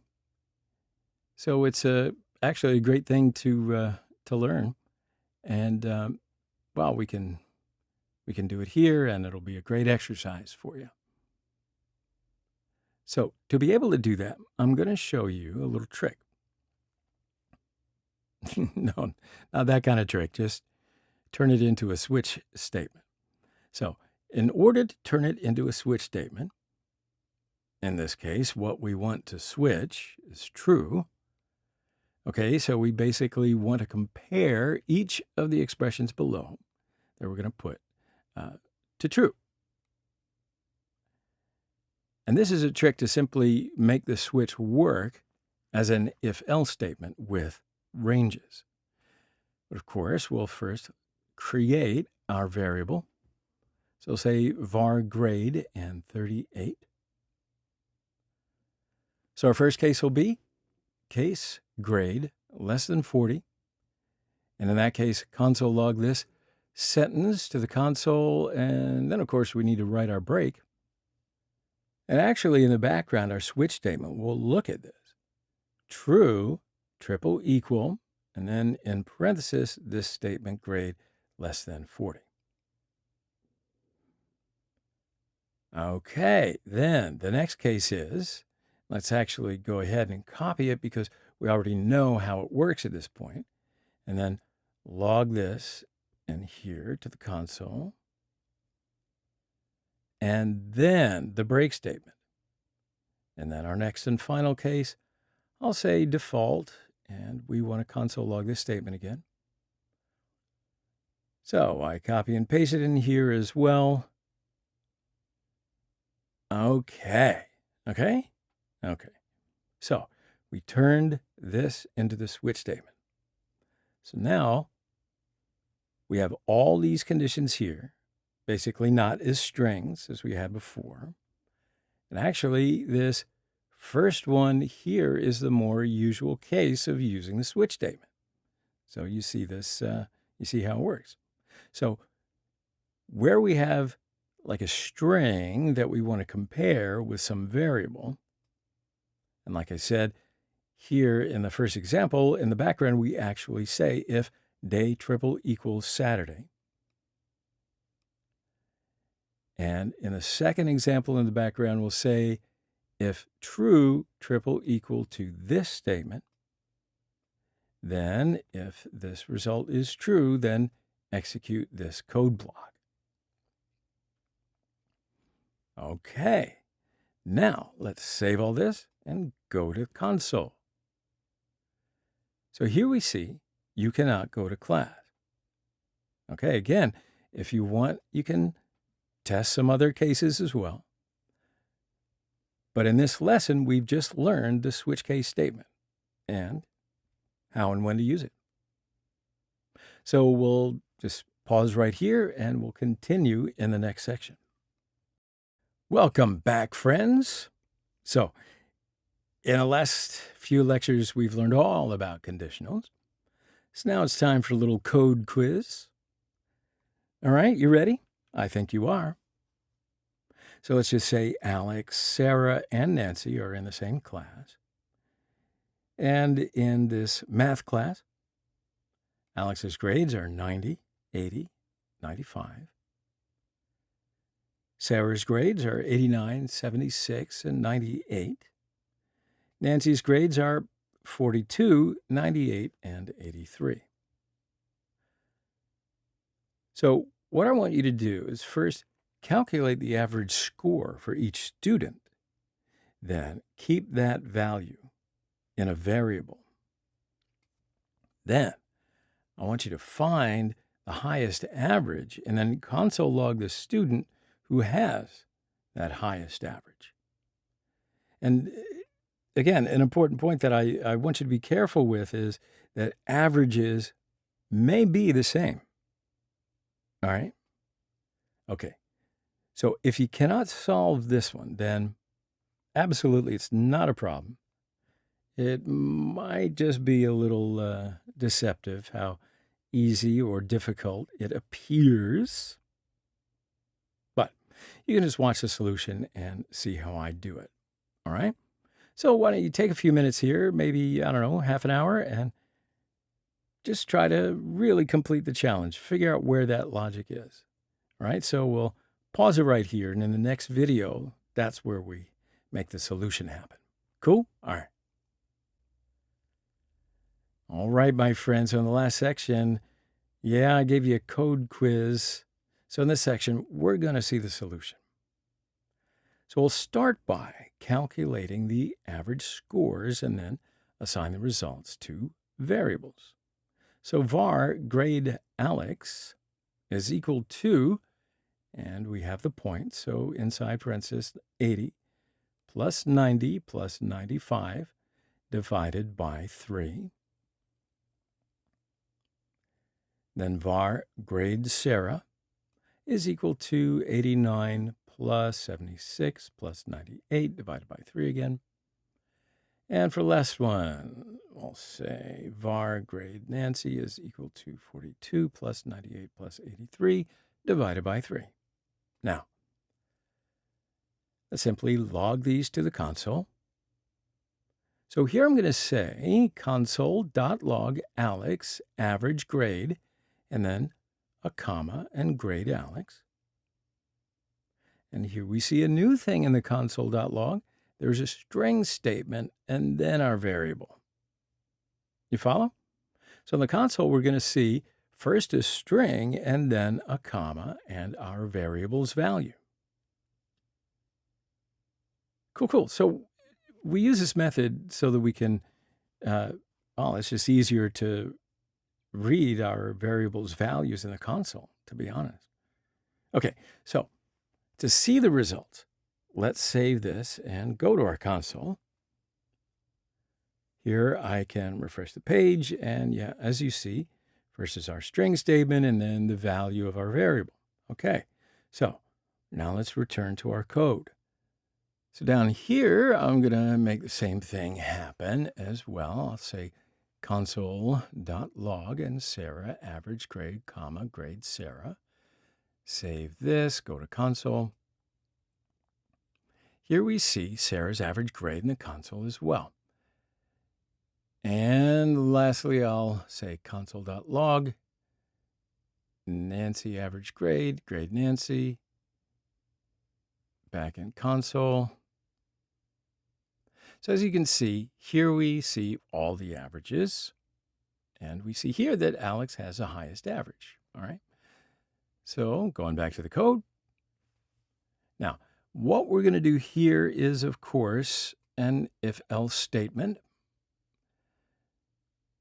So we'll give it some space here, and now if grade Alex is greater than grade Sarah, and at the same time, so I'll say and grade Alex is greater than grade Nancy. Well, then log to the console that Alex has the highest grade and comma grade Alex. All right, so did you follow that? So we did that because in order to be able to say that Alex has the highest average, Alex's average must be higher than Sarah and Nancy's both.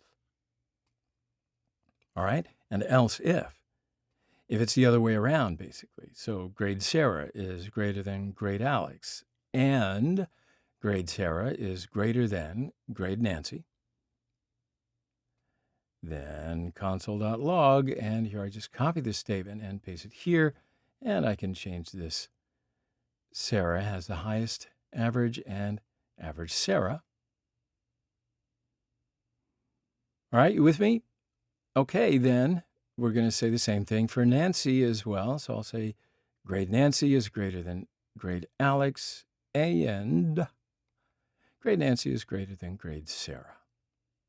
So I'll paste the same statement as well, and I can change this to Nancy. And then else. Okay, so that's the situation where there is a draw. So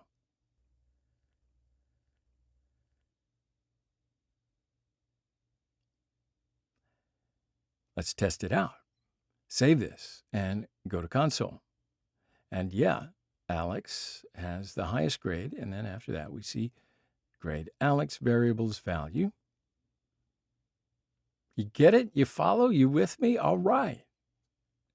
So that, my friends, is it. In this video, we saw our code quizzes solution. So go back and familiarize yourself with something if you missed it. But otherwise, going to pause it right here, and we'll continue in the next section. See you then. All right, so welcome back, my friends. So in this video, we're going to start to learn about JavaScript loops. So we basically have a few different objectives here. The first one is to understand why we use loops in the first place and exactly what they are. Now, the next one is then to understand what dry, D-R-Y, stands for and how to write dry code.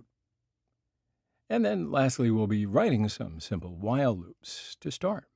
Okay, so here's a problem. If I want you to console log the numbers from 1 to 10, each one on a different line, with what we know so far, are you with me? You'd have to have 10 different console logs, right? And that's already not ideal, right out of the gate. So what if I wanted you to console log every line, every number, between 1 and 10,000, or the first million numbers? Now suddenly, whoa, I'm having to write a lot of code myself, right? Return, return, return. That's all I can think about. So this is where loops come into play. So even though we most likely wouldn't console log the numbers from 1 to 10,000 in a real application, I just wanted to make that as an example. But let me give you a real life example. Somewhere like Instagram, where a single photo or post can have 10,000 different comments on it. All right, well, perhaps not mine, but maybe yours. So they get tens of thousands and thousands more comments behind the scenes, right? So there's some sort of loop that's being used to print out all the comments on the page rather than for every comment, right? A need for a separate line of code. So before I show you the syntax of loops in JavaScript, I want to introduce this concept to you called dry code. All right, so dry. It's not as arid as you think. It stands for don't repeat yourself. Dry, get it? D-R-Y. Don't repeat yourself. So it's a concept that's common in all programming languages. You may be familiar with it there, somewhere else. But basically, we don't want to be having to write the same or similar codes again and again and again. So if we take a look at this example here, see how this code is very repetitive? Now, the only difference is the number that we're printing out, if you read closely. But otherwise, every line is the same. So this code is not what we would consider dry. So what loops do is they allow us to dry up our code, right? So loops, they're one of the great tools that we use to write dry code. Some of the others that we'll learn about later are functions, arrays, and objects, but loops, I would say, are the most fundamental one. So we're going to start by talking about multiple types of loops. And we're going to learn each of them. But first of all, we're going to see a while loop. And actually, its syntax is very similar to if statements. So let's make room for a break here and continue in the next section. Welcome back, friends. So in the last section, we made an introduction to loops, and we learned about what the dry code principle is. And as I said, in order to be able to write dry code, one of the tools that we're going to use is loops. So that means in this lesson, we're going to play around with the while loop. Now, like I said before, the syntax of the while loop is very similar to an if statement. So that means it takes a condition. And then, while that condition is true, it will repeat code that we put in a set of curly braces. So an if statement is very similar, except it doesn't repeat the code, right? It just runs one time, but a while loop will continue to run as long as the condition is true, right? So I'll give you an example. And the previous lesson, we talked about an example, how to write numbers from 1 to 10. We said, well, yeah, that's not a very good approach because there's you sitting in your desk forever typing code. Well, of course, that's not a dry code, but let's see what it is. So we'll make it with while loops. So first, let's define a variable called number. We could name it anything but number, but here we start at 1. Then we have our while loop with a condition. So I say while loop, parenthesis, and curly braces. Okay, so now our condition is going to come to the inside of this parenthesis here. So I'll say number is less than 11. So as long as this number is less than 11, I mean that to be true. Then the code, which is inside the curly braces here, will be run. Cool. So now all I want this code to do is log to the console, just the number, right? So I'll say console.log number. And then every time after we run the code, I'm going to say add +1 to this number. So I'll say number ++. Okay? So this is a different syntax here. This is basically shorthand. Normally we could write number equal to number +1. And yeah, they're exactly the same. Well, they do the same thing anyway. So the very first time this code runs, number is equal to run. So 1 is less than 11, and that makes it true. All right, so that's going to print out number 1, and then it will add 1 to the number, and then runs again. Cool. So it'll check to see if the number, which is now 2, is less than 11, and that's true. So it prints the number 2 again, and it adds 1 to that number. So now it's 3, and it's true again. So it prints number 3, adds 1 to the number, which is 4, and so on and so forth, until the final time the number is 10, and 10 is, of course, less than 11, so it prints out number 10. Now, we add 1 to the number, and that makes it 11. And then it tries to run it again, and it realizes, whoa, 11 is not less than 11. So then it's done. It finishes, and that's that. So now I have to save this and go to my console. And here I'll refresh the page, and sure enough, as you can see, we log all the numbers between 1 and 11. And what we've done here, friends, we didn't write console.log again and again and again, just like I showed you before. Instead, we used this while loop so that we can support the concept of dry code. Okay, so I could also try changing this a little bit. I could also say 1 is less than or equal to 10 instead of writing less than 11. And then, as you know, the result would still be the same. Similarly, I could do things where I'm just not adding 1 every time. So if I want to count by 2, I would just write number plus equals 2 rather than just adding 1. And the statement number plus equal is another shorthand. So normally we could write number equals to number plus 2. Okay, so these two statements are basically the same. I just wanted to show you another bit of shorthand. Okay, so now this time we're going to say 1 less than 11, and that is true, so we log 1. And we're going to add 2 to the number, so it's 3 now. 3 is less than 11, and that's true. So write 3, and so on. And then when we're at 9, and then it adds 2, now the number becomes 11. 11 is less than 11. Whoa, no, it is false. All right, so it stops. So yeah, we just wrote it one console.log in a loop, and that takes care of the rest of it for us. Nice. So I save this, go to my console. So here I'll refresh the page and we see This is the result as expected. So according to the condition that we want, this code changes. But this is our while loop syntax strategy, generally.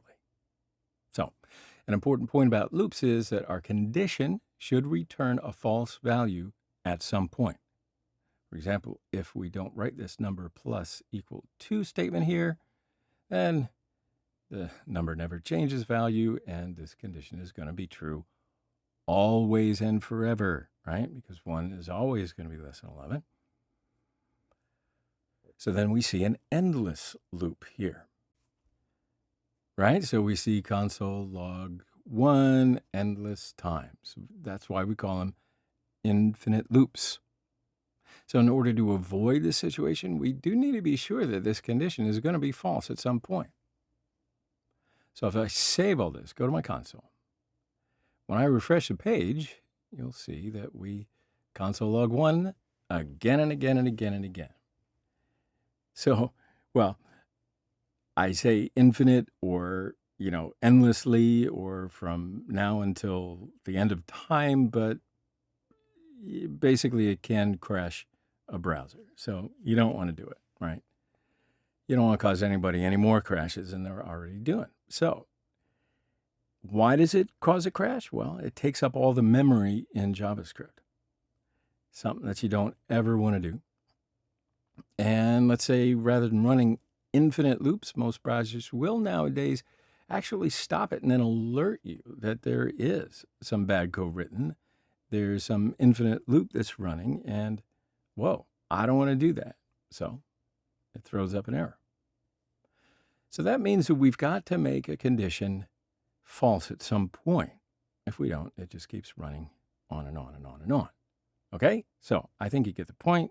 Don't do that. Infinite loops, bad. Infinite loops, bad. Dry code, good. Okay? So in this lesson, we learned while loop. While loop, good. Infinite loop, bad.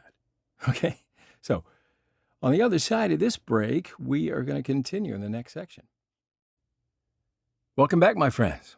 So in the previous section, we learned the while loops, talked about while loop syntax and how to write dry code with the help of while loops. So now here we have two different problems or situations, perhaps. So in the next lecture, we're going to see the solutions. But before that, I really do want to give you a chance, right, to solve these by yourself. Okay? So the very first one, print all even numbers between 132 and 148.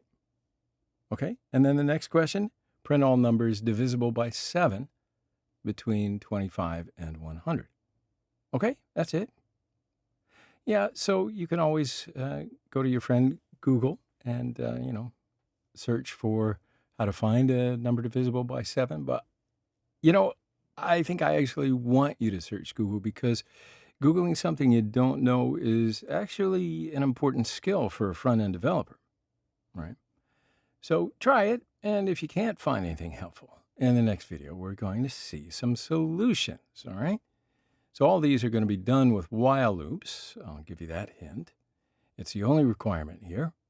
You just need to use while loops, all right?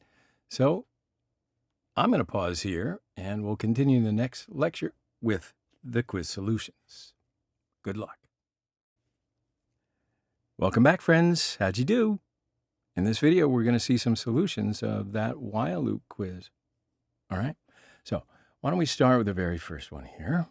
Print all the even numbers between 132 and 148. So first, let's start with defining the variable. So I'll say var number equal 132. All right, so next is writing the while loop. Now, we just have to write a while loop that is checking to see if the number is less than or equal to 148. Now, because here I do want to include 148 as well, right? So inside the while loop, I'll say console.log number. And then down here, we'll add 2 to the counter, just like that. Because, of course, I want the console log just the even numbers. So we started with 132, and here 132 is less than 148, so it prints 132. Then add 2 to the number, so the number is now 134. 134 is less than 148, that's true, so we've printed 134, etc., until we reach 148. Then 148 is less than or equal to 148, so it prints out 148. It adds 2 again, but now our number is 150. So here, 150 is less than or equal to 148? False. So that's where our loop ends.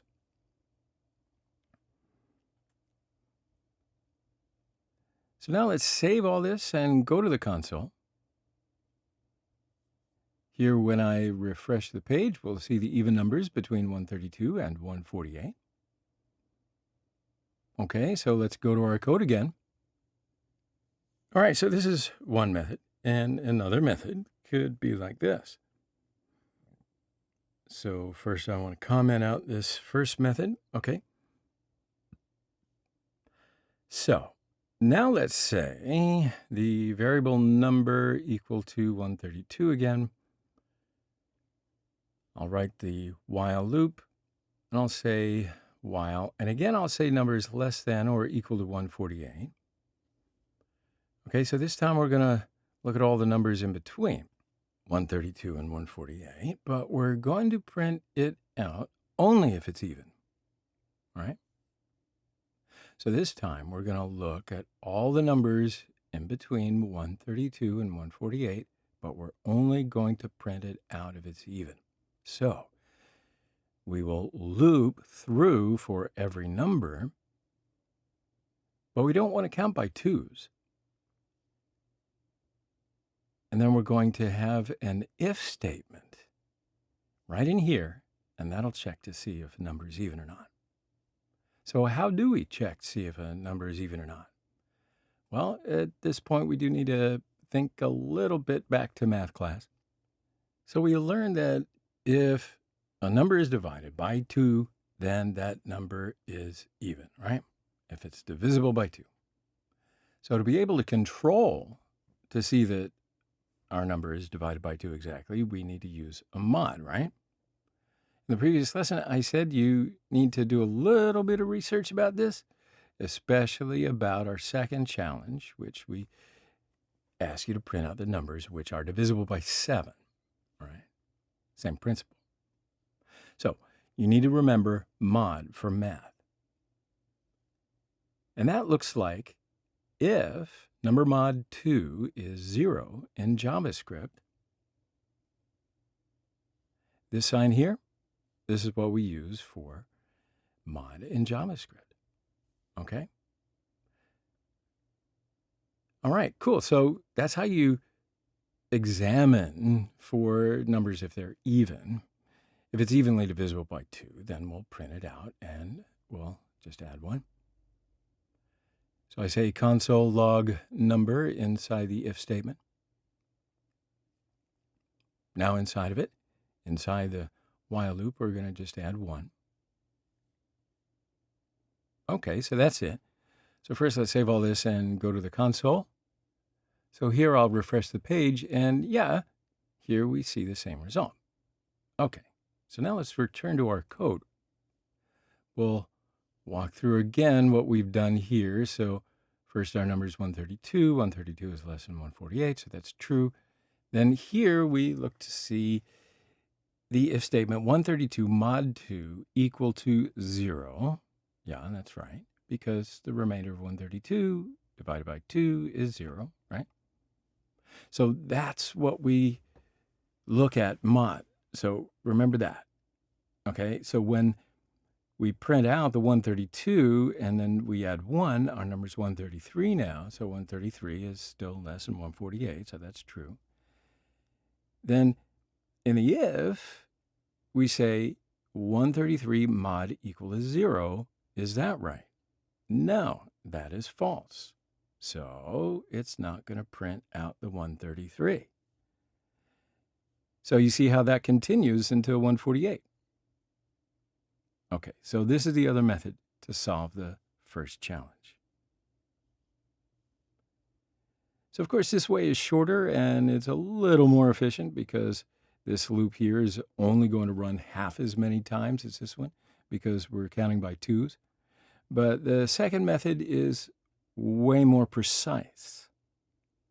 The advantage of this setup here is it will always print out the even numbers no matter what number we start it with versus this one, okay?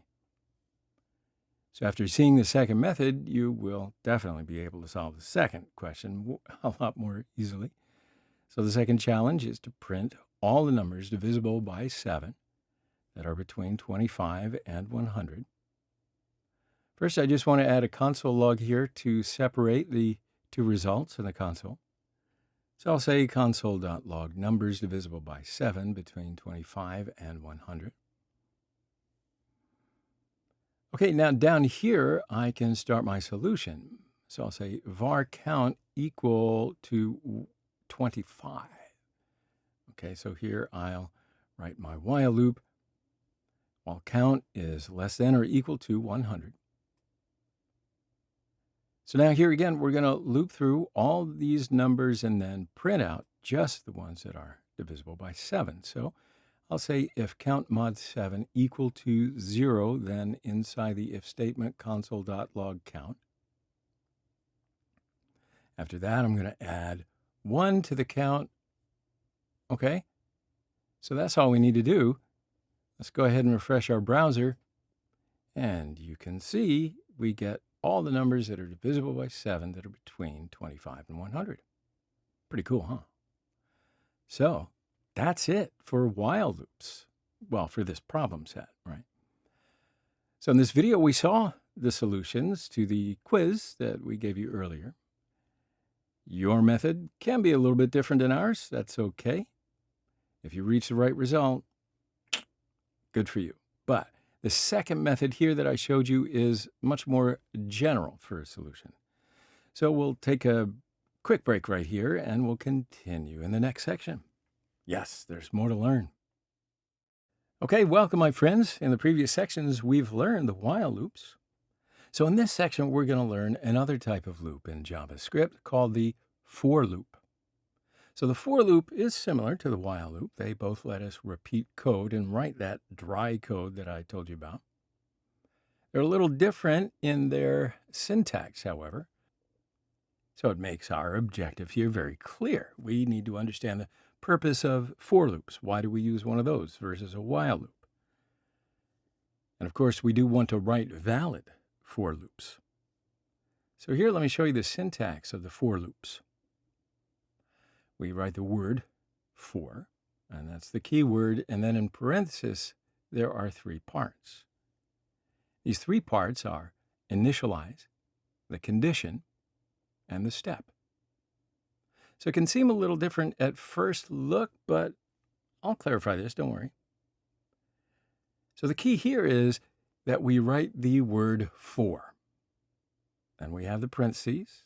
3 different things go in the parentheses, and then we have curly braces. And inside the curly braces, we write the code that we want to run. So as long as this condition returns true, we're going to run this code. So to be able to understand it all just a little bit better, I'll give you a clear example. So let's say that I want to make the same example that we made earlier with the while loops. Yeah, we'll do that. So we print out the numbers between 1 and 10 with the while loop, just like this. So I just want to copy this code part here and paste it in here. All right, so we can talk about this as well. So yeah, we printed out numbers between 1 and 10, just like this with a while loop. So now let's make the same with a for loop. So I'll say for, and in parenthesis, and then curly braces. Then we create a variable inside the parenthesis, just like I showed in the syntax. So I'm calling it number and setting it equal to 1. Then we need to write our condition. So what is my condition here? Number is less than 11. Exactly like we made in the while loops. And then we have our increment, which is going to add 1 to the number. So it's conceptually similar to the while loop. So of course you can see the equivalent while loop up here. Now the big difference here is that this is just shorter, and the other difference is that this variable number only exists inside the loop. So this variable for a while loop must be initialized outside so that we can use it here inside the while loop. But in a for loop, we can make a variable that exists only for a moment inside of this loop. You follow? So, okay, now inside the curly braces, I can say console.log number. So let me just go over this one more time, okay? We're making a variable called number, and it starts at 1. Every time through the loop, we'll add 1 to the number, and we keep going while the number is less than 11. So it means that the first time we run it, this number is 1, and it gets printed out. Next time we've added 1, it's still less than 11. So then it gets printed out. We keep going until the number is 11. So when it's no longer less than 11, the code stops running. Okay. So let's save all this and go to our console. So I'll refresh the page here, and we see the result. Let's go back to our code. Okay, so now we created our first for loop. Here we saw how to make this with a while loop as well. And we talked about the differences between the for and the while loops. Okay, so now that you see that difference, I want to give you just a little bit of a quiz to, practice your new knowledge.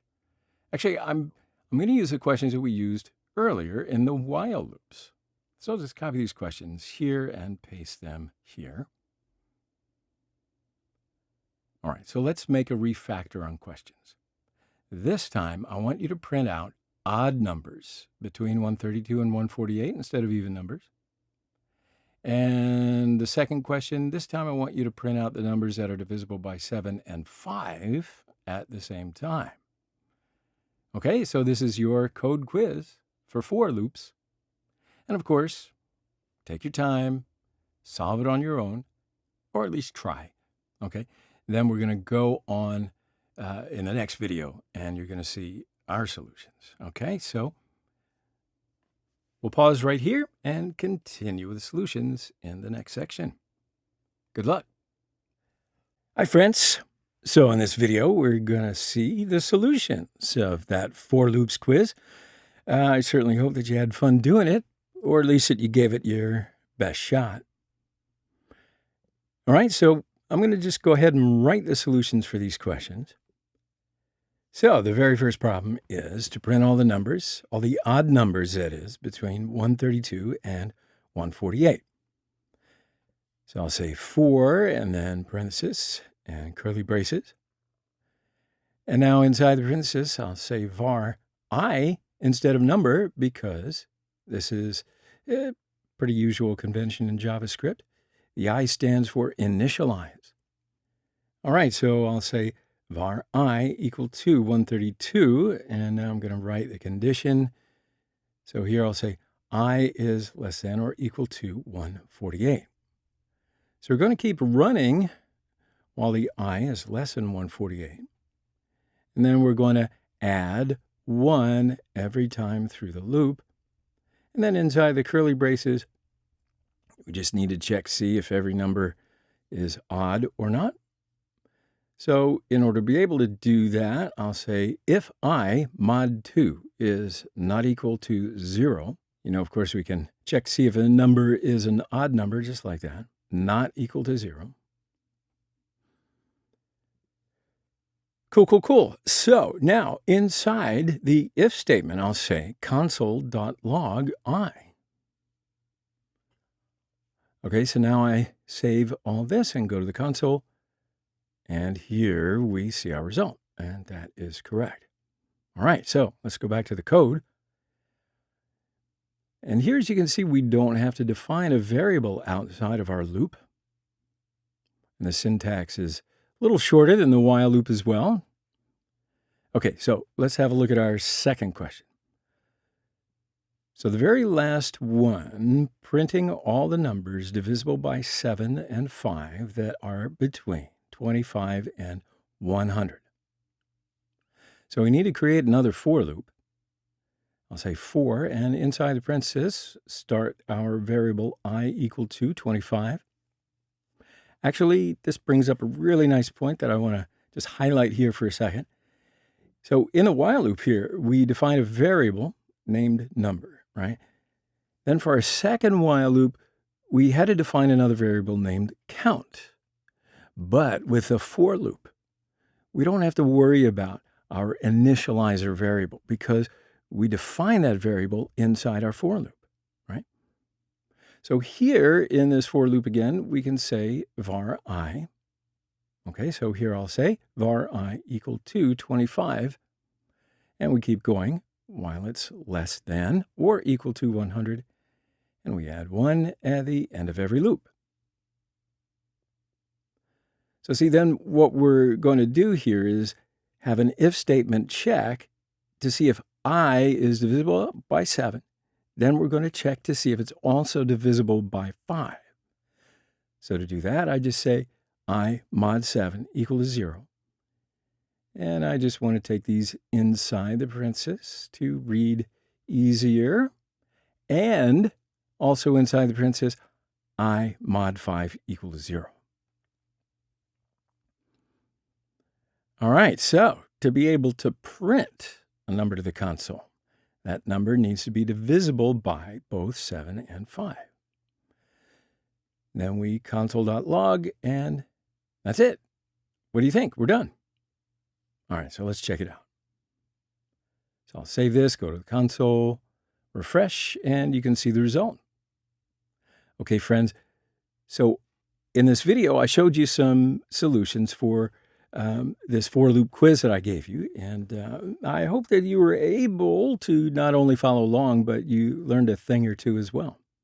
All right, so we'll take a break right here, and we'll continue in the next section. All righty now, friends. So in the last few sections, we worked with loops. We saw for loops and while loops, and now the last thing we need to learn about these loops is the continue and break statements. You might remember a break statement that I threw at you earlier, but here, let's break it down. All right, so we use a break statement in order to break out of a loop.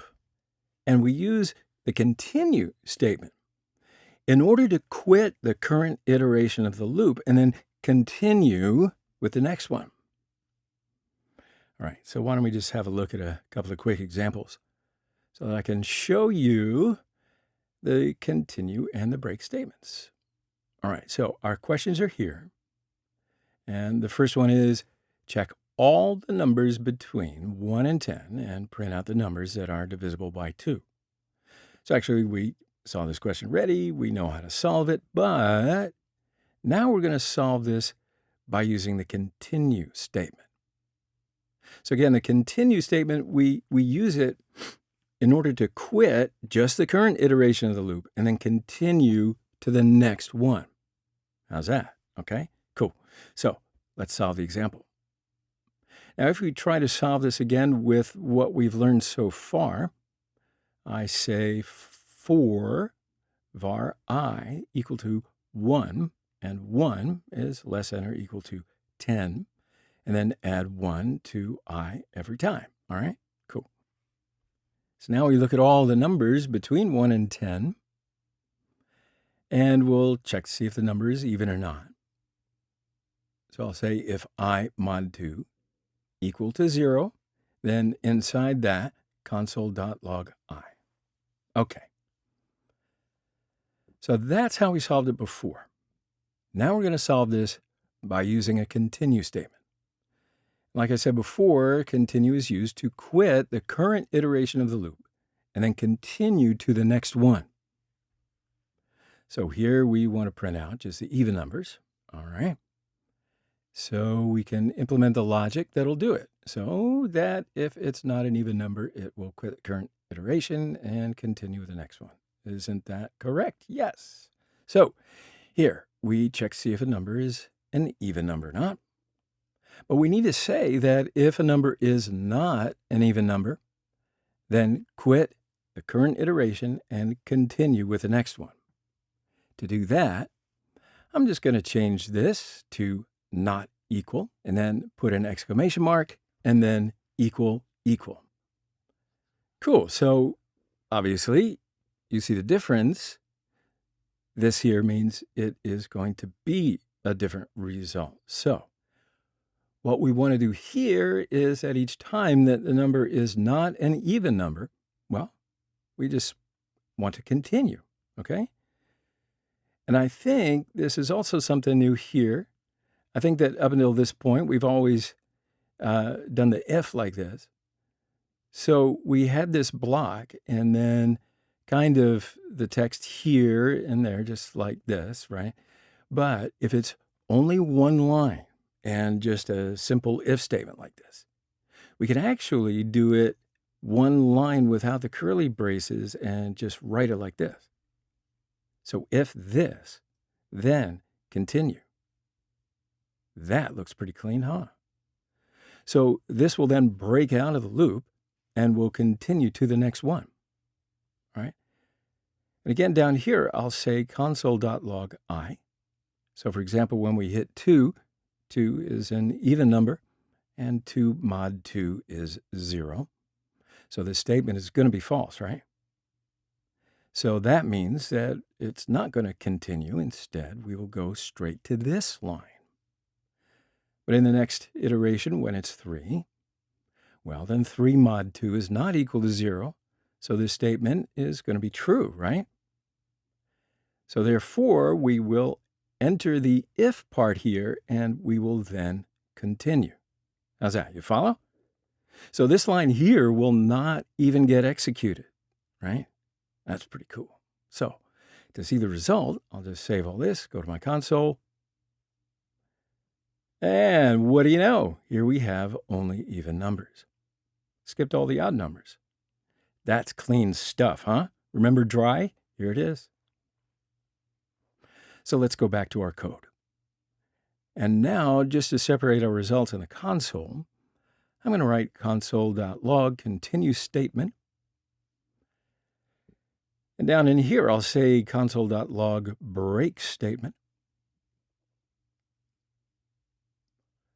And now let's do something a little similar for break. But the difference with the break is that it exits the current iteration and the entire loop as well. All right? So it doesn't really continue to the next iteration. I mean, that makes sense. So now this time, let's have a look at our second example. And here I want to print out just the first even number. So we want to print until we encounter the first even number. So as soon as we have something that is an even number, we will not print anything else. All right? Clear as mud. So I'd simply just replace this one here with break. But I do just want you to have, a mastery of both statements. So down here, I'm going to write my for loop again. So down here, I'll say for var I equal to 1. I is less than 10. And I'll add 1 to the I every time.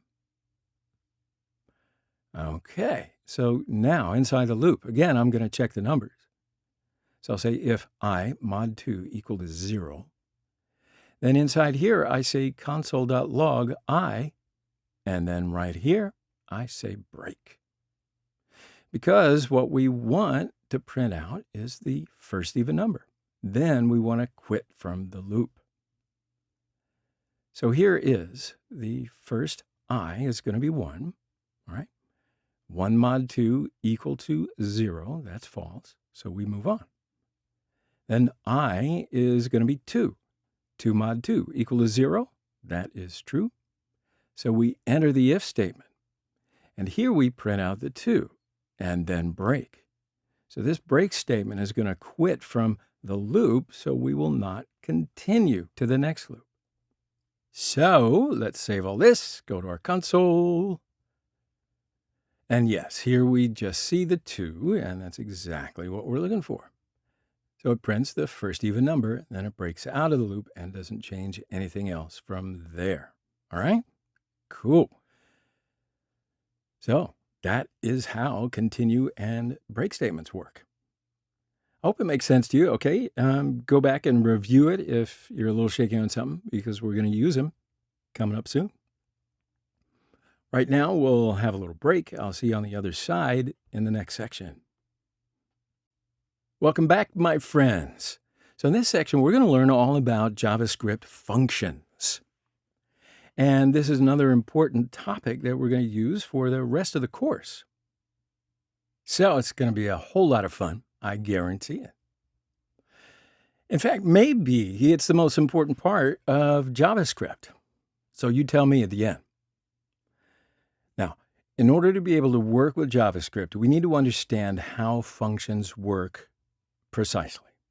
So functions are the building blocks of everything in JavaScript, or okay, almost everything. So in this section, we're going to focus on functions. So I'd say pretty much there are 3 main objectives to this section. First one will include function declarations and function expressions. We're going to see what these are and how they're similar as well as how they're different. So 2 ways of writing functions, basically. I want you to be able to write both of them. Now, the next objective is to explain the difference between console.log something and return something. So return is indeed a special word. It's a keyword in JavaScript that does a particular special something, and that you're going to see in this section. Up until this point, we've used console.log, I think, yeah, pretty much always.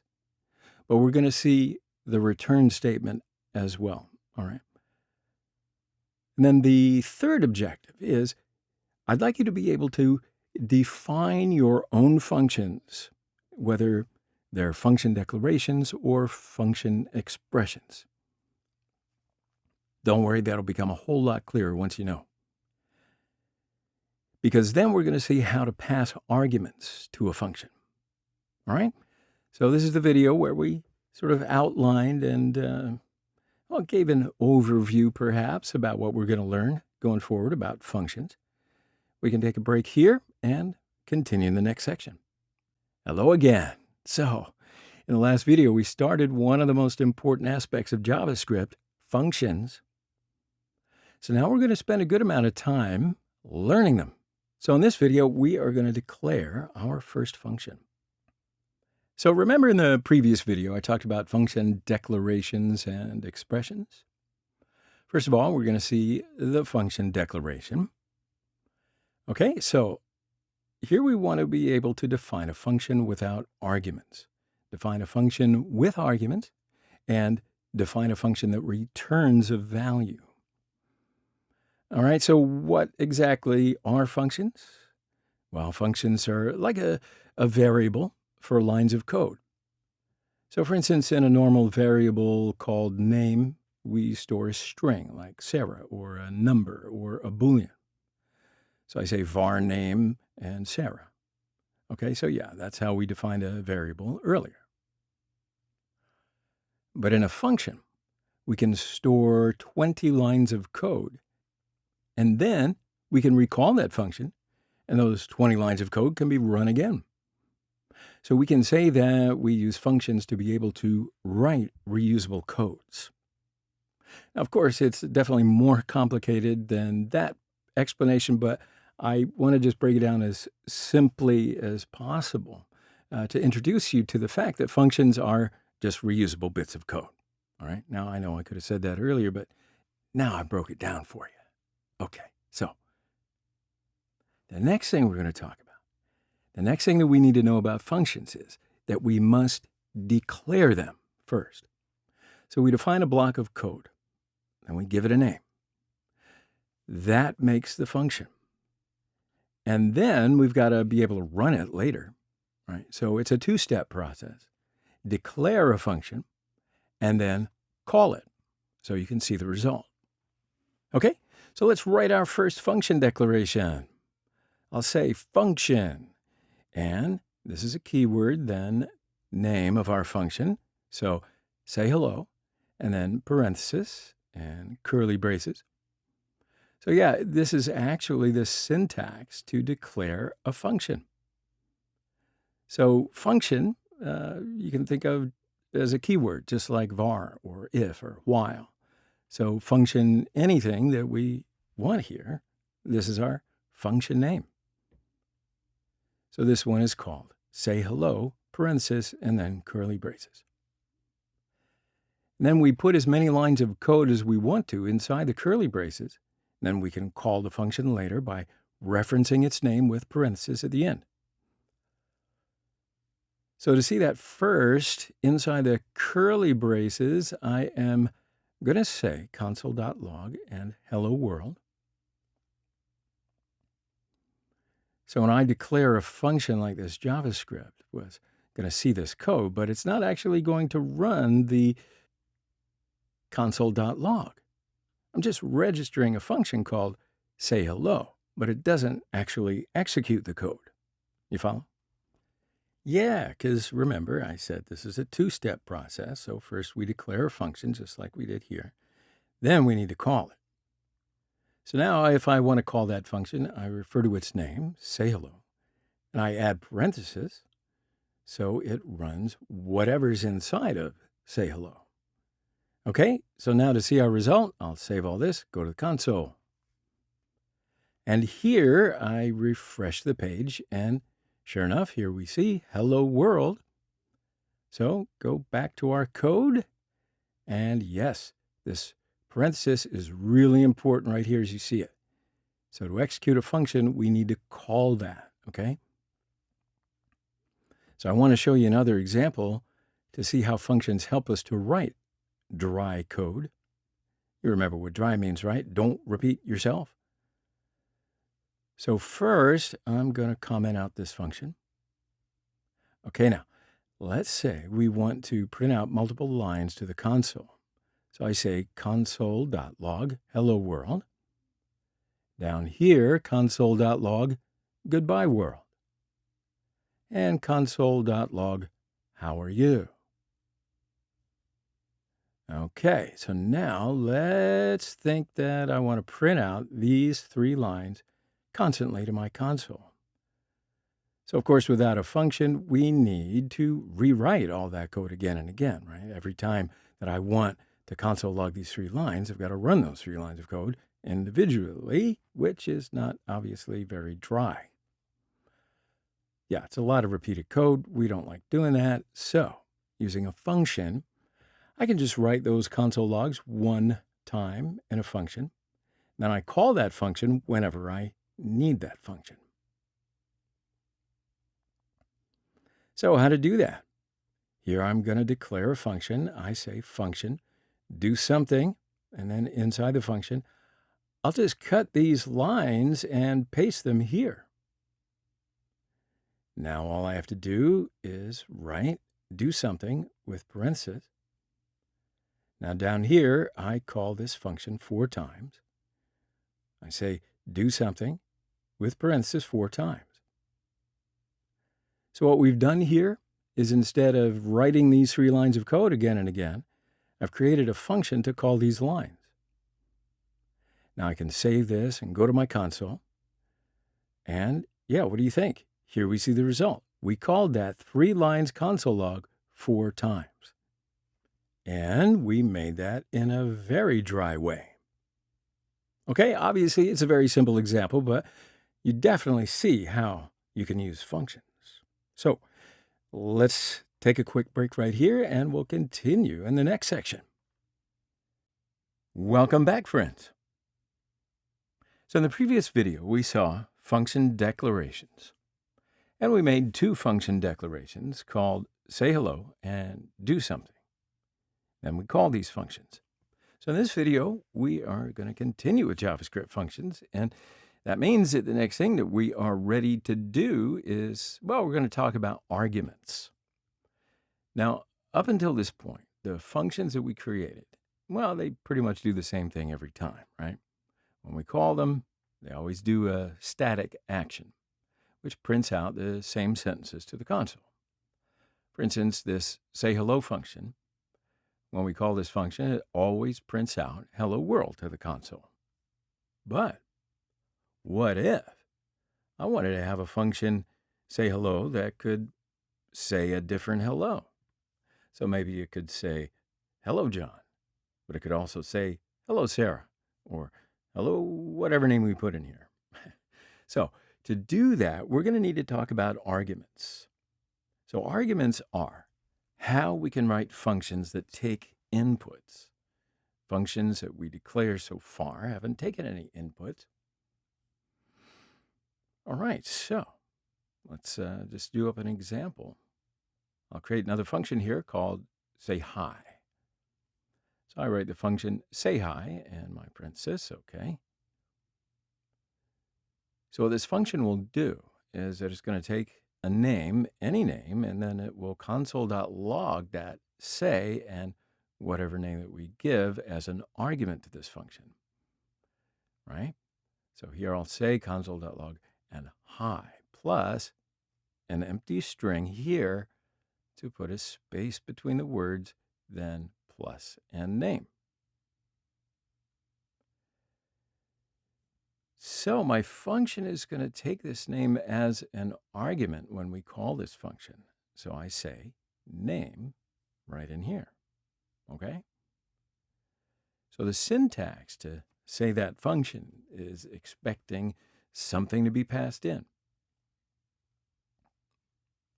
You follow, right? It's expecting an argument. It looks like this rather than just an empty parenthesis here. So we put the name of an argument. So in this case, we called it name. And this, of course, can be called anything at all. It's just a placeholder. So whenever the user calls, say hi, and we pass in a name, maybe Sarah, well, this Sarah name is going to hold the value of Sarah temporarily, because if the user calls say hi with John as a name, then it's going to hold the value of John. So that means then we can use the name inside of the function. So in this case, cancel.log say hi name. It's just going to take whatever name was passed in the parenthesis and console log it with say hi. All right, so that's that. Let's do up an example. I'll say hi and call it, putting it in my parentheses. You remember that we talked about this in the previous lecture. We just need to put a parenthesis to call a function. So inside the parenthesis, I'll write Sarah. Now, let's go to our console. And here I'll refresh the page. And now we see hi Sarah in the console. All right, so let's go back to our code. Now, what we've done in here is that we put this kind of Sarah instead of name in the background. So down here, I'm going to call this function with a different name. I call say hi with John this time. I go to the console, and here I refresh the page. We see hi Sarah and hi John here. So we didn't have to create different functions to say hi Sarah and hi John. We created one function and we passed an argument. So that means we've customized our function. Now, that opens up the whole world of using arguments. Well, that's what makes our functions super powerful. And I'll try not to get too excited. So let's say on a website like Facebook, there might be a function called make a homepage. And yeah, it lets you make a homepage. So it's going to take information as arguments about the user who's logged in. It's about making a little machine that can take in an argument and then spits out something else. So let's make another example. Here I'll say function cube. And what this function is going to make is it's going to take a number as an argument, and then it is going to console log the cube of that number. So to be able to do that, this function needs to get an argument, and I'll call that argument as number. So I say number here. And down here, I say console.log number times number times number. Okay? Okay. Now let's go test it out. So here, when I call this function, I say cube, and inside of it, I say 3. So I'll go to my console, and here we see 27 on the console. So when I want to calculate the cube of a different number, all I need to do is call this function with a different number. For instance, here I'll say cube and 79. Go to my console, and yeah, here we see the cube of 79. So now let's return our code. Also, we're not just limited to one argument. Our functions can take multiple arguments. So why don't we do an example that calculates the body mass index? Everybody's concerned about BMI these days, right? So I'll just say function BMI. And it takes a length and a weight, and then we divide the weight with the square of the length. All right, you might say height, but what if we're calculating the BMI of a baby? Okay, here inside the function, I say console.log and weight divide length times length, and then to call this function, we just pass in two numbers separated by a comma. So the first value corresponds with length, and I say 1.80 meters, we'll say, and the second one corresponds with weight, and for weight I'll say 85 kgs for kilograms. So it just comes down to the order. You see that? So if I switch these two and I put 85 first, 85 would be the length and 1.80 would be the weight. Kind of different. Okay, so now I'll return to the code again and go to my console, refresh the page, and here we can see the calculated BMI. Okay, so let's go back to the code editor. So arguments are one of the important pieces, and they make functions really useful because it's not only about shortening our code and repeating the same chunk of code every time that we'll say, like, for instance, say hello. It's also about making that code change a little bit depending upon certain inputs. So here are a few examples of when you might want to use arguments in a real web app. So imagine that we have a web game, and in that game there's a score for every player, and the player can do some things that can increment or decrement that score. So if a player does something crazy, right, we might have a function called add to score. And if we want to give them a lot of points, we'd pass in 100 points. Now let's say if a user dies, then we might subtract 100 points. So I'll give you another example. Imagine that we had a site that has an authentication. So we might have a function called check user info, and it would take two arguments, email, password. So we might pass something in like john@email.com or something, and a password like 1234, and then check user info would take that email and the password and would check them and make a certain decision. So there would probably be an if statement in there. It would check to see if they match correctly, and if they did, then log in. Else it shows us an error message. So the ability of functions to take arguments is one of the most important parts of writing functions. Yeah. Not just about repeating code. Let's say hello over and over and over again. But it is about repeating code that we can also change a little bit, and that can have some variables. So arguments empower us. They let us customize the function. All right, so that's it for function arguments. We're going to, let's pause right here and we'll pick it up in the next section. Welcome back, friends. So in that previous video, we talked about function arguments. So in this video, we're going to talk about the last fundamental piece of JavaScript functions, and that's the return keyword. So in this lesson, we're going to learn the return keyword because up until this moment in functions, we've used console.logs. But now we're going to return some values from the functions that we write. So I like to think of functions like a machine. We'll write a function and it takes some inputs, and those would be the arguments. And then it does something with those inputs.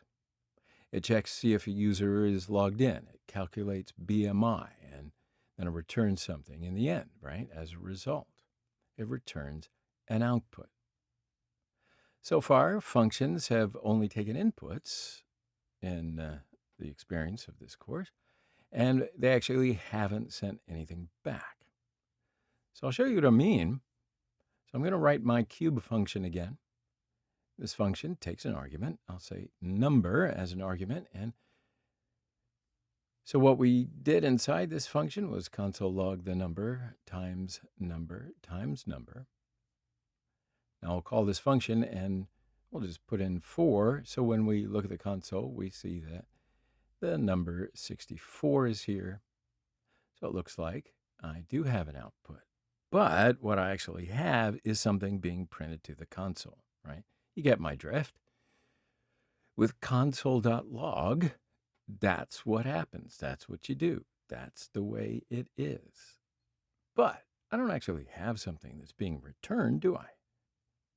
There is a really big difference. If I use the return keyword, it means that I can store the value that's coming back out of the function. Right now, can't store it. Sure, a console.log just prints a value to the console.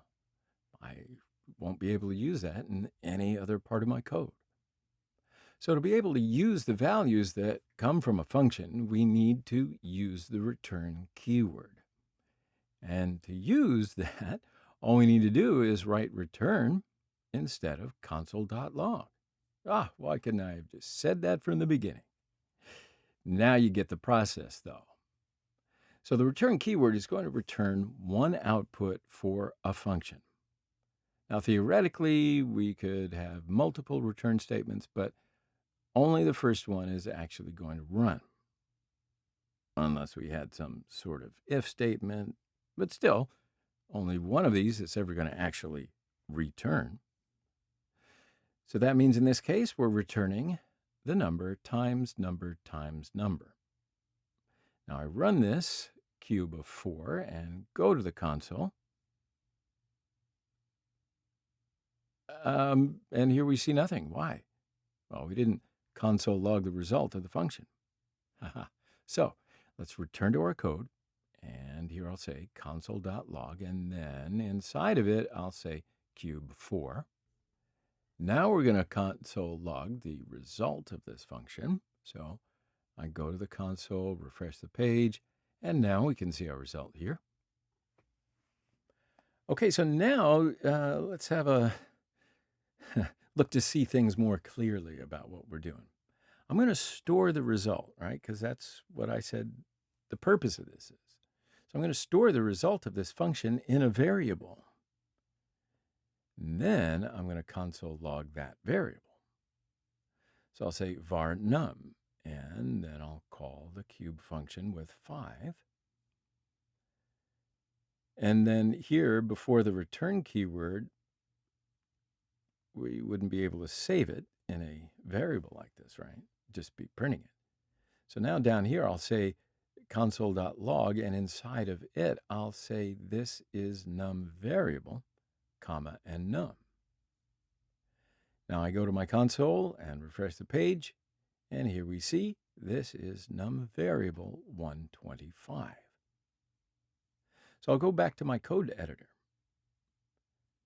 So you see, every function returns something, and if we don't explicitly tell it what to return, it just returns undefined. Okay, so now let's talk about the other important issue, which is that we can just return one output from a function. So we'll see another example to just really understand what I'm talking about here. Actually, I'm not going to make another example. I'm just going to change this function a little bit. So here, I'll say if number equals 25, then inside of it, return 25. Otherwise, return number times number times number. You follow?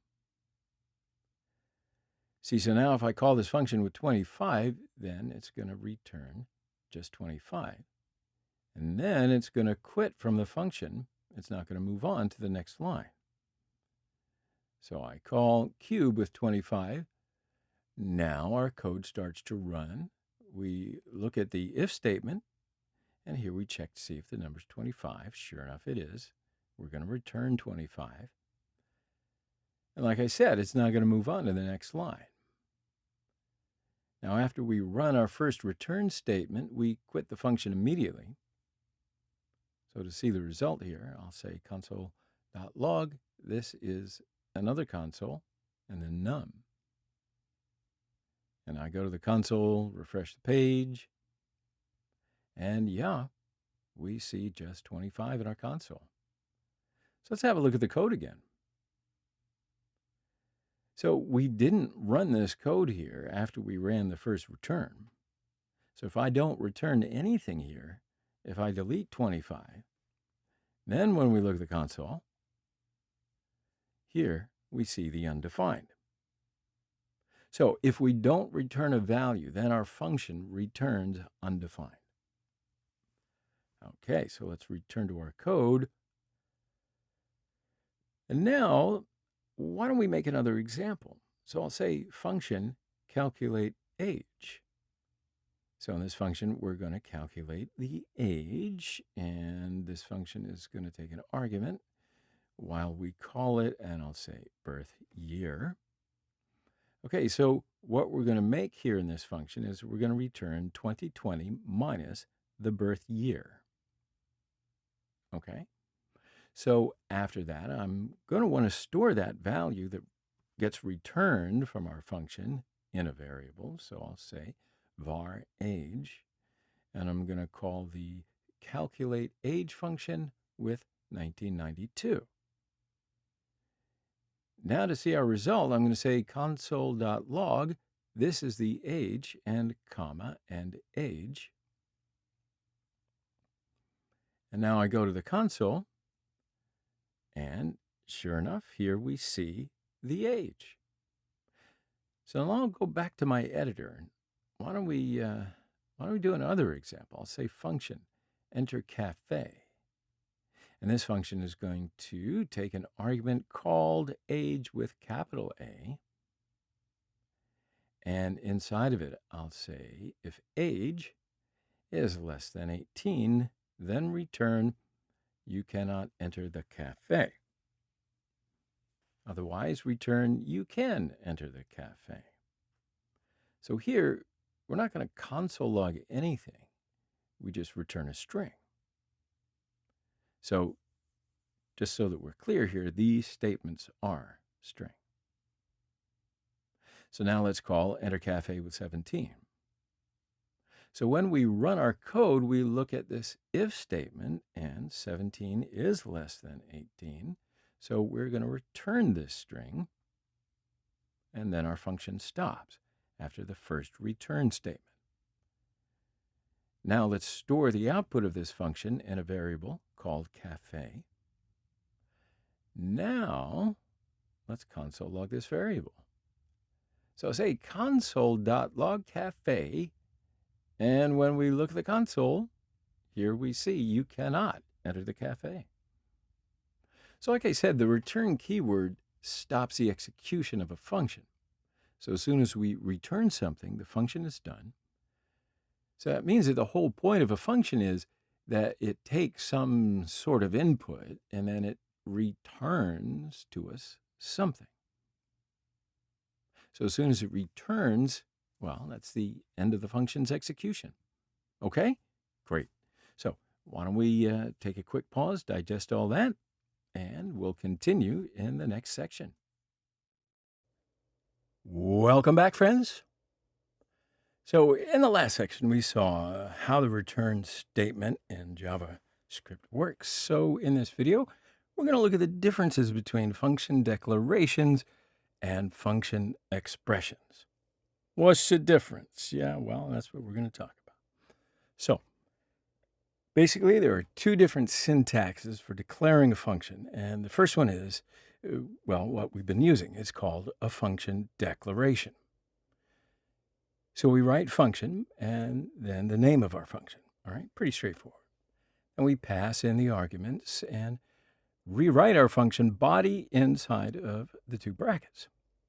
All right, very good. So I'll just show you quickly function calculate age, and it takes an argument, and we'll call this birth year. So it returns to us 2020 minus the birth year. Okay, so I'm sure you remember that example as pretty much our first method as a way to write a function. So that's the function declaration. So there is another way of writing a function, and that's called the expression or function expression. All right, let me show you an example. So we will write var calculate age, and we set that up to be equal to a function, and then this function is going to return 2020 minus birth year again. And of course, it's going to take birth year as an argument. And actually, what we do here is define a variable and then give the function as a value. So these are a couple of different ways of defining equivalent functions. This is a declaration, and this, my friends, is an expression. So actually, let's write these out. So I'll write function declaration here and function expression here, okay? And now there are some differences between these two methods, but first let's use this function expression to see and make sure that it works normally. So first of all, I want to save the value that returned from the function into a variable called age. So I say var age and then set it to be equal to calculate age and call it. So I'll put my parentheses, and inside of it, birth year, I'll say 1981. Okay, so now let's console log this variable here. All right, so I say console.log and age. Okay, so now when we go to the browser, we sure enough see our result. Okay, that's good. Now return to the code. Now let me show you this small difference here. If I declare function this way, var calculate age equals function. If I just decide to change calculate age to be equal to the number 10 or the number 15, my function's lost. And yeah, what I mean by that is if you make function declaration after that, then we won't be able to give another value to that function. But if we make a function expression, we can change it to a number because, as I said, essentially with this function expression method, we define a variable and then give it a value as a function. Of course, later on, we can change its value to be a number. So down here, if I say calculate age equals John, then console.log calculate age, and when we go to console, here we see John as calculate age. And what I mean by that is this is no more a function, it is a string now. All right, so back to our code editor. Now, if I refer to calculate age, I won't be able to evaluate it. I can't run it as a function anymore.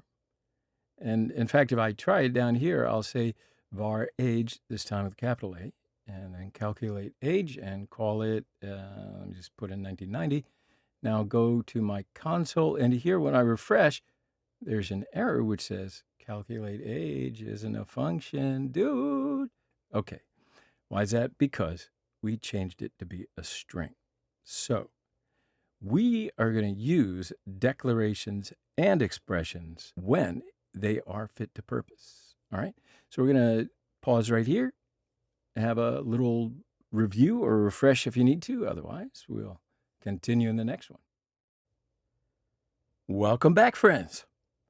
So I was thinking about it, and I really do think it is time for a function quiz. Yeah, we can't move on until we really understand the differences. Okay, so you're going to see our function quiz questions. We got some really nice questions for you. All right, so let's just dive right in. The first question, I want you to declare a function called subtraction. It's going to take two arguments, x and y, and then all it needs to do is return y, which is the second argument, minus x, which is the first. Cool? All right. Second question, declare a function called isOdd. All right, so this function is going to take one argument, and it's going to check, see if that argument is an odd number. Then it needs to return a Boolean and console that. And for the last question, declare a function called addition. So it's going to take an argument, and then it needs to sum up all numbers from 1 to that argument, and then return the total value. Then just console log that total. Okay? So I'll give you a little bit of time. Do what you can do, and I'll see you on the other side where we'll work through the solutions. All right, but give it your best shot. Welcome back, friends. So in this video, we are going to see some solutions. We'll start with the first one. So we need to create a function called subtraction. Now, as you know, we can define this function in two different ways. And for this function, I'm just going to make a function declaration. So I say function subtraction, and then this function is going to take two arguments, and I'll call them x and y. And what I want to do here is return y minus x. Okay. Right? So simple as that, right? Now, by the way, I do want to draw your attention to a particular point. The order of arguments are important. I think we played around just a little bit back in the BMI example. But I want to show you something. Let's call this function down here. I'll say subtraction. And as a subtrahend, because you know that our first argument is subtrahend, and for that I say 18. And as a second argument, which is descending, I say 97, okay? Now this function is going to return a value to us, and I want to store that value in a variable. So right here I say var result.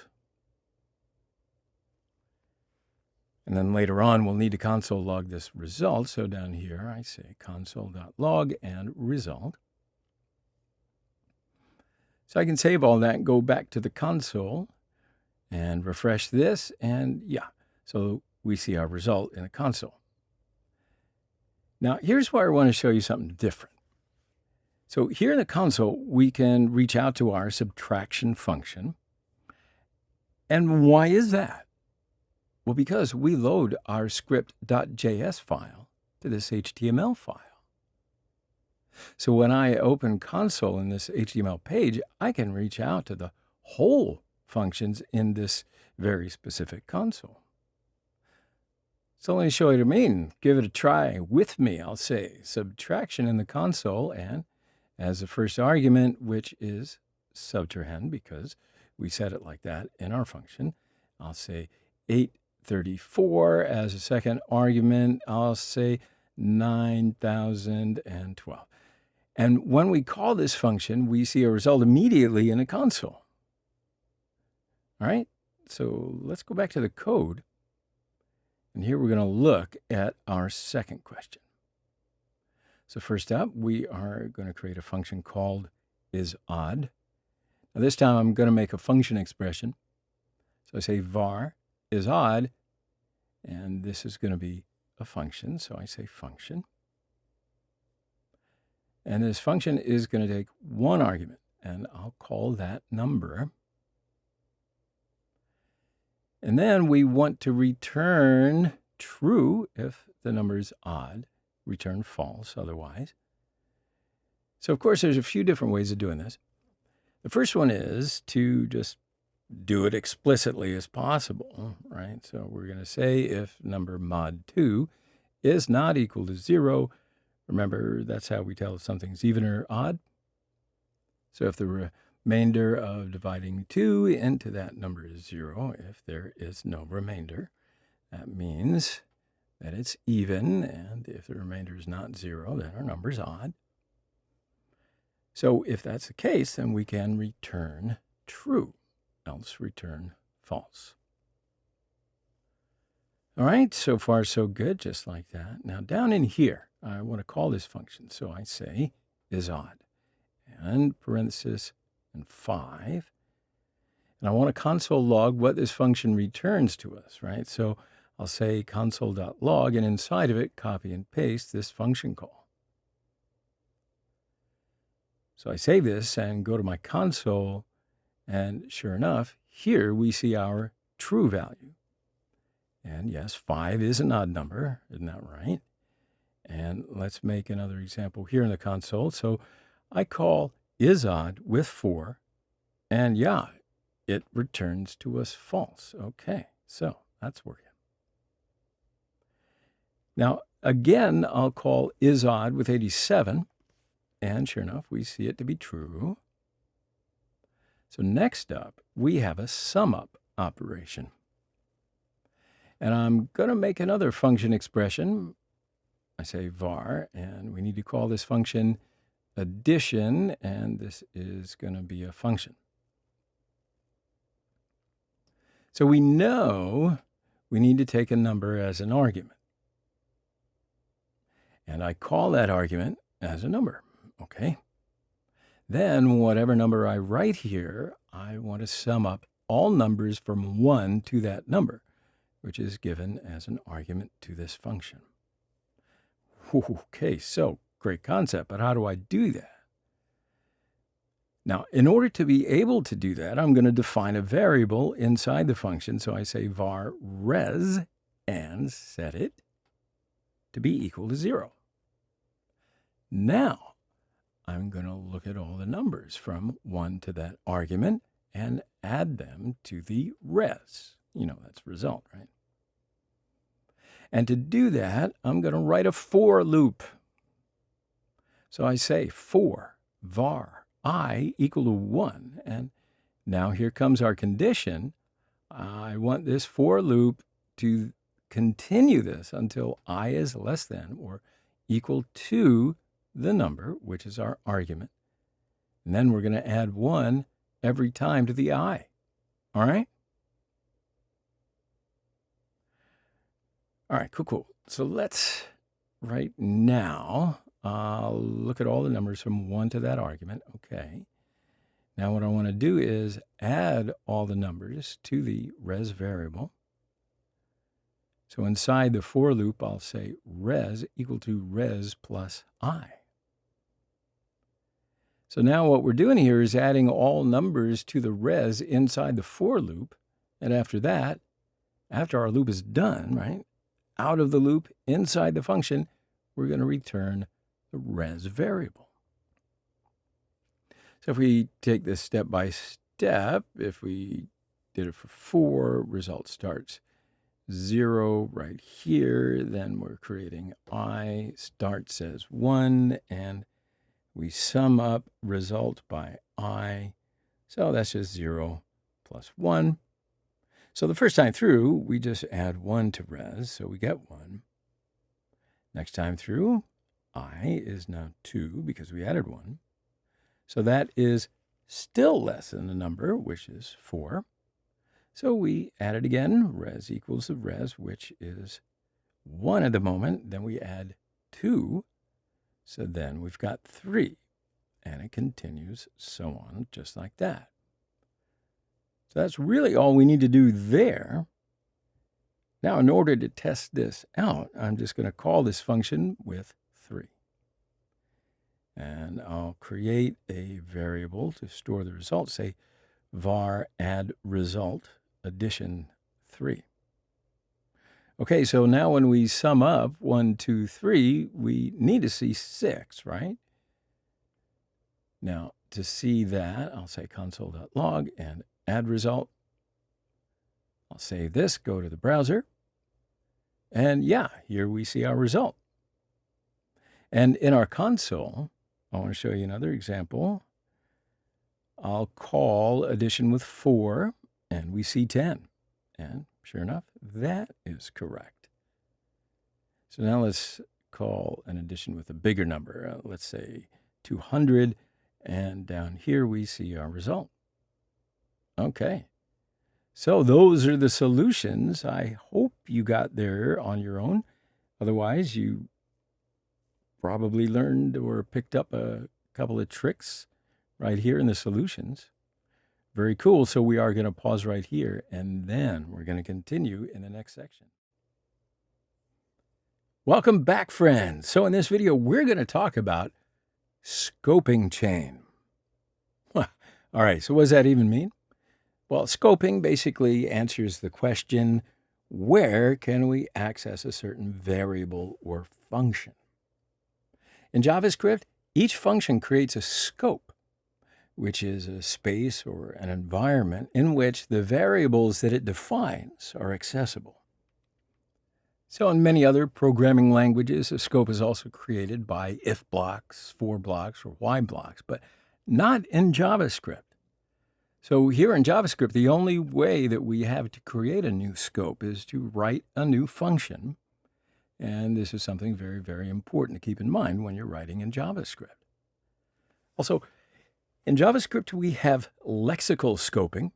And lexical just means where something is written in the code. So it's about the position of something within our code. So lexical scoping basically means that a function that is lexically within and out of function, which means that it's written inside of another function, then it gets access to a scope of the outer function. All right? It's also called a parent function. And with that, it also gets access to the variables and the functions that the parent function defines. All right. Now we got that out of the way. Okay, so basically wherever we have some code, let's say it's inside of a function called say hello, that code is running in a specific context. So it might have some variables and it might have some properties, and scope is referring to whichever variables and properties are visible in that function. Now that could be a different side of another function, or if we had functions nested inside of each other, which is certainly something you can do. We might have different scopes and different variables that are visible. So this will make sense, I think, with a few examples.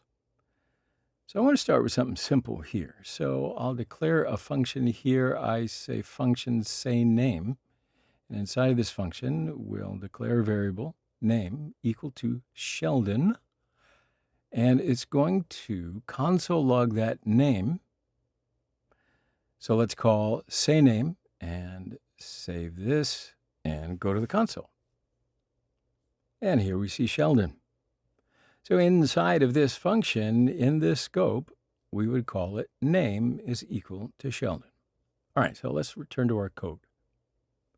Now, if I try to access name out of the function, and you know the boundaries of this function are these curly braces, actually we can say the scope of this function is inside these curly braces. And when I try to access this variable, which we defined in the scope outside of the function, what do you expect to happen? So to try that, I'll say console.log name. Now you see the moment we are outside of the function. So save this, go to the console. And here when I refresh, I get an error. It tells me name is not defined. All right, so let's go back to the code. So what this shows us is that we have two different scopes inside of this function. One context, one scope. Name is defined in here, but outside of that, and what we would call the global scope, we're not inside any function. So when I type name, I get an error because it doesn't know what name is. It's not visible in this scope. So now I'm going to define another variable outside of the function. I'll say var name equal to Leonard. And down here, I'll say console.log name. And here again, I'm going to call say name as my function. So first, I want to comment out all these statements and clear the console. Now I'll open this code again and save it and go to the console again. So here we see Leonard and Sheldon. Cool. So let's go back to the code. So we reach Leonard from the global scope, and we reach Sheldon from this function. All right, so this is really important.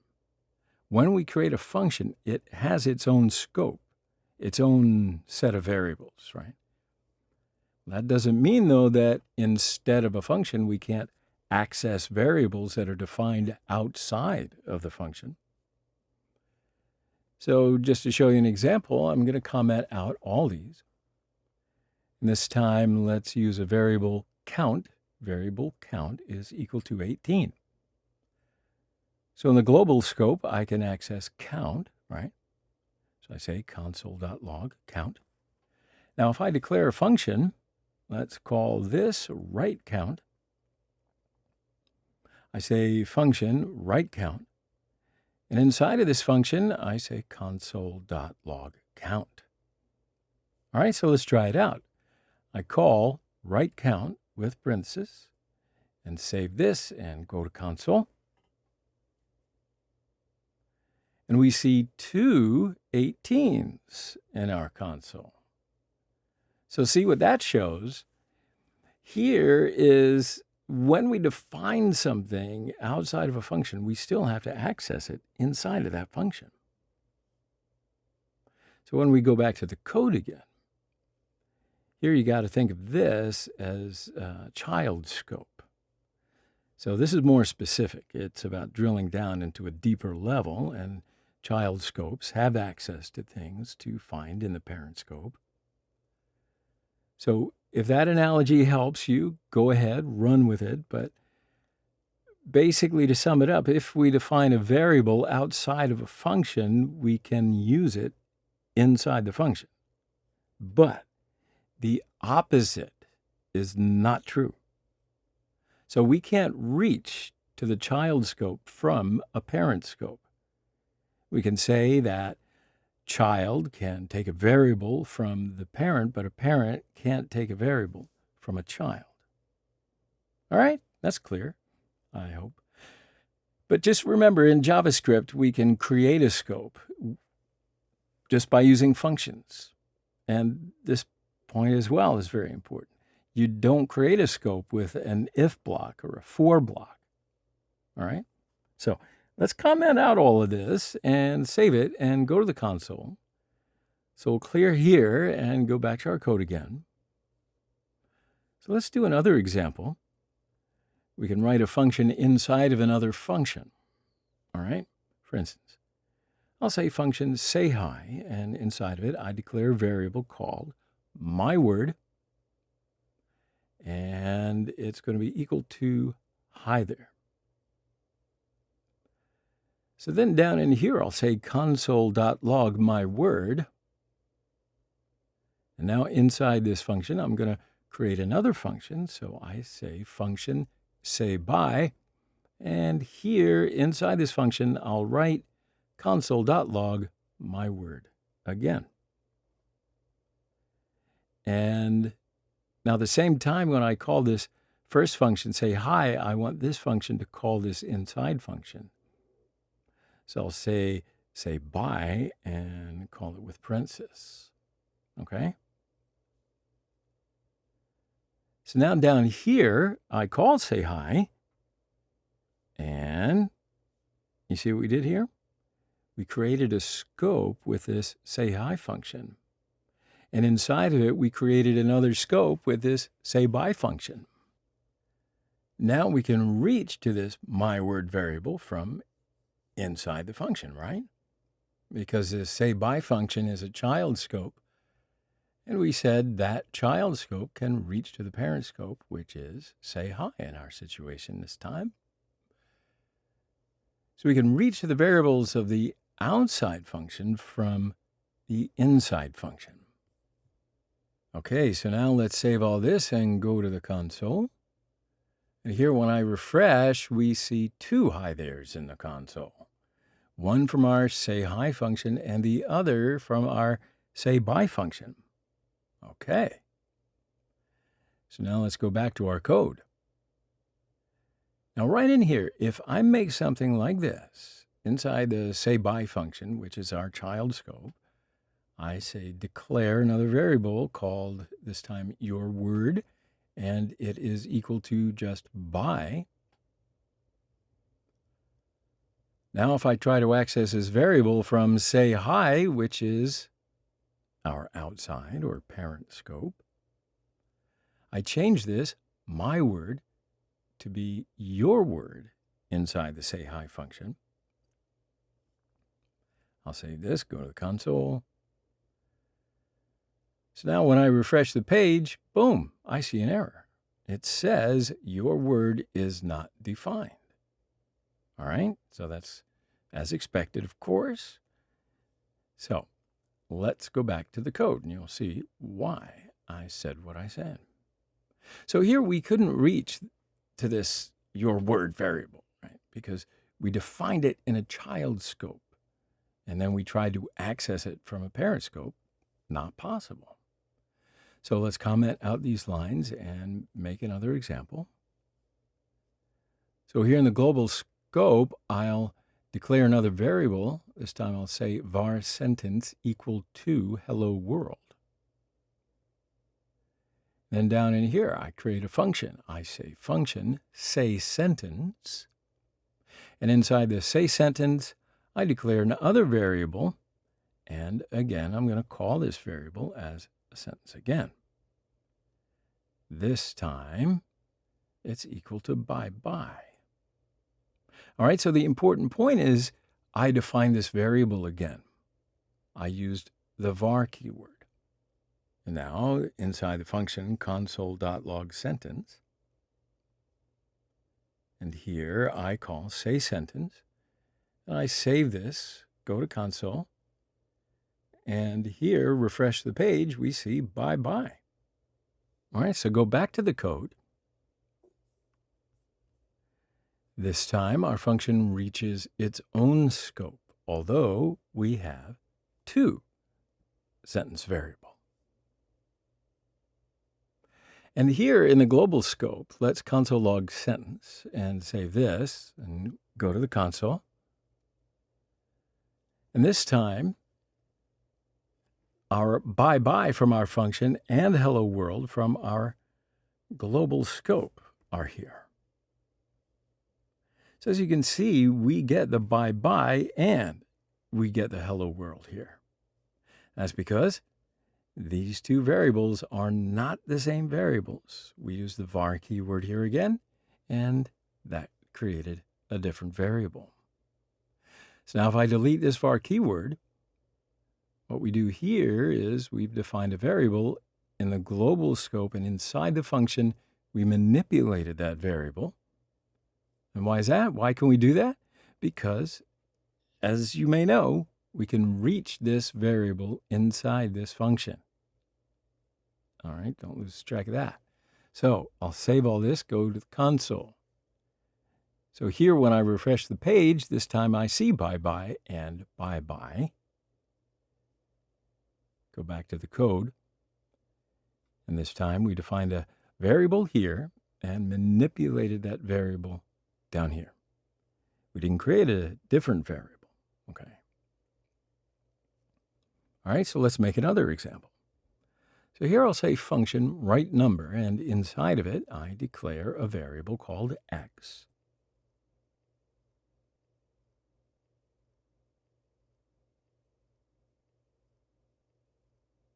And set it to be equal to 30. And here, console log x. Then down here, I create another function called do something. And inside of it, I'll just say console.log x.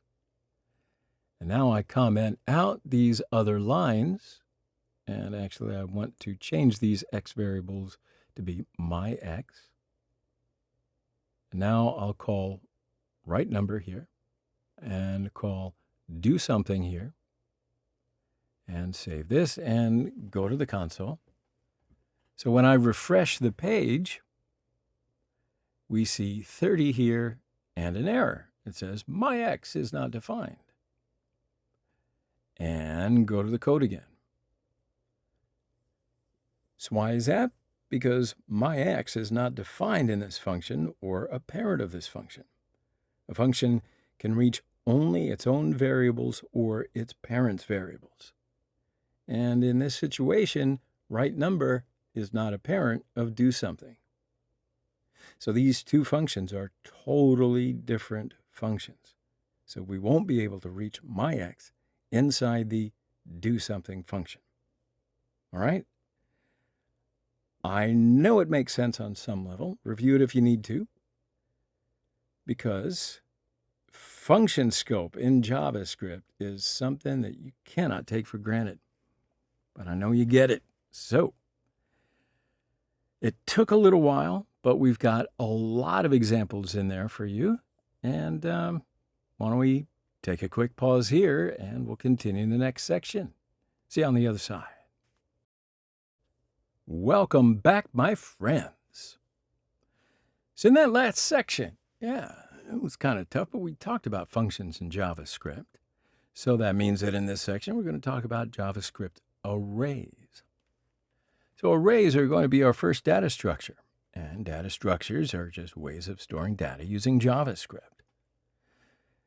Up until this point, we've seen variables so far, which let us store one piece of information like a name, a score, or a number.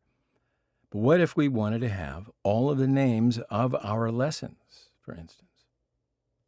So we have multiple lessons mostly, and we want to be able to store all of them together. A variable, not going to be able to handle that. So the array is one of JavaScript's solutions to that problem. So arrays are really useful in all sorts of real-world as well as practical situations. So for an example, an app like Instagram or Facebook, they're using arrays all over the app. Anytime that you imagine or you can think of a list of data, all right? And these are related data. So for instance, an Instagram photo, we can get lots of comments for. So whatever it is, if I get a bunch of comments for it, there's going to be a list. And Instagram stores them all together. It keeps track of them together using an array. So we're going to use arrays to do things like keep track of a to-do in a to-do list, or keep track of the comments on a particular photo, or to keep track of the photos that correspond to a particular user, right? So they're really useful. Now we're going to use arrays frequently in JavaScript while solving problems.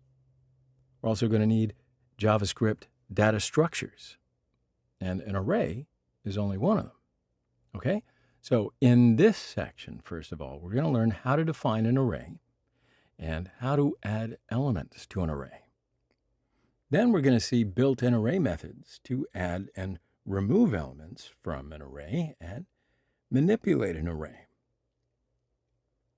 There are all kinds of methods like push and pop, shift and unshift. We're going to talk about those. Now, these are all the built-in methods, and you really ought to be able to use all of them, I think, by the end of this unit. Okay, so in today's video, we saw what we're going to learn in this upcoming section. So we'll take a quick pause here and continue so that you can know all about arrays. All right, welcome back, friends. So in this video, we are going to discuss our first main data structure, which is the array. So we're going to try to understand why we use arrays. And, well, just so that you understand, suppose that you're a teacher and you want to create a list of students, right? How can we do that with what we've learned so far? We could say var student 1 is Sheldon, var student 2 is Penny, var student 3 is Leonard, var student 4 is Raj, okay? So that makes every student a string with their own name, like Sheldon, Penny, Leonard, Raj, etc., etc. So I could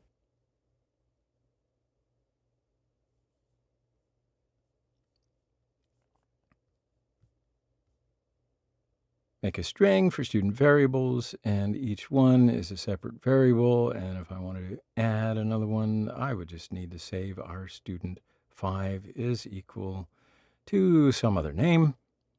And then I would need to know for the next one, I need to add student 6, then student 7. See? So this is problematic for several reasons. We'll focus on a few. So one is that this code is, well, certainly not what we would consider dry. There's a lot of repeated code here. Also, these students aren't necessarily related to one another. They're totally separate. So it's not really a group of students. So this is a perfect use case scenario for an array. With an array, we can group any data like this. So rather than having 4 separate variables, we can write one variable, and inside of it, we can store 4 different names. All right, so that's why arrays are really, really useful. So let's create our first array. I'll say var students equals and then square brackets. So these brackets are things which tells JavaScript this is an array. Up until this point here, we're dealing with just regular JavaScript variables, where on the right side, we could just have a string or a number or Boolean or undefined or no. But instead of a variable, now we have an array. So these square brackets define that this variable is an array. You can see the opening bracket and closing bracket, and inside of it, we have our list of data to declare an array. So it's going to be a list, which is separated by commas.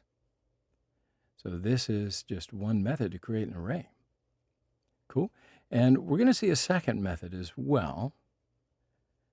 But let's continue with this. Inside this array, we'll write our values elements. So I'll say Sheldon, Leonard, Penny, Raj. At the moment, we created an array with 4 elements. And this is a data structure, not a variable. And the second important point about arrays is that they are indexed just like characters in a string, where there is a specific number that corresponds to every character starting at 0. Arrays are also indexed starting at 0. So yeah, every slot in this array has a corresponding number. I mean, every element has an index number. So if I write them down here, I'll say Sheldon equal index 0. Leonard, index 1. Penny, index 2. Raj, index 3. Okay, so this is how the array is created in memory in the background. Every element spot is obvious. So we have Sheldon stored with a number 0 as its index, and the others, okay? So we use those array indices all the time to get data out of the array. So if we do want to call an element from an array, we just use the index. Now, if I want to reach Sheldon out of the array, I do need to know the index that corresponds to Sheldon. And in this case, as we saw here, Sheldon's index is 0. Then all we need to do to reach Sheldon is writing students, which is the array name and the bracket. And inside of this bracket, we're going to write Sheldon's index. So 0. So student 0 is going to give me Sheldon. Now to see, first of all, here I can say console.log student. And down here, I'll say console.log, and inside of it, students 0. So now I can save all this, go to console. And here we see our array and the first element of our array. And if we return our code, how did I reach the first element of the array? I write the name of the array and then the index of the element that I want to reach. Okay, we can also use the indexes to update array values. So, if I want to change the first value of the array, first I'll need to reach that value just like we did here. So I'll say students and 0 inside the brackets. And so I get the first value, and now I want to change it. So all I need to do is start writing equal, and then the new value, which I'm going to say Amy. Okay, now to see the result, I'll just say console.log and students. And before I go to the console, I want to comment out other console logs. So I comment out all console logs and go to console here, refresh the page, and clean my console. And then I return to the code. Now again, I'll open this last console log. And so what we did here is we got the first value of the array and then manipulated it, right? We changed it to be Amy. So save all this, go to the console. And yeah, sure enough, here we see our manipulated array. So then in our array, we have Amy at index 0. Okay, so now onto our code again. The next feature of arrays is that we can also add data to an existing array. So in addition to manipulating an element in the array with this method, we can also add a new value with this method. So if I got a new student, all I need to do is access students and put an index in here. That doesn't exist yet. So in this case, 4.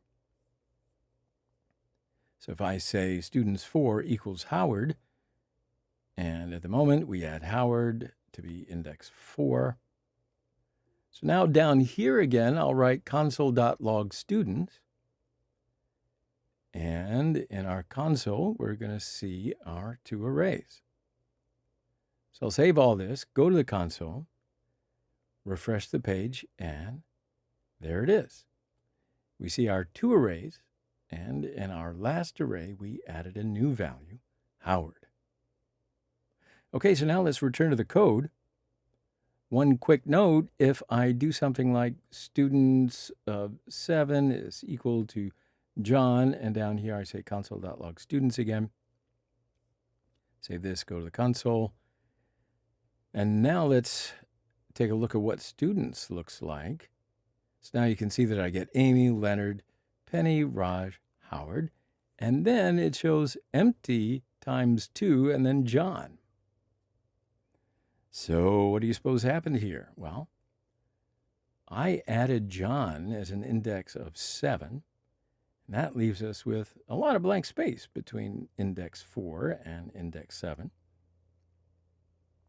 So JavaScript just makes empty spaces there and fills it with undefined. So now there's a bunch of empty space in this array, which is not ideal, as you might assume. So in the next video, I'm going to show you another way of adding data where we don't have to keep track of how many items there are in our array at any given time to wrap it up. All right? But for now, let's go on with another point about arrays. Remember I said that there are different ways of defining arrays? Sure. So the first is to define an empty array using square brackets. So I say var cats and then square brackets. So it's just an empty array. The other way to define an array that you may come across is to write new array with a capital A and parenthesis after it. So I'll say var cats equal and new, and this new is another keyword in JavaScript, just like return. Then I write array with a capital A and parentheses.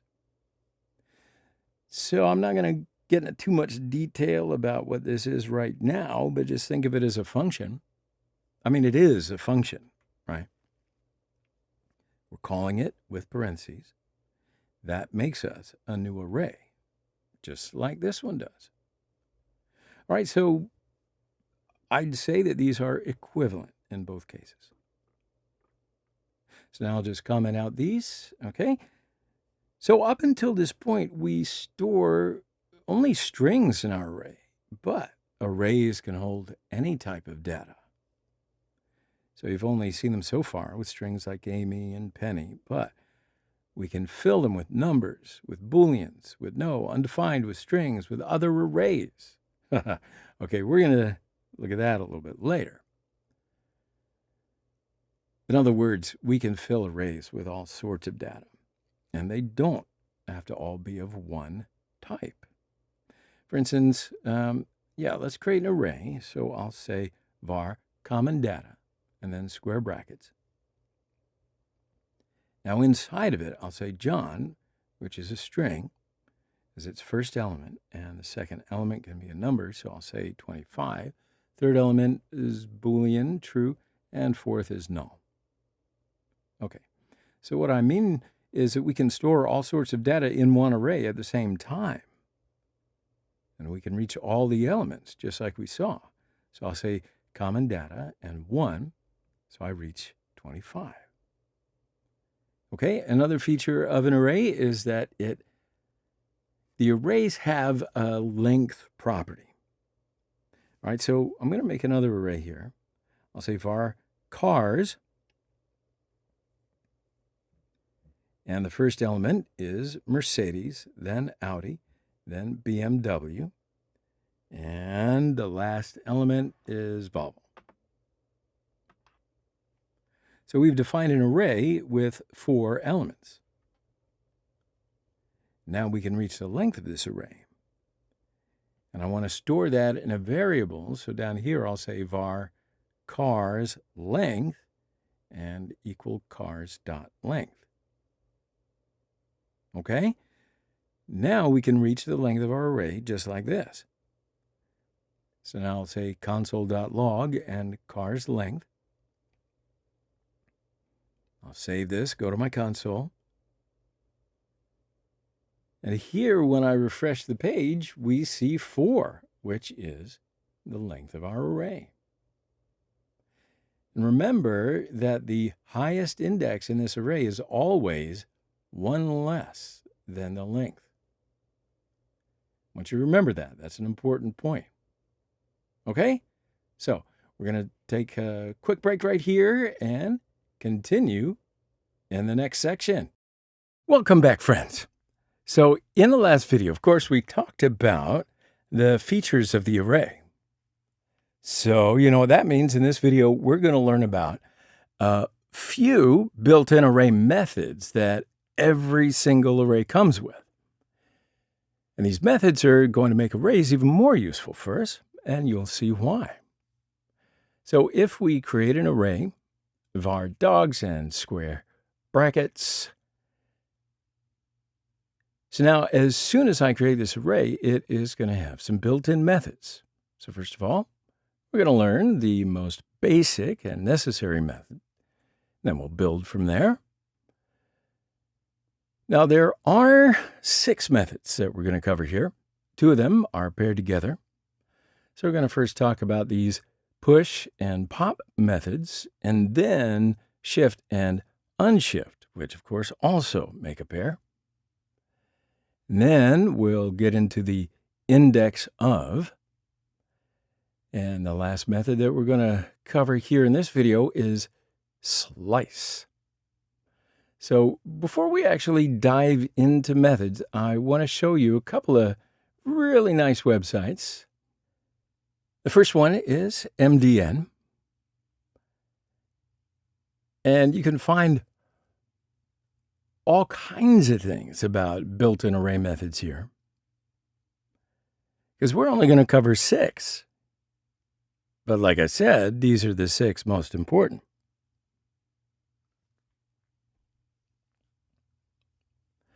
So yeah, that means that there's quite a few that you'll most likely never need to use, though you never know. We may be covering some of those in the future videos. So I just wanted to show you that there is a reference out there for all of them right here. And then, of course, besides this, you can see some of these methods at the w3schools.com site as well. But like I said, we're going to cover I would say the most important ones, at least the 6 most widely used. So what we're going to do is go to our code editor and we'll talk about some arrays again. So first I want to take our previous array from here and paste it here. Okay. So here we have an array which has 4 elements. And then what we saw last time was if I want to add a 5th student, right, I first need to figure out what index to add it at. So I'd count 0, 1, 2, 3. So then I would know that the next index would be 4. So I could write students in square brackets, and 4 equals Bernadette. And this isn't, of course, great because I have to keep counting, or I have to keep track of that number at least somewhere. So if I want to add another student, I now have to figure out how many items are in the array. I mean, right, so currently there are just 5 elements. Okay, so I know I need to say right now that students and 5 equals another name. But to do that, there's a built-in method that makes this a whole lot easier. So this is something that we do a lot, actually, which is called push into an array. So with the push method, we add a new element to the very end of an array. So here, I want to write that push method adds a new item to the very end of an array as a comment, okay?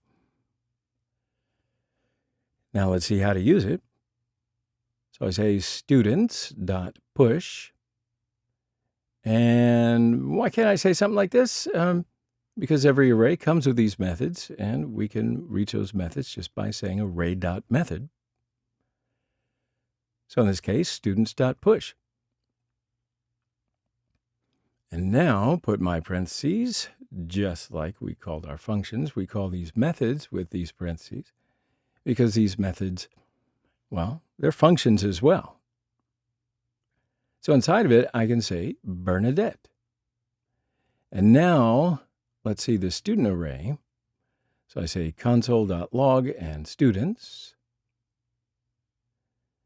Save this and go to the console. And here I refresh the page, and sure enough, we see our new array. Bernadette is right here at the end of the array. So now our array is defined in this console. So I'll try it out here. Students push, and I'm going to add in Amy right here at the end. And as I said, just like the functions, we need to put parentheses. And that will actually call push, right? And then we pass in the Amy as an argument. And if I hit enter now and look at students, you'll see that Amy has been added to the end.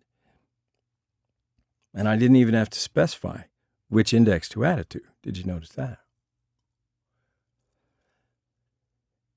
And that's because push always knows where the end of the array is, and it adds whatever we pass into that very end.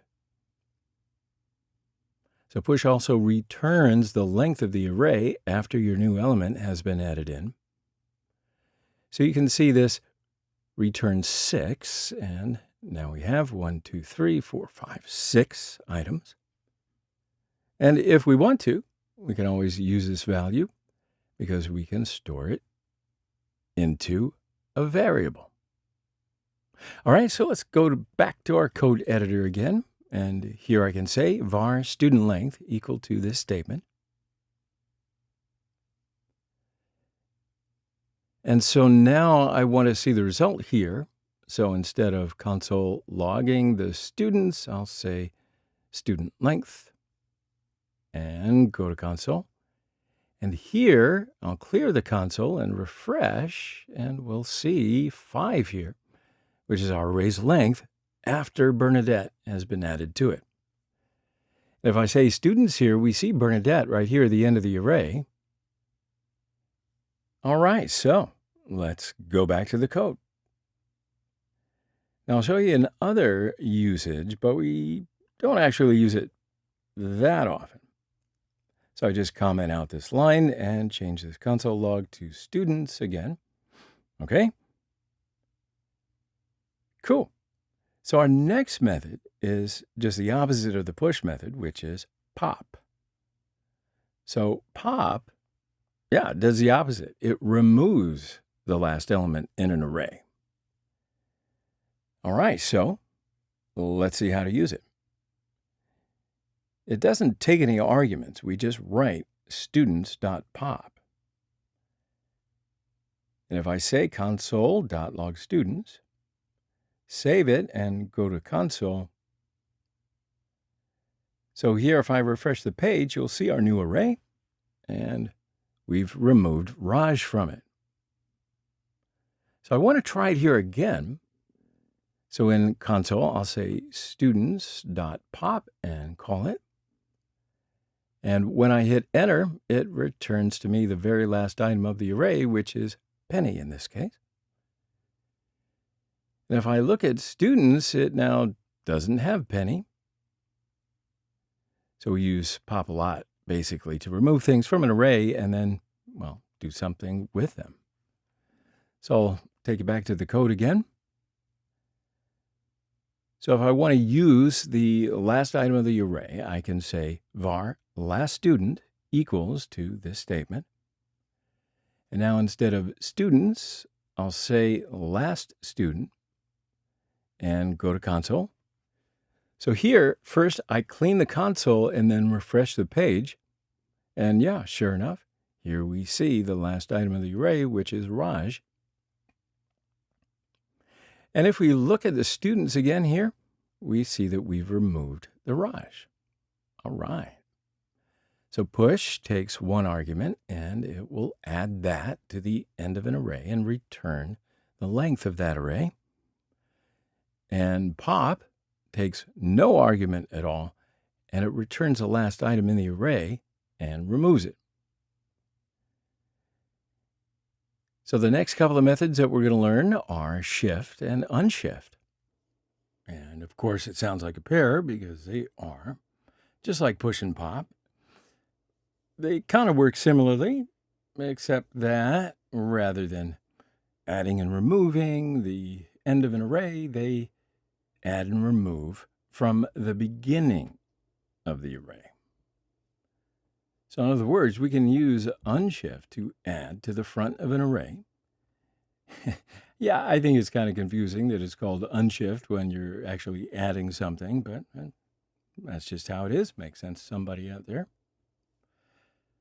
So here, I just want to write that unshift method adds new element to the very beginning of the array. And down here, I write the shift method removes an element from the beginning of the array. Okay, so now as an example, I'll say var cats in brackets. And inside of that, I can say cat1, comma, cat2, comma, and cat3. Now, if I wanted to add cat4 to the beginning of the array, let's say, I'll say cats.unshift cat4, and that will add it to the beginning. So now I'll console log cat and go to console here. First, I'll clean the console and refresh the page. And look at that. Here we see cat4 added to the beginning of the array. Now let's try it here in the console. So I'll say cats.unshift and then add cat5. And when I hit enter, as you see, it returns us the length of the array after this element is added. So we see 5. So this is just like that push method that we did earlier, if you remember that correctly. And if I say here cats, we see our new array to which we added cat5. So now let's do the opposite if this is the shift method. So I'll go to my code again, and here I'll say cats.shift and parentheses. At the moment, in our cats array, we have 4 elements, and the first element is cat4 because we added here. And now I remove the first element with this shift method.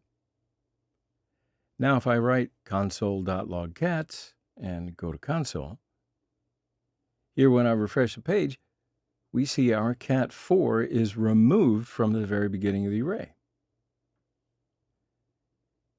Now, shift method also returns a removed item, just like the pop method. Now I go to my code again, and the next method is called indexOf. And what the indexOf method does is it'll take an argument like a string or a number, and it tries to find that argument in a given array. Very useful. So if it finds that string or number in the array, then it will return the index where it's found. So let's have a look, see how that works. So I'm going to use our students array again. And at the moment in our students array, we have Sheldon, Leonard, and Penny, right? Now, because we used the pop method here and removed Raj from the array, we don't see Raj. So I say students.indexOf, and now I want to know what Sheldon's index in this array. So I'll write Sheldon. And I need to make sure that it matches exactly. So it's going to go and find the string in the array, which is the first item with index of 0. So to see that, I write console.log and then this whole statement. And save this, go to the console. And here, when I refresh the page, we see 0 here. And sure enough, that is right. Or correct, we'll say. All right, so let's try it here in the console. So I say students.indexOf Leonard and hit enter. And here we see 1, which is index of Leonard, and that's true, right? Correct. So let's try something that's not in our array, see what happens. So in console, I'll say students.indexOf Howard. Oh, look at this. See, we get a -1. So if it doesn't find a given argument, it returns a -1. All right, so let's go back to our code. And here I'll show you the last method that we're going to talk about in this particular video, and it's called the slice method. So we use slice to copy different portions of an array. So I'll try to give you a clear example. I'll say var friends brackets, and inside of it, I'll say Ross, Rachel, Joey, and, wait for it, Chandler. So now I want to make a new array with just Rachel and Joey. Let's see. So to do that, I could use slice. All right. So to further complicate this example, let's say that I want to store this copy inside of a variable. So I say var close friends equal to friends.slice. You follow? Now this slice will take two arguments. The first one is the starting index. It's where the cut begins. So at index 1 right here, Rachel, and then the second argument is where the slice should stop, which is Chandler. And by the way, it's not inclusive. So it'll include Rachel and Joey, but not the last index of 3. So it leaves Chandler in this array. So let's console log this, close friends. So say console.log close friends, and actually just above it, I want to log this friends array as well. So I'll say console.log friends. And before I go to the console, I will comment out the other console log so we can see a clean console when we get there. So I'll comment out these. All right, so now I'll save all this and go to the console. And first, I'll clean the console, and I'll refresh the page. And yeah, sure enough, here we see our two arrays.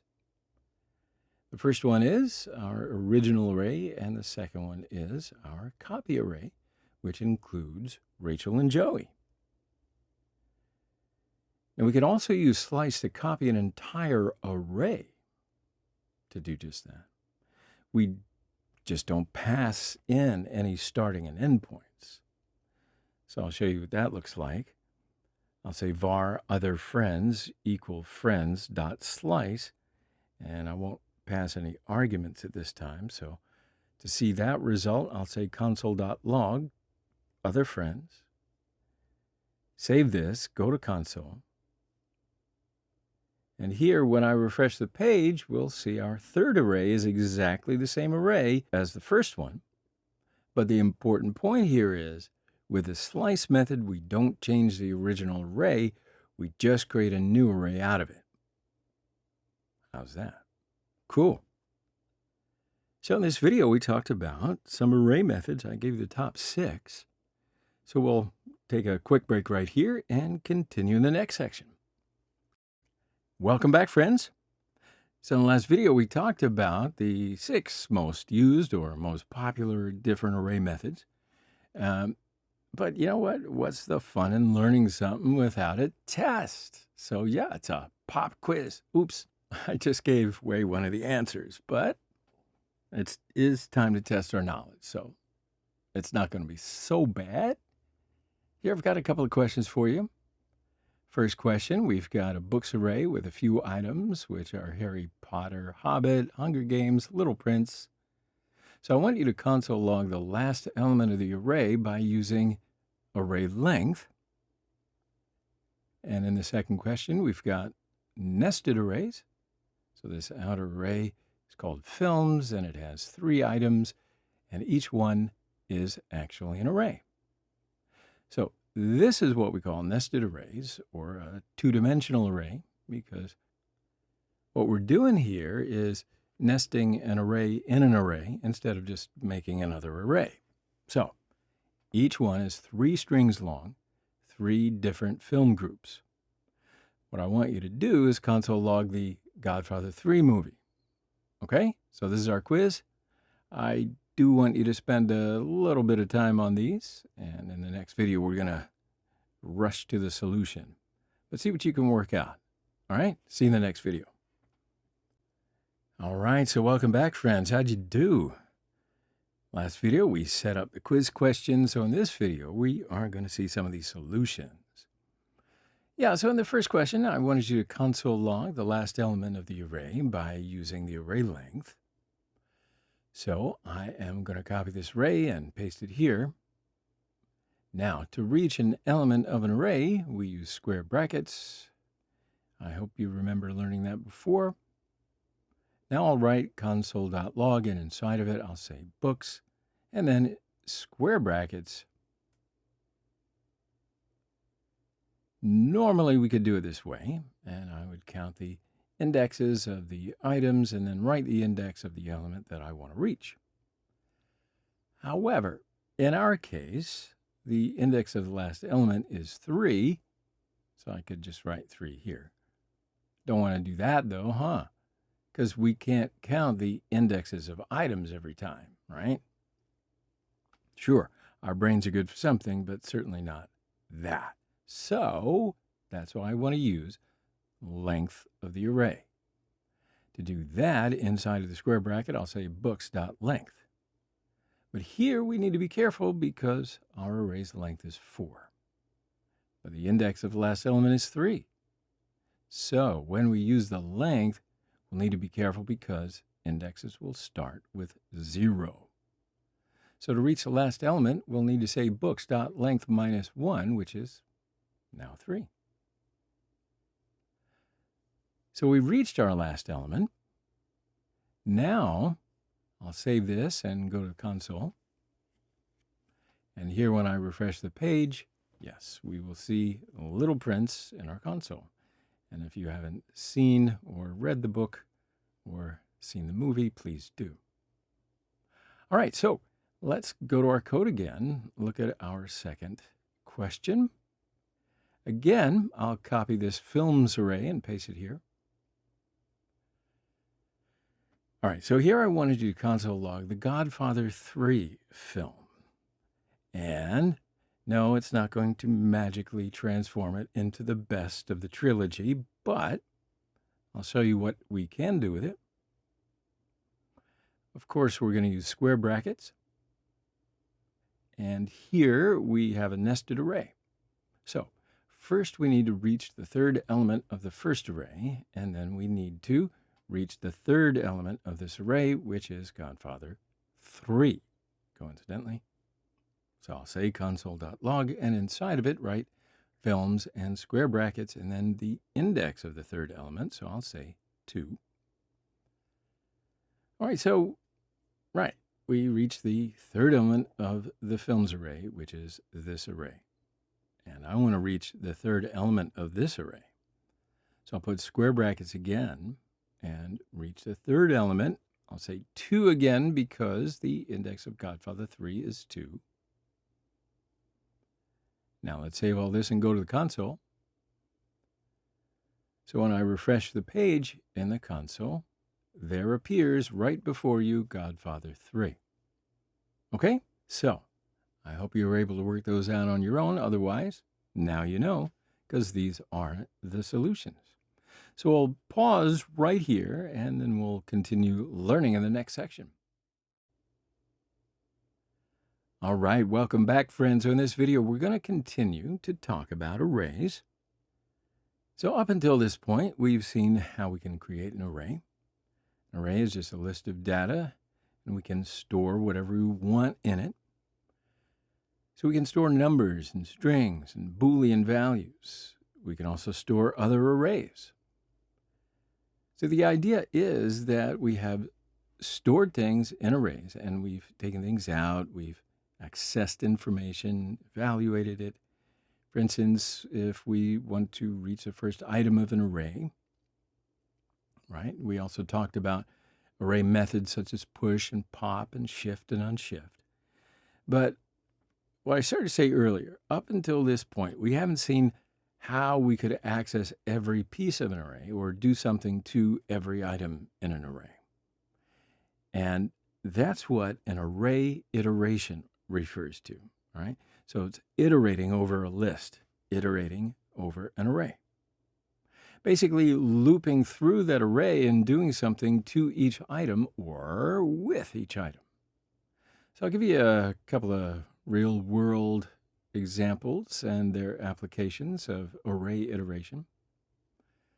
So a common example, if you can think about it, is comments and posts. We see them all the time. In particular, we'll think about comments on Facebook, okay? So in the background, these comments are stored in an array. And in order to display all of those comments, what actually happens is that some code loops through that array. It iterates over that array, and for each one, it creates an HTML when we iterate over an array. So, array iteration obviously is important. And usually when you want to work with an array, we have a list of data that we want to do something to. Let's say just every item in that list. Keep in mind that Facebook comments and posts example. Otherwise, if you only want to work with just the first item or always the seventh item, then maybe you shouldn't be using an array.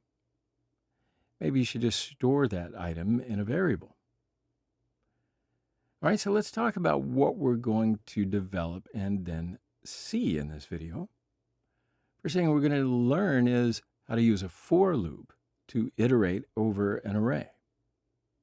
Then we're going to learn a new iteration method, which is for each.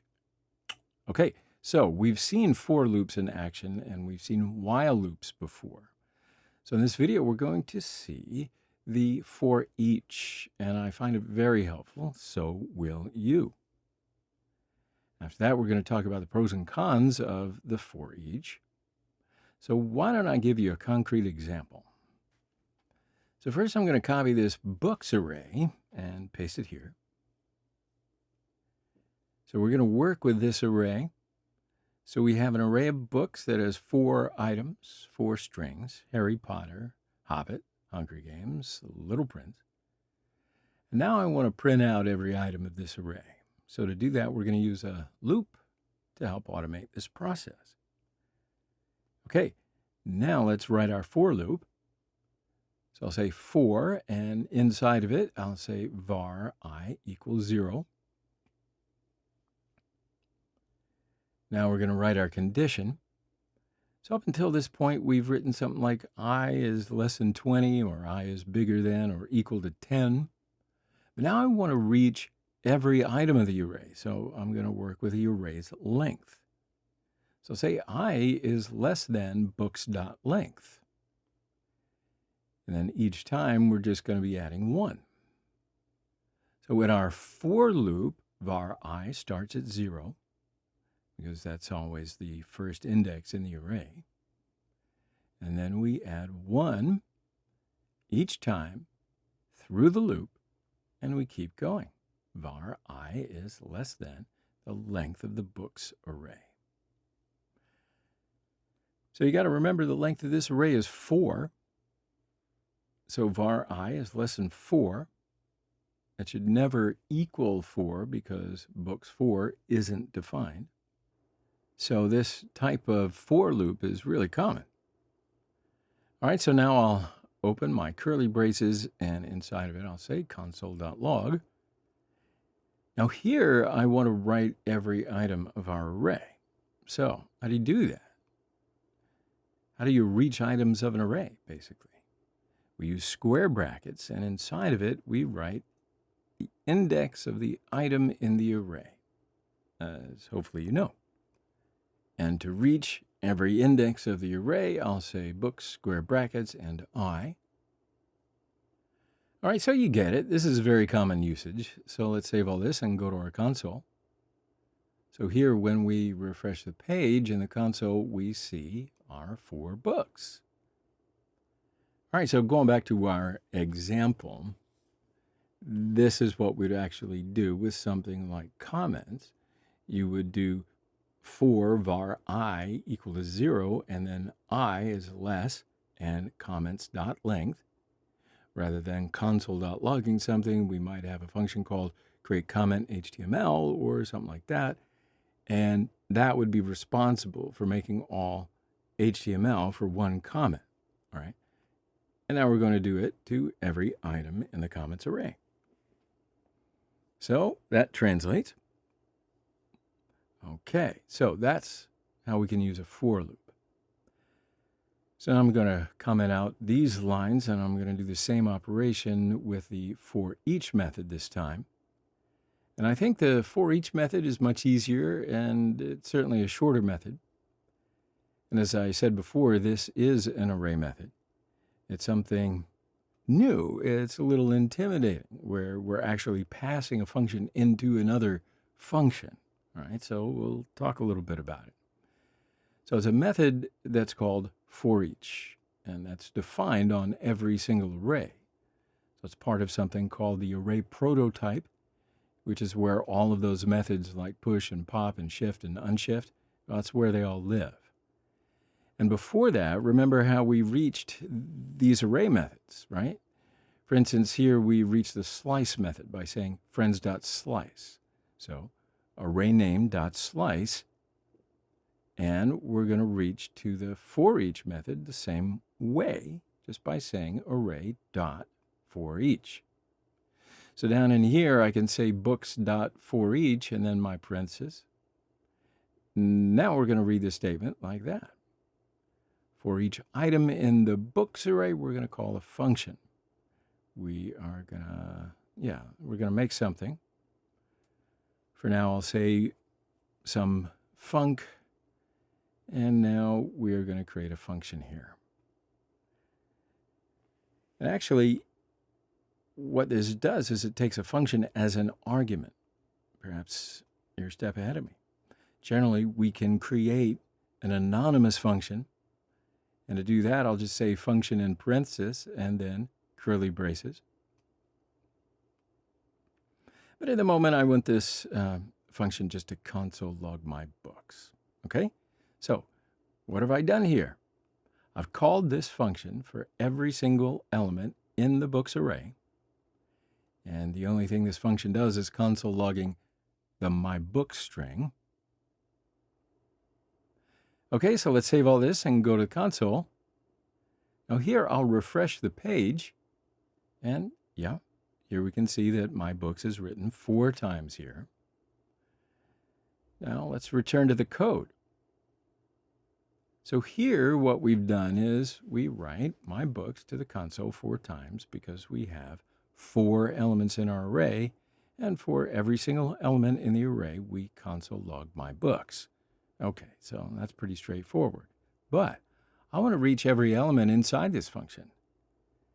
And before you jump to any conclusions, I know it might be the only exercise you get, but it's very simple.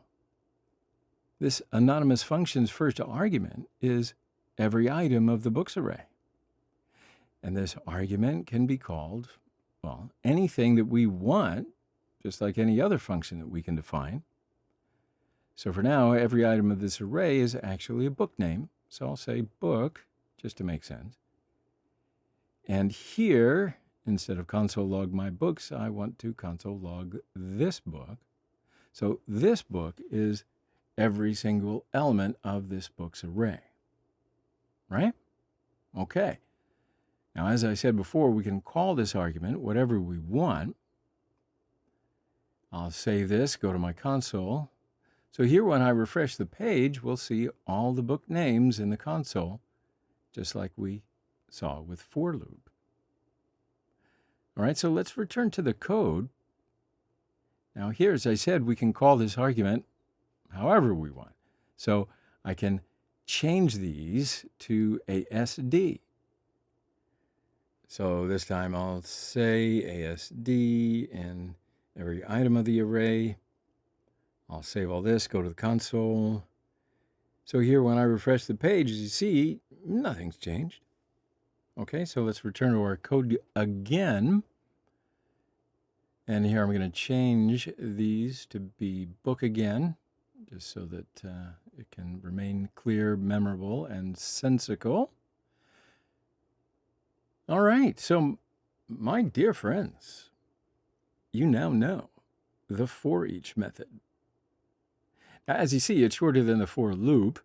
So if we compare for and for each in the for loop, we need to create a different variable, just like this I variable.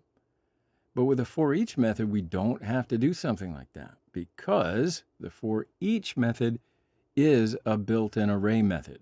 All right? Cool. So in this video, we certainly talked about array iteration, and you'll see how it works very successfully to our advantage, right? So we'll pause quickly right here and continue in the next video. Hi, friends. So in this video, guess what? We've got another quiz for you.